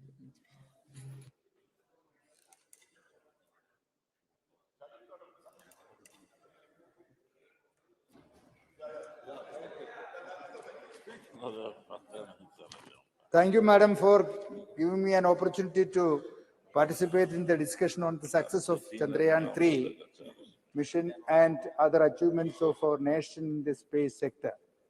As a representative of Kottayam Parliamentary Constituency and a member of the Kerala Congress CM, I congratulate the scientists of Indian Space Research Organization and other crew members who contributed to success the Chandrayaan 3 mission. The whole country is proud of you. In a lighter vein, I must mention that most of the scientists, including the ISRO chairman, Dr. S. Somanath, are from my state, Kerala. The VSSC Thiruvananthapuram director, Dr. Unnikrishnan Nair, who also was a part of in this mission, and he belongs to my constituency, and he hails from a small village called Kodanallur in my constituency. He also had his studies in Malayalam medium schools and also had the local college where he has studied in the primary level. Sir, most of the alumni of the College of Engineering at Trivandrum, then TKM College of Engineering, Kollam, as well as the Kodamangalam MA College of Engineering, Kodamangalam. 55 members of that alumni from MA College of Kodamangalam are part of this mission. Sir, that way Kerala has a glorious and prestigious position in the success of this historic mission. Sir, having said that, I want to raise a few other issues which are affecting the scientist community in India at large. First, apart from ISRO, there are so many other institutions which contribute to scientific research in India. If you want to grow in science and development cutting edge technology, we have to make sure that the institutes other than the premier agencies like ISRO also get enough funding and other support. However, the data tells us that the completely different, the data which gives us is a complete different story.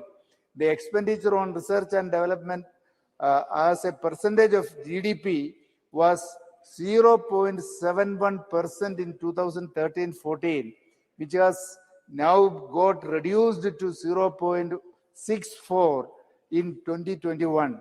Importantly, the most of the countries who are leaders in the field of technology and scientific advancement, the expenditure in research and development as a percentage of GDP is more than 3%.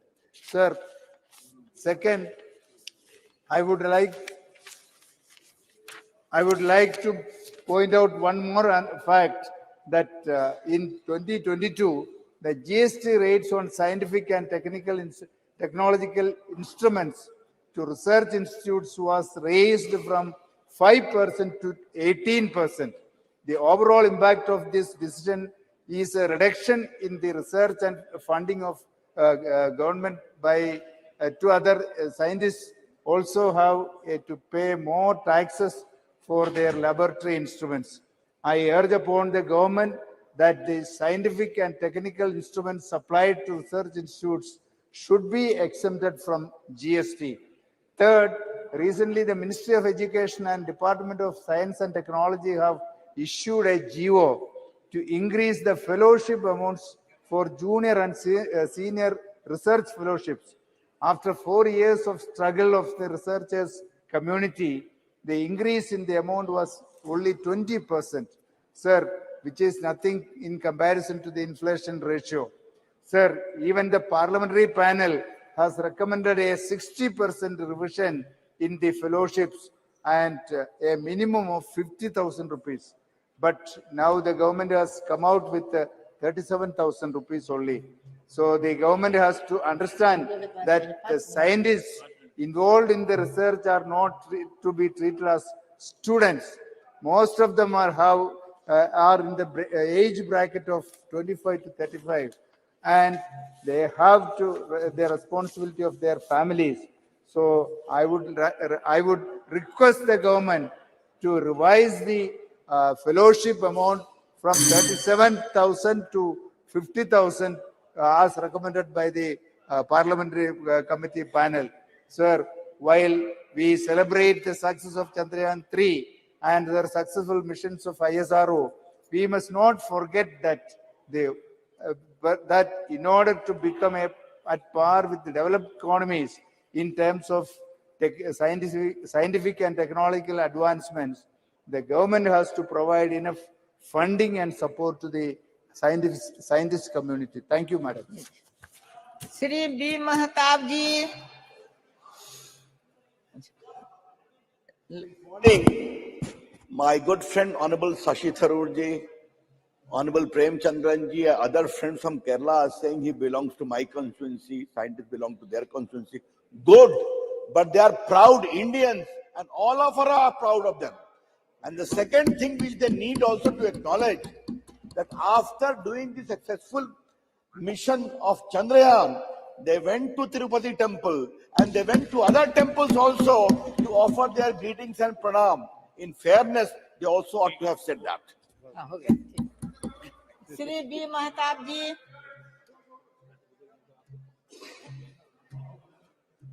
Exploration of space has been one of the most challenging and fascinating ventures of humankind and continues to capture the imagination of generations. Over the ages, several spacefaring nations have undertaken numerous missions to explore the solar system, their natural moons, various minor planets, asteroids, comets, and even interplanetary voyages. Some 150 years ago, in the 19th century, a astronomy knowledgeable person named Samanta Chandrasekhar could map and tell us accurately what is the distance between the Earth to that specific planet. And this was confirmed by the astrophysicist of Calcutta University. And he wrote in Sanskrit Siddhanta Darpan, and he belongs to Odisha, to my constituency Khandpada, and that is the present planetarium is named after him. So this is all indigenous. हमारी भारत की विद्या के कारण ये सारे चीजें उनके पास था और वो भी उसको प्रमाणित करते थे. आज जिस बारे में हम आज दिन भर चर्चा कर रहे हैं, सारे members, this house is in one voice congratulates Indian scientists for their endeavor. That what we achieved on 23rd August 2023 is a very rare feat which was done by moon warriors. I'll just give two instances, madam. 84-year-old Palanival Vera Muthival, who studied in the Vilupuram Railway School before completing engineering degree from Chennai College and MTech from an institute in Tiruchirappalli. He shifted to ISRO in 2014 as project director for Chandrayaan-3. For the past 4 years, on the slender shoulders lay the enormous weight meeting the nation's space expectation. This house salutes him and hundreds of Indian space scientists and engineers who have worked tirelessly to make the moon mission a success. Just remember 4 years ago, on September 6, 2019, he and hundreds of other scientists had to watch the Chandrayaan-2 lander spin out of control 800 meters above the lunar surface and then lose all telemetry contact with the mission control as it crashed on the moon surface. It would fall on them, on the then ISRO chairman, Mr. P. Sivan, to break the gloomy news to Prime Minister Narendra Modi, who was in the visitors gallery to watch the landing and who had to console Sivan on his shoulders. S. Somnath, Dr. S. Somnath, then the director of Thiruvananthapuram-based Vikram Sarabhai Space Center, was there. And I had the good fortune of interacting with both Mr. Sivan, who was then the ISRO chairman, and also with Dr. Somnath, who was the director of the Vikram Sarabhai Institute at Thiruvananthapuram. When a parliamentary committee, I was a member of that, we visited that institute and we could understand the difficulty in which they have been making progress. 4 years later, this tall, fit, and unfathomable Somnath would once again find sitting in front of the console of MOX 2 as ISRO chairman as the countdown began. Failure is the pillar of success. Our scientists learned from failure. PM Modi encouraged them And that is why during these 4 years, the success has been achieved.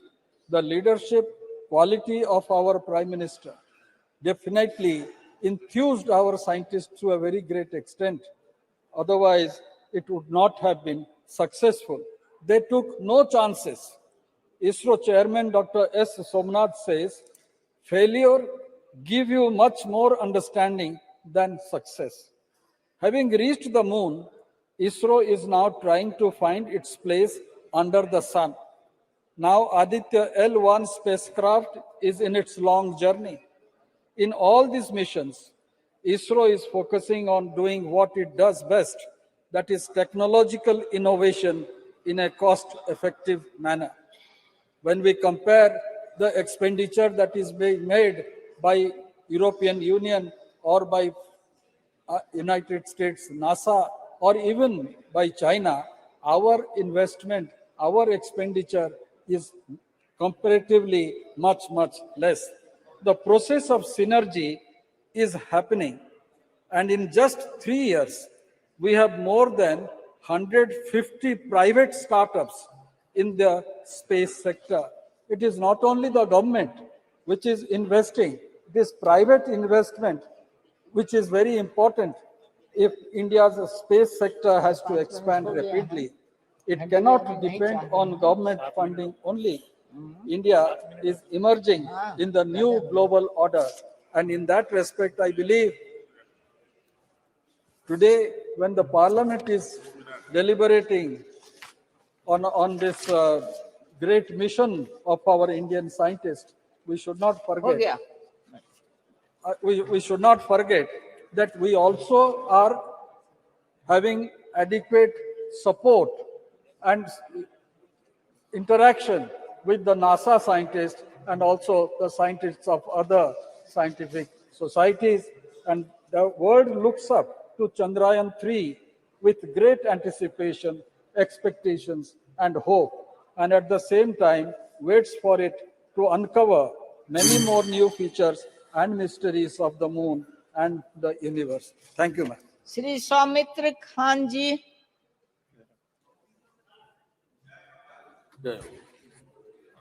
Thank you, sir. Thank you, madam.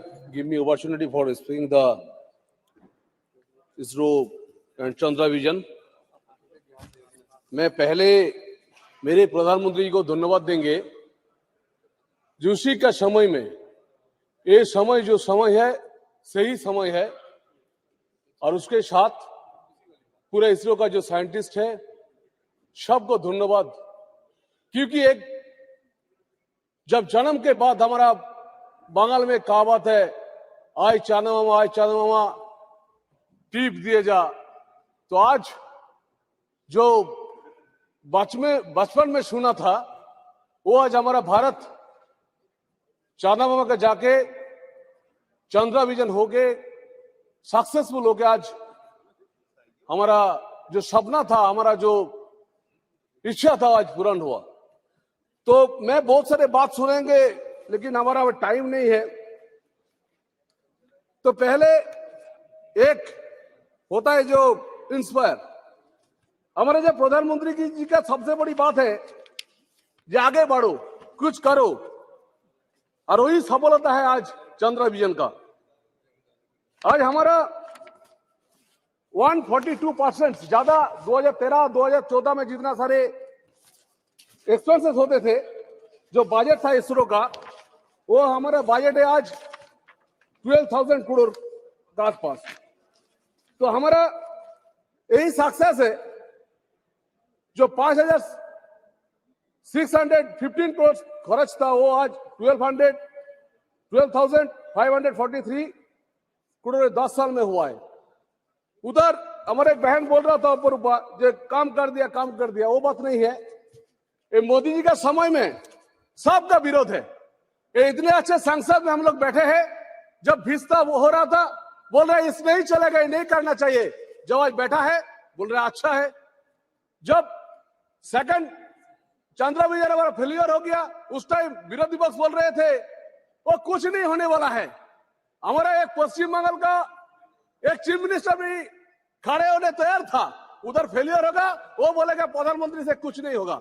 लेकिन देखिए पूरा भारत चाहते थे ये success, और जो success हम लोग को मिला है, हमारा पहले जब डिजिटल इंडिया हुआ था, जब जैसे पेटीएम डिजिटल कैसे होगा, मैं बहुत सीनियर लीडर से सुना हूं, बोले कैसे होगा, एक सब्जी वाले कैसे आपका पेमेंट लेगा डिजिटल में, तो आज सब्जी वाले पेमेंट ले रहा है डिजिटल में। यही है आधुनिक भारत, जो हमारा स्वामी जी बोलते थे, जो आधुनिक भारत श्रेष्ठ भारत, यही समय है, जो श्रेष्ठ समय है, जो प्रधानमंत्री जी का अमल में आज 23 अगस्त साउथ पोल में जो इतिहास रचना रची है, जो भारत का विश्व मित्र, भारत का विश्व गुरु मोदी जी का नेतृत्व में जो G20 में सक्सेस हुआ। अब पहले बोल रहा था कैसे करेंगे, कहां हॉल है, 125 कंट्री का कौन कहां पे बैठेगा। आज देख लीजिए पूरा भारत देश का नरेंद्र मोदी जी आगे जा रहे हैं और सब राष्ट्रप्रधान पीछे जा रहा है। सब बोल रहे हैं मोदी जी आप आगे बढ़ो, आपके साथ हूं। और पहले हम लोग का बात है, अमेरिका नासा को देख के बोलते थे अरे नासा सब कुछ कर पाएंगे, हम लोग कुछ नहीं कर पाएंगे। लेकिन आज जितेंद्र जी है हमारा मिनिस्टर भी, इतने अच्छे वहां पे जाके जो उद्घाटन किया है, सबसे बड़ी बात है जो सक्सेस को देखना चाहिए, सिर्फ देखने के लिए सिर्फ इच्छा होना चाहिए। और जो प्रधानमंत्री जी का है, जो प्रधानमंत्री जी की इच्छा है, जिस स्टार्टअप में आज इसरो के साथ 140 स्टार्टअप जुक्त है, उसके साथ इसरो का फायदा भी होगा और इसरो का साइंटिस्ट का भी आगे बढ़ेगा। हमारा बंगाल का स्वतंत्रनाथ बसु, जो हमारा बसु विज्ञान मंदिर हम मांगेंगे, हमारा जितेंद्र जी बैठा है, हम मांगेंगे जो हमारा पश्चिम बंगाल से बहुत सारे साइंटिस्ट आज हमारा इसरो में काम कर रहे हैं। बंगाली का हमारा इज्जत बढ़ रहा है, क्योंकि बंगाली हम लोग बंगाल से आते हैं। हमारे बंगाल का जितने सारे इंस्टीट्यूशन है, जादवपुर बोलिए, खड़गपुर IIT बोलिए, दुर्गापुर NIT बोलिए, मेरा पाता सर का भी एक साइंटिस्ट भी है उधर जो काम कर रहे हैं, उधर अच्छे काम कर रहे हैं। मैं ही बोलेंगे जो आज एक सिनेमा हॉलीवुड बॉलीवुड में बनती है तो 500 करोड़ 600 करोड़ 1000 करोड़ रुपए खर्च होता है। और बंगाली आज हमारा पूरा इसरो का साइंटिस्ट को मैं सलाम करता हूं। मैं आज उसको बहुत अच्छे धन्यवाद देना चाहता हूं, जो आज सिर्फ 600 करोड़ में आज प्रणाम करता हूं, जो 600 करोड़ में जो आज को इतने आगे बढ़े और भी आगे बढ़ेंगे। सबसे बड़ी बात है, एक गीता में एक बोलेंगे जो महाभारत में सब कुछ है, जा नहीं भारत है ता अच्छे सभी महाभारत है। आज हमारा गीता आज पूरा विश्व को दिखा रहा है कि कैसे उसको देख के हम लोग आगे बढ़े। हम लोग भारत को भारत माते बोलते हैं, हम लोग आगे बढ़ेंगे एक प्रधानमंत्री जी का नेतृत्व में। इसरो तो आगे बढ़ेंगे, पूरा देश आगे बढ़ेंगे। हम लोग मेक इन इंडिया हुआ, हम लोग आत्मनिर्भर भारत हुआ, हम लोग आगे बढ़ेंगे, आगे रहेंगे मोदी का नेतृत्व में और भी आगे बढ़ेंगे। धन्यवाद। श्री रविंद्रनाथ कुमार जी, किधर है रविंद्रनाथ कुमार? अच्छा Chairperson, madam. Madam, at this historical era, when our nation has completed the 75th year of its independence, our nation have made several successful landings under our honorable leader, Prime Minister, Sri Narendra Modi ji. Madam, we have successfully landed into the magnificent new Parliament building, which will be privy to several landmarks decisions in its journey.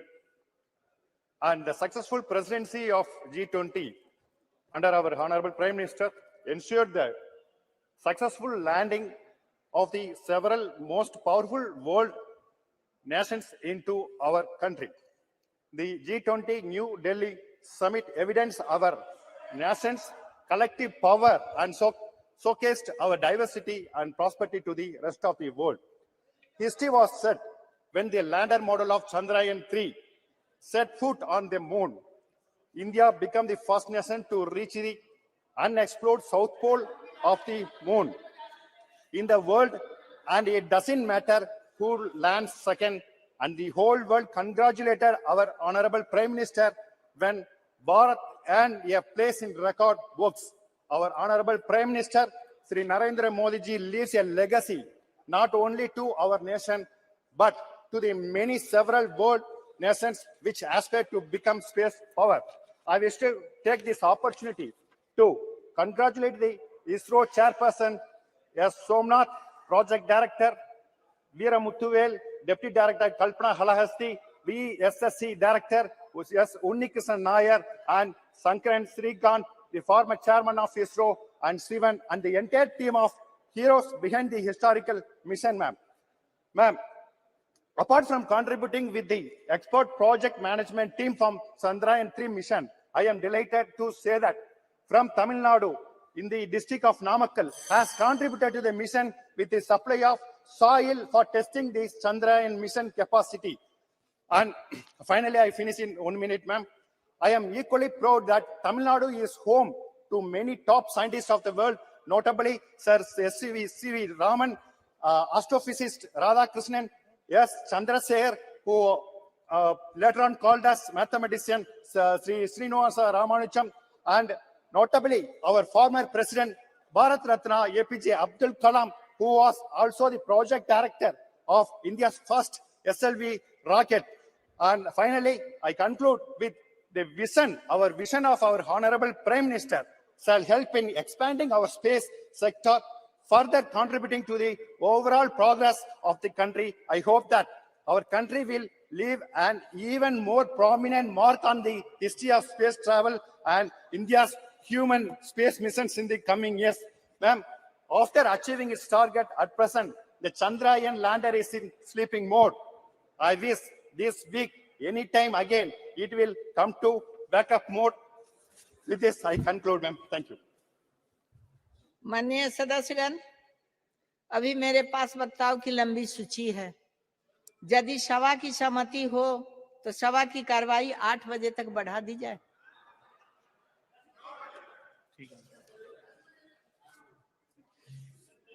Shri Badruddin Ajmal ji. Madam, मैं आपका बहुत बहुत आभारी हूं कि आपने इस bill के ऊपर मुझे बोलने का मौका दिया। मैं सबसे पहले इस मुल्क के वजीर आजम श्री नरेंद्र भाई मोदी जी को मुबारकबाद देना चाहता हूं। इसरो के तमाम उन साइंटिस्टों को और छोटे छोटे वर्करों को जिन लोगों ने इस मामले में इतने सालों से मेहनत की और रिसर्च करके इस मौके पे हमको पहुंचाया कि हम लोग चंद्रयान 3 के ऊपर पहुंच पाए। ये हमारे मुल्क के लिए बहुत बड़े सौभाग्य की बात है। इसको नेहरू जी ने शुरू किया, इंदिरा गांधी जी ने आगे बढ़ाया, राजीव जी ने आगे बढ़ाया और हमारे प्रधानमंत्री जी नरेंद्र मोदी जी ने अब इसको पूरा किया। मैं उसको दिल की गहराई से उनको मैं मुबारकबाद देना चाहता हूँ। अगर उन जैसे प्रधानमंत्री नहीं होते तो शायद यहाँ तक लोगों को, साइंटिस्टों को इसका मौका नहीं मिलेगा। मैं आसाम से आता हूँ सर, मैडम, और वहाँ के हमारे 2 बच्चे जो इसरो में हैं, एक है नाजनीन यास्मीन, एक है डॉक्टर बहारुल इस्लाम, ये चंद्रयान 3 के मिशन में काम करते हैं। मैं इसलिए उन लोगों को मुबारकबाद देता हूँ और साउथ इंडिया के उन तमाम साइंटिस्टों को जो इसरो के साथ जुड़े हुए हैं, वो पूरे साउथ इंडिया के ज्यादा से ज्यादा लोग हैं, मैं उन सब साइंटिस्टों को मुबारकबाद देना चाहता हूँ कि आगे बढ़ो और आगे बढ़ो और आगे बढ़ो, मुल्क को ऊंचाई के ऊपर ले जाओ। हम तुमको सलाम करते हैं। मैडम, इसी के साथ मैं अपने मुल्क की, जब हम चांद पे जा रहे हैं तो हमें नीचे भी देखने की जरूरत है। जिस जमीन से हम जाते हैं मैडम, आज भी हमारा मुल्क पूरे दुनिया के एक बहुत बड़े नंबर पे पहुंच चुका है, लेकिन हमारे मुल्क में आज भी लाखों लोग गरीब सोते हैं, भूखे सोते हैं। मैडम, बच्चे पढ़ने के लिए उनके स्कूल नहीं है, लाखों बच्चे ड्रॉप आउट हो जाते हैं, उनके पास स्कूल नहीं है, स्कूल है तो उनके पास पढ़ने के लिए पैसा नहीं है। मैडम, इस तरफ भी ध्यान देने की जरूरत है कि उन बच्चों को, उन माओ को कैसे हम रोटी पहुंचाएं, कैसे उन भूखों को खाना पिलाएं। हम चांद पे जरूर जाएं। इसलिए दूसरी तरफ मैडम, मैं आसाम से आता हूँ। मेरा आसाम, मैंने कल भी कहा, फ्लड और इरोशन से जूझ रहा है। मेरा क्षेत्र धुबड़ी, वहाँ फकीरगंज है मैडम, और बोरपेटा है, वहाँ पूरा इलाका का इलाका टूट रहा है। लाखों बीघे जमीनें चली जा रही है, हजारों लोगों के घर बह जा रहे हैं, बच्चे बेघर हो रहे हैं, उनके रहने की कोई जगह नहीं है। मैडम, चांद जब आप आसाम से, मैं प्रधानमंत्री जी से आपके माध्यम से गुजारिश करूंगा कि आप चांद पे जाएं और लोगों को भेजें, मुबारक हो, लेकिन इन गरीबों की तरफ, पूरे मुल्क में जो गरीब है उनकी तरफ ध्यान दें। बहुत बहुत शुक्रिया। धन्यवाद जी। आपके लिए सभापति महोदय, सदन में आज चंद्रयान मिशन की सफलता और अंतरिक्ष क्षेत्र में हमारे राष्ट्र की अन्य उपलब्धियों के बारे में चर्चा हो रही है। सबसे पहले मैं आपको धन्यवाद दूंगा कि आपने मुझे बोलने का अवसर दिया। चंद्रयान 3 ने चंद्रमा के दक्षिण ध्रुव पर कदम रखकर न सिर्फ एक नया इतिहास रचा, बल्कि ऐसी जगह पर उतरने में भी सफल रहा जहां अब तक दुनिया का कोई भी देश नहीं पहुंच सका। हम बच्चे थे जब पढ़ते थे, इतिहास पढ़ते थे, अमेरिका चांद पे जा रहा है, रूस जा रहा है, तैयारी कर रहा है, लेकिन हमने चांद की उस जगह पे कदम रखा। और उस दिन जब चंद्रयान चांद की सतह पे उतर रहा था और वो पल जो 1 घंटा लास्ट का था, 1 घंटे से फिर 30 मिनट, 29, 28, 27, 1 मिनट 1 सेकंड, इतना जबरदस्त उत्साह देश के हर बच्चे के अंदर, 4 साल से लेके 3 साल से लेके बच्चे, बूढ़े, महिलाएं, किसान, जवान, सब टेलीविजन के सामने थे, कोई फोन लेके बैठा हुआ था और उस इतनी उत्सुकता से देख रहा था कि भारत आज विश्व का पहला देश बना। ये हम सब के लिए गौरव की बात है। मैं इसमें हमारा जो भारतीय वैज्ञानिकों की सफलता को न केवल हमारे देश ने बल्कि दुनिया ने, इसे गर्व की बात है। मैं प्रधानमंत्री सहित हमारे मंत्री जी और लोकसभा अध्यक्ष जी का भी इस बात के लिए धन्यवाद कि आज उन्होंने इस पर चर्चा कराई। वैसे 193 में चर्चा होती, लेकिन आज इस पर विशेष रूप से ये चर्चा कराई। और आपका भी धन्यवाद कि आपने हमें बोलने का मौका दिया। 20 जुलाई 1969 को चांद पर कदम रखने वाले अंतरिक्ष यात्री नील आर्मस्ट्रांग ने वहां उतरते ही कहा था कि इंसान के लिए छोटा कदम हो सकता है, लेकिन मानव जाति के लिए एक लंबी छलांग। और विश्व के अंतरिक्ष में ये वाक्य लगभग कहावतों में बदल गया। सब हमारे भारतीय अंतरिक्ष अनुसंधान संगठन की स्थापना से लेकर अब तक इसरो के वैज्ञानिक वहां काम कर रहे और काम कर चुके कर्मयोगी कार्मिकों की मेहनत से जो सफलता प्राप्त की, उसे पूरा देश गौरवान्वित है। आज जब इस महत्वपूर्ण उपलब्धि से चर्चा हो रही, तो मैं एक बात कहना चाहता हूं कि सरकार ने इस सफलता की कहानी को स्कूली पाठ्यक्रम में जोड़ने की बात कही, अच्छी बात है। लेकिन मैं आपके माध्यम से प्रधानमंत्री से कहना चाहूंगा कि गांव ढाणी के अंतिम छोर पे ग्रामीण परिवेश के बच्चों को स्पेस सेक्टर में आगे बढ़ने के लिए कैसे प्रेरणा मिले, और उच्च शिक्षा में जब इस सेक्टर में आगे बढ़े, सरकार की तरफ से उनके शैक्षणिक खर्च पूर्ण रूप से कैसे वहन किए जाए, इस दिशा में भी सरकार को सोचने की आवश्यकता है।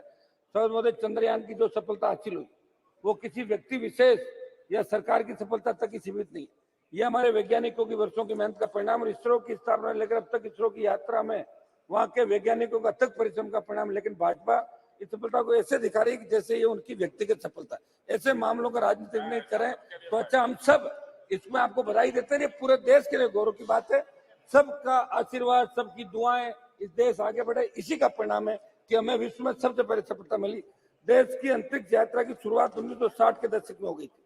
फरवरी 62 में अंतरिक्ष अनुसंधान के राष्ट्रीय समिति का गठन किया, जिसके सदस्यों में होमी जहांगीर बाबा और विक्रम साराभाई जैसे महान वैज्ञानिक शामिल थे। और चंद्रयान 3 और आदित्य L1 की सफलता वर्षों की मेहनत का नतीजा।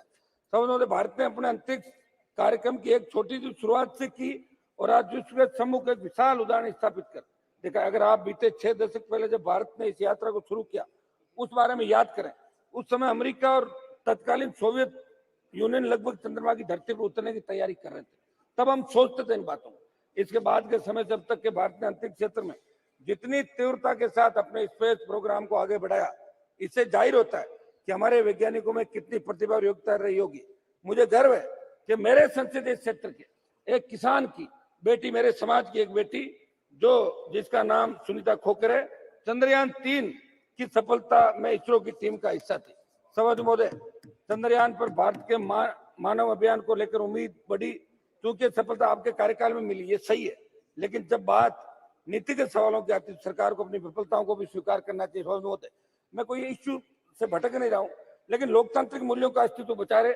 आज विषय अलग है, फिर मैं कहना चाहूंगा बढ़ती महंगाई को रोकने में, स्थायी रोजगार देने में सरकार नाकाम रही, उसको भी आपको स्वीकार करना चाहिए। सभापति महोदय, मैं लास्ट में मेरी बात समाप्त करूंगा। आपके माध्यम से प्रधानमंत्री जी को कहना चाहूंगा कि वैज्ञानिकों के उत्साह और उनकी मेहनत से जो सफलता हमारे देश को मिली, उस सफलता में वैज्ञानिकों का उत्साह शामिल था, परंतु राष्ट्र की सुरक्षा से जुड़े मामले में आपकी सरकार ने देश की सेना और युवाओं को सेना में अग्निपथ नामक संविदा भर्ती की योजना को लाकर जो किया है, मेरा सदन के माध्यम से सरकार से अनुरोध है कि ऐसी योजना को वापस लिया जाए ताकि सेना का उत्साह बरकरार रहे। एक सभापति महोदय मैं चाहता हूं कि बेरोजगारी पे चर्चा हो सदन के अंदर, पूरे देश का नौजवान जिन्होंने आपको सत्ता के शिखर पे बिठाया। दूसरा, एक चर्चा महिलाओं, जो महिला अपराध बढ़ रहे हैं देश के अंदर, महिला आरक्षण आप ले आए, उसका हमने सबने धन्यवाद आपको दिया था। जैसा भी आप लाए अच्छी बात है, कम से कम शुरुआत तो करी। आगे ये भी बैठे थे कई साल, ये भी नहीं ला पाए, आप लाए। लेकिन महिला अत्याचार जो देश के अंदर बढ़ रहे हैं, इसकी चर्चा भी सदन के अंदर पूरे दिन होनी चाहिए, ये हमारी मांग है। और आपने मुझे मौका दिया, मैं पुनः इसके हमारी भारत जो आगे बढ़ा है इसको बहुत बहुत बधाई। और हम सब मिलजुल के चाहते हैं कि देश और दुनिया के अंदर राजनीति के ऊपर उठकर हम देश के विकास की सोचें। धन्यवाद बेटा। धन्यवाद सभापति महोदय, आपने मुझे इस चंद्रयान 3 के यश गाथा में चर्चा में सहभागी लेने के लिए हम परमिशन दी।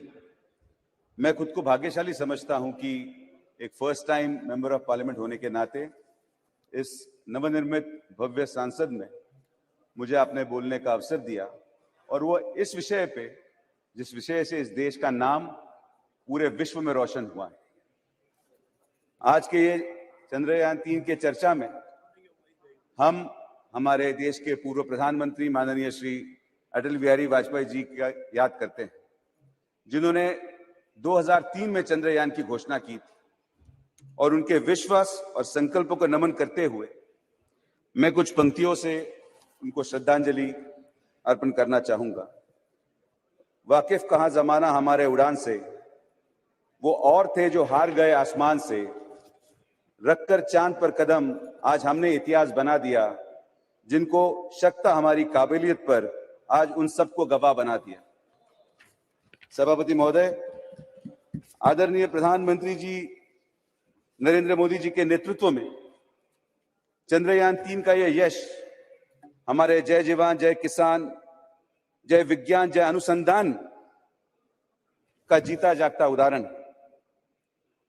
चंद्रयान 3 का यह यश सिर्फ विज्ञान का प्रतीक नहीं, लेकिन यह नारी शक्ति का भी प्रतीक है, जिसमें 100 महिलाओं ने साइंटिस्ट और इंजीनियर होकर इस चंद्रयान 3 की यश गाथा में अपना सहभाग लिया।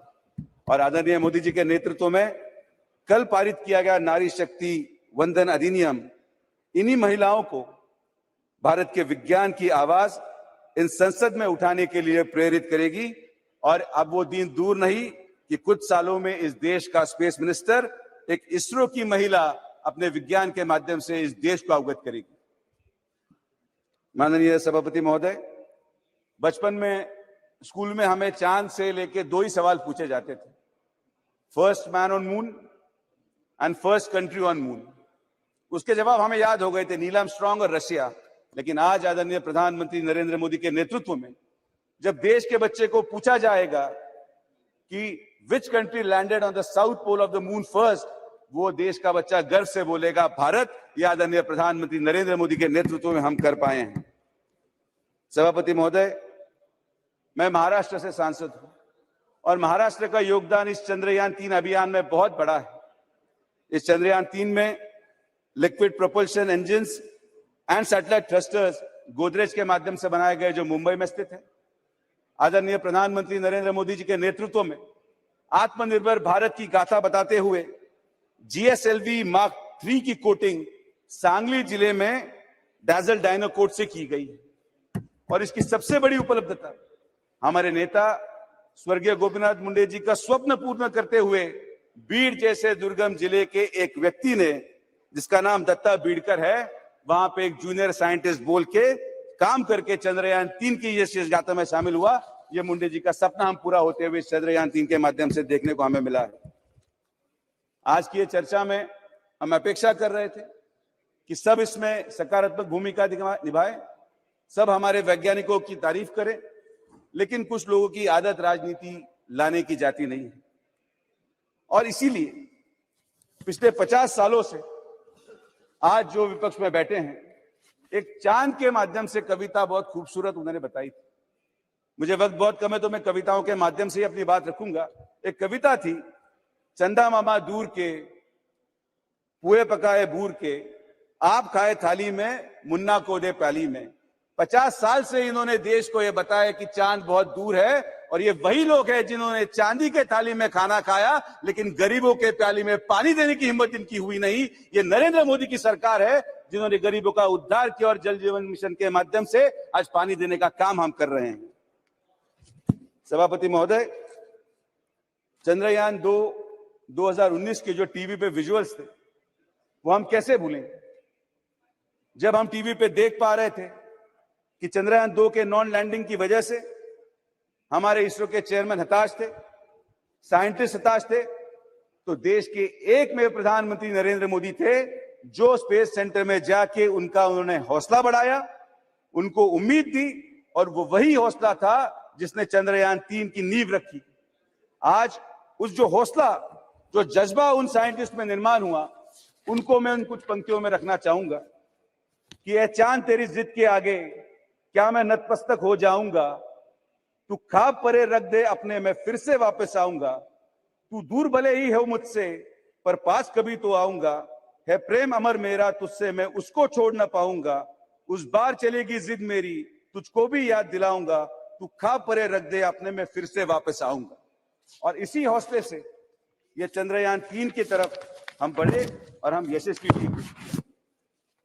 सभापति महोदय, साइंस हमें बहुत कुछ सिखाता है और एक कहावत है कि science teachers us to learn from our mistakes, लेकिन ये स्टेटमेंट विपक्ष को लागू नहीं होता जो अपनी गलतियां सुधारने के लिए नहीं लेकिन बार बार गलतियां करने के लिए जाने जाते हैं, और आज यहां इस सदन में वो साइंस की दुहाई दे रहे हैं। सभापति महोदय, चंद्रयान 3 के यशस्वी लॉन्चिंग के बाद आज संगठित भारत, सामूहिक भारत सन मिशन की तरफ बढ़ रहा है। हमारा भारत का सन मिशन ये SUN ये सन मिशन है, और दूसरी तरफ देश में I.N.D.IAA ये इंडिया SUSON ये सन मिशन को लॉन्च करने में लगे हुए हैं, जो सन मिशन बार बार लॉन्च होकर फेल हुआ, लेकिन आदरणीय प्रधानमंत्री नरेंद्र मोदी के नेतृत्व में हमारा SUN भारत के द्वारा लॉन्च किया गया सन मिशन ये यशस्वी होगा, इसकी हमें पूरी तरह से विश्वास है। आपके माध्यम से आज इंडिया नासा के आर्टेमिस अकॉर्ड में सहभागी हुआ है। इस आर्टेमिस अकॉर्ड के माध्यम से हम देश के द्वारा 2025 में इंसानों को चांद में भेजने का प्रावधान करने वाले हैं। मुझे खुशी है कि 2024 के इलेक्शन के बाद काफी ऐसे लोग रहेंगे जो पूरी तरीके से खाली हो जाएंगे। मेरी विनती है सरकार से कि आपके माध्यम से उन खाली लोगों को 2025 में चांद में भेजने का प्रावधान सभापति महोदय आपके माध्यम से 2024 के बाद किया जाए। तारीखों का अपना अलग महत्व है। 14 जुलाई 2023 ये हमारे देश में चंद्रयान 3 की लॉन्चिंग की तारीख बताई जाएगी। ये वर्तमान की 14 जुलाई चंद्रयान 3 की यश गाथा दोहराएगी, लेकिन एक तारीख थी जो इतिहास में 14 जुलाई 1942 जिसमें क्विट इंडिया मूवमेंट का रेजोल्यूशन पास हुआ था, वो इतिहास 14 जुलाई का था। और आने वाली 14 जुलाई 2024 ये देश का नागरिक क्विट इंडिया अलायंस मूवमेंट ये देश का नागरिक लगाएगा, और फिर एक बार देश में आदरणीय प्रधानमंत्री नरेंद्र मोदी की सरकार इस देश की जनता की सेवा करने के लिए आएगी। और अंत में मैं अपने चंद वाक्यों से एक कविता के माध्यम से अपने वाणी को पूर्ण विराम दूंगा, जिस कविता के माध्यम से इस चंद्रयान 3 की यश गाथा बयां की गई है। अंतरिक्ष में गूंज उठे हम चंद्रयान का गान लिए, चांद तिरंगे रंग में नगा नई एक पहचान लिए, मेरे भारत के वैज्ञानिक तुम गौरव हो भारत का, ऊंचा माथा लिए खड़े हम सच्चा एक अभिमान लिए। इन्हीं शब्दों से मैं अपनी वाणी को पूर्ण विराम दूंगा। जय हिंद, जय भारत। बहुत अच्छा। श्री बेनी बहनान जी। Sir, thank you, madam. I want to speak in my mother tongue, Malayalam. Sir, നമ്മുടെ മാനവരാശിക്ക് തന്നെ അഭിമാനകരമായ ചന്ദ്രയാൻ ദൗത്യത്തിന്റെ വിജയത്തിൽ ഞാനും അഭിമാനം കൊള്ളുന്നു. ഇതിന്റെ പിന്നിൽ പ്രവർത്തിച്ച ശാസ്ത്ര ലോകത്തെ വ്യക്തികളെയെല്ലാം. സാർ, ശാസ്ത്രം വളരുന്നത് ഏതെങ്കിലും ഒരു വ്യക്തിയുടെയോ ഏതെങ്കിലും ഒരു സ്ഥാപനത്തിൻ്റെയോ മാത്രം ശ്രമഫലമായിട്ടല്ല. ഒരു കൂട്ടായ ചർച്ചയിലൂടെ മാനവരാശിയുടെ കർമ്മശേഷിയുടെ ബുദ്ധിശക്തിയുടെ കൂട്ടായ പ്രവർത്തനത്തിലൂടെയാണ് ശാസ്ത്രം വളരുന്നത്. സർ, ശൂന്യാകാശ രംഗത്തും ഈ വളർച്ച ഉണ്ടായത് അതിന്റെ ഫലമായിട്ടാണ്. 959 റഷ്യയുടെ ആദ്യത്തെ ശൂന്യാകാശ വാഹനം ലൂണ 3 ചന്ദ്രതലത്തിൽ ഇടിച്ചിറങ്ങിയതുകൂടിയാണ് മനുഷ്യന്റെ ചന്ദ്രസ്വപ്നത്തിന്റെ തുടക്കം കുറിച്ചത്. 1966 റഷ്യയുടെ ലൂണാർ ചന്ദ്രതലത്തിൽ ഇറങ്ങി. 1969 അമേരിക്ക മനുഷ്യ ചന്ദ്രൻ ഇറക്കി. സർ, ഇന്ത്യയും സ്വാതന്ത്ര്യത്തിന് മുമ്പ് തന്നെ ശാസ്ത്ര സാങ്കേതിക വളർച്ചയുടെ തുടക്കം കുറിച്ചിട്ടുണ്ട്. 1939 ഇന്ത്യൻ നാഷണൽ കോൺഗ്രസ് ഒരു പ്ലാനിംഗ് കമ്മിറ്റി രൂപം നൽകി. ആ പ്ലാനിംഗ് കമ്മിറ്റി രൂപം നൽകിക്കൊണ്ട് നമ്മുടെ ദേശീയ നേതാക്കന്മാർ invited leading scientist in the formulation of plan for scientist technological and economic development of the country. Sir, 1947 scientific and ടെക്നോളജിയുടെ വളർച്ചയ്ക്ക് വേണ്ടി ഒരു നാഷണൽ ഫിസ്ക്കൽ ലബോറട്ടറിക്ക് തുടക്കം കുറിച്ചു. സർ, 1958 നെഹ്റു പാർലമെന്റിൽ ഒരു സയന്റിഫിക് പോളിസി റെസൊല്യൂഷൻ അവതരിപ്പിച്ചു.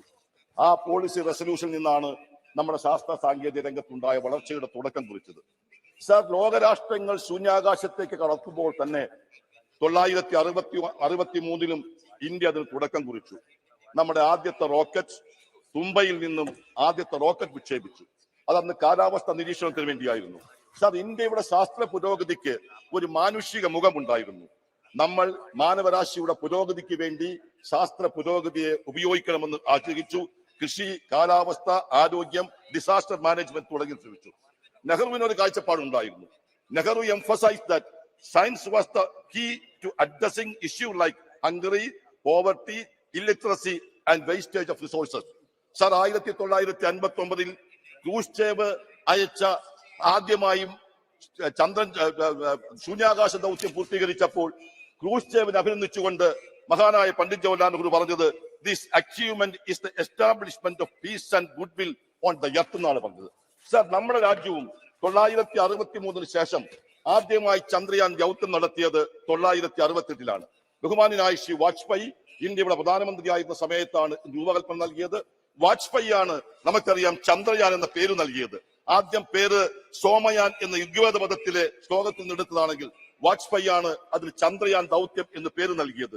സർ, 2008 ചന്ദ്രയാൻ 1 ചന്ദ്രനിൽ കാലുകുത്തി എന്ന് മാത്രമല്ല, അന്നാണ് നമുക്കറിയാം നാസയുടെ ഉപഗ്രഹങ്ങളുടെ ഉൾക്കണ്ണുകൾക്ക് പോലും കണ്ടെത്താൻ കഴിയാത്ത ജലാശയം ചന്ദ്രനിൽ 1 കണ്ടെത്തിയത് നമ്മുടെ ദൗത്യത്തിനാണ്. ആ ദൗത്യം വിജയിച്ചത്. സർ, അന്ന് 2002 നവംബർ 14 അന്നത്തെ ചന്ദ്രയാൻ ദൗത്യത്തിലൂടെ മൂവ് ഇമ്പാക്ട് കോമ്പിലൂടെ ഇന്ത്യയുടെ ഒരു പതാക ചന്ദ്രന്റെ ഉപരിതലത്തിൽ ഇടുകയുണ്ടായി. ആ സ്ഥലത്തെയാണ് അന്ന് രാഷ്ട്രീയ നേതാക്കന്മാരല്ല, ഇന്ത്യയുടെ പ്രസിഡന്റ് ആയിരുന്ന ചന്ദ്രയാൻ ദൗത്യത്തിന് നേതൃത്വം കൊടുത്തിരുന്ന ഡോക്ടർ കലാം നെഹ്റു പ്ലേസ് എന്ന് പേരിട്ടത്. സാർ, പിന്നീട് വന്ന ഭരണ നേതാക്കന്മാർ നമുക്കറിയാം, വാജ്പേയി, അതുപോലെ തന്നെ PV നരസിംഹറാവു, ശ്രീ മൻമോഹൻ സിംഗ് തുടങ്ങിയ ഒട്ടേറെ ആളുകൾ നമ്മുടെ ശാസ്ത്ര സാങ്കേതിക വളർച്ചയ്ക്ക് വേണ്ടിയിട്ട് ഒട്ടേറെ സംഭാവന നൽകിയിട്ടുണ്ട്. ഇതൊരു തുടർച്ചയാണ്. ഞാൻ അവസാനിപ്പിക്കുന്നു സാർ. 1970 കാലഘട്ടത്തിൽ ഞങ്ങൾ വിളിച്ച ഒരു മുദ്രാവാക്യമുണ്ട്. രാജസ്ഥാനിലെ മരുഭൂവിൽ ആറ്റം കതിരൊളി മിന്നുമ്പോൾ, അന്തരീക്ഷ വികായസിൽ ആര്യഭട്ടൻ പൊങ്ങുമ്പോൾ, ക്ഷീരപഥത്തിൽ മൂവർണ്ണക്കൊടി വാനിലുയർന്നു പറക്കുമ്പോൾ, ഗോളാന്തരങ്ങൾ ഇന്ത്യക്കാരുടെ കാലടിയേറ്റു ധരിക്കുമ്പോൾ ആരെ നമ്മൾ സ്മരിക്കണം, ആരെ നമ്മൾ സ്തുതിക്കണം?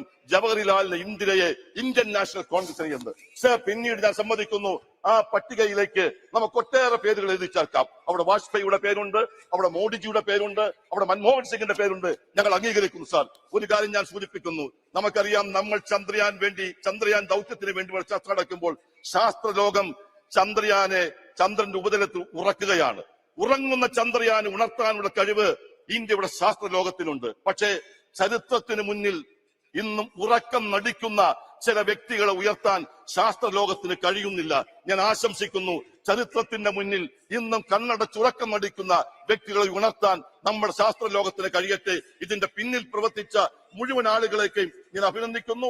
ഇന്ത്യയുടെ കുതിപ്പ് മുന്നോട്ട് കൊണ്ടുപോകാൻ കഴിയട്ടെ എന്ന് ആശംസിക്കുന്നു. ഞാൻ അവസാനിപ്പിക്കുന്നു. നന്ദി.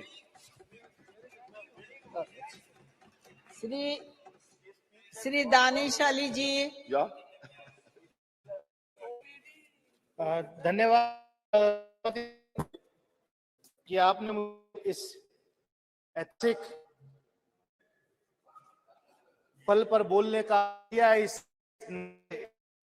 में हम आए हैं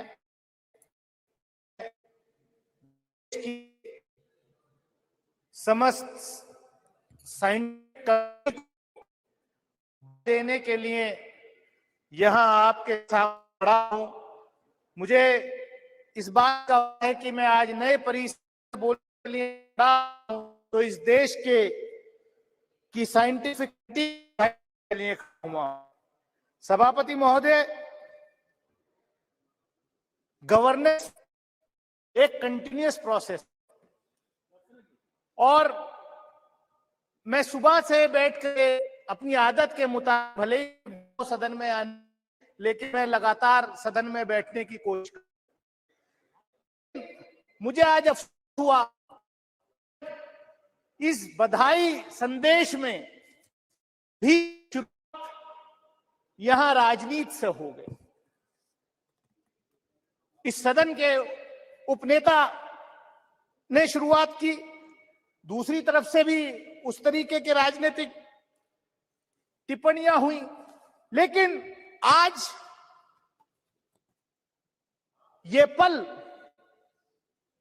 इस देश के सभी साइंटिस्ट को, इसरो में जो काम कर रहे हैं, जिन्होंने आज हमारा सीना चौड़ा किया कि दुनिया के अंदर हम पहला देश बने कि उनके सॉफ्ट लैंडिंग हुई चंद्रयान। उसके साथ साथ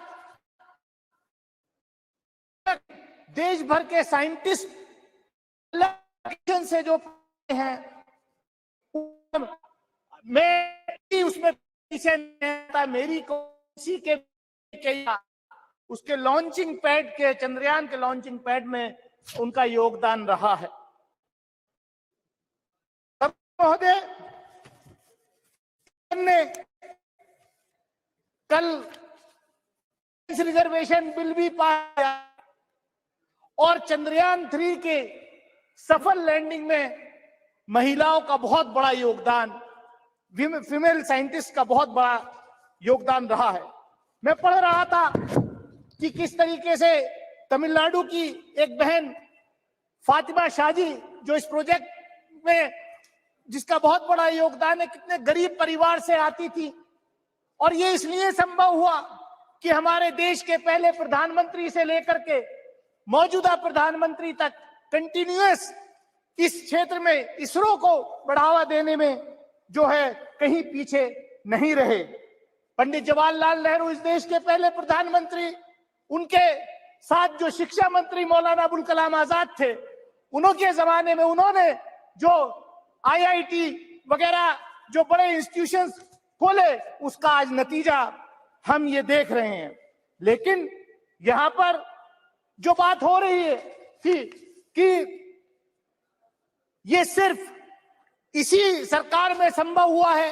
मैं बधाई देना चाहता हूं प्रधानमंत्री आदरणीय नरेंद्र मोदी जी को कि वो इतने लकी प्रधानमंत्री हैं कि पिछले प्रधानमंत्रियों के डाले हुए दाने, बोए हुए बीज की फसल काटने का मौका आज उनको मिल रहा है।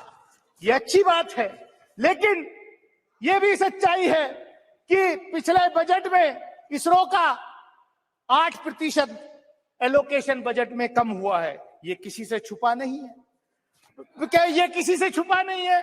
और हमने देखा पिछले दिनों सभापति महोदय क्या, और मैं कंक्लूड कर रहा हूं जी, मैं कुछ ज्यादा है भी नहीं, मैं कंक्लूड कर रहा हूं। पिछले दिनों मंडी के का वीडियो वायरल हुआ कि ये जो हिमाचल प्रदेश जो हुआ है ये इसलिए हुआ है सरकार कैसे कर रही है कि लोगों ने नॉन वेजिटेरियन देश में खाना शुरू कर दिया है, इसलिए जो है ये लोग ऐसे लोगों सभा पर मैं इतना ही जो साइंटिफिक कम्युनिटी है हमारे देश की उसको हमें जो है बढ़ावा देना चाहिए। हम दिया के 4 उनका प्रमोशन जो है वो रोका हो गया था, हमने सवाल किया, खैर अब वो प्रमोशन जो है हो रहा है। तो मैं इतना ही कहूंगा कि यहाँ पर मैं कंक्लूड कर रहा हूँ, पोखरण के टेस्ट की बात हुई, 1974 में न्यूक्लियर का टेस्ट हुआ, बाद में वाजपेयी जी के नेतृत्व में भी वो पोखरण 2 हुआ, लेकिन पोखरण 2 की तैयारी नरसिम्हा राव जी के जमाने में हो गई थी। मैं रिकॉर्ड पे कह सकता हूं कि देवेगौड़ा जी जब प्रधानमंत्री थे फाइल आई थी उनके पास, लेकिन उनको एडवाइस किया गया नहीं साहब हम करेंगे। श्री विनोद सोनकर धन्यवाद जी। सभापति महोदया, मैं अपने को सौभाग्यशाली मानता हूं कि इस नए संसद भवन में जो आने वाले युगों तक देश का राष्ट्र के निर्माण में अपना योगदान देगा, और प्रथम विशेष सत्र में ही मुझको बोलने का अवसर आपने दिया है, मैं आपका बहुत बहुत धन्यवाद करता हूं। आज दिन है माननीय प्रधानमंत्री जी का धन्यवाद करने का कि उनके नेतृत्व में देश ने इतिहास रचा है। आज दिन है देश के वैज्ञानिकों का अभिनंदन करने का, जिनके नेतृत्व में, जिनकी अथक मेहनत और प्रयास के कारण आज हमारा सर पूरे दुनिया में ऊंचा किया है। आज अवसर है इसरो के सभी वैज्ञानिकों का अभिनंदन करने का, जिनके अथक प्रयास और मेहनत के बदौलत आज देश पूरे दुनिया में सम्मान से देखा जा रहा है। आज अवसर है डॉक्टर विक्रम भाई सारा को याद करने का, जिस सपना उन्होंने देखा था, आज मोदी जी के नेतृत्व में सरकार ने इस काम को पूरा किया है। सभापति महोदया, मैं कहना चाहता हूं कि इस देश में साधन, संसाधन और मेधा की कभी कमी नहीं रही। कमी रही तो नियत की, और कमी रही तो नीति की, और कमी रही तो नेतृत्व की। आज हम गौरव के साथ कह सकते हैं कि देश के यशस्वी प्रधानमंत्री जी के नेतृत्व में देश के पास नियत भी है, नीति भी है और नेतृत्व भी है। इसके बदौलत आज हमने चंद्रयान पर पूरे दुनिया में आज हमारा मान बढ़ा है। जब मैं बात करता हूं इस देश की मेधा की, तो कोई नई बात नहीं है। जब पूरी दुनिया अभी कल्चर सीख रही थी, उस समय भारत ने मगध और तक्षशिला जैसा विश्वविद्यालय की स्थापना करके पूरे दुनिया में ज्ञान और विज्ञान देने का काम अगर किसी ने किया तो यह भारत की पवित्र भूमि ने किया था। और मैं फिर कहना चाहता हूं कि इस देश में कभी मेधा की कमी नहीं रही, साधन संसाधन की कमी नहीं रही। देश के प्रधानमंत्री ने, चाहे वो पंडित लाल बहादुर शास्त्री जी ने जब नारा दिया जय जवान जय किसान, तो इस देश के जवानों ने जिस प्रकार से बांग्लादेश का निर्माण किया और देश के विरोधियों को जवाब दिया, और माँ भारती के आन बान और शान में जिन्होंने गुस्ताखी की, उनको जो जवाब देने का काम किया, देश और दुनिया ने देखा है। और जब जय किसान की बात आई तो हम गर्व के साथ कह सकते हैं किसानों के पसीने ने इस देश को खाद्यान्न के क्षेत्र में आत्मनिर्भर बनाने का काम किया। जब पंडित अटल बिहारी वाजपेयी जी ने नारा दिया जय विज्ञान का, तो आज हम गौरव के साथ कह सकते हैं कि हम अणु संपन्न देश हैं। हम पूरी दुनिया आज इस ताकत को मानती है, जिसके कारण देश को एक नहीं अनेक फायदे हुए हैं। चाहे देश के सुरक्षा की बात किया जाए, चाहे देश के बिजली उत्पादन की बात किया जाए, जिसके कारण आज देश आत्मनिर्भरता की तरफ बढ़ा है। और जब देश के यशस्वी प्रधानमंत्री आदरणीय नरेंद्र भाई मोदी ने जय अनुसंधान का नारा दिया, तो आज हम गौरव के साथ कह सकते हैं कि देश में एक परंपरा चल पड़ी और आज देश में एक नहीं अनेक अनुसंधान लगातार हो रहे हैं। उस अनुसंधान का ही परिणाम है कि हमने चंद्रयान 3 की सॉफ्ट लैंडिंग करके पूरी दुनिया को दिखा दिया कि भारत किसी से कमजोर नहीं है। और जब हम इसकी बात करते हैं, कुछ लोग सवाल करते थे मेक इन इंडिया में, मैं तो कहता हूं कि चंद्रयान 3 अनेक उपलब्धियों के साथ साथ आत्मनिर्भर भारत का जीता जागता उदाहरण है। उसमें आप देखेंगे कि अधिकतर कलपुर्जे आत्मनिर्भर भारत का प्रमाण देता हुआ नजर आ रहा है। तो हम लोगों को आज हम लोग गौरवशाली हैं कि देश के यशस्वी प्रधानमंत्री जी के नेतृत्व में देश के वैज्ञानिकों ने जो काम किया है वो किसी से छुपा नहीं है। इस सदन में बहुत देर से चर्चा अनेक बात पे चलती है कि बात हो रही है चंद्रयान की, बात हो रही है स्पेस की, और यहाँ पर बात करने लगते हैं कोई अन्य बातें। साथियों, मैं कहना चाहता हूं, माननीय सदस्यों से भी कहना चाहता हूं, जो इतिहास लिखेगा वो अपने इतिहास का गौरवगान करेगा ही। जब हमारे देश के यशस्वी प्रधानमंत्री जी ने इतिहास लिखा कि देश से जम्मू कश्मीर से धारा 370 समाप्त हुई, तो हम तो अपना गौरवगान करेंगे। कुछ लोग कहते थे कि जम्मू कश्मीर से धारा 370 समाप्त होगी तो खून की नदी बह जाएगी। आज हम गौरव के साथ कह सकते हैं आदरणीय गृह मंत्री जी के नेतृत्व में खून की नदी तो छोड़िए, एक पसीने का बूंद भी नहीं बहा है। जब हम इतिहास रचेंगे इतने बड़े ऐतिहासिक सदन के निर्माण की, तो निश्चित रूप से अपने इतिहास पे हम गौरवगान करेंगे। जब हम पिछले 5 बार महिला आरक्षण बिल की बात आई, लेकिन किसी ने पास नहीं किया, किसी ने उसमें जो इच्छा शक्ति थी नहीं दिखाया। जब हमने इस देश की बेटियों को उनका हक देने का काम किया, हमने इतिहास रचा, तो निश्चित रूप से हमको इस बात का अधिकार है, हमको इस बात का गौरव है कि जो हमने ऐतिहासिक काम किया है उस पर हम गौरवगान करेंगे। जिस प्रकार से माननीय प्रधानमंत्री जी के नेतृत्व में 11 करोड़ से ज्यादा इस देश के बेटियों को शौचालय देने का काम किया, ये इतिहास रचा है, तो अपने इतिहास पे गौरवगान करेंगे। जिस देश के बेटियों को, महिलाओं को जब 10 करोड़ से ज्यादा उज्ज्वला गैस कनेक्शन हमने दिया, उनको रसोई के धुआं रहित रसोई देने का काम किया, तो अपने गौरव पे हम गान करेंगे। मैं इतना सभापति महोदय कहना चाहता हूं कि जो काम करेगा अब निश्चित रूप से अपना गौरवगान करेगा। मैं अंत में निवेदन करते हुए कि जिस प्रकार से इसरो के वैज्ञानिकों ने इस प्रकार का काम किया है, उनका हम अभिनंदन करते हैं, स्वागत करते हैं, धन्यवाद करते हैं। और खासकर विशेष करके जिस प्रकार के देश के बेटियों ने, महिलाओं ने इस इसरो के पूरे कार्यक्रम में चंद्रयान के 3 चंद्रयान में जिस प्रकार का अपना योगदान दिया है, निश्चित रूप से उन बेटियों को भी नमन करते हैं, उस साथ ही साथ उन वैज्ञानिकों का भी अभिनंदन करते हैं। इसी के साथ अपनी बात पूरी करते हुए सभी का धन्यवाद। रवि कुमार।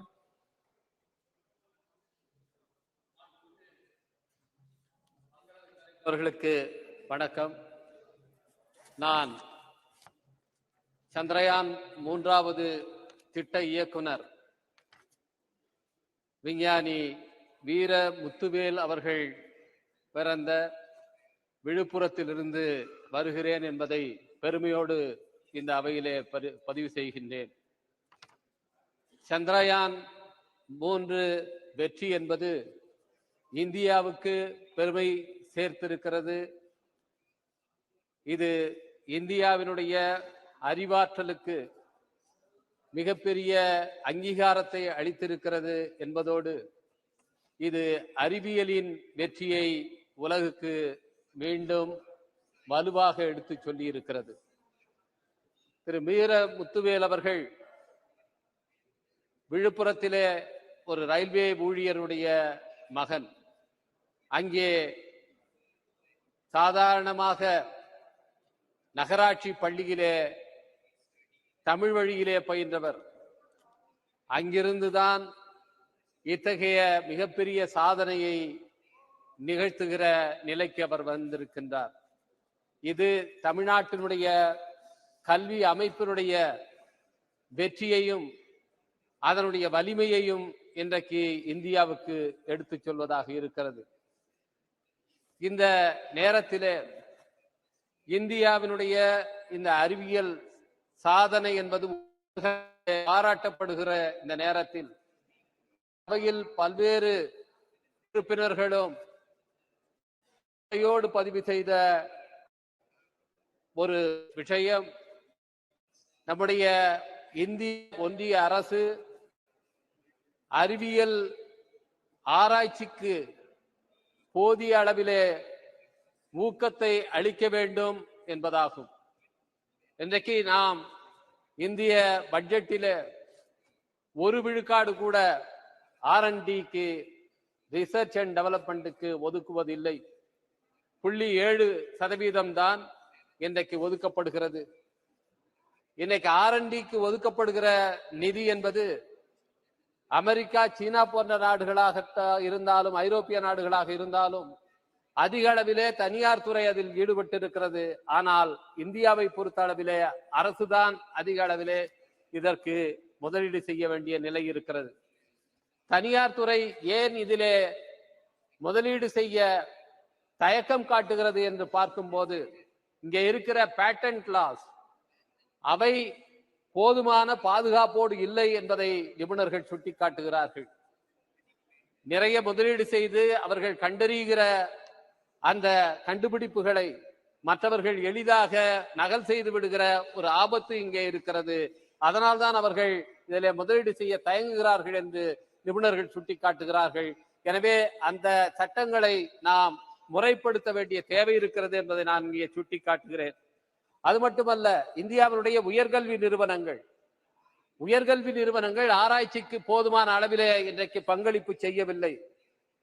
மாண்புமிகு பிரதமர் அவர்கள் தலைமையிலே இருக்கின்ற science, technology and innovation advisory council அவர்கள் சுட்டிக்காட்டி இருப்பது, இந்தியாவிலே இருக்கிற சுமார் 40,000 உயர்கல்வி நிறுவனங்களிலே 1 விழுக்காடு உயர்கல்வி நிறுவனத்திலிருந்தும் கூட ஆராய்ச்சியிலே ஒரு சாதனை என்பது நிகழ்த்தப்படவில்லை, அதற்கு அதிக அளவிலே முக்கியத்துவம் அளிக்கப்படவில்லை என்பதை அவர்கள் சுட்டிக்காட்டி இருக்கிறார்கள். எனவே நம்முடைய உயர்கல்வியை மேம்படுத்த வேண்டிய, அறிவியல் சார்ந்து சிறப்படுத்த வேண்டிய தேவை இருக்கிறது என்பதைத்தான் இது நமக்கு உணர்த்துகிறது. அது மட்டுமின்றி இந்த உயர்கல்வியை மேம்படுத்துகிற நேரத்திலே பள்ளி கல்வியிலிருந்து அதற்கான அடித்தளத்தை நாம் அமைக்க வேண்டும். இதற்காகத்தான் நேஷனல் டேலண்ட் சர்ச் ஸ்கீம் என்ற ஒரு ஸ்கீம் ஏற்கனவே ஏற்படுத்தப்பட்டு பள்ளியிலேயே அறிவியல் திறன் சாய்ந்த மாணவர்களை கண்டறிந்து ஊக்குவித்து அவர்களை அறிவியல் ஆராய்ச்சியிலே கொண்டு வந்து சேர்ப்பதற்கான ஒரு திட்டம் செயல்படுத்தப்பட்டு வந்தது. துரதிருஷ்டவசமாக 2021ஆம் ஆண்டிலிருந்து அந்த திட்டம் நிறுத்தப்பட்டிருக்கிறது. அது உண்மையிலேயே அறிவியல் ஆராய்ச்சிக்கு வருகிறவர்களுக்கு மிகப்பெரிய தடையாக மாறி இருக்கிறது. எனவே அந்த திட்டத்தை மீண்டும் இங்கே செயல்படுத்த வேண்டும் என்று ஏற்கனவே நான் மாண்புமிகு கல்வித்துறை அமைச்சர் அவர்களிடத்திலே கோரிக்கை விடுத்து கடிதம் அளித்திருக்கின்றேன். அதை மீண்டும் இங்கே வலியுறுத்துகிறேன். என்பது இங்கே செயல்படுத்தப்பட வேண்டும். அது அறிவியல் ஆராய்ச்சிக்கான அறிஞர்களை, ஆளுமைகளை கொண்டு வந்து சேர்க்கும் என்பதை இங்கே நான் சுட்டிக்காட்ட விரும்புகிறேன். அது மட்டுமன்றி இங்கே அறிவியல் ஆராய்ச்சி போன்ற விஷயங்களிலே இன்னும் பெரிய சாதனை காட்டப்பட வேண்டும் என்று சொன்னால், நம்முடைய கல்வி கூடங்களிலே, அதுவும் குறிப்பாக உயர்கல்வி கூடங்களில் IIT, IISc போன்ற இடங்களிலே பல்வேறு விதமான பாகுபாடுகள், டிஸ்கிரிமினேஷன் இருப்பது இன்றைக்கு தொடர்ந்து செய்திகள் வந்து கொண்டே இருக்கின்றன. எனவே அத்தகைய டிஸ்கிரிமினேஷன் என்பது உயர்கல்வி நிறுவனங்களிலே இருக்கும் போது சரியான ஆராய்ச்சி அறிவு கொண்டவர்களை நாம் அடையாளம் கண்டு ஊக்குவிப்பது என்பது இல்லாமல் போய்விடுகிறது. இது சென்னை IITயிலேயே பல பேர் அன்றைக்கு மாணவர்கள், ஆராய்ச்சி மாணவர்கள் தற்கொலை செய்து கொள்கிற நிலை இருக்கிறது. இதிலும் நம்முடைய அரசு கவனம் செலுத்த வேண்டும். இது போல நாம் அறிவியல் ஆராய்ச்சியை ஊக்கப்படுத்துவதற்கான அடித்தளங்களை, முறையாக கட்டமைப்புகளை வலுவாக ஏற்படுத்துவதன் மூலம்தான் இன்றைக்கு சந்திரயான் 3 நிகழ்த்தி இருக்கிற சாதனையை மேலும் முன்னெடுத்து செல்ல முடியும் என்பதை வாய்ப்புக்கு நன்றி கூறி அமைகிறேன். வணக்கம். தேங்க்யூ. திருமாவளவன். மாண்புமிகு அவைத்தலைவருக்கு வணக்கம்.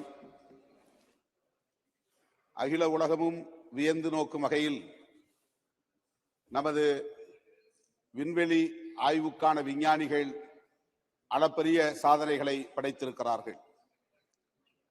குறிப்பாக இந்த சந்திரயான் 3 என்கிற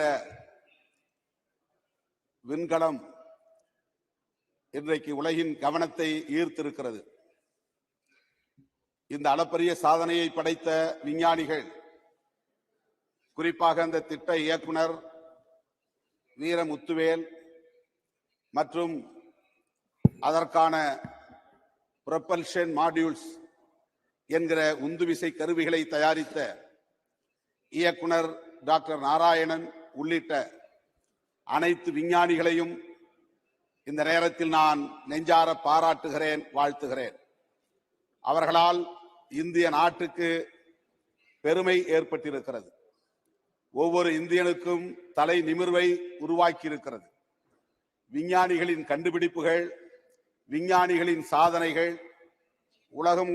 உலகமெங்கும் உள்ள ஒட்டுமொத்த மனித குலத்துக்குமானதாகும்.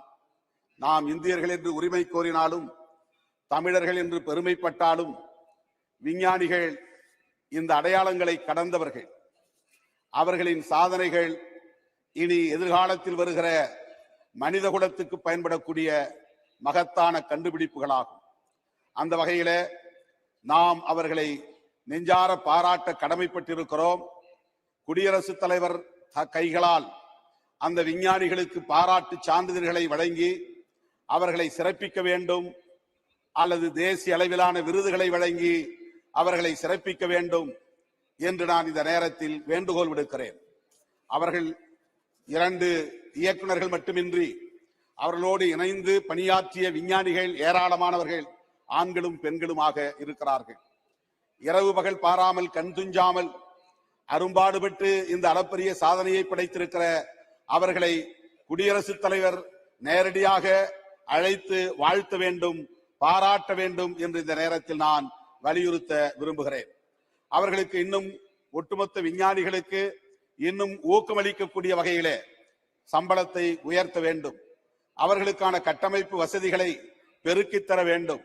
விஞ்ஞான ஆராய்ச்சிகளுக்கு, அது அனைத்து துறையை சார்ந்த விண்வெளி ஆய்வு மட்டுமல்ல, அனைத்து தளங்களை சார்ந்த ஆய்வுகளுக்கும் அரசு முக்கியத்துவம் கொடுக்க வேண்டும், கூடுதல் நிதி ஒதுக்கீடு செய்ய வேண்டும் என்று இந்த நேரத்தில் நான் வலியுறுத்த கடமைப்பட்டிருக்கிறேன். 60 ஆண்டுகளில் நாம் சாதித்திருக்கிற இந்த சாதனைகள் உலகை இன்றைக்கு நம் பக்கம் திரும்ப வைத்திருக்கிறது. மங்கள்யான் 1 மயில்சாமி அண்ணாதுரை சாதனை படைத்தார். மங்கள்யான் 2 வனிதா சாதனை படைத்தார். மங்கள்யான் 3 வீரமுத்துவேல் சாதனை படைத்திருக்கிறார். இவர்கள் தமிழகத்தை சார்ந்தவர்கள் என்பது கூடுதல் மகிழ்ச்சியை தருகிறது. அதே போல இப்போது ஆதித்யா L1 சூரியனை நெருங்கி நின்று சூரியனை ஆய்வு செய்யக்கூடிய ஒரு மகத்தான சாதனையை படைத்திருக்கிறார்கள். அதற்கு பொறுப்பேற்று வேலை செய்யக்கூடிய நிகார் சாஜி என்பவர் ஒரு இஸ்லாமிய பெண்மணி, அவர் தமிழகத்தை சார்ந்தவர். இப்படி அவர்கள் படைத்திருக்கக்கூடிய இந்த சாதனைகள் அனைத்தும் மனித குலத்துக்கு பெருமை சேர்க்கக்கூடியதை என்பதை இந்த நேரத்தில் நான் சொல்ல விரும்புகிறேன். அந்த ரோவர் போய் இறங்கிய இடத்திற்கு நமது அரசு சிவசக்தி என்று பெயர் சூட்டி இருக்கிறது. தயவுகூர்ந்து நான் வேண்டுகோள் விடுக்க விரும்புகிறேன். முதலில் இதற்கான அடித்தளத்தை அமைத்த டாக்டர் விக்ரம் சாராபாய் அவர்களின் பெயரை அதற்கு சூட்ட வேண்டும். விக்ரம் சாராபாய் பாயிண்ட் என்று அதற்கு பெயர் சூட்டுவதுதான் இந்த தளத்திற்கு, இந்த விஞ்ஞானிகளுக்கு நாம் செலுத்துகிற உண்மையான நன்றி கடனாக இருக்க முடியும். ஜவஹர்லால் நேரு அவர்கள் வித்திட்டு இந்திரா காந்தி அம்மையார் அவர்கள் அதை பெருக்கி இன்றைக்கு இந்த அளவுக்கு நாம் சாதனைகளை படைத்திருக்கிறோம் என்கிற போது இது ஒவ்வொருவருக்குமான ஒவ்வொரு ஆட்சி காலத்தில் பெருமைதான் என்றாலும் இதில் அரசியல் தலையீடுகள் இருக்கக்கூடாது. விஞ்ஞானிகள் சுதந்திரமாக இயங்க வேண்டும், அதில் எந்த அரசியல் சாயம் பூசக்கூடாது என்பதை இந்த நேரத்திலே சொல்லி என்னுடைய பாராட்டுகளை தெரிவித்து நன்றி கூறி அமர்கிறேன். நன்றி, வணக்கம். Thank you. Dr. Srikanth Shinde.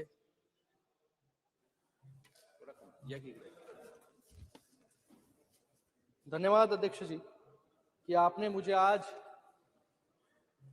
Chandrayaan 3 पर हो रही चर्चा पर मुझे अपने विचार प्रकट करने का अवसर दिया। आज हम अपने इसरो के वैज्ञानिक हो, कर्मचारी हो, हमारी सरकार हो, पूरा देश हो और उसी के साथ में हमारे यशस्वी प्रधानमंत्री नरेंद्र मोदी जी सभी को मैं बधाई देता हूं कि आज चंद्रयान 3 का जो है यशस्वी लैंडिंग हम कर पाए। चंद्रयान सिर्फ हमने भारत को चांद के साउथ पोल पर पहुंचाया इसीलिए महत्वपूर्ण नहीं है, इसके लिए भी महत्वपूर्ण है कि जहां पर पूरी दुनिया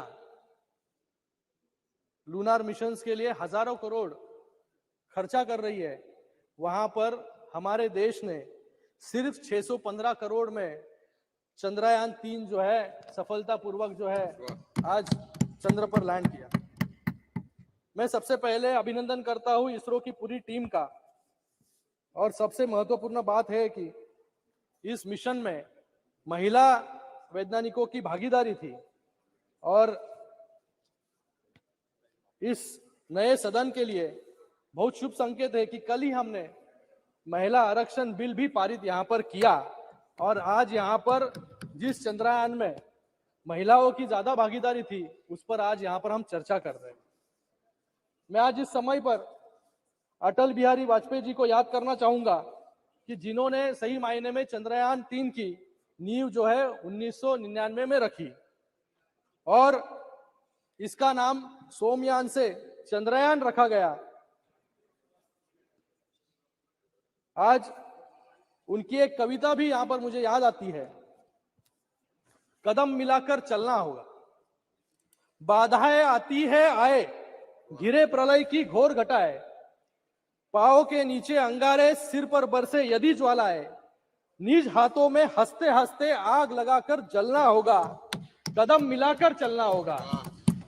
मुझे लगता है ये जो कविता है कि सभी लोगों को साथ में लेकर जो है हमें आगे जाना है, और आज वही बात जो है हमारे देश के यशस्वी प्रधानमंत्री नरेंद्र मोदी जी यहां पर कर रहे हैं कि सबको साथ में लेकर जो है सबका साथ, सबका विश्वास और सबका विकास जो है आज यहां पर कर रहे हैं, और सबका प्रयास, सभी के प्रयासों से तो आज चंद्रयान और सभी यहां पर आज हम लोग बैठे भी यहां पर इस नए सदन में, यह भी एक बड़ी उपलब्धि है। जब हमने वो 2019 का दृश्य देखा था तो मुझे याद है कि सभी वैज्ञानिक जो है वहां पर हताश हो गए थे। 2019 में चंद्रयान 2 जब भी सफल लैंडिंग नहीं कर पाया, तब हमारे प्रधानमंत्री जी ने सभी वैज्ञानिकों को उनका विफलता सिर्फ लैंडिंग में थी, पर अब तक भी वो चल रहा है, चल रहा है, वो अभी इमेजेस भेज रहा है, जागरूक होने वाला है थोड़ी दिन में, और फिर से मुझे लगता है कि रिसर्च करने के लिए शुरू हो जाएगा। मुझे लगता है कि उस समय प्रधानमंत्री जी ने उन वैज्ञानिकों को साहस दिया, गले से लगाया, हौसला दिया, प्रोत्साहित किया और कहा कि अभी चंद्रयान 3 की आप तैयारी करो, और आज का दिन है, और वो दिन था 2019 का, और आज का दिन जहां पर चंद्रयान 3 जो है सफलतापूर्वक वहां पर लैंडिंग किया, और पूरे देश ने नहीं पूरे विश्व ने जो है आज भारत की ताकत जो है यहां पर देखी। इस लैंडिंग को पूरे देश में, पूरे विश्व में एक गर्व का और हर्ष का विषय मुझे लगता है कि पूरे देश में बनाया गया, सभी लोगों ने आनंद वहां पर मनाया गया। अगर आजादी के बाद की बात करें तो हमने देखा कि वो दृश्य जब बैलगाड़ी और साइकिल पर विक्रम साराभाई और एपीजे अब्दुल कलाम जी ने रॉकेट के पार्ट्स लेकर जाने का काम वहां पर किया था, और मुझे यह फिल्म भी याद है स्लमडॉग मिलियनेयर, जहां पर भारत को सिर्फ एक गरीब राज, जादूगरों का और सपेरों का देश बोला गया था, लेकिन आज का दिन है जहां पर इसरो जैसी संस्था और चंद्रयान 3 के वजह से आज भारत को स्पेस मिशंस और इनोवेशन का देश जो है बोला जाएगा। हमारा देश एक ऐसी मिसाल है जो अपने इतिहास और संस्कृति के साथ नई टेक्नोलॉजीज पर भी काम करता है, और इसका उदाहरण है कि चंद्रयान 3 के लैंडिंग स्पॉट को, जिसका नाम हमने शिव शक्ति पॉइंट यहां पर रखा। आज चर्चा है भारत की सफलता की, विज्ञान की सफलता की। हो गया सर, अभी दूसरा ही स्पीकर हो सर, आप फोर्थ स्पीकर। इसके पीछे भी बहुत बड़ा इतिहास है सर, इस सफलता के पीछे बहुत बड़ा इतिहास है। भारत को और 2 हैं, उत्कृष्ट, और सर 2 हैं, दो नहीं है, सिर्फ एक ही है, आप बोलने वाले क्या? आज भारत को उत्कृष्ट और गौरवशाली बनाने में हमारे वैज्ञानिकों का हमेशा से सहयोग रहा है। चाहे वो आर्यभट्ट हो जिन्होंने जीरो का आविष्कार किया, या अब्दुल कलाम आजाद हो जिन्होंने परमाणु परीक्षण किया, चरक हो जिन्होंने आयुर्वेदा पूरे विश्व को दिया, सीवी रमन हो जिनके रमन इफेक्ट को नोबेल पुरस्कार मिला, वराह मिहिर हो जिन्होंने ट्रिग्नोमेट्री की खोज की, विक्रम साराभाई हो जिन्होंने उस वक्त इसरो का स्थापना की, आचार्य कनद हो जिन्होंने परमाणु विज्ञान शुरू किया, और होमी बाबा हो जिन्होंने देश को न्यूक्लियर प्रोग्राम दिया। ऐसे अनगिनत उदाहरण हैं जो पिछले 2000 साल में जब भारत ने विज्ञान के माध्यम से पूरे विश्व में अपना परचम लहराया है। विज्ञान हमें सिखाता है अपने इतिहास से सीख लेने का। अभी कुछ दिन पहले G20 समिट का सफलतापूर्वक आयोजन यहाँ पर किया गया और उसमें एक नारा दिया गया था, वसुदेव कुटुंबकम। ये भी नारा जो है हमारे महाउपनिषदों से लिया गया है, जो कि हजारों साल पहले जो है लिखा गया था, लेकिन आज भी उसकी प्रासंगिकता है। मैं वो चित्र देख रहा था जब हमारे प्रधानमंत्री यूएस के प्रेसिडेंट जो बाइडेन जी को हमारी संस्कृति दिखा रहे थे, जिसमें चित्र था नालंदा विश्वविद्यालय का, और मैंने सोचा कि हमारे देश की संस्कृति और विज्ञान का गौरवशाली इतिहास इतना पुराना है जिस पर हमें गर्व करना चाहिए। उस पर ही हमारे विपक्ष नेता, मुझे लगता है कि आज इनको सबको जो है, आज हमारी संस्कृति हो, हिंदू धर्म हो, सनातन धर्म हो, सर अभी हुआ है शुरू, सनातन धर्म हो, उस पर सवाल उठा रहे हैं हमारे। सर मैं कहना चाहूंगा, हमारे धर्म में विज्ञान है, हमारे त्योहारों में विज्ञान है, हमारे शास्त्रों में विज्ञान है, हमारे मंदिरों में विज्ञान है, और हमारे इमारतों में भी विज्ञान है। मैं इसका उदाहरण सर थैंक यू सर खत्म कर रहा हूं सर। एक उदाहरण सर, देखो सब लोग बोल रहे हैं सर। एक उदाहरण इस इमारतों में किस प्रकार से विज्ञान छिपा है। समय की भी पाबंदी है सर दिल्ली में है सर, सभी लोग बोल रहे हैं अभी, आप सर गिव जस्टिस सर। एक उदाहरण है दिल्ली का, जो विपक्ष के नेता जहां पर आंदोलन करते हैं, जहां पर उनका फेवरेट स्पॉट है जंतर मंतर। ये जो जंतर मंतर की इमारत है वो 1724 में जो है एस्ट्रोनॉमिकल ऑब्जर्वेटरी थी। 1724 मतलब 300 साल पहले, जहां पर ग्रहों से जुड़ी जानकारी जो है वहां पर लोगों को मिलती थी। इतनी पुरानी संस्कृति जो है, धरोहर जो है, सनातन धर्म जो है, आज हमारे इस 7:15 बजे मंत्री जी बोलेंगे। सर मुझे तो बोलने दो ना सर, अभी ऐसे बोलोगे तो हमारे सामने करीब 25 या 30 मेंबर की लिस्ट है। हम प्राचीन काल के विश्वगुरु थे। पूरे दुनिया के स्कॉलर्स नालंदा में पढ़ने आते थे, तक्षशिला में आते थे, विक्रमशिला में आते थे। भारत पर जितने भी आक्रमण हुए वो पहले जो है हमारे नॉलेज रिसोर्सेस पे हुए, हमारी सांस्कृतिक धरोहर पर हुए। हम जगत गुरु पहले ही बन जाते थे अगर मुगल और ईस्ट इंडिया कंपनी जो है हमारी संस्कृति को नष्ट नहीं करती। सर खत्म कर रहा हूँ, अभी खत्म कर रहा हूँ। हो रहा है सर, 1 मिनट। मुझे लगता है कि यहाँ पर 7th सेंचुरी में है अभी, यहाँ पर सर 21st सेंचुरी पे आ रहा हूँ अभी सर, 21st सेंचुरी पे आ रहा हूं मैं। आज यहाँ पर जो ऑपोजिशन है, यहाँ पर इनको जो है आज हिंदू शब्द से, हिंदू धर्म से, सनातन धर्म से जो है यहाँ पर एलर्जी हो रही है। कई लोग, बिट्टू जी आपको नहीं सर, आपके साथ जो अलायंस पार्टनर है उनके बारे में कुछ दिन पहले जो है वो हिंदू धर्म को, सनातन धर्म को जो है मलेरिया, एड्स, HIV, मुझे लगता है कि इसका जो है कड़े शब्दों में जो है निंदा करनी चाहिए। ऑनरेबल मेंबर्स मैं रिक्वेस्ट कर रहा हूं सर, ऑनरेबल मेंबर्स मैं रिक्वेस्ट कर रहा हूं, उदाहरण देना चाहूंगा सर। आज के दिन बार-बार ऑनरेबल स्पीकर ने कहा है हमारा कि हम पॉजिटिव वाइब्स यहाँ पैदा करें। सर खत्म कर रहा हूं मैं, पॉजिटिव वाइब्स पैदा करें। सर खत्म करो। सनातन धर्म और विज्ञान किस प्रकार से जुड़ा हुआ है, मैं हनुमान चालीसा का एक दुआ यहाँ दोहराना चाहूंगा। जुग सहस्त्र जोजन पर भारू, लील्यो ताई मधुर फल जानू।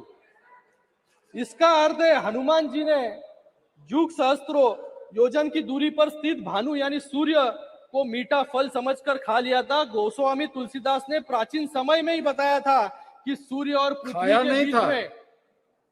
पृथ्वी के बीच की दूरी कितनी है। ये हमारा सनातन धर्म है सर, ये हमारा सनातन धर्म है। और ये सनातन धर्म का अर्थ है कि जिसका कोई अंत नहीं। और अगर कोई इसे खत्म करने की कोशिश करे तो खुद खत्म हो सकता है। ओ बिट्टू जी, खत्म कर रहा हूं मैं, 2 मिनट रुकिए। मैं आज यहाँ पर एक कविता से अंत करना चाहूंगा। अंत करिए, अंत करिए सर, जस्ट 1 मिनट दीजिए, 1 मिनट अंत करिए कविता के साथ। यहाँ पर मैं अपनी बात इसरो के हमारे वैज्ञानिकों के सम्मान में बोलकर अपनी बात समाप्त करूंगा, जिन्होंने हार नहीं मानी और चंद्रयान 2 की विफलता को चंद्रयान 3 की सफलता में तब्दील किया। जीतूंगा मैं ये खुद से वादा किया।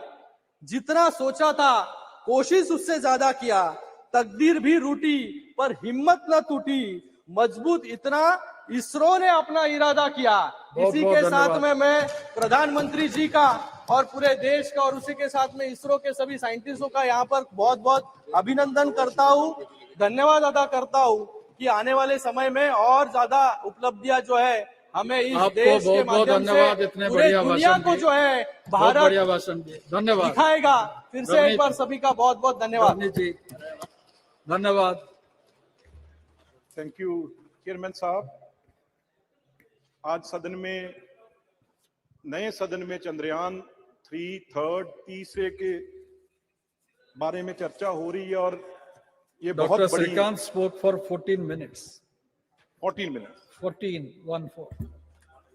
बहुत ही। राहुल जी याद रखिए। हाँ जी सर, आपके बैठे जो यंग हैं, नौजवान हैं, उनको आप टाइम देते हैं तो उसकी सफलता के बारे में, और इसमें कोई भी मेरी ख्याल से कोई पार्टी की बात नहीं, किसी भी सत्ता की बात नहीं, और सब 140 करोड़ लोग उनका योगदान है और वो आज इस चीज से खुश हैं सर। लेकिन इसके अलावा मैं एक बहुत बड़ा मुद्दा, क्योंकि ये बहुत जरूरी है सदन में और देश के सामने रखना, आपने समय दिया, टाइम दिया है। हमारी जो भी इंडियन फॉरेन पॉलिसी रही है वो सर, चाहे जवाहरलाल नेहरू जी से लेके हमारे अब प्राइम मिनिस्टर मोदी जी, हमारी हमेशा नॉन अलाइनमेंट मूवमेंट की तरफ हम हमेशा चले हैं। और खास तौर पे अगर मैं बात करूं कांग्रेस पार्टी की, उसने भी इस पे बहुत कड़ा स्टैंड लिया है। जो कैनेडियन प्राइम मिनिस्टर ने, ट्रूडो ने वहां पे अपनी पार्लियामेंट में बोला है। और मैं एक सिख हूं, इसलिए आज खड़ा हूं सर। सिख एक बहुत ही इमोशनल एक कौम है और उसको जानबूझ के, क्योंकि इमोशनल है और इस देश की आजादी में उनका सबसे बड़ा रोल रहा है, इसलिए कोशिश की जाती है भी उसे कैसे दरार डालें, उसमें उसको कैसे तोड़े। हैं जी, और बहुत ही मजबूत कौम है जिसने लाखों में अपनी शहादत दी देश के लिए। और सर, हमने क्योंकि इतनी मजबूती पाई, हमने हमेशा, चाहे अब रशिया हो अपनी लाइन ली है, चाहे चाइना हो अपनी लाइन ली है, रशिया यूक्रेन की चाहे लड़ाई चल रही है उसमें भी हमने अपनी लाइन लेके रखी है। और चाहे सर नाटो फोर्सेस है, वो ज्यादा एक तरफ मदद कर रही थी, लेकिन फिर भी हमने अपना स्टैंड है जो भारत ने अपना लेके रखा, हमारे देश ने, इंडिया ने अपना लेके रखा। ये तकलीफ बहुत देशों को हो, इसलिए सर अब एक प्राइम मिनिस्टर जो कि सेकेंड वर्ल्ड वॉर के बाद कभी नहीं हुआ, कैनेडियन प्राइम मिनिस्टर अपने सदन पार्लियामेंट में बोल के हमारे देश के खिलाफ बोल रहा है, हमारे प्राइम मिनिस्टर के अगेंस्ट उसने बोला है। तो सर इसी तरीके, ये ट्रूडो साहब के पिताजी जब प्राइम मिनिस्टर थे, इसी तरीके से कुछ मिलिटेंटों ने कनिष्क, आपको याद होगा, कनिष्क एयर बम ब्लास्ट हुआ था जिसमें 300 से ज्यादा लोग मरे। उसकी इन्वेस्टिगेशन आज तक पूरी नहीं हुई। ये जो निज्जर एक बहुत बड़ा खूनखार टेररिस्ट है, जो मेरे ग्रैंडफादर का असैसिनेशन जिसने किया है सर, उसमें जगतार हवारा उसका राइट हैंड था, जिसको सर इन्होंने वहां पे पनाह दी, और वो खुद एक नशे की वॉर में, ड्रग की वॉर में और गैंगस्टर वॉर में वो मारा गया। अभी इन्वेस्टिगेशन भी चल रही है और आरोप हमारे देश की एजेंसियों पे लगा दिया। और ये कहा गया वहां पे, एक मैं उसका नाम भी इस पार्लियामेंट में लेना नहीं चाहता, जो दूसरा एक टेररिस्ट पन्नू नाम है उसका, सर उसने ये ऐलान कर दिया भी कनाडा में हम हिंदुओं को नहीं रहने देंगे। कितनी बड़ी दरार डालने की कोशिश की है। मैं 2 मिनट में अपनी बात खत्म करूंगा। एक तो सर जो एनआईए जब पंजाब गवर्नमेंट ने जो लिस्ट दी है, सबसे टॉप मोस्ट जो वांटेड गैंगस्टर और टेररिस्ट हैं 10 में से, out of 10 sir 8 are in Canada. उनको वहां पे पनाह दी हुई है, उनको वहां पे उनको रखा हुआ है, और सारा ड्रग हमारे पंजाब में और इंडिया में वो वहां से भेज रहे हैं।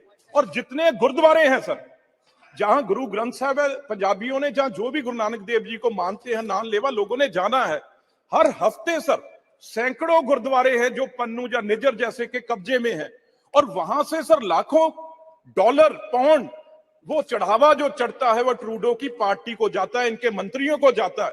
इसलिए वो आधा % लोगों के हक में वो बयान दे रहा है। जहां तक सिखों की बात है सर, 99.5% हमारे लोग वहां पे बिजनेस करते हैं, लाखों एकड़ जमीन है, बिजनेस है सर, उनका कारोबार है बड़े से बड़े।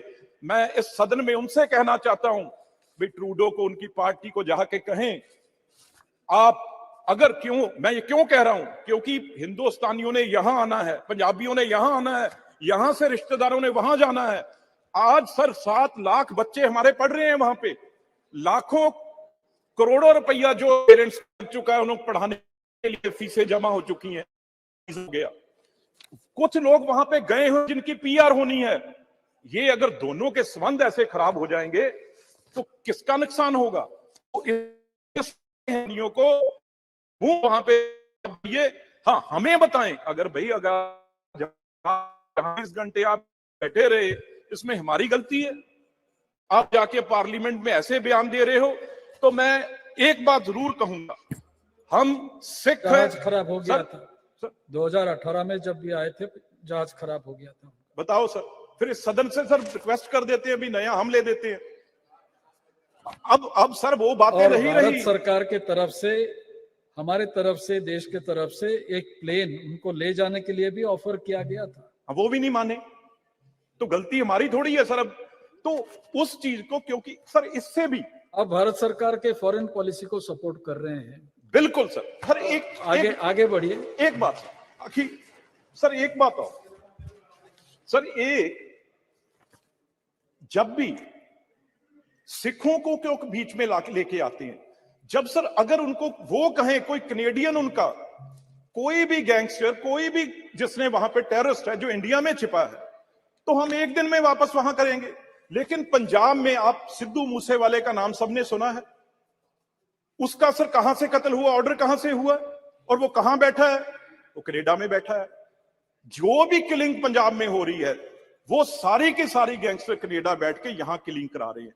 मैं एक बात कह दूं भाई, 95.5% लोग हैं वो इस देश के साथ हैं और अमन पसंद है। ये सिर्फ आधा परसेंट लोग हैं, 99.5% जो आधा % लोग हैं वो ट्रूडो साहब के पास हैं। क्यों? क्योंकि गुरुद्वारे से नशे का जो पंजाब में खेल चल रहा है, वो सारे का सारा पैसा जो वो ट्रूडो साहब के पास जा रहा है।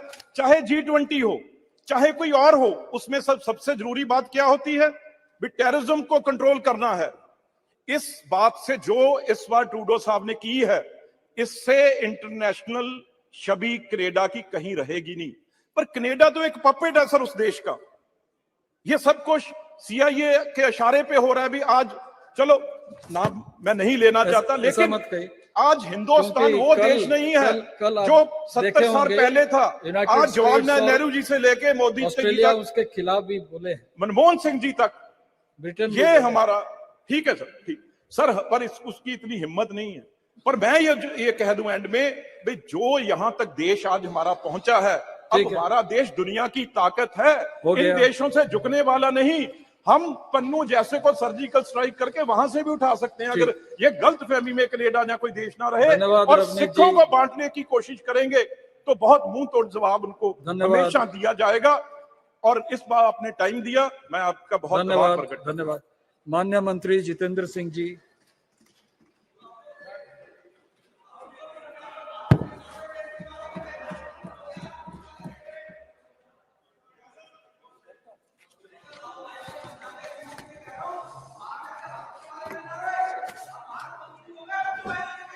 माननीय मंत्री जी। धन्यवाद अध्यक्ष महोदय। मैं सुबह से सभी वक्ताओं को बड़े ध्यानपूर्वक सुन रहा था और इस चर्चा का प्रारंभ माननीय रक्षा मंत्री जी ने किया। बड़े संवेदनशीलता के साथ उन्होंने भारत की परंपरा और आधुनिकता का मिश्रण प्रस्तुत किया।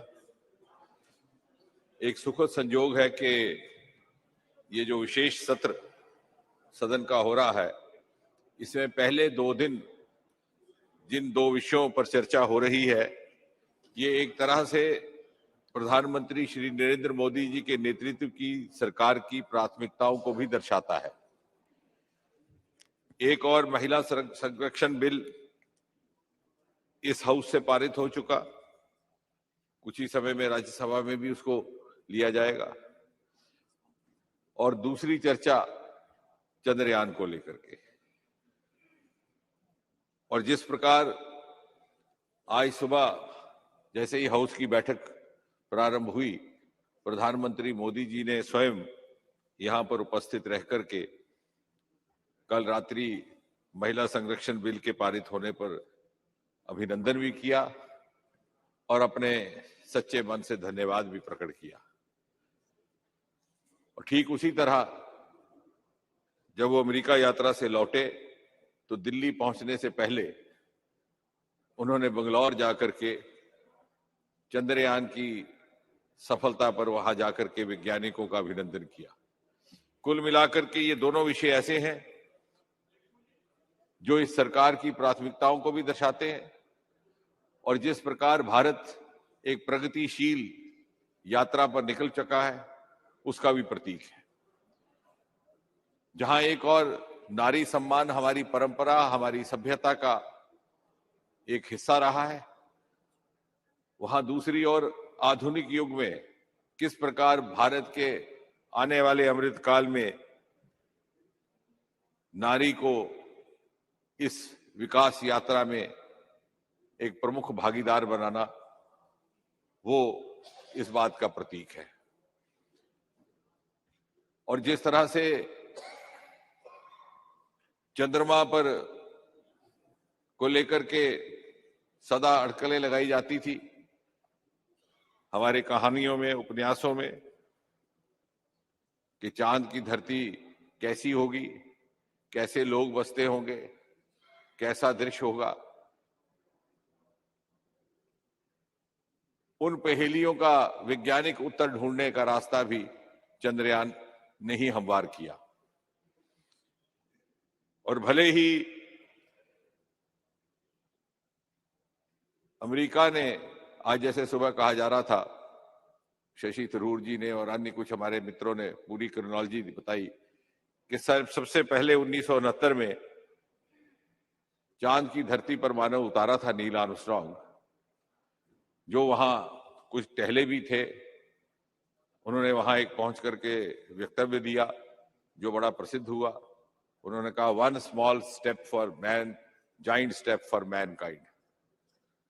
लेकिन हम सब के लिए, हम चाहे इस तरफ बैठे हैं कि उस तरफ, गर्व का विषय ये है कि नील आर्मस्ट्रांग वहां स्वयं होकर के आए, टहलपोशी करके भी आए, परंतु उनको वहां पर पानी नहीं दिखाई दिया।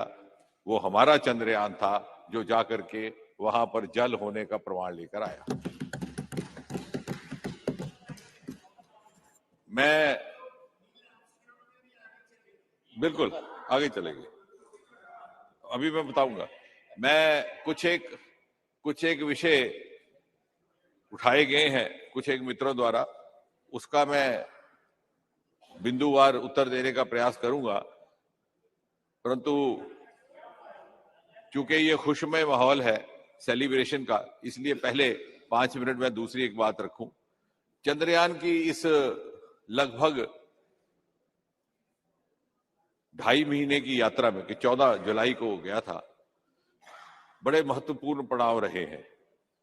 कुछ एक ऐसे जहां थोड़ी बहुत चिंता भी होती थी, एंजाइटी भी होती थी, एप्रीहेंशन होती थी, तो और ये अटकलें भी लगाई जाती थी होगा नहीं होगा। उसमें सबसे पहला, जबकि वो धरती के ऑर्बिट से निकल करके उसे चंद्रमा की ओर भेजा, तो लगभग 20 बार उसने इस प्रकार से परिक्रमा की भारत की, और उसके हमारी जैसे कहा गया केवल 100 करोड़ की ये मिशन था, जबकि रूस का मिशन उसी समय जो चल रहा था वो 12,000 करोड़ का, यानी कई गुना ज्यादा। लेकिन हमारी जो बौद्धिक क्षमता थी, हमारे cerebral resources were much bigger in proportion. तो ग्रेविटेशनल फोर्सेस के माध्यम से हमने 120 बार परिक्रमा की, जैसे गाड़ी आप न्यूट्रल पर लगाते हैं और पेट्रोल बचाते हैं। वो एक संवेदनशील क्षण था जब उसे निकल करके दूसरे ऑर्बिट में जाना था। गाड़ी चलते चलते बदलते हैं और बैक पर जाते, क्षण था संवेदन, सफलतापूर्वक कामयाबी को निभाया और वो चंद्र की ओर चला गया, जहां उसने 20 सर्कल लगाए, ऐसे बाहर से होते होते होते होते धीरे धीरे धीरे धीरे धीरे धीरे अंदर आके, और फिर आखिरी क्षण थे जब आप सबने टेलीविजन पर देखा, जब केवल 4-6 किलोमीटर, तो उसकी रफ्तार 1000 किलोमीटर प्रति घंटा से करके किलोमीटर हो जाता है, और 4 इंजन में से 2 इंजन हो जाते हैं। और फिर उससे भी अधिक रोचक क्षण भी होते हैं और थोड़े से एंजाइटी वाले भी, जब वो लगभग 100-150 मीटर धरती के सतह के करीब पहुंचता है। उस समय उसका कम्युनिकेशन हमारे साथ बंद हो जाता है, और फिर ये इम्तिहान है कि हमने विक्रम को किस कदर प्रशिक्षित किया था। जैसे आप एक सैनिक तैयार करके भेजते हैं फ्रंट पर, तो मौके पर उसने कब गोली चलानी है ये उसके हाथ में।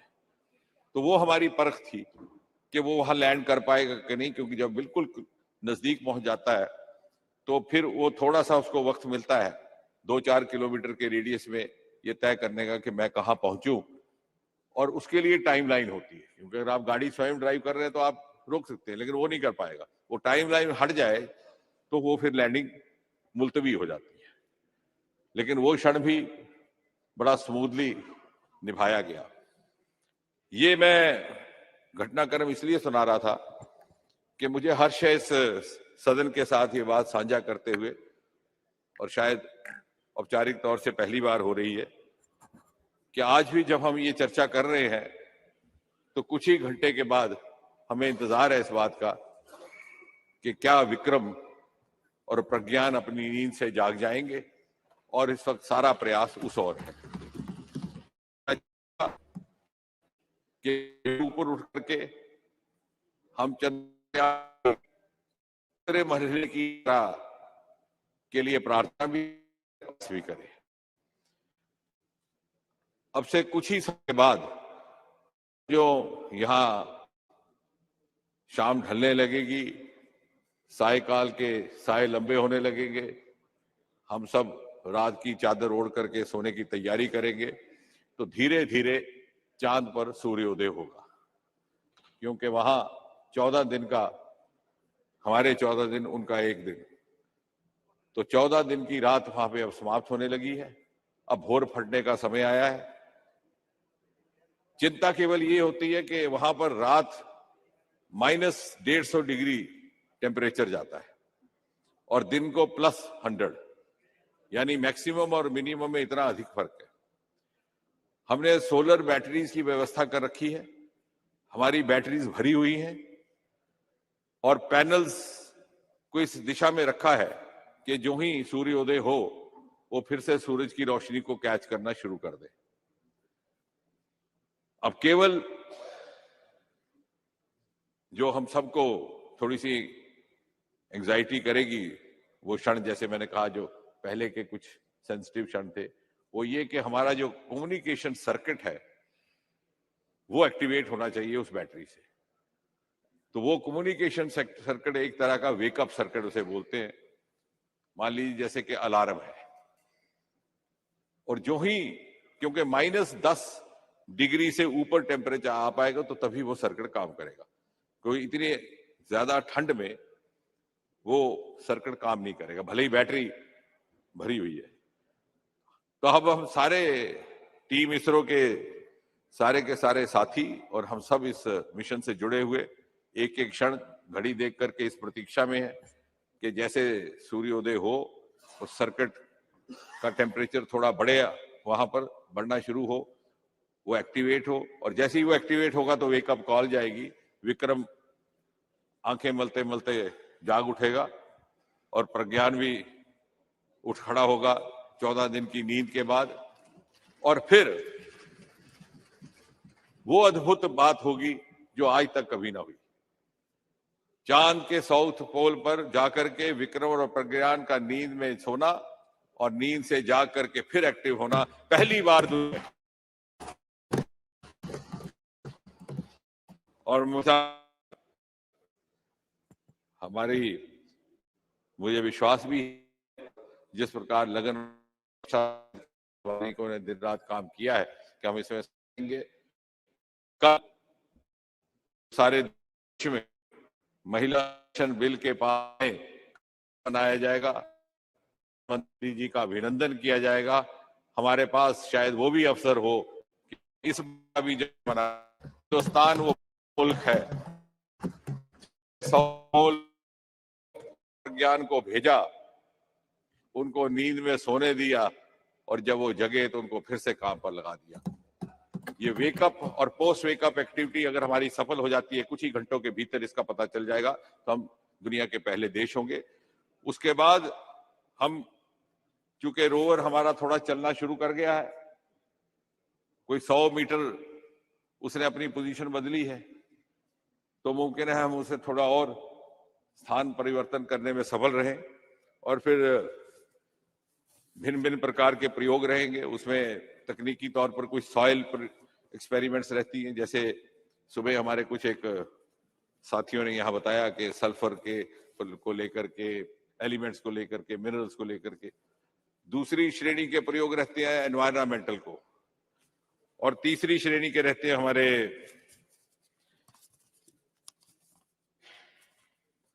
सिस्मिक एक्टिविटीज को, कि जैसे यहाँ पर भूकंप आते हैं, झटके लगते हैं भूचाल के, ऐसी थरथराहट वहां भी होती रहती है। तो अगर ये होता है तो हमारा second phase of Chandrayaan 3 is about to take off in the next few hours, and the moment of anxiety now is that we are waiting for the wake up call to get activated and Vikram and Pragyan to respond to that alarm.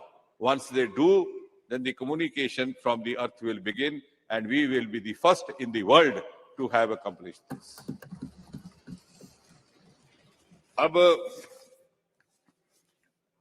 इसके बाद कि मैं अगली बातें करूं, कुछ एक बिंदु जो उठाए गए, just to put the record straight. माननीय रक्षा मंत्री जी ने तो बड़े विस्तार में हमारे प्राचीन परंपरा को किस तरह से आधुनिकता के साथ जोड़ करके एक मिश्रण भरी संस्कृति स्थापित करने का प्रयास हुआ इस सरकार में, उसका एक आपके सामने चित्र रखा।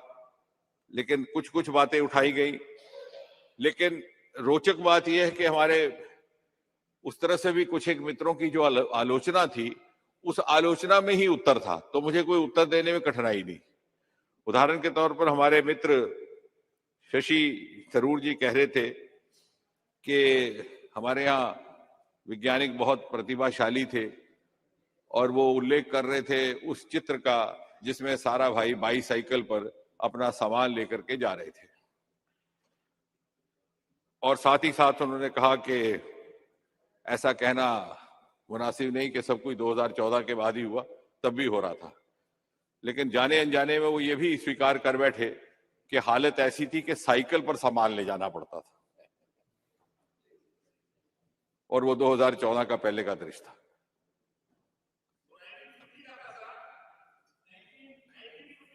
फिफ्टी का था, वही कह रहा हूं। फिर 50 में कौन थी सरकार और कौन था प्रधानमंत्री? तो यही जवाब आ गया, यही जवाब है, क्योंकि साधनों का अभाव, दिस वाज दी। वो कैसे पूरा हुआ अभी आपको बताएंगे, अभी रात लंबी है, अभी विक्रम के जागने तक हमने भी नहीं सोना है, तो बात लंबी चलेगी। Because they were devoid of resources, they didn't have resources. Even in those days, even 1950, you had carriages, you had truckloads. The honorable members will bear me out. The best means of carrying loads were not the bicycle. That is the difference between then and now. The answer lies in the question itself. दूसरा, नहीं अभी I am not yielding, बाद में sir, बाद में करते हैं, बाद में करेंगे सर। अधीर जी आप इनके बाद ही बोलेंगे, please you let him continue. बाद में दूसरा उन्होंने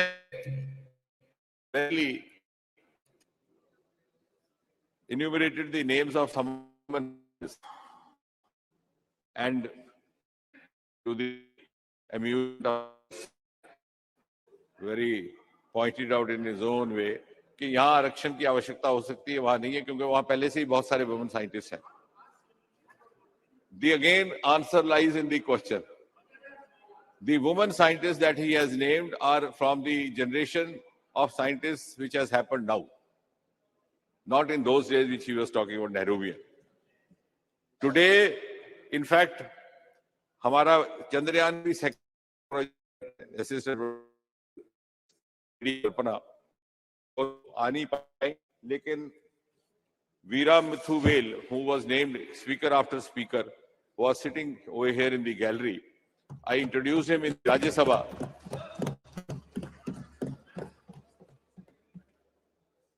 No. That was just to make the house. No, he was there in the gallery. No, that is the members should also have a glimpse of him. I'm not referring him, not quoting him. He is now not there because he had to take a flight for Bangalore.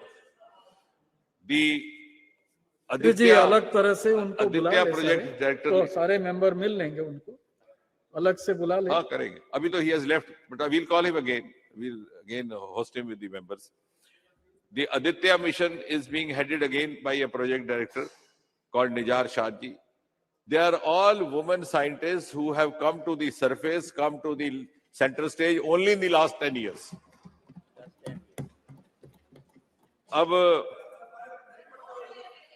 अच्छा चलिए उस पर आए, उस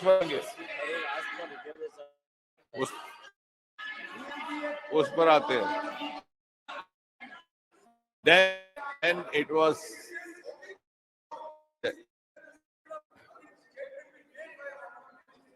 no, I am giving you stress. See, when we are debating, I don't get disturbed. I'm the last person to get disturbed or distracted. But one thing, when we are discussing science, let us discuss on the basis of facts, figures, and statistics. Yes. No. You are translating figures into politics. I'm simply just wait. Add more figures. The ISRO budget and the space is on decline. Now, a member will be enough to take note of the figure so that she can file later on. The Department of Space budget in 2013-14 was 5,168 crore 96 lakh. Please, I'll repeat for your convenience, ma'am. 5168.96 crore. The budget in the current financial year is 12,521 lakh, an increase of 142%. I repeat the figure. So what? If I don't say that, then also so what? No. 142% increase. So what? Come, sit down. Mantri ji, please. Now, Honorable Minister, please address you ask the chair. for figures. First, you ask for figures. First, you ask for figures. Then you are replying figures with politics. Please, बैठ जाइए. This is for your satisfaction, man. I am requesting honorable member to Please set address these the figures. chair. Yes. So it will be easier. So, Speaker, sir, the total budget of all the science departments is up by 172.55% in the last 9 years. Please take down the figures. In 2013-14, the annual budget for all the science ministries and departments put together was 21,025 crore 6 lakh rupees. Current year it is 57,303 crore 0.69 lakh. So when I talk a figure, you say this is not acceptable. When I talk otherwise, it's not. Now, having said that, somebody said,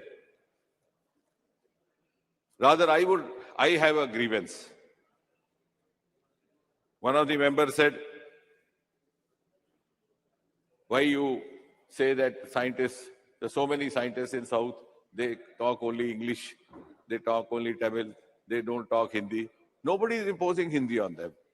Why I'm having a grievance is that ISRO is one of the best bouquets of the composite culture presented by India.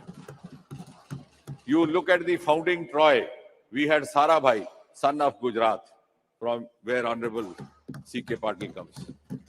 We had Satish Dhawan, a Punjabi, born in Srinagar, Jammu and Kashmir. And then, immediate next generation, we had APJ Kalam from Rameshwaram, son of Tamil Nadu. So why are we demeaning this and trying to say he spoke Tamil, he spoke English, he didn't speak Hindi? Why are you saying? Is it not amazing? The founding fathers, 60 years ago, one Punjabi, one Gujarati, one Tamilian. Absolutely. So thank you. No, I appreciate that. Thank you, ma'am. Thank you. Yeah, Bhabha was there, not very, because later on he drifted to atomic energy. And now, since Madam Kani Modi has been very kind to compliment me, like a gentleman, I have to return the compliment. Very soon, we will have our next launching station nowhere else but in her constituency of Kurukshetra Patnam in Tamil Nadu. And I just solicit your cooperation. 90% of land acquisition has been done. 10% is left out. You can easily use your good offices to persuade the state government so that we can have a ceremony very soon, and you being the elected representative there would be our important guest. So this is the spirit with which we are working. And ISRO, somebody said in the morning, why Raksha Mantri ji spoke about scriptures. I have been telling all around wherever I go that ISRO is a work model which is worth emulating. Here is a team which never retires. A scientist in ISRO, sir, never retires. He never superannuates. He gives his life to the mission. Even if you see these pictures, when you see of landings and other successful missions, you find all the former chairmen sitting side by side. They remain associated. And they follow a cultural SOP, which is not seen anywhere else, but which is worth emulating. Before and after every landing, they pay obeisance at Tirupati. And afterwards, how do they celebrate success? You know, sir, they distribute a laddu. इससे सुंदर, इससे पवित्र प्रथा और जिसमें सामूहिक भारत की पूरी संस्कृति झलकती है। और इसलिए संस्कृति को आधुनिकता तक ले जाने की इस यात्रा को आगे बढ़ाने का कारवां हमारा इसरो है। तो इसमें क्या हर्ज है अगर हम संस्कृति को लेकर बात भी करते हैं।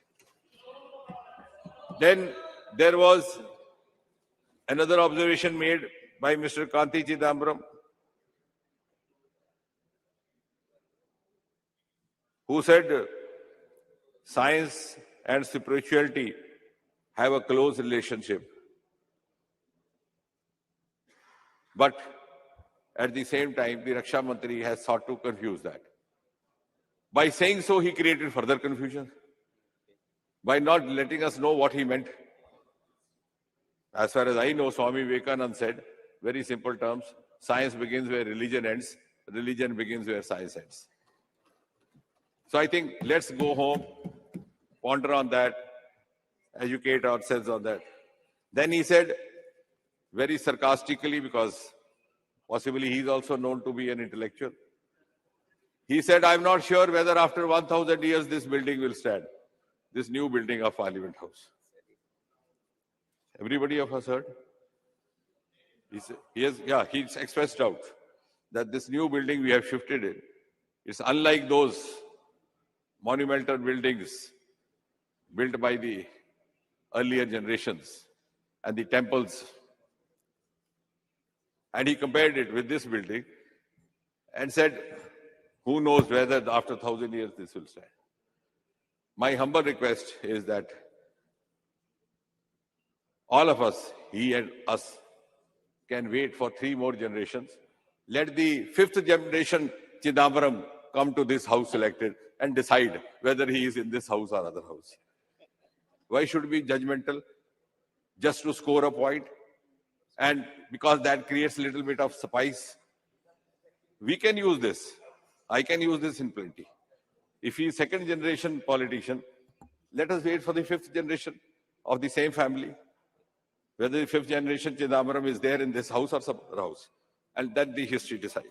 What I'm trying to say is, sir, let us raise the level of this discussion instead of trying to hit below the belt. This is called hitting below the belt.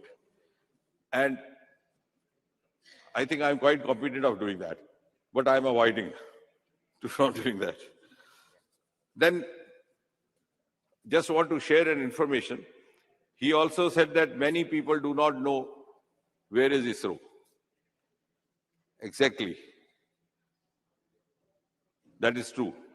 And many people do not know ISRO because, and it is true that till a few years ago, whenever a launching happened, in a remote column of a remote newspaper, you will find one column, Sriharikota. Nobody could figure out where is Sriharikota. This change has happened only since 2020. Now, who was the Prime Minister, who is the government, I'm not going to say because that will create problems. No. 2020, the gates of Sriharikota were thrown open.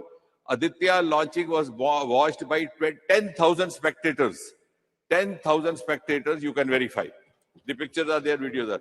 On the side, watching the launching with their naked eye. The same place where earlier you had just 10 members of the team, all forbidden. Who did that? The earlier governments. The same government whose member is alleging this. The allegation is made by a member of the party which was responsible for that. Chandrayaan launching. Speaker, sir, during Chandrayaan launching, there were 1,000 media persons at the site of launching. Suddenly, within 10 minutes of launching, there was a tweet from one of the friends from the Congress party, because some of us are very active in tweet. So am I. So are they. He said, what is different? Why this halla gulla? And the media person confronted me. He said, see, your friend from the Congress party has written this tweet. What is new? Any response? I said, you tell me, when did you come here last? He said, I'm coming here for the first time. I said, this is new. Media was forbidden. Everybody was forbidden. So that is the difference. All the stakeholders have been brought together. A healthy synergy has been sought to be made between startups, between academia, between researchers, between industry. Because it's our confirmed belief, it's our considered view that if we have to grow further, if we have to live up to global parameters, if we have to discharge a global role, we have to live up to the global benchmarks, and we have to develop global strategies.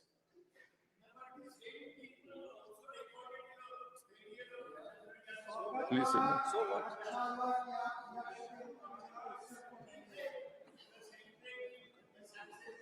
You do not forget the failures. No, you are. I'll come to that also. I thought you studied science streams better than me. Chandrayaan, now if I come to that, let me first, because professor is an honorable professor for all of us. Lot of But sometimes the students, lot of misgivings sometimes are students there grow up to relating become. Chandrayaan 2. Yes, sir. It is better you No, I'm clear sure. all those no, but, cobwebs, yes, I'll continue. because it has been just repeatedly in said. half a minute, I respond to the professor, and I'm sure the professor No, will it be is glad better to. you clear the cobwebs. Yes, sir. Yes, sir. In this discussion today, many members said it is a failure. It is only one part which has Exactly, failed, sir. whereas there No, are no. What number I'm of trying, other that things is which are what successful. I'm trying to It say is still rotating for 3 years. what I'm trying to say is, एक minute. अरे भाई एक minute यार. अरे रमेश जी, अरे रमेश जी बात, अरे छोड़ो ना. ओहो. सर यार एकेडमिक बात. एक मिनट है. और रमेश जी यार ठहरो ना, एकेडमिक की बात चल रही है. एकेडमिक चल रहा है, ठीक है. और आई एम ग्लैड प्रोफेसर. ओ भाई एक मिनट यार, बात तो करना. I am glad that professor. यार एक मिनट, अच्छा बात चल रहा है. I am glad that professor has put this query, and I am glad, and I'm sure professor will take pride in seeing that his student is capable of giving him new thought, not teaching, but a thought. So a professor should be happiest when he finds his student turning into a teacher. Sir, it was not a failure. Because as the Honorable Speaker said, it is still working. On the last minute, that procedure which had to happen did not happen as it was calculated to the last moment. Otherwise, it would not be communicating. In fact, Chandrayaan 2 and 3 are talking to each other, saying good morning to each other every morning. And even now, when we are waiting for Vikram and Pragyan to wake up, if the circuit gets charged and we are waiting for the temperature to rise, we will not be surprised they receive a good morning or a hello from Chandrayaan 2.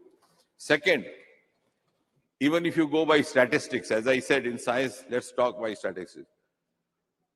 Most of the other missions which landed on the moon were unsuccessful in the first attempt. America, more than 3 times.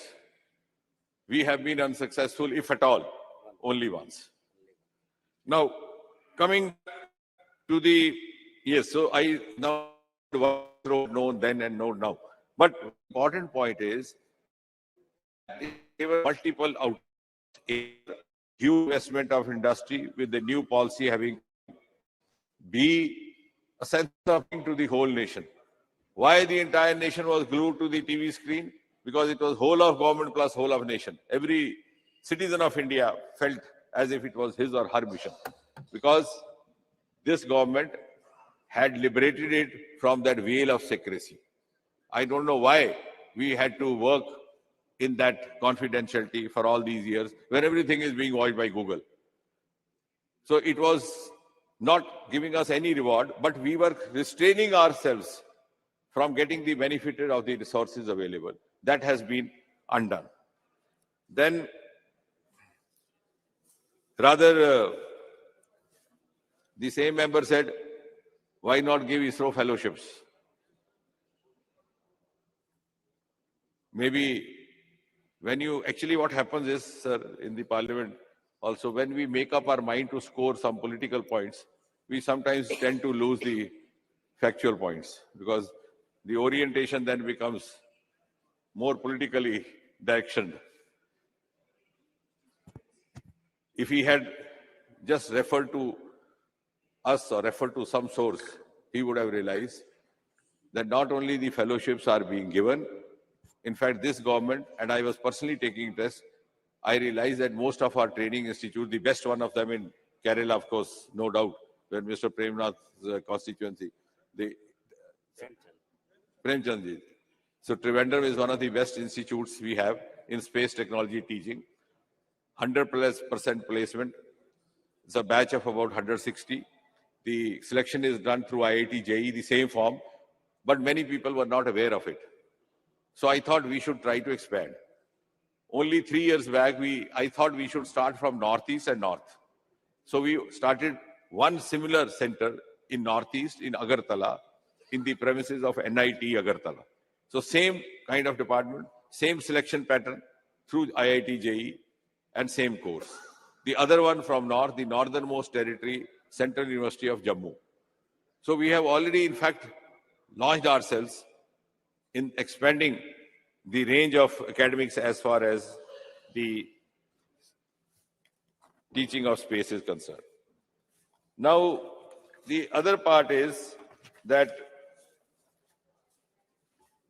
what has happened now? Now, let me thought, I'm not discussing prime ministers. You were only discussing again and again. I'm not even naming anybody. But let us trust. We have to trust somebody.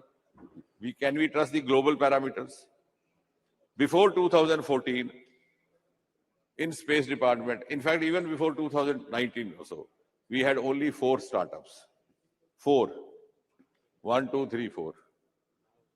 After we opened up in 2020, we have 150 startups. The world is watching, it can be verified. And the earlier ones like Skyroutes have become lucrative entrepreneurs.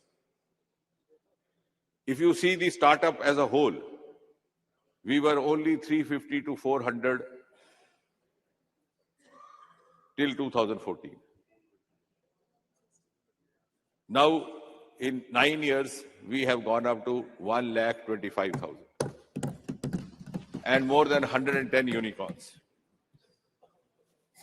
It's not, nobody has said that the earlier governments didn't do anything. That's not the intention also. Even the Honorable Prime Minister has been reiterating that. Nobody has said that. I know why some of us sitting that side are very keen or feeling guilty to say, no, it happened only in our times. But the fact points out that if you see the Independence Day addresses of all the Prime Ministers, Nehru delivered 17 Independence Day addresses. Present Prime Minister has delivered 10 so far. The intent and the priority of the government in place is reflected in the Independence Day address. That is a declaration of the intent of the government of its future plans and priorities and flagship schemes. In the 2014 Independence Day address from Red Fort, Prime Minister's address refers to Swachhata, cleanliness, and addresses the problem of urinary tract infection and other diseases happening in young adolescent girls, and many of them suffering from avoidable agony because of the lack of toilets. Again, a scientific declaration. In 2015, Prime Minister's address in Independence Day says, Start Up India, Stand Up India. And the following year, there is a startup scheme. हाँ तो startup Bharat कर दो, अच्छी बात है. Sir, I think we will accept it. The government should consider. Yes, sir, no problem. Then, see, Dada, this happens when you are thinking of how to make a political counter. The casualty is the fact. You understand very well what I mean by saying, and yet you want to deviate. But I am not that easily vulnerable to deviations. The next address of the Prime Minister says, Digital India, Digital Bharat. Okay. Again, a scientific declaration. The next address, 4th one, says e-governance. The subsequent address says deep sea mission. And two consecutive addresses of the Prime Minister from the Red Fort are referring to deep sea mission. We have 7,500 kilometer long coastal area, longest in the world, beginning from Odisha up to Maharashtra, Gujarat, Kutch. Nobody had ever looked at that. Well, okay, one of the longest, conceded. But nobody had looked at that. The Samudrayan has been launched a few years back, and the huge wealth that lies underneath, metals, minerals, biodiversity, that is going to be discovered now. Then Gaganyaan finds mention in one of the Prime Minister addresses in the Independence Day. And when he said that India has decided to send a human being. नहीं, announcement इसका Independence Day address में हुआ है, check करे दादा. What I am trying to say is, I am not talking, see, I don't know why you want to make this debate Nehru versus somebody. You are obsessed with it, I am not, because I have the facts on my side. I am not, I am giving you dates. I am saying, Prime Minister, I am making a very holistic, a very academic statement. A Prime Minister's address from ramparts of Red Fort on Independence Day is considered to be a declaration of intent by the entire world, of the government in place, whichever the party. Now I am referring to 10 addresses from the highest forum and the theme they carried, which was primarily scientific. So that establishes the kind of priority that this government gives to science, the scientists, and the scientific endeavors. Now, two more things. Now coming back to the parameters. In startup, I was talking of startup ecosystem because Dada interrupted me. We are 1,25,000 startups, but at the same time, the world has today recognized Bharat as number 3 ecosystem in startup. Now, I am not saying this, Treasury not saying this, Prime Minister Modi not saying this, the world saying this. Now, what can I tell them? Don't say that we are number 3, because the Nehruvian followers will not like it. See, let us be logic. We are talking science. Even in discussing science, we are not logic. Then, Global Innovation Index, one of the most respectable universal index to measure a country's innovation capacity. We were position 81 in 2014. So in 65 years, we reached 81. I am not saying which government, which prime minister. Please spare me of this. I am talking like a student of science. But the fact is that today we are 40.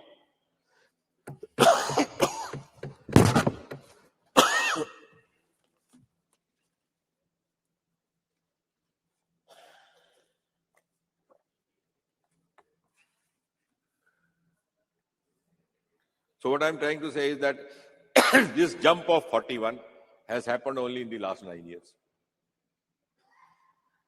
Now, if you say why this happened, it shouldn't have happened because Nehru is not the prime minister.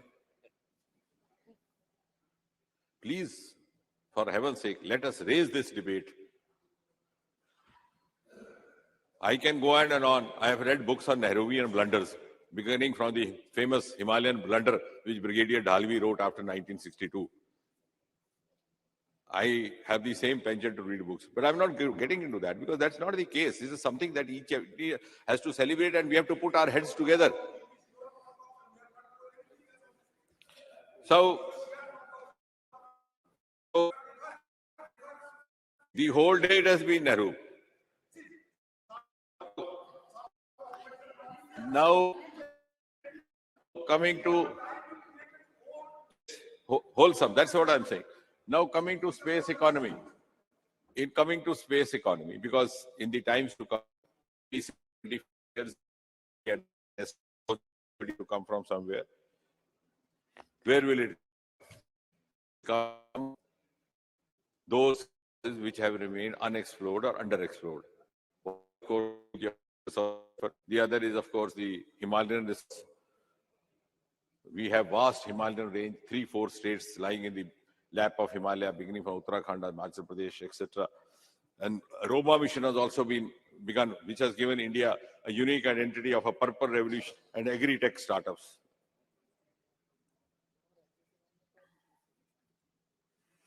Now,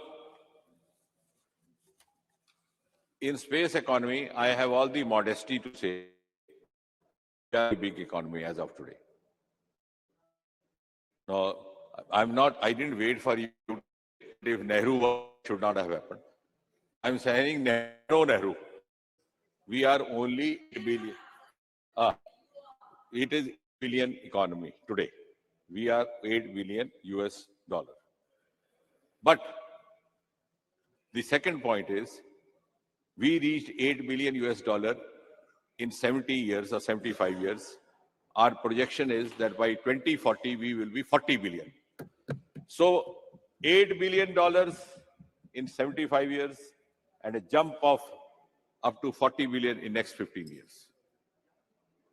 And if you don't believe me that the projection is been quoted inappropriately, then very recently there was a report last week called ADL report.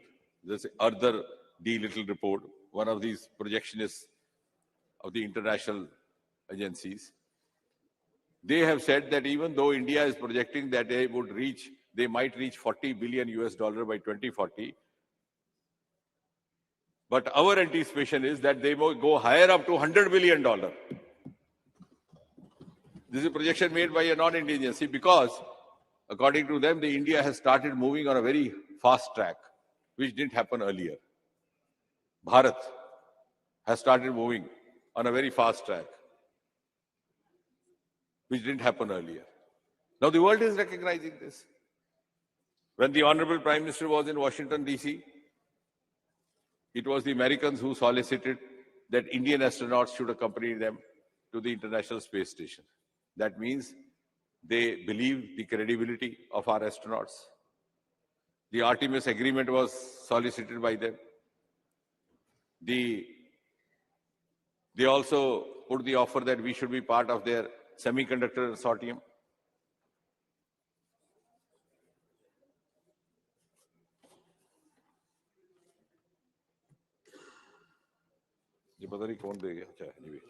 So, what I'm not talking anything subjectively. I'm talking of what the world is saying. Now, the point is that and something to celebrate. Like when we reached fifth economy, we were 10th economy in 2014. When we reached fifth economy, there was huge celebration across, except for some of the cynics. But I was pleasantly amused that celebration also because we had overtaken the United Kingdom. Similarly, as was mentioned this morning, I think also by the Raksha Mantri, the same America, which took off much earlier than us, has today generated for us a revenue of $174 million US by hiring our launching pads. And out of that, $157 million have happened only in the last 9 years, almost 90%.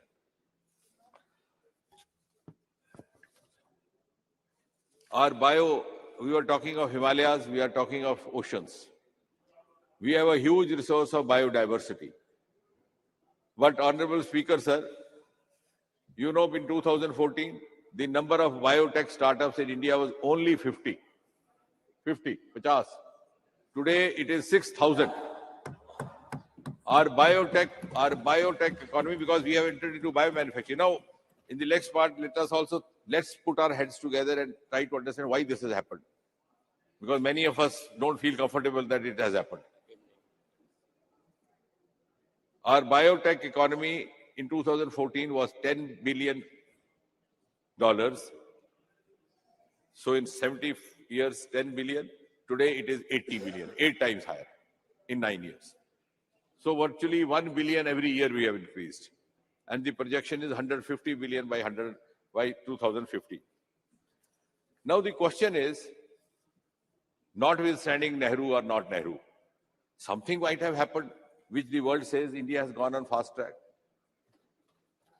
जब कोई खिलाड़ी जो सुस्ता के चल रहा था, जिसको दुनिया बहुत संजीदगी से लेती नहीं थी, वो इतनी तेज रफ्तार दौड़ में आ गया कि दूसरे लोग चौकन्ना हो गए तो आखिर पूछना तो पड़ेगा क्या बूस्टर खाया उसने, उसको कौन सा दूध पिलाया गया, उसको कहां से ऊर्जा आई।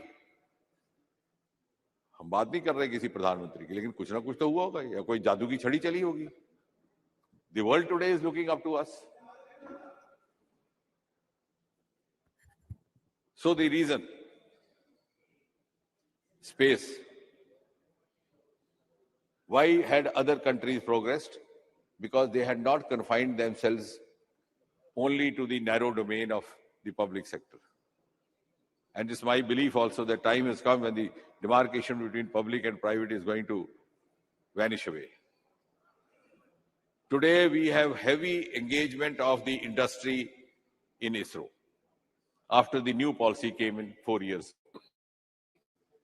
We set up an in-space space. In space stands for Indian Space Application Corporation, which coordinate in private sector and public. He was working with one of the corporate houses, not a government person. नहीं वो भी आते हैं, that is different. वो भी आएंगे. That case. No, India has won that case. Dada, India has won that case. I'm coming to that later on. I'll come to that. That is a legacy problem. Now, and then a new PSU has been set up called NSIL, New Space India Limited, to collaborate with the private companies, which has led to a sudden upsurge in investment. It's been thrown open. And coupled with this will be the National Research Foundation of India, of Bharat, which has been given a truly Bharatiya name called Anusandhan. So the name of Bharat's National Research Foundation is Anusandhan. And the hallmark is that nearly 80 or 75% of the budget would be from the non-government sources. If we have a 50,000 crore budget for 5 years, 36,000 crore will come from non-government sectors. It will be an umbrella body consisting of academics, scientists, researchers, huge presence of industrial representation. Also, sir, keeping the Indian context in mind, the Bharatiya context in mind, it will have representation from social sciences, from humanities, so that we do not lose out to our traditional ethos while deciding our future projects. And it will also decide what kind of collaborations do we engage in our foreign alliances so that we remain globally competitive. It will have a governing body, it will have an executive council, and the executive council will be headed not by a government secretary, Mr. Minister, just a minute. but by a principal Just a scientific minute. advisor. The House was extended till 8 o'clock. I seek the permission of the House if we can extend it by another 1 hour. Sir, now. Thank you. So, what as an honest student of research, I'm trying to understand what might have happened, which has brought this quantum leap, which has generated a country worldwide interest in India. If there is something more to add, you can do that. But at least let's understand. It's not just for saying that now, since this is the government in place and this has happened, this government has taken some measures. It has provided an enabling milieu, which was lacking. We had no dearth of acumen. We had so much of commitment, as was rightly mentioned by one of the members here, that Sarabhai, when he was not given transfer facility, he carried the baggage on his carriage. But we did not. We gave him enabling environment so that they could put their potentials to the best use. Secondly, we were also, the deficiency was at the level of policy planning, at the level of the political leadership. We were waiting for other countries to come out with a new scientific application, use it. When it became popular, then we suddenly woke up. For example, I mentioned in the other house also, television just take that example. It happened in America in 1950s. Dada knows more than me. The 1960 debate, presidential debate, was the determining point between Nixon and John Kennedy. And suddenly John Kennedy turned the tables on Nixon on the basis of a TV debate. In 1960 here, we were wondering, what is TV? What is debate? Kahan hota hai screen, kahan se bolta hai? We had never seen, we had never heard. Here it came to close to 1970, that was also Chitrahar. That too somewhere in Delhi. In Tamil Nadu, sir, it came in 1975. The match happened. I was there. In Chepak, a test match happened.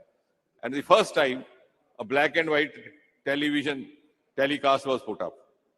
So we waited 15 years for a new scientific innovation to be adopted in this country. Similar was the case with the computers.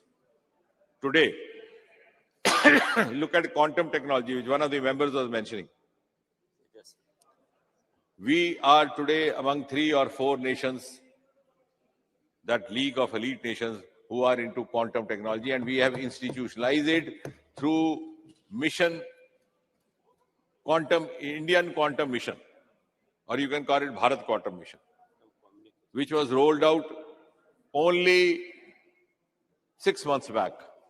Which government, which prime minister, it is for you to decide.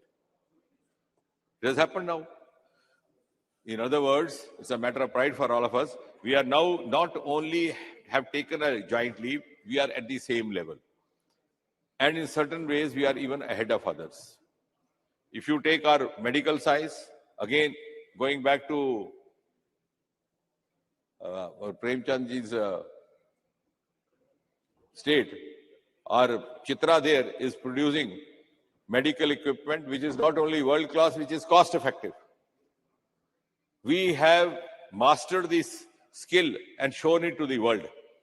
How to develop world-class space missions, world-class scientific equipment, world-class projects at a cost which is just 1/10 of the other cost. Yes, Sri Chitra.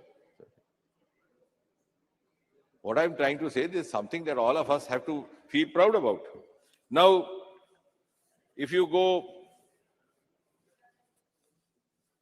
before I conclude, some of the landmarks that has happened, if you talk only in this ways. During the last 9 years, we have not only confined ourselves to the launching of rockets.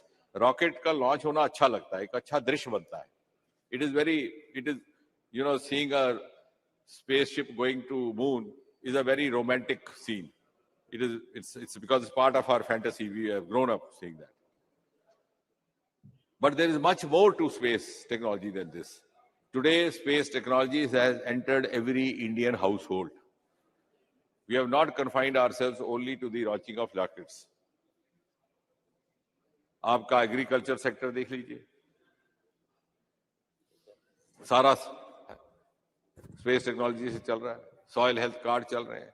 Telemedicine of course is there. Smart cities, unmanned rail crossings, railway tracks, roads, bridges, disaster management. We are number 1 in the world as far as our disaster forecast and prediction is concerned. That again, because earlier on, only radar was used for weather and other forecasts. Now we have combined it with space technology. I'm not saying that this should not have happened earlier, or maybe these are also march of times which happens. But we have done it. Wherever we thought it could do it, we have done. We have done to the best of the ability. Which is, as a result of which is, that our disaster inputs are now being received by neighboring countries.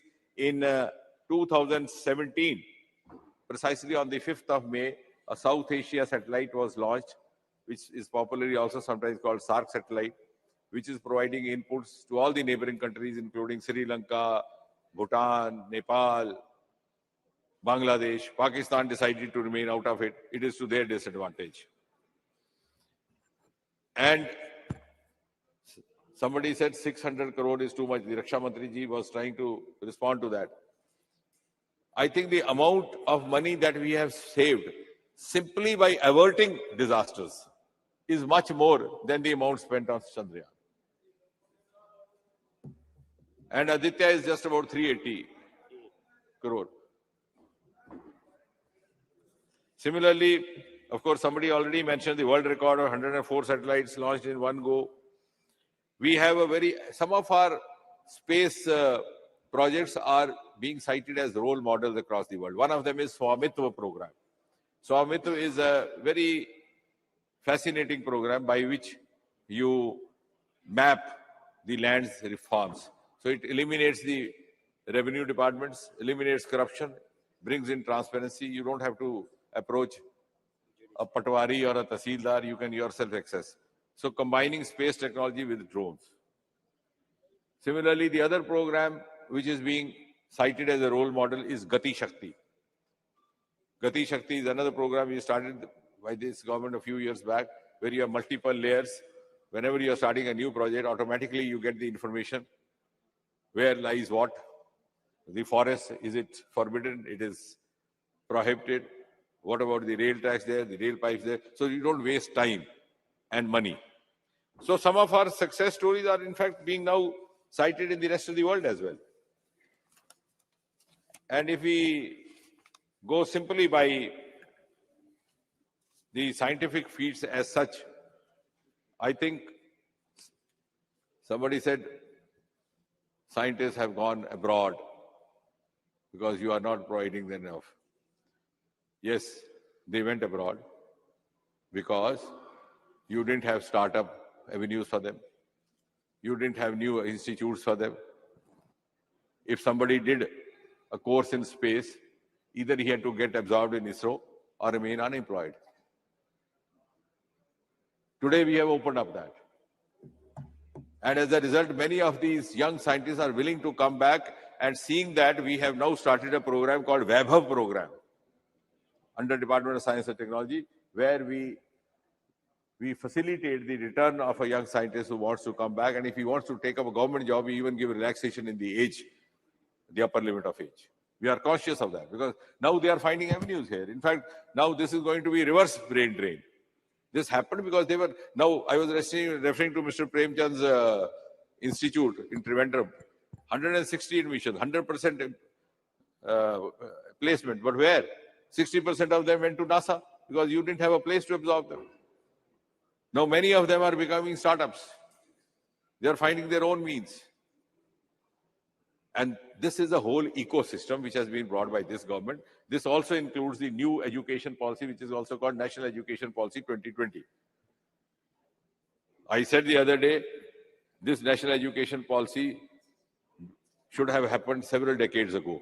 I'm not saying in Nehru's time, but it made us prisoner of our aspirations. Somebody objected to that. I explained why.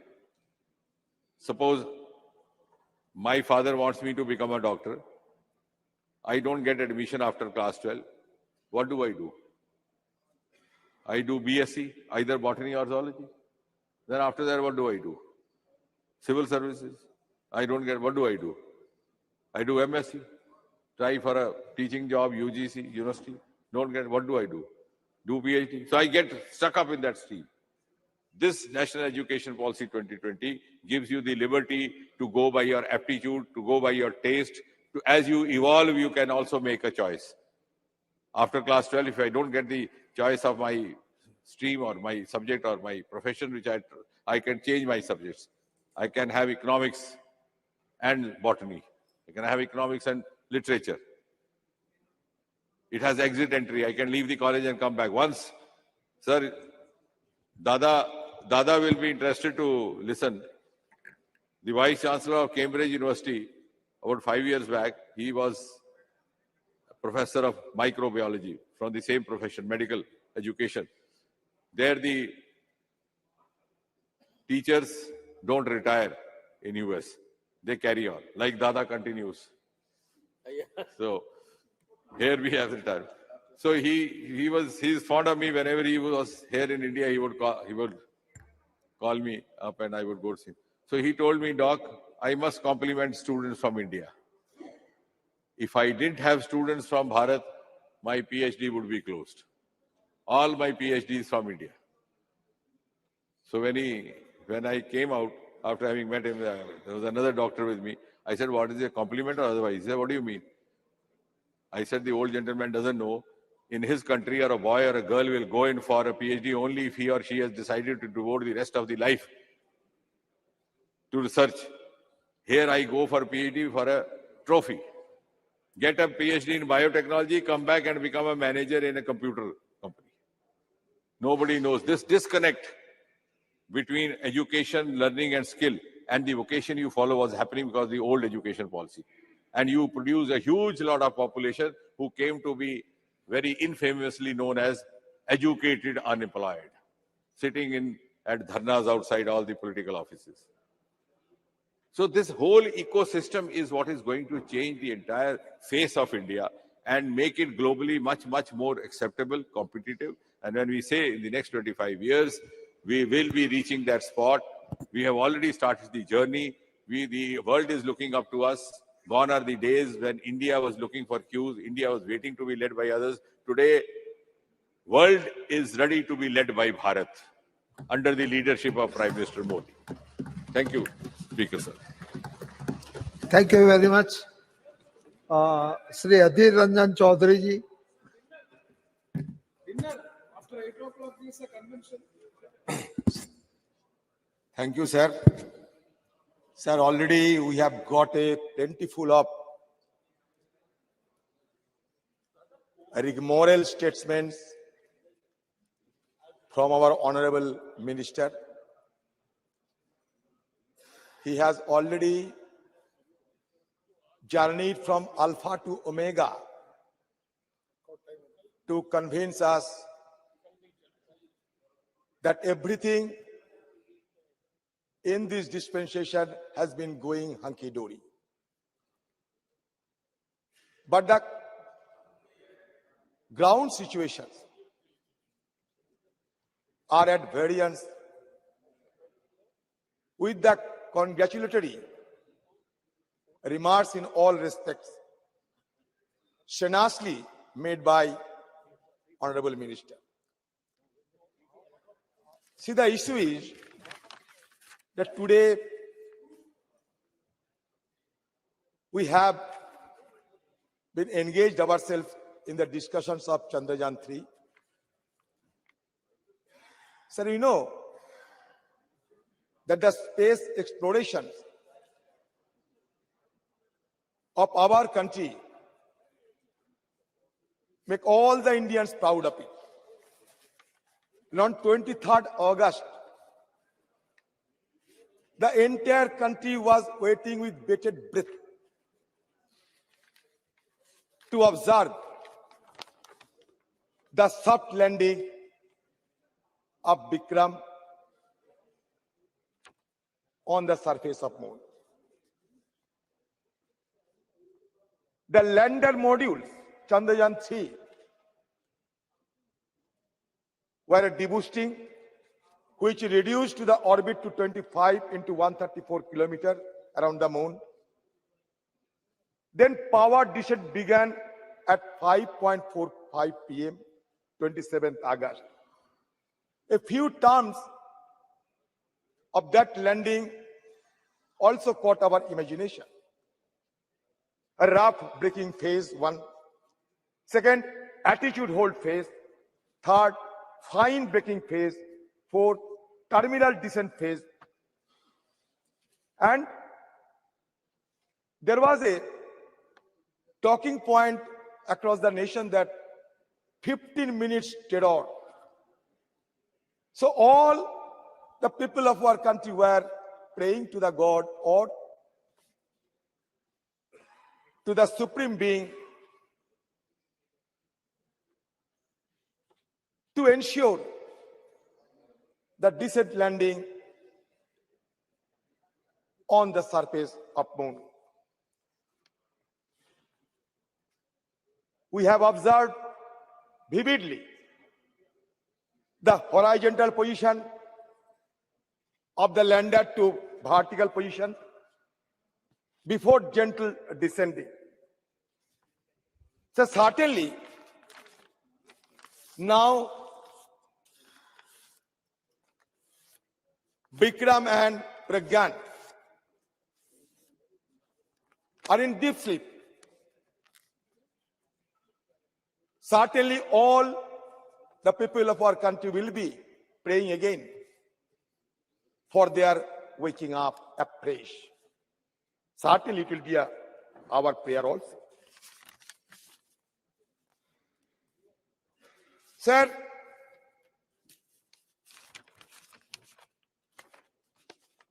first of all, I must propose to this government, to the minister and to the house,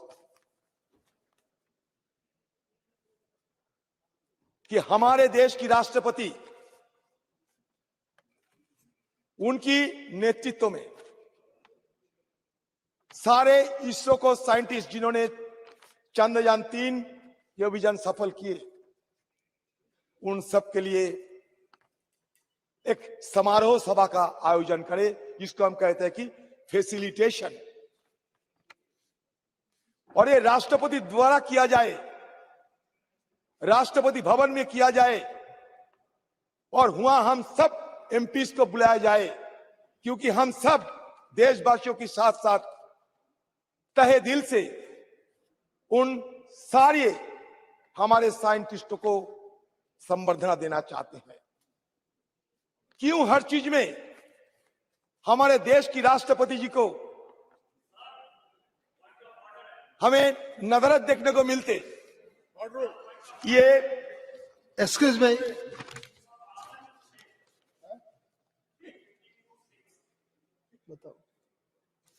राष्ट्र इन debate को influence करने के लिए राष्ट्रपति का नाम या उनका जानकारी इस सदन को नहीं देना है।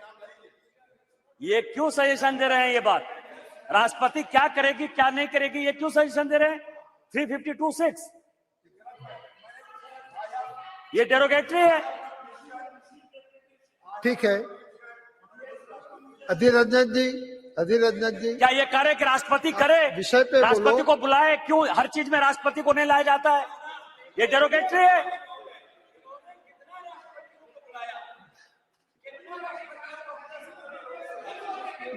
हेलो, मेरा है कि इसरो के सभी साइंटिस्टों का हमारे यहाँ प्रधानमंत्री जी और सभी के द्वारा सम्मान किया गया है, और जहाँ भी जरूरत पड़ेगी होगा, मगर पॉलिटिकल जो है स्टेटमेंट नहीं करना चाहिए। ठीक है, आप अपना बात शुरू kindly confine to the subject.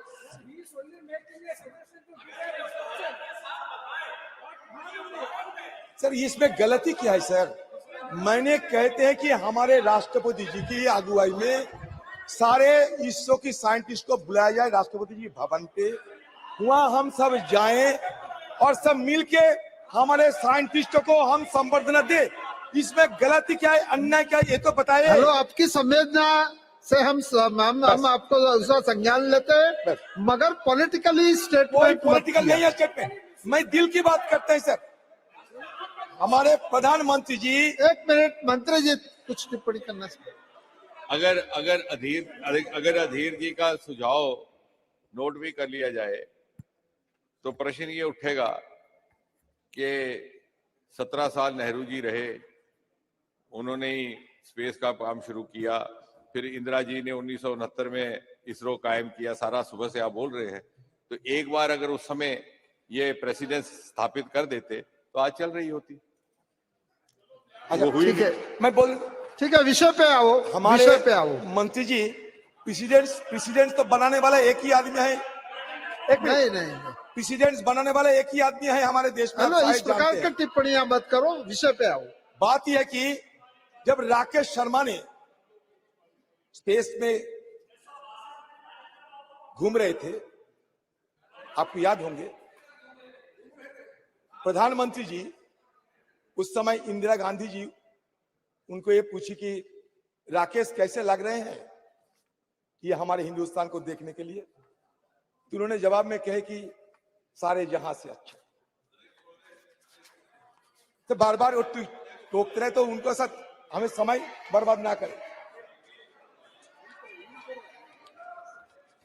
Sir, मैं इसलिए प्रधानमंत्री जी की बात किए हैं ठीक है, इसलिए राष्ट्रपति जी की एक जिक्र किए हैं। संक्षिप्त टिप्पणी करते हैं। राकेश शर्मा का मिशन हिंदुस्तानी मिशन नहीं था, वो एक सोवियत मिशन था।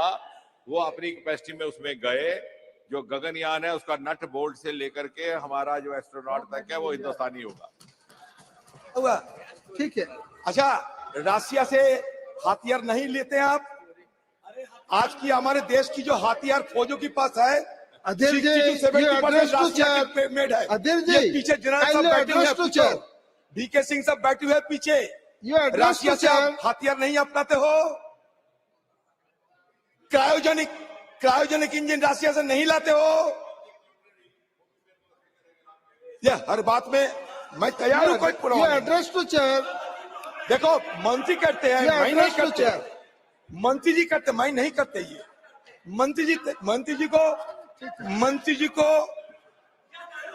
मंत्री जी को तमीज सिखाना जरूरी है। Sir,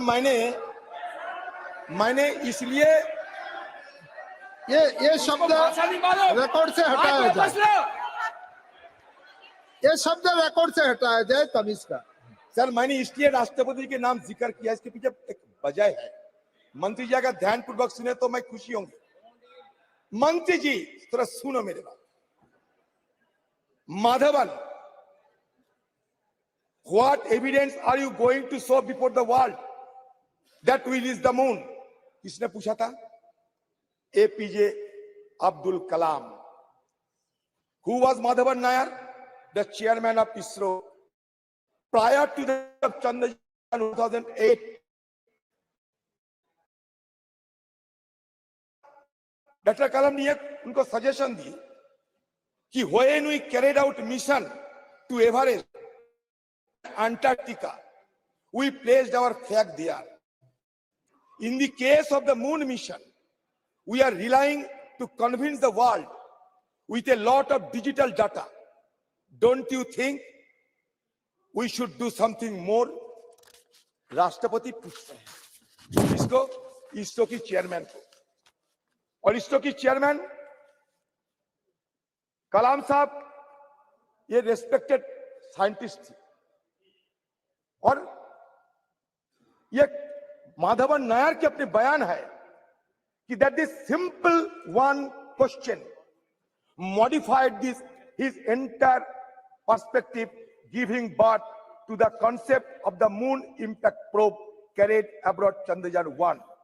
That means moon impact probe Chandrayaan 1 की सबसे पहले चांद की सतह पर जो टक्कर मारी थी। Chandrayaan 3 lands on the moon today. We recall when India first planted a flag on the moon.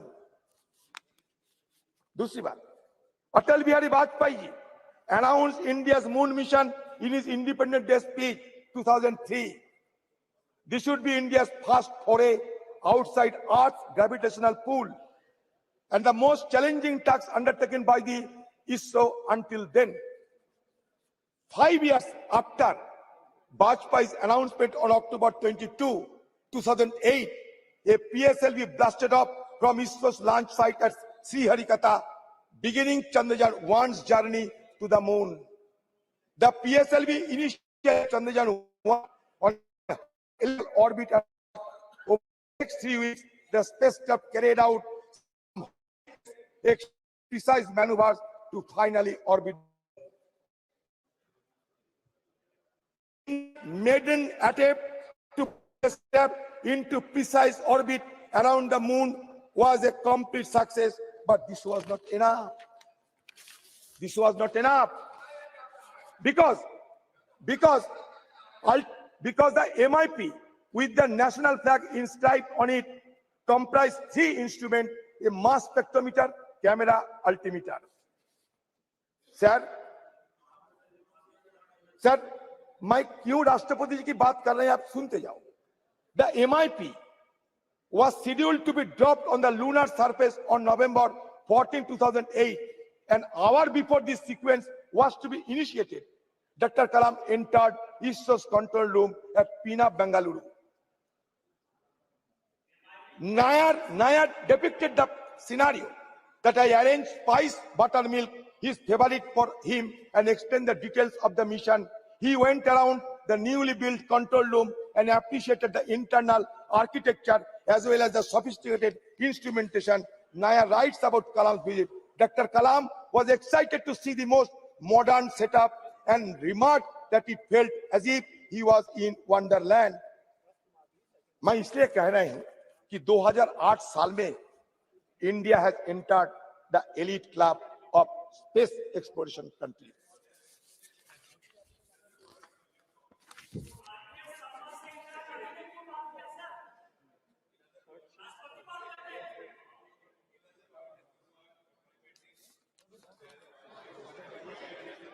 Program, and you are complimenting APJ Kalam, Rashtrapati, for having taken a close follow-up, both of them elected by the BJP. Absolutely.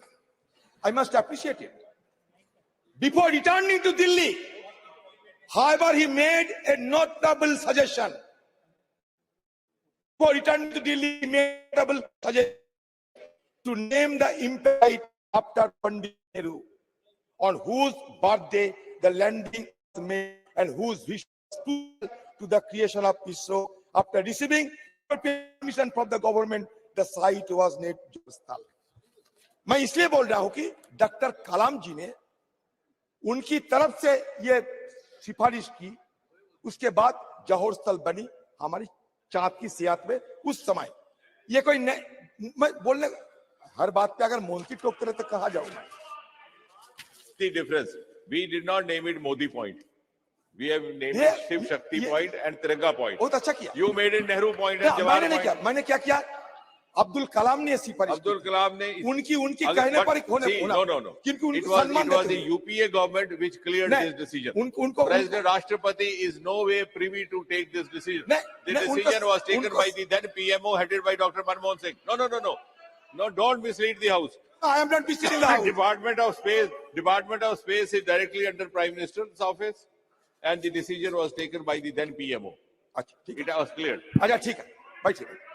अच्छा देखिए, there is a proverb that the crow sometime the chicken crows as if because of his crowing the sun rises.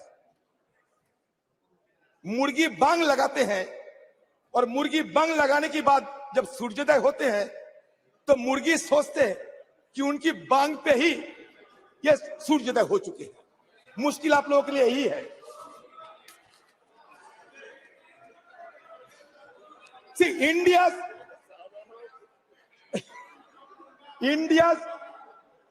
Sir बुरा मत मानिए, Napoleon Bonaparte के नाम सुने होंगे आप लोग। एक minute, Napoleon Bonaparte Waterloo Napoleon Bonaparte Waterloo के जब जंग हुई थी उसमें उनकी समाप्त हो गए, खत्म हो गई। तो उनकी आत्मा चंद्रयान पे आई है, उनकी आत्मा पुनर्जागृत होते हुए पहले अमेरिका सफर की। आप डेविएट हुए हैं, अमेरिका सफर जब करते थे तो नेपोलियन की आत्मा अमेरिका को देखने के बाद टिप्पणी करते हैं कि अमेरिका में इतना औजार है, असला है, अगर ये मेरे पास रह जाते तो वाटरलू नहीं होते। तो फिर घूमते घूमते इजराइल में आए नेपोलियन बोनापार्ट की आत्मा। तो इजराइल में आने के बाद उनकी ये टिप्पणी हमें सुनने को मिलता है कि अगर इजराइल जैसे खुफिया एजेंसी रहते हमारे पास, मोसाद जैसे, तो हमें कोई हराने नहीं सकते। धीरे धीरे वो हिंदुस्तान में आए और मोदी की जमाने के सारे दृश्य देखने के बाद उनको ये लगा कि अगर मोदी जी रहते, इवेंट मैनेजमेंट इस तरीके के होते रहते तो वाटरलू युद्धों की बात किसी को पता ही नहीं होती। अधीर जी आप विषय पे आइए। तो यही अधीर जी विषय पे आइए। Sir, India's experience in rocketry began in ancient time when fireworks were first used in the country, a technology invented in neighboring China and which had an extensive two-way exchange of ideas and goods with India, connected by the Silk Road. Military use of rockets by Tipu Sultan during the Mysore War against the British inspired William Congreve to invent the Congreve rocket, predecessor of modern artillery rockets. In 1804, after India gained independence from British occupation in 1947, Indian scientists and politicians recognized the potential of rocket technology in both defense application and for research and development. Recognizing that a country as demographically large as India would require its own independent space capabilities, and recognizing the early potential of satellites in the fields of remote sensing and communication, these visionaries set about establishing a space research organization. ये इसका इतिहास है। Sir मुझे समय दीजिए क्योंकि मुझे बोलना है। सर ये इसकी इतिहास है। Sir in 1947 Homi Bhabha wrote to the then Prime Minister Jawaharlal Nehru to set up a separate branch of science for atomic energy. Shortly after the Atomic Energy Commission came into existence in 1948, Bhabha was in charge of that commission. Nehru famously said, it is science alone that can solve the problems of hunger and poverty, of insanitation and illiteracy, of superstitions and deadening customs and tradition, of vast resources running to waste, or a rich country inhabited by starving people, who indeed could afford to ignore science today. At every turn, we have to seek its aid. क्या हुआ sir? Sir काफी समय हुआ है। काफी समय हुआ है। नहीं सर मैं ये कहना चाहते हैं, सुबह से हम सुनते आते हैं। मैं ये इंडियन स्पेस ऑडिसी को बताना चाहते हैं, इंडियन स्पेस ऑडिसी को कहना चाहते हैं। 1963 the first sounding rocket, Thumba Equatorial Rocket Launching Station in Kerala. 1969 the Indian Space Research Organization is founded.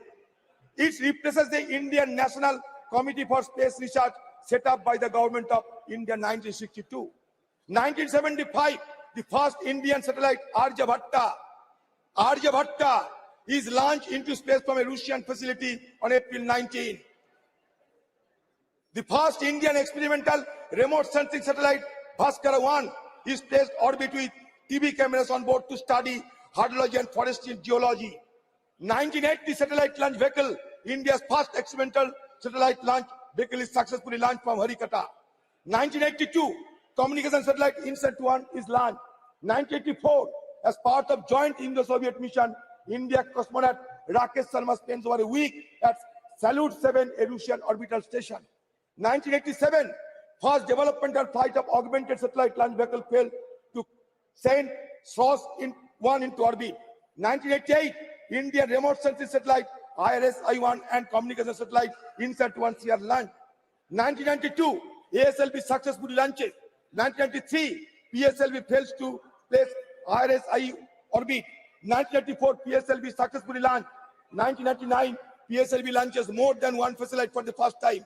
2001 the first developmental flight of GSLV inject GSAT-1 into a geosynchronous transfer orbit. 2002 PSLV launches India's first dedicated meteorological satellite Kalpana-1. 2003 PSLV puts IRS-PG P6 carrying a 1,360 kg payload into orbit. 2004 first operational flight of GSLV successfully launches. 2005 the first mission to take off from the second launch pad at Sriharikata. 2007 after significant hard work PSLV successfully launches. अधीर जी बोलने दीजिए sir. Hello sir हो गया। 2008 India's first lunar probe Chandrayaan-1 is launched successfully aboard the upgraded PSLV XL. 2013 PSLV 25 flight launches. 2014 launch vehicle kindly conclude sir जल्दबाजी उनको इतना मौका दिए, मैं तो हमारे सारे विपक्ष की तरफ से बोल रहे हैं। 2016 इसरो सक्सेसफुली टेस्ट पर स्क्रैम जेट इंजन, आपकी जमाने की बात करते हैं, आपको तो खुशी होना चाहिए। 2017 variant of LBM-3, 2018 second orbital test flight, 2019, 20, 21, 22, 23 ये सिलसिला चलता है। ये किसी एक सरकार की, कोई एक व्यक्ति की कहानी नहीं है। जिस तरीके से आप लोग भजोना कर रहे हैं ना, वो भजोना करने की जगह ये नहीं है। हमारे जो साइंटिस्ट है, ये साइंटिस्ट की मेहनत से, इनकी पसीना से सर आज इस कामयाबी पे हम पहुंच पाए हैं। ये सबको सराहना करना चाहिए। सिर्फ मोदी भजोना करने से नहीं नहीं, ऐसा मत बोलो सर। पूरा सदन साइंटिस्टों का रिस्पेक्ट करता है, मैं पूरा सदन करता है, अध्यक्ष महोदय, की बात मत करो। अध्यक्ष महोदय, अध्यक्ष महोदय, अध्यक्ष महोदय, अध्यक्ष महोदय, मैं लगभग 1.5 घंटा बोला हूं, मुझे बताया गया। मेरी प्रार्थना है उसमें गिना जाए कितनी बार मैंने मोदी जी का नाम लिया और कितनी बार इन्होंने नेहरू का नाम लिया। सर मैं आपकी ये तो बात सिर्फ कर नेहरू के ऊपर ही चर्चा कर रहे हैं। नहीं सर, 2023 में नेहरू थे क्या? उनका भी जिक्र किया मैंने। 2023 के नेहरू है क्या? देखिए डॉक्टर साहब, बस हो गया। I am asking him to conclude now. Sir एक मिनट, मुझे बुरा लगा डॉक्टर कि आप निकाल देंगे कि आप हमारे कलाम साहब को साइकिल पे जो रिकॉर्ड से निकाल देंगे, रिकॉर्ड से निकाल देंगे निशिकांत जी। अच्छा अध्यक्ष महोदय, अध्यक्ष महोदय, अध्यक्ष महोदय, नहीं बल्कि बल्कि बल्कि बल्कि बल्कि बल्कि प्रधानमंत्री मोदी ने एक नई संस्कृति को जन्म देने का प्रयास किया है। अगर आप कुल मिलाकर के देखें देश भर में कितनी संस्थाएं एक ही परिवार के नाम पर हैं, तो एक वो अपने में अलग कहानी है। कितने कॉलेज, हर कॉलेज का नाम उसी परिवार के नाम पर, हर विश्वविद्यालय का उसी परिवार के नाम पर, हर स्कूल का उसी के नाम पर, हर वैज्ञानिक संस्थान का उसी परिवार के नाम पर, इस हर एयरपोर्ट का उसी परिवार के नाम पर। इस मोदी जी ने उस प्रथा को, उस परंपरा को बदल करके एक नया तहजीब, एक नया वर्क कल्चर देने का प्रयास किया है। अधीर जी आप अभी कंक्लूड कीजिए। मेरी बात पे कितना बाधा हुई आप खुद देख लो सर। आप आगे बोलो। सर मैं ये कहना चाहती कि सुबह से संस्कार की बात हो रहे थे, सुबह से राजनाथ सिंह से लेकर हमारे जितेंद्र जी भी ये संस्कार की बात करते हैं। क्या हम संस्कार नहीं मानते क्या? हमारा संस्कार क्या है जानते हैं? हमारा संस्कार ये है, रुचिनांग बैचिकता दीजू कुटिलो नाना पोतो जूसांग नीनु मेको गम्मस्तोशी पयो समरना वहीबो। नदी की जन्म कहीं भी हो सकते, वो नदी बर्फ पिघलने के बाद जब पानी में तब्दील होते, शहर नगर गांव बंदर से गुजर कर समुद्र में जाकर मिलते। वो समुद्र नदी के लिए सच होता है, सत्य होते हैं। ये सत्य हिंदुओं के लिए ईश्वर है, मुसलमानों के लिए अल्लाह है, क्रिश्चियन के लिए क्रिस्ट है, बुद्धिस्ट के लिए बुद्ध है। ये हमारा संस्कृति है। ये संस्कृति को मानने के चलते आपको आगे निकलना पड़ेगा। सर चलो सर, ये संस्कृति की बात करते हैं, इनकी conclude. They should not confuse. They should not confuse science with superstition. They should not confuse culture with communalism. That is my suggestion to them. Sir, we can feel proud of what our country achieved in medical science at one point of time. We worship Lord Ganesha. There must have been some plastic surgeon at that time who got an elephant's head in the body of a human being and began plastic surgery. I don't know the name of the Prime Minister. But see, the Prime Minister is a proactive Prime Minister. जिन्होंने ये कहा, please conclude. Sir, इसलिए मैं we have so many other speakers also. Sir, मगर मैं काफी लंबा बोल, मैं संस्कार की बात करता हूँ। Sir almost half an hour से ज्यादा बोल। सर हमारे गीता बोलते हैं, सर हमारे गीता बोलता है डॉक्टर साहब, आन भद्रा क्रद्भु यंतु विश्वते, आन भद्रा क्रद्भु यंतु विश्वते। सारे दुनिया की सारे ज्ञान अपनाओ, इसमें कोई शर्म नहीं करना चाहिए। हमारा देश जुग जुग से सारे दुनिया को अपनाया है, यही हमारा देश की महत्व है। स्वामी विवेकानंद कहते हैं, expansion is life, contraction is death, love is life, hated is death. Once more, the world must be conquered by India. This is the dream of my life. कौन कहता है? Swami Vivekananda. And I wish that each one of you who hear me today will have the same dream in your minds and stop not till you have realized the dream. ये स्वामी विवेकानंद, यही हमारा संस्कार है। तो sir, यहाँ मैं मंत्री जी को कहना चाहते, आप इंडेक्स की बात करते थे ना, इतना You किया address to the chair and now conclude. Please conclude. Sir ये मैं इसलिए बताता हूं कि ह्यूमन डेवलपमेंट इंडेक्स क्या है मंत्री खुद बताए, हमारे पॉवर्टी इंडेक्स क्या है मंत्री खुद बताए। आप कहते कि इसमें में राशि बढ़ा दिए हैं, नहीं। 10 साल पहले आज से आप 10 साल जूनियर थे, 10 साल बाद आज से आप 10 साल ओल्डर होगी। इसी हिसाब से बात करना चाहिए। हम लोगों को गुमराह करने के लिए बात न करें तो बेहतर होगी। The allocation for ISRO's annual budget in 2023-24 stands 12,543 crore rupees.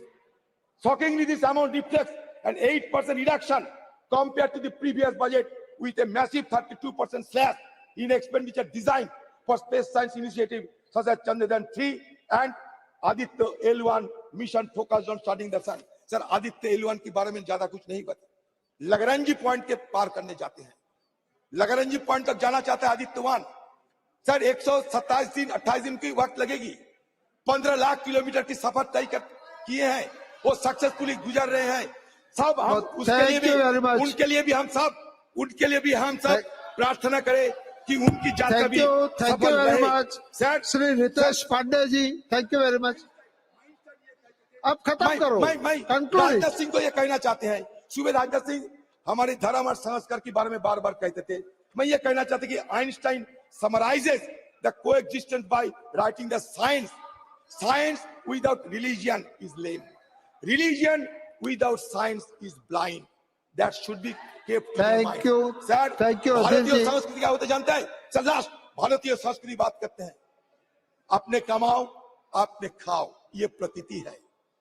दूसरे से लूटकर अपने खाओ, ये विकृति है। खुद कमाओ सबके खिलाओ, ये भारतीय संस्कृति है। Thank you, thank you. Shri Ritesh Pandey ji. अध्यक्ष महोदय, स्पीकर सर, मुझे धन्यवाद करना है अधीर रंजन जी का। दादा मुझे धन्यवाद करना है आपका कि जिस सांस्कृतिक परिप्रेक्ष्य में सुबह इस चर्चा का आगाज हुआ था माननीय रक्षा मंत्री जी द्वारा, आपने उसी मोड़ पर उसको ला करके समापन के लाया है।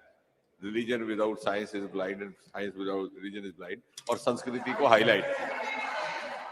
रितेश जी बहुत बहुत धन्यवाद आदरणीय अधिष्ठाता महोदय। आपने मुझे आज चंद्रयान 3 के सफल लैंडिंग पर बोलने का अवसर दिया है, इसके लिए मैं आपका आभारी हूं, और साथ साथ बहन कुमारी बालियावती जी का मैं आभारी हूं जिन्होंने मुझे इस भव्य सदन में पहुंचने का अवसर दिया है।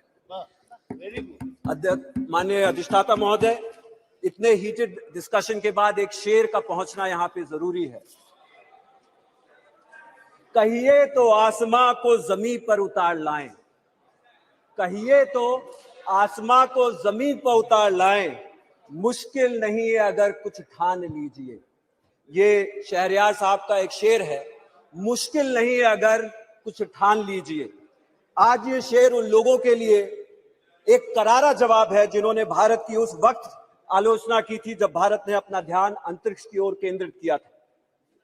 उन्होंने कहा था, और मैं ये कोट कर रहा हूं, ये कुछ विदेशी पत्रिकाएं थी जिसमें मैं नाम नहीं लूंगा, लेकिन उन्होंने कहा था कि क्या जो देश गरीबी, असमानता, शौचालय की अपर्याप्त पहुंच से जूझ रहा है, क्या उसको अंतरिक्ष अन्वेषण पर ध्यान देना चाहिए?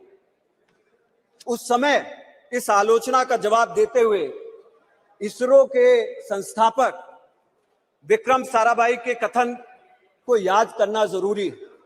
उन्होंने कहा था, कुछ ऐसे लोग हैं जो विकासशील देश में अंतरिक्ष गतिविधियों की प्रासंगिकता पर सवाल उठाते हैं। हमारे लिए उद्देश्य की कोई अस्पष्टता नहीं है। हमारे पास चंद्रमा या ग्रहों या मानव युक्त की खोज में आर्थिक रूप से उन्नत देशों के साथ प्रतिस्पर्धा करने की कल्पना नहीं है, लेकिन हमें आवश्यकता है कि यदि हमें राष्ट्रीय स्तर पर और राष्ट्रों के समुदाय में एक सार्थक भूमिका निभाना है, तो हम मनुष्य और सामाजिक वास्तविक समस्याओं के लिए उन्नत प्रौद्योगिकियों के अनुप्रयोग में किसी से भी पीछे ना रहें। ये अत्यंत ही जरूरी था। आज भारत की अंतरिक्ष सोच से मिली सफलता इनके लिए एक करारा जवाब है और हमारी सफलता का एक परिणाम आज हमें देखने को मिल रहा है। आज देश को इसरो द्वारा अंतरिक्ष सोच से आपदा प्रबंधन, संचार प्रसारण में, हेल्थ केयर में, शिक्षा में, ग्रामीण विकास में, राष्ट्रीय सुरक्षा में, ऐसे कई क्षेत्रों में आज हमें सफलता मिल रही है। उनसे जो है निपटने के लिए हमें पहले से जानकारी मिलने का कार्य हो रहा है।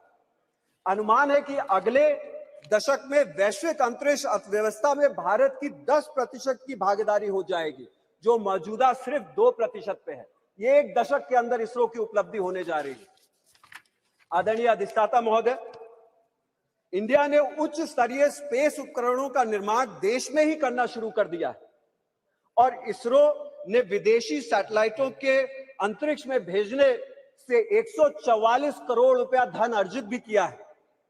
आज हम गर्व से कह सकते हैं कि हमारे देश ने 381 उपकरण 34 देशों के लिए अंतरिक्ष में भेजने का काम किया है। यह हमारी एक बड़ी उपलब्धि है। भारत में प्राइवेट सेक्टर भी स्पेस शोध और उपकरण निर्माण में आगे बढ़ रहा है। देश में प्राइवेट सेक्टर की लगभग 400 कंपनियां इस क्षेत्र में काम कर रही हैं। लेकिन इस उपलब्धि पर गर्व करने के साथ साथ अब तक के कुछ अनुभवों को लेते हुए हमें आगे बढ़ने की जरूरत है। इस संदर्भ में कुछ चुनौतियों को संज्ञान में लेना चाहिए। विज्ञान और तकनीक के क्षेत्र में शिक्षा, शोध, अनुसंधान के लिए निवेश बढ़ाने की जरूरत है। यदि हम अपने देश और बड़ी अर्थव्यवस्थाओं को देखें तो शिक्षा और शोध पर खर्च के मामले में हम अभी बहुत पीछे हैं। इसे अगर समय से सुधारा तो हमारी को बरकरार रखना मुश्किल हो जाएगा। बस मैं खत्म कर रहा हूं, 2 मिनट और। देश की संस्थाओं निकले का एक अच्छा सा हिस्सा पलायन कर जाता है। ऐसा क्यों और इसे रोका जाए, कैसे कम किया जाएगा, इस पर ध्यान। मैंने पहले भी बोला था कि हमें इस क्षेत्र में निवेश करने की जरूरत है और उसी के साथ साथ बहुत सारे शिक्षण संस्थान हैं जिसमें शिक्षकों के पद खाली हैं, वैज्ञानिकों के पद खाली हैं, टेक्नीशियन के पद खाली हैं। कभी कभी तो सुनने में आता है कि वेतन देने में देरी हो रही है और भत्ता देने में भी देरी हो रही है, समुचित मानदेय नहीं मिलता। ऐसी शिकायतें न पैदा हो, इसके ऊपर खासा ध्यान सरकारों को देने की जरूरत है। अंत में पुनः मैं इसरो को इस वैज्ञानिक अचीवमेंट के लिए, सफलता के लिए धन्यवाद देना चाहता हूं और सरकार से अपील करूंगा कि इसरो को कोई कमी ना आने दी जाए। और अंत में मैं, जैसा कि यहाँ पे पूरे देश के साइंटिस्ट ने और हर जगह से उपकरण आए और देश के पूरे साइंटिस्टों ने इसमें भागीदारी निभाई है, मैं उत्तर प्रदेश से भी रॉकेट वुमेन के नाम से चर्चित ऋतु श्रीवास्तव जी का, धर्मेंद्र प्रसाद यादव जी का, सुमित कुमार जी का और आशीष मिश्रा जी का और आलोक पांडे जी का, हरशंकर गुप्ता जी का, तमाम लोगों का, उत्तर प्रदेश से आने वाले लोगों का पूरे देश की तरफ से धन्यवाद देना चाहता हूं। और मैं ये विश्वास दिलाना चाहता हूं कि अंबेडकर नगर में भी इन सब लोगों के अचीवमेंट्स को देख के ऐसी प्रतिभाएं निकलना शुरू हो गई हैं। अंत में एक शेर के साथ खत्म करूंगा सर, कि जमीन से आसमां तक, आसमां से लामकां तक, जरा परवे मुश्त खाक तो देख कहां तक जा सकते हैं। बहुत बहुत धन्यवाद। Thank you very much. Shrimati G Madhavi ji. Thank you, Chairman Sir, for this great opportunity to speak in this new and very beautiful Parliament House. Sir, on this auspicious moment, I feel very happy to express our great achievement of Chandrayaan-3 success by the ISRO scientists under the leadership of Sri Shobnath and his team, and also the great support of our dynamic Prime Minister of India. Sir, because of soft landing on the lunar surface, India becomes the first country to land a spacecraft on South Polar region on the August 23rd. The primary goal of landing space also conduct experiment to study, including its history and potential source of potential for resources. Through this mission, India will not only access to wealth of knowledge about lunar surface, but also potential for human habitation in the future. I congratulate the entire ISRO for the success of the Chandrayaan-3 because this achievement, our country entered an elite club of nations achieving such a feat. The others being the USA, China, and Russia. This achievement will also help the India boost its share in the global space business. Currently, our share in the global space business only 2% in the $600 billion industry. Now, India's space become self-reliant. ISRO has created of ISRO scientists their achievement, inspiring crore people, our nation, and our generation of our country. As we celebrate ISRO achievement, let us also recognize the need for continued support of investment in the field of space research. Increased investment in the space sector, more collaborations, establishment, and upgradation of scientific education institutions will result in enhancing our space research and operating capabilities. By doing so, we can look forward to even more groundbreaking achievements in the future, further elevating India's status as a global space superpower. Thank you for giving me this great opportunity, sir. Thank you. Thank you very much. Sri Sukanta Majmundar ji. आपने मुझे इस नए house में और बहुत ही सुंदर house में चंद्रयान पर बोलने के लिए मौका दिया और एक जो चंद्रयान की सफलता है, ये सफलता हमारे देश के लिए एक अभूतपूर्व सफलता है। देखिए, किसी भी देश को जाना जाता है कि वो साइंस में कितना आगे है, इनोवेशन में कितना आगे है। मोदी जी के नेतृत्व में हमारा देश साइंस और इनोवेशन के तरफ आगे बढ़ रहा है। कुछ लोग जो बोलते थे कि जो लोग मंदिर बनाते हैं उनको साइंस नहीं आता, मोदी जी ने प्रूव कर दिया जिनको मंदिर बनाना आता है वो चांद तक भी पहुंच सकता है, चांद तक हम जा सकते हैं। हाँ, ये अलग बात है कि कुछ देशों के फ्लैग में चांद होता है और कुछ देशों का चांद में फ्लैग होता है, और भारतवर्ष उस देशों में 4 गिने चुने देशों में पहुंच गया जिन्होंने चांद में पहुंचा। और साउथ पोल, जिसे सबसे difficult, it is considered the difficult part of the moon, and India reach there, and ये हमारे लिए बहुत बड़ा उपलब्धि की बात है। मैं डेटा देख रहा था, हमारी सरकार की काम के वजह से इंडिया आज 41 रैंक में है ग्लोबल इनोवेशन इंडेक्स में। 2015 में 2015 हम 81 में की सरकार छोड़ के गई थी, मोदी जी ने उसको 40 तक ऊपर पहुंचाया है।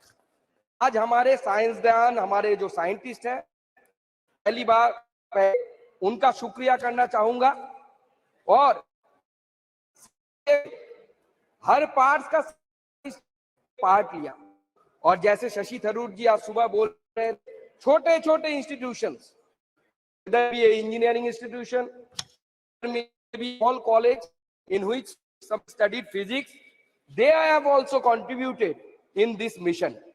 बंगाल की बात करें तो जो बंगाल का उत्तरी पार्ट है, नॉर्थ बंगाल, जिसे सबसे पिछड़ा समझा जाता है, उसी नॉर्थ बंगाल से अनुज नंदी, कौशिक नाग जलपाईगुड़ी से, उसके साथ साथ बाकी हिस्सों से सुजय दोलोई, अमरनाथ नंदी, साइंटिस्ट एस शर्केल, निरंजन कुमार, ऐसे बहुत सारे युवा साइंटिस्ट हैं, उन्होंने कंट्रीब्यूट किया। तक मैं कॉलेज में था 2010 to 13, कॉलेज का एक फिजिक्स का इस मिशन से हुआ। तो तो भारत का ये विषय ने हमेशा जो बोला है आत्मनिर्भर भारत, वो आत्मनिर्भर भारत के जो सपना मोदी जी का है, ये चंद्रयान उसका एक जीता जागता सबूत है। आज मोदी जी के नेतृत्व में पूरा देश जैसे आगे बढ़ रहा है, उसी हिसाब से हम साइंस में भी, इनोवेशन में भी आगे बढ़ रहा है, जो डेटा दिखाता है। जिस दिन रोवर ने 23 अगस्त को चांद के सीने में हमारे देश का अशोक स्तंभ का जब चित्र बना दिया था, उस समय पूरा देश का सीना 56 इंच बन गया था। देशवासी 56 इंच का सीना लेके हुआ भी कर सकता है। हमारी काबिलियत है। हमारे जो मित्र है, जो संस्कार की बात, अधीरदा भी बात कर रहे थे कि हमारे प्रधानमंत्री ये है, गणेश जी का सिर है, प्लास्टिक सर्जरी का उदाहरण है। संस्कृति क्या डिफरेंस है, ये हमें समझना है कि अधीरदा को याद आ जाता है कि प्रधानमंत्री गणेश जी को लेकर क्या बोले हैं, ये याद नहीं आता कि मोनिका बेस्रा नाम की एक महिला का ट्यूमर किसी के हाथ देने से वो खत्म हो जाता है और उस महिला को सेंट घोषित किया जाता है, उनका नाम अधीरदा को याद नहीं आता। ये संस्कृति में डिफरेंस है। और ये चंद्रयान का जो सक्सेस है, ये हमारे साइंटिस्ट और जो हर जगह में काम कर रहे हैं और देश को आगे ले जाने के लिए इनको इंस्पिरेशन मिलेगा। अब जितना भी पढ़ ले, लिख ले, जब तक अपने ऊपर गर्व नहीं होगा, आप देश के लिए कुछ कर सकते, कुछ बड़ा नहीं कर सकते। कौन से कर सकते हैं, लेकिन आने के कंक्लूड करता हूं सर, कि पहले के अपने ऊपर, अपने सामर्थ्य के ऊपर आपको विश्वास होना चाहिए। बोल के मैं खत्म करना चाहता हूं कि कभी हमारे थे, मैं उन लोगों ने एक आमंत्र अक्षरम नास्ति नास्ति मूलो मनौषधम अयोग्यो पुरुषो नास्ति जोजकस्तत्व दुर्लभ। अगर इसका मतलब निकला जाए कि अक्षर नहीं है, मंत्र नहीं बना सकता। एक्सक्यूज मी, एक सेकंड, माननीय सदस्यगण, यदि सभा की सहमति हो तो सदन की कार्यवाही 1 घंटे के लिए बढ़ा दी जाए। Thank you, thank you. हाँ, for giving me the opportunity to conclude. तो इसका मंत्र का मतलब है कि हर अक्षर से मंत्र बन सकता है। हर आदमी में पोटेंशियल है, आपको जोजक ढूंढना है। तो इस नीति को सामने देखते हुए हमें आगे बढ़ना है। और उसी के साथ इस घटना के बाद सारे देश ने कॉन्ग्रेचुलेट किया, लेकिन सबसे अनोखा कॉन्ग्रेचुलेशन पश्चिम बंगाल के मुख्यमंत्री की तरफ से आया। उन्होंने बताया कि राकेश रोशन चांद में गया था। अब तब से मैं ढूंढ रहा हूं ऋतिक रोशन एक बार मिल जाए कि उनसे पूछ लूंगा कि राकेश रोशन जी कब चांद पे गए थे और उन्होंने चांद पे जाके कौन सा फिल्म का शूटिंग किया था। Thank you very much. Paschim Bengal के मुख्यमंत्री, उनके दूसरे दिन उन्होंने इंदिरा गांधी जी को भेज दिया चांद पे, बोला इंदिरा गांधी चांद में गया था। Thank you very much. Congress वाले अधीरता Shri Sushil Kumar Rinku ji, thank you very much. Sir, मैं ਤੁਹਾਡਾ ਦਿਲ ਦੀ ਗਹਿਰਾਈਆਂ ਤੋਂ ਧੰਨਵਾਦ ਕਰਨਾ ਚਾਹੁੰਦਾ ਸਪੀਕਰ ਸਾਹਿਬ ਕਿ ਤੁਸੀਂ ਮੈਨੂੰ ਅੱਜ ਭਾਰਤੀ ਅੰਤਰਿਕਸ਼ ਪ੍ਰੋਗਰਾਮ ਚੰਦਰਯਾਨ 3 ਦੀ ਜਿਹੜੀ ਸਫਲ ਲੈਂਡਿੰਗ ਹੈ, ਉਸ ਲੈਂਡਿੰਗ ਦੇ ਉੱਤੇ ਅੱਜ ਤੁਸੀਂ ਮੈਨੂੰ ਆਪਣੀ ਗੱਲ ਰੱਖਣ ਦਾ ਮੌਕਾ ਦਿੱਤਾ। ਮੈਂ ਸਮਝਦਾ ਕਿ ਸਰ ਇਹ ਸਫਲ ਲੈਂਡਿੰਗ ਤੋਂ ਬਾਅਦ ਸਾਡੇ ਦੇਸ਼ ਦਾ ਜਿਹੜਾ ਰੁਤਬਾ ਪੂਰੇ ਵਰਲਡ ਦੇ ਵਿੱਚ ਜਿਹੜਾ ਇੱਕ ਅਦਭੁਤ ਰੁਤਬੇ ਦੇ ਰੂਪ ਦੇ ਵਿੱਚ ਸਾਡਾ ਦੇਸ਼ ਅੱਗੇ ਵਧ ਰਿਹਾ ਹੈ। ਚੰਦਰਯਾਨ 3 ਦੀ ਸਫਲਤਾ ਤੋਂ ਬਾਅਦ ਸਰ ਜੋ ਭਾਰਤ ਦੀ ਵਚਨਬੱਧਤਾ ਸੀ, ਜੋ ਭਾਰਤ ਦੀ ਕੂਟਨੀਤੀ ਸੀ, ਅੱਜ ਪੂਰਾ ਜਿਹੜਾ ਵਿਸ਼ਵ ਹੈ ਇਸ ਕੂਟਨੀਤੀ ਤੋਂ ਬਹੁਤ ਹੀ ਜ਼ਿਆਦਾ ਜਿਹੜਾ ਪ੍ਰਭਾਵਿਤ ਹੈ। ਔਰ ਮੈਂ ਸਮਝਦਾ ਕਿ ਸਰ ਚੰਦਰਯਾਨ ਦੀ ਸਫਲਤਾ ਤੋਂ ਬਾਅਦ ਜਿਹੜਾ ਡਾਟਾ ਚੰਦਰਯਾਨ ਦੇ ਦੁਆਰਾ ਅਸੀਂ ਇਕੱਠਾ ਕਰਨਾ ਹੈ, ਉਹ ਆਉਣ ਵਾਲੇ ਸਰ ਜਿਹੜਾ ਸਾਡਾ ਫਿਊਚਰ ਹੈ, ਉਸ ਫਿਊਚਰ ਦੇ ਵਿੱਚ ਉਸ ਡਾਟੇ ਦਾ ਸਾਨੂੰ ਵਰਲਡ ਵਾਈਡ ਹੈ ਜਿਹੜਾ ਬਹੁਤ ਵੱਡਾ ਜਿਹੜਾ ਫਾਇਦਾ ਹੋਣ ਵਾਲਾ ਹੈ। ਔਰ ਸਾਰਿਆਂ ਨਾਲੋਂ ਵੱਡੀ ਗੱਲ ਹੈ ਸਰ, ਸਭ ਨਾਲੋਂ ਘੱਟ ਖਰਚੇ ਦੇ ਵਿੱਚ ਭਾਰਤ ਇੱਕ ਇਹੋ ਜਿਹਾ ਦੇਸ਼ ਹੈ ਜਿਨੇ ਸਭ ਨਾਲੋਂ ਘੱਟ ਖਰਚੇ ਦੇ ਵਿੱਚ ਜਿਹੜਾ ਚੰਦਰਯਾਨ ਦੀ ਜਿਹੜੀ ਸਫਲ ਲੈਂਡਿੰਗ ਹੈ ਜਿਹੜੀ ਉਹ ਕਰਵਾਈ ਹੈ। ਸਰ ਜਿੱਥੇ ਮੈਂ ਇਸ ਸਫਲਤਾ ਦੇ ਲਈ ਸਾਰੇ ਭਾਰਤ ਦੇ ਜਿਹੜੇ ਵਿਗਿਆਨਿਕ ਜਿਹੜੇ ਜਿੰਨੇ ਵੀ ਨਾਲ ਸਾਥੀ ਜੁੜੇ ਸਨ, ਜਿਨ੍ਹਾਂ ਨੇ ਇਸ ਸਫਲਤਾ ਦੇ ਵਿੱਚ ਆਪਣਾ ਹਿੱਸਾ ਪਾਇਆ, ਉਹਨਾਂ ਨੂੰ ਬਹੁਤ-ਬਹੁਤ ਮੁਬਾਰਕਬਾਦ ਦੇਣਾ ਚਾਹੁੰਦਾ। ਸਰਕਾਰ ਨੂੰ ਬਹੁਤ-ਬਹੁਤ ਮੁਬਾਰਕਬਾਦ ਦੇਣਾ ਚਾਹੁੰਦਾ। ਔਰ ਜਿਸ ਵੇਲੇ ਇਹਦੀ ਸ਼ੁਰੂਆਤ ਹੋਈ ਸੀ, ਜਿਨ੍ਹਾਂ ਲੋਕਾਂ ਨੇ ਇਹਦੀ ਸ਼ੁਰੂਆਤ ਕੀਤੀ, ਉਹਨਾਂ ਨੂੰ ਵੀ ਬਹੁਤ-ਬਹੁਤ ਮੁਬਾਰਕਬਾਦ ਦੇਣਾ ਚਾਹੁੰਦਾ। ਔਰ ਇਹਦੇ ਨਾਲ ਸਰ ਇਹਦੇ ਵਿੱਚ ਜਿਸ ਸੂਬੇ ਤੋਂ ਮੈਂ ਆਨਾ ਸਰ, ਪੰਜਾਬ ਦਾ ਜਿਹੜਾ ਪਟਿਆਲਾ ਜ਼ਿਲ੍ਹਾ, ਉਸ ਜ਼ਿਲ੍ਹੇ ਦਾ ਪਿੰਡ ਮੱਗਰ ਸਾਹਿਬ ਦਾ ਇੱਕ ਸਟੂਡੈਂਟ ਕਮਲਦੀਪ ਸ਼ਰਮਾ, ਜਿਹੜਾ ਕਿ ਇੱਕ ਬਹੁਤ ਗਰੀਬ ਕਿਸਾਨ ਦਾ ਜਿਹੜਾ ਬੇਟਾ, ਉਸ ਬੇਟੇ ਨੇ ਵੀ ਜਿਹੜਾ ਇਸ ਚੰਦਰਯਾਨ ਦੀ ਸਫਲਤਾ ਦੇ ਵਿੱਚ ਆਪਣਾ ਈਸਰੋ ਦੇ ਵਿੱਚ ਜਿਹੜਾ ਰਹਿ ਕੇ ਬਹੁਤ ਵੱਡਾ ਜਿਹੜਾ ਯੋਗਦਾਨ ਪਾਇਆ। ਸਰ ਇਹਦੇ ਨਾਲ ਮੈਂ ਬੇਨਤੀ ਕਰਨਾ ਚਾਹੁੰਦਾ ਕਿ ਪੰਜਾਬ ਹੈ ਜਿਹੜਾ, ਪੰਜਾਬ ਨੇ ਹਮੇਸ਼ਾ ਬਾਰਡਰ ਤੇ ਰਹਿ ਕੇ ਦੇਸ਼ ਦੀ ਰੱਖਿਆ ਕੀਤੀ ਹੈ। ਅੱਜ ਪੰਜਾਬ ਦੇ ਵਿੱਚ ਡਰੋਨ ਦੇ ਰਾਹੀਂ ਬਹੁਤ ਸਾਰੇ ਹਥਿਆਰ, ਬਹੁਤ ਸਾਰੀ ਜਿਹੜੀ ਡਰੱਗ ਹੈ ਉਹ ਪੰਜਾਬ ਦੇ ਵਿੱਚ ਭੇਜੀ ਜਾ ਰਹੀ ਹੈ। ਸੋ ਮੇਰੀ ਬੇਨਤੀ ਹੈ ਕਿ ਜਿਹੜਾ ਰੂਰਲ ਡਿਵੈਲਪਮੈਂਟ ਫੰਡ ਹੈ ਪੰਜਾਬ ਦਾ, ਜਦੋਂ ਦੀ ਸਾਡੀ ਸਰਕਾਰ ਆਮ ਆਦਮੀ ਪਾਰਟੀ ਦੀ ਬਣੀ ਹੈ, ਤਾਂ ਪਿਛਲੀਆਂ 3 ਫਸਲਾਂ ਦਾ ਜਿਹੜਾ ਰੂਰਲ ਡਿਵੈਲਪਮੈਂਟ ਫੰਡ ਹੈ ਉਹ ਖਾਸ ਕਰਕੇ ਪੰਜਾਬ ਨੂੰ ਨਹੀਂ ਮਿਲ ਸਕਿਆ, ਜਿਹੜਾ ਕਿ 4000 ਕਰੋੜ ਹੈ। ਅਗਰ ਇਹ ਫੰਡ ਪੰਜਾਬ ਨੂੰ ਮਿਲ ਜਾਵੇ ਤਾਂ ਮੈਂ ਸਮਝਦਾ ਕਿ ਪੰਜਾਬ ਦੀਆਂ ਜਿਹੜੀਆਂ ਸੜਕਾਂ, ਪੰਜਾਬ ਦਾ ਜਿਹੜਾ ਕਿਸਾਨ ਹੈ ਉਹ ਹੋਰ ਜ਼ਿਆਦਾ ਜਿਹੜਾ ਖੁਸ਼ਹਾਲ ਹੋ ਸਕਦਾ। ਸਰ ਇਹਦੇ ਨਾਲ ਮੈਂ ਇੱਕ ਹੋਰ ਬੇਨਤੀ ਕਰਨਾ ਚਾਹੁੰਦਾ, ਔਰ ਮੇਰੀ ਪੰਜਾਬ ਦੇ ਵਿੱਚ ਜਿਹੜੀ ਸਰਕਾਰ ਹੈ ਸਰ, ਬਾਰਡਰ ਦੇ ਉੱਤੇ ਜਿਹੜੇ ਸਾਡੇ ਫੌਜੀ ਸ਼ਹੀਦ ਹੁੰਦੇ ਆ, ਜਿਹੜੇ ਦੇਸ਼ ਦੀ ਰੱਖਿਆ ਦੇ ਲਈ ਸ਼ਹੀਦ ਹੁੰਦੇ ਆ, ਉਹਨੂੰ ਸਾਡੀ ਸਰਕਾਰ ਹੈ ਜਿਹੜੀ ਪੰਜਾਬ ਦੇ ਵਿੱਚ, ਸਾਡੇ ਮੁੱਖ ਮੰਤਰੀ ਸਾਹਿਬ 1 ਕਰੋੜ ਰੁਪਈਆ ਜਿਹੜਾ ਉਸ ਪੀੜ੍ਹੀ ਪਰਿਵਾਰ, ਸ਼ਹੀਦ ਦੇ ਪਰਿਵਾਰ ਨੂੰ ਜਿਹੜਾ ਦੇ ਕੇ ਆਉਂਦੇ ਆ, ਜਿਹਦੇ ਨਾਲ ਉਸ ਪਰਿਵਾਰ ਨੂੰ ਬਹੁਤ ਵੱਡਾ ਜਿਹੜਾ ਸਹਾਰਾ ਮਿਲਦਾ। ਸਰ ਇਹਦੇ ਨਾਲ ਮੈਂ ਇੱਕ ਹੋਰ ਬੇਨਤੀ ਕਰਨਾ ਚਾਹੁੰਦਾ ਕਿ ਪਰਸੋਂ ਸੈਂਟਰਲ ਹਾਲ ਦੇ ਵਿੱਚ ਪ੍ਰਧਾਨ ਮੰਤਰੀ ਸਾਹਿਬ ਨੇ ਇੱਕ ਬਹੁਤ ਅੱਛੀ ਸਪੀਚ ਕੀਤੀ ਸੀ, ਜਿਹਦੇ ਵਿੱਚ ਉਹਨਾਂ ਨੇ ਇਹ ਗੱਲ ਕਹੀ ਸੀ ਕਿ ਇੰਡੀਆ ਨੂੰ ਹੁਣ, ਭਾਰਤ ਨੂੰ ਜਿਹੜੇ ਸਾਰੇ ਮਾਪਦੰਡ ਹੈ ਉਹ ਵੈਸ਼ਵਿਕ ਲੈਵਲ ਦੇ ਜਿਹੜੇ ਅਪਣਾਣੇ ਪੈਣਗੇ। ਮੈਂ ਪ੍ਰਧਾਨ ਮੰਤਰੀ ਜੀ ਦੀ ਗੱਲ ਦੇ ਨਾਲ ਬਿਲਕੁਲ ਸਹਿਮਤ ਹਾਂ। ਔਰ ਖਾਸ ਕਰਕੇ ਸਰ ਜਿਹੜਾ ਅੱਜ ਪੰਜਾਬ ਦੇ ਨਾਲ ਪੰਜਾਬ ਜਿਹੜੇ ਦੂਸਰੇ ਸੂਬੇ ਆ ਦੇਸ਼ ਦੇ, ਚਾਹੇ ਉਹ ਬਿਹਾਰ ਹੈ, ਚਾਹੇ ਉਹ ਗੁਜਰਾਤ ਹੈ, ਚਾਹੇ ਤਮਿਲਨਾਡੂ ਹੈ, ਚਾਹੇ ਮਹਾਰਾਸ਼ਟਰ ਹੈ, ਚਾਹੇ यूपी ਹੈ, ਸਰ ਬਹੁਤ ਸਾਰੇ ਜਿਹੜੇ ਸਾਡੇ ਸਟੂਡੈਂਟ ਹੈ ਉਹ ਵੱਖ-ਵੱਖ ਕੰਟਰੀਆਂ ਦੇ ਵਿੱਚ, ਕੈਨੇਡਾ ਦੇ ਵਿੱਚ, ਆਸਟ੍ਰੇਲੀਆ ਦੇ ਵਿੱਚ ਔਰ ਇੰਗਲੈਂਡ ਦੇ ਵਿੱਚ ਜਿਹੜਾ ਉਹ ਸਰ ਇੱਥੋਂ ਕੋਰਸ ਕਰਕੇ ਉੱਥੇ ਪੜ੍ਹਾਈ ਦੇ ਲਈ, ਉੱਥੇ ਨੌਕਰੀ ਕਰਨ ਲਈ ਜਾਂਦੇ ਆ। ਪਰ ਸਰ ਜਿਹੜੇ ਕੋਰਸ ਉਹ ਇੱਥੋਂ ਕਰਕੇ ਜਾਂਦੇ ਆ, ਉਹਨਾਂ ਕੋਰਸਾਂ ਨੂੰ ਉੱਥੇ ਜਿਹੜੀ, ਸਰ ਮੈਂ ਕਨਕਲੂਡ ਕਰਨ ਲੱਗਾ ਜੀ, ਉਹਨਾਂ ਕੋਰਸਾਂ ਨੂੰ ਸਰ ਉੱਥੇ ਮਾਨਿਅਤਾ ਨਹੀਂ ਮਿਲਦੀ। ਮੇਰੀ ਇਹ ਬੇਨਤੀ ਹੈ ਪ੍ਰਧਾਨ ਮੰਤਰੀ ਸਾਹਿਬ ਨੂੰ ਕਿ ਸਰ ਇਹਦੇ ਚ ਇੰਟਰਵੀਨ ਕੀਤਾ ਜਾਵੇ।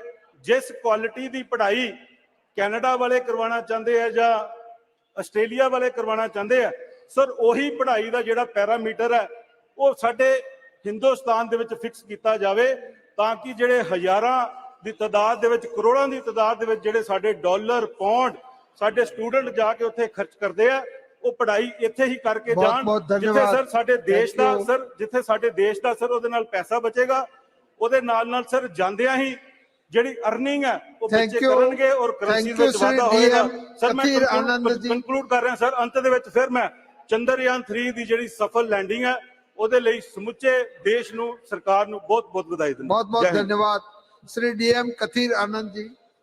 Honorable Speaker, sir, today we gather here in this temple of democracy to celebrate the triumph not just for India but for all humankind. The success of Chandrayaan 3 mission is a monumental milestone. As a proud Tamils, we have an extra layer of joy and pride in achievements of our country in the realm of space exploration. The Tamil people have a rich history of pioneering in various fields, and today we see that same spirit reflected in the advancements India has made in space. Many from our community have been a part of this grand endeavor, contributing with their expertise, knowledge, and passion.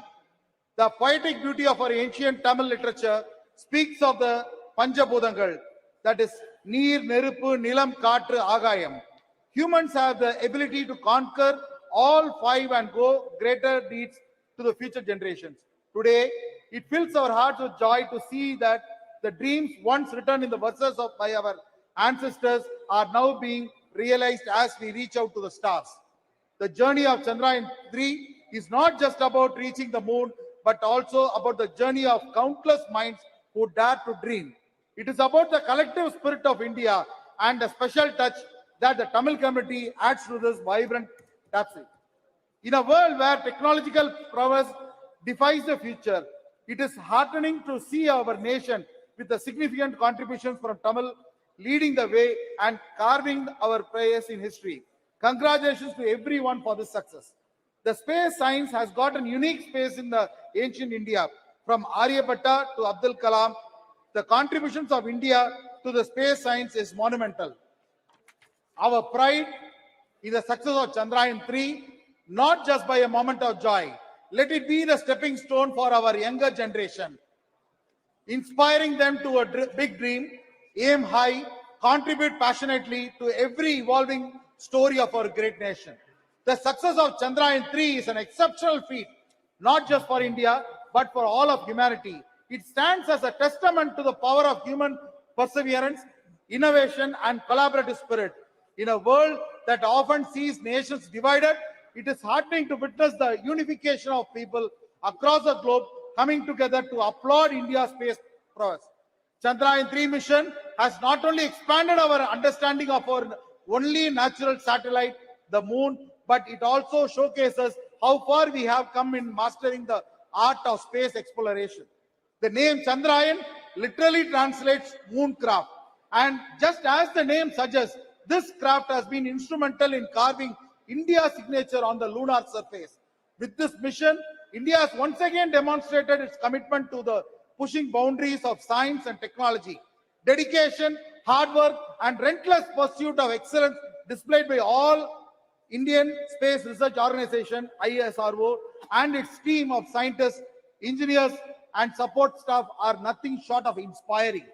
But beyond the technological marvel, there is a bigger story to tell. It is a story of hope, determination, and belief that no dream is too expensive to achieve. The success of Chandrayaan-3 is a reminder to every child gazing up at the stars that their aspirations, no matter how distant they seem, are always within the reach. This mission has shown the seeds of curiosity in millions, igniting imaginations and inspiring future generations to a dream even bigger. The ramifications of such success are manifold. Beyond the scientific knowledge we gain from studying the moon, the advances in technology trickle down to the benefit of various sectors: healthcare, communication, transportation, and beyond. Furthermore, it fortifies India's position as a leader in the global space community, paving the way for even a more ambitious ventures in years to come. Let us take a moment to appreciate every single person who contributed to making the Chandrayaan-3 mission a roaring success. This is through their tireless efforts, sleepless nights, and unparalleled passion that we stand here, looking towards the stars with a renewed hope of excitement. The Chandrayaan-3 mission is not just a story of success for India, but a beacon of inspiration for the entire world. Thank you, sir. Thank you very much. Sri Asit Kumar Malji. Honorable Chairman, sir, many thanks for giving chance to say something.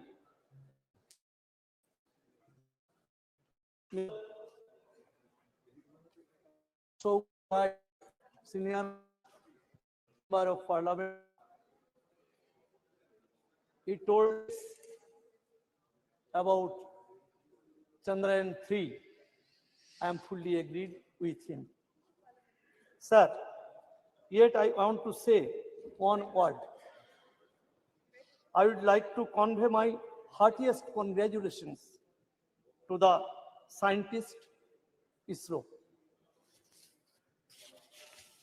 Sir, the success of Chandrayaan-3 has raised our country on a glorious position, the world. I would like to draw a kind attention of the Honorable Prime Minister in order to look in the problems of the scientists, ISRO, especially as if they do not suffer from monetary problem.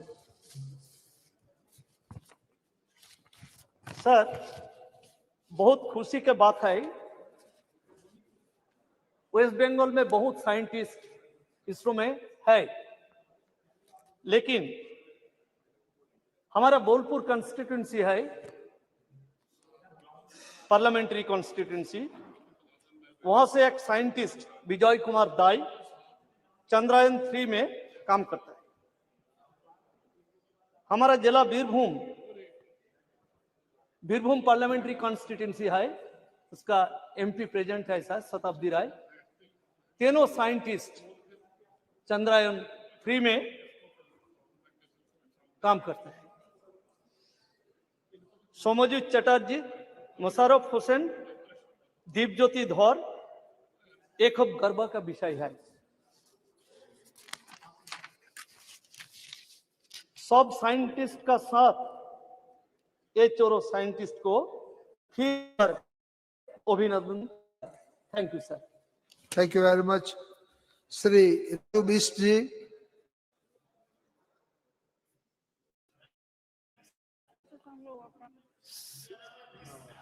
धन्यवाद sir. नाम लेके phone क्या बोल रहे हैं? आपका बहुत धन्यवाद सर, चंद्रयान पे बोलने के लिए आपने मुझे मौका दिया। सबसे पहले तो हमारे देश के प्रधानमंत्री जिन्होंने जनधन योजना हो या चंद्रयान की योजना हो, सफलता के साथ जो है भारत का तो विश्व भर में दुनिया भर में मान बढ़ाई, बट चंद्रयान की सफलता ये मानवता के लिए एक बहुत बड़ी जीत है। सर, मैं अधीरदा को बहुत गंभीरता से सुन रहा था। वैसे मैं उनसे उम्र में छोटा हूं और अनुभव भी बहुत थोड़ा है, बट फिर भी बैठे बैठे एक चीज मैं जरूर उनको कहना चाहूंगा और शायद कांग्रेस को चिंतन करनी चाहिए। जिस कांग्रेस पार्टी ने 7 साल तक जो है भारत में शासन किया और आज भी जो है नेहरू जी को स्थापित करने के लिए इतना जोर लगाना पड़ रहा है, इसका मतलब कुछ तो गलत था। सर, एक विषय कई बार सांसदों की तरफ से आया कि 1962 से जो है हम स्पेस मिशन की ओर आगे बढ़े। मुझे लगता है वो इंडिया का युग था, लेकिन उससे पहले भी जब भारत का युग था तब भी हम जो है स्पेस मिशन में आगे थे। अनुभव उदाहरण बहुत सारे, लेकिन मैं एक ही बात जरूर आपके सामने रखना चाहूंगा। आर्यभट्ट जी ने जो कोपरनिकस थे उनसे 1000 साल पूर्व ही ये बता दिया था कि पृथ्वी गोल है। और सर, मैं एक दो चीज आपके सामने और रखना चाहूंगा। 1920 के दशक में भारत में मॉडर्न डे स्पेस रिसर्च शुरू हुआ। एसके मित्रा, नोबेल प्राइज विजेता सीवी रमन, मेघनाथ साहा जैसे साइंटिस्ट स्पेस रिसर्च जो अग्रणी थे उनके माध्यम से हुआ। और फिर 62 में जो है जाकर के Indian national committee for space research का गठन हुआ।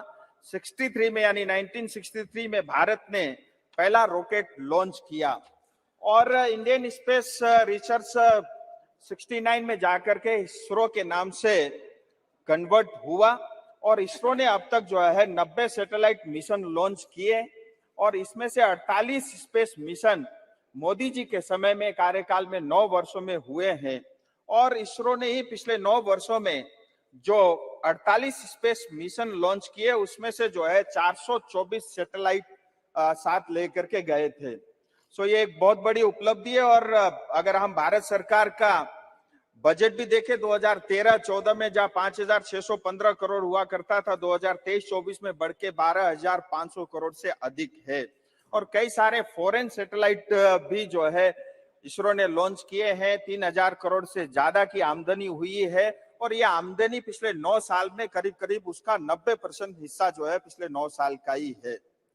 सो ये बहुत सारी उपलब्धियां रही सर। मैं ज्यादा समय नहीं लूंगा और मैं ये जरूर कहना चाहूंगा कि हमारे क्षेत्र से भी, दार्जिलिंग तराई डुवर्स से भी निरुपम शर्मा जो मिरिक दार्जिलिंग के थे, अनुज नंदी जो इस्लामपुर नॉर्थ दिनाजपुर के थे, और कौशिक नाग जी जो जलपाईगुड़ी के थे। ऐसे तमाम लोग जो है पश्चिम बंगाल से भी इसरो मिशन के जो है टीम के हिस्सा रहे। अगला हमारा टारगेट जो है गगनयान है। लेकिन सर, मैं बंगाल की दृष्टि से एक दो विषय जरूर रखना चाहूंगा, क्योंकि सारी बातें जो है बंगाल के सांसदों ने, और हम सबको भी गर्व होता है कि बंगाल के इतनी बड़ी और इतने बहुत अधिक संख्या में जो टीम में योगदान।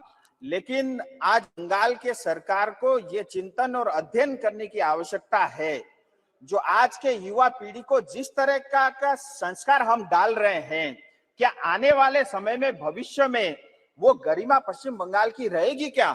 आज देखिए, पश्चिम बंगाल जाना जाता है बम के लिए, बारूद के लिए, हिंसा के लिए, हत्या के लिए, महिलाओं के ऊपर जो अपराध होते हैं उसके लिए, तुष्टीकरण के लिए, परिवारवाद के लिए, और सबसे बड़ा भ्रष्टाचार के लिए। और मैं ये बहुत गंभीरता के साथ बोल रहा हूँ। प्लीज सर, बस 2 मिनट बोलने दीजिए। मैं ये गंभीरता और मैं आपको ये कहना चाहता हूँ, अर्जुन दा वहीं बैठे, सबसे ज्यादा भुक्तभोगी तो वही है, उनसे पूछ सकते हैं वो। और इतना ही नहीं सर, आज पश्चिम बंगाल में टीएमसी के नेता यहाँ बैठे हैं, वो जवाब दे, 50% से ज्यादा यूनिवर्सिटी में रेगुलर वाइस चांसलर नहीं है। 8,500 से ज्यादा जो है स्कूल पश्चिम बंगाल में बंद हो रहे हैं, क्योंकि टीचर को तनख्वाह नहीं दे पा रहे हैं। जो टीए है सरकारी कर्मचारियों को नहीं मिल रहा है, ये वास्तविकता है। और सर, एक बात और, कृपया समाप्त कीजिए। सीपीएम ने 35 साल तक बंगाल में शासन किया। Thank you. सीपीएम ने श्री जसबीर सिंह जी, अब बैठ जाइए। जसबीर सिंह गिल जी। धन्यवाद चेयरमैन साहब। आज मैं बधाई देता हूं पंजाब वासियों की तरफ से, हमारे देशवासियों को, इस देश को, हमारे साइंसदानों को, और हमारे पंजाब के साइंटिस्ट जो महेंद्र पाल सिंह जी हैं, जो इस चंद्रयान 3 मिशन में शामिल रहे, उनको, कि ये देश के लिए एक गौरवमयी समय है। आज हम इसका जश्न मना रहे हैं। हम जश्न चंद्रयान 2 का भी जरूर मनाएंगे, चाहे वो मिशन विफल हुआ, मगर उसमें एक नियत साफ थी, एक साफ मेहनत की थी हमारे साइंसदानों ने। मैं आओ जश्न मनाएं चंद्रयान 1 का, वो भी एक बहुत बड़ी उपलब्धि थी। तो मैं ये भी जश्न मनाना बनता है कि हम एक फूड डेफिसिट देश होते हुए, पंजाब के मेहनती किसान की वजह से आज हम फूड सरप्लस हुए। आज हर सरकार आई, हर प्रधानमंत्री आया, उन्होंने अपनी योग्यता और क्षमता के मुताबिक काफी योगदान इस देश को मजबूत करने के लिए, ऊंचा उठाने के लिए किया।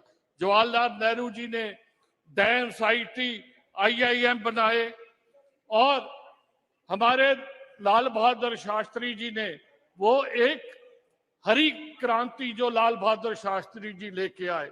इंदिरा गांधी जी जिन्होंने पाकिस्तान को निस्ताबूद कर दिया, और हमारे उनके बाद राजीव जी जिन्होंने एक टेलीकॉम और एक जो गाड़ियों में वो क्रांति लेके आए। नरसिम्हा राव जी जिन्होंने हमारा कितना बड़ा ये काम किया, और एक बार फिर जो आईटी क्रांति है उसका उन्होंने झंडा उठाया। वाजपेयी जी, उन्होंने दूसरा जो परमाणु परीक्षण किया, और जो मार्ग है या सड़क मार्ग है उसको बनाने में योगदान डाला। डॉक्टर मनमोहन सिंह जी जिन्होंने right to information, right to education, right to food, MNREGA जैसे बड़े काम किए, यहां तक कि जब सारी दुनिया जो है इकोनॉमी में नीचे जा रही थी, उन्होंने देश को संभाल के रखा। नरेंद्र मोदी जी जिन्होंने इन्होंने जो भव्य सदन दिया और जो चंद्रयान 3 का काम किया है, सभी लोगों ने किया है। सो मैं एक बात बताना चाहता हूं, हमें इस पे रुकना नहीं चाहिए, हमें इससे और बढ़ना चाहिए। आप बड़ी दोनों पक्ष और विपक्ष ने दोनों ने काफी एक बातें कही। एक तो थी कि 2013-14 में इसरो का बजट 5500 करोड़ था और आज 12,000 करोड़ है।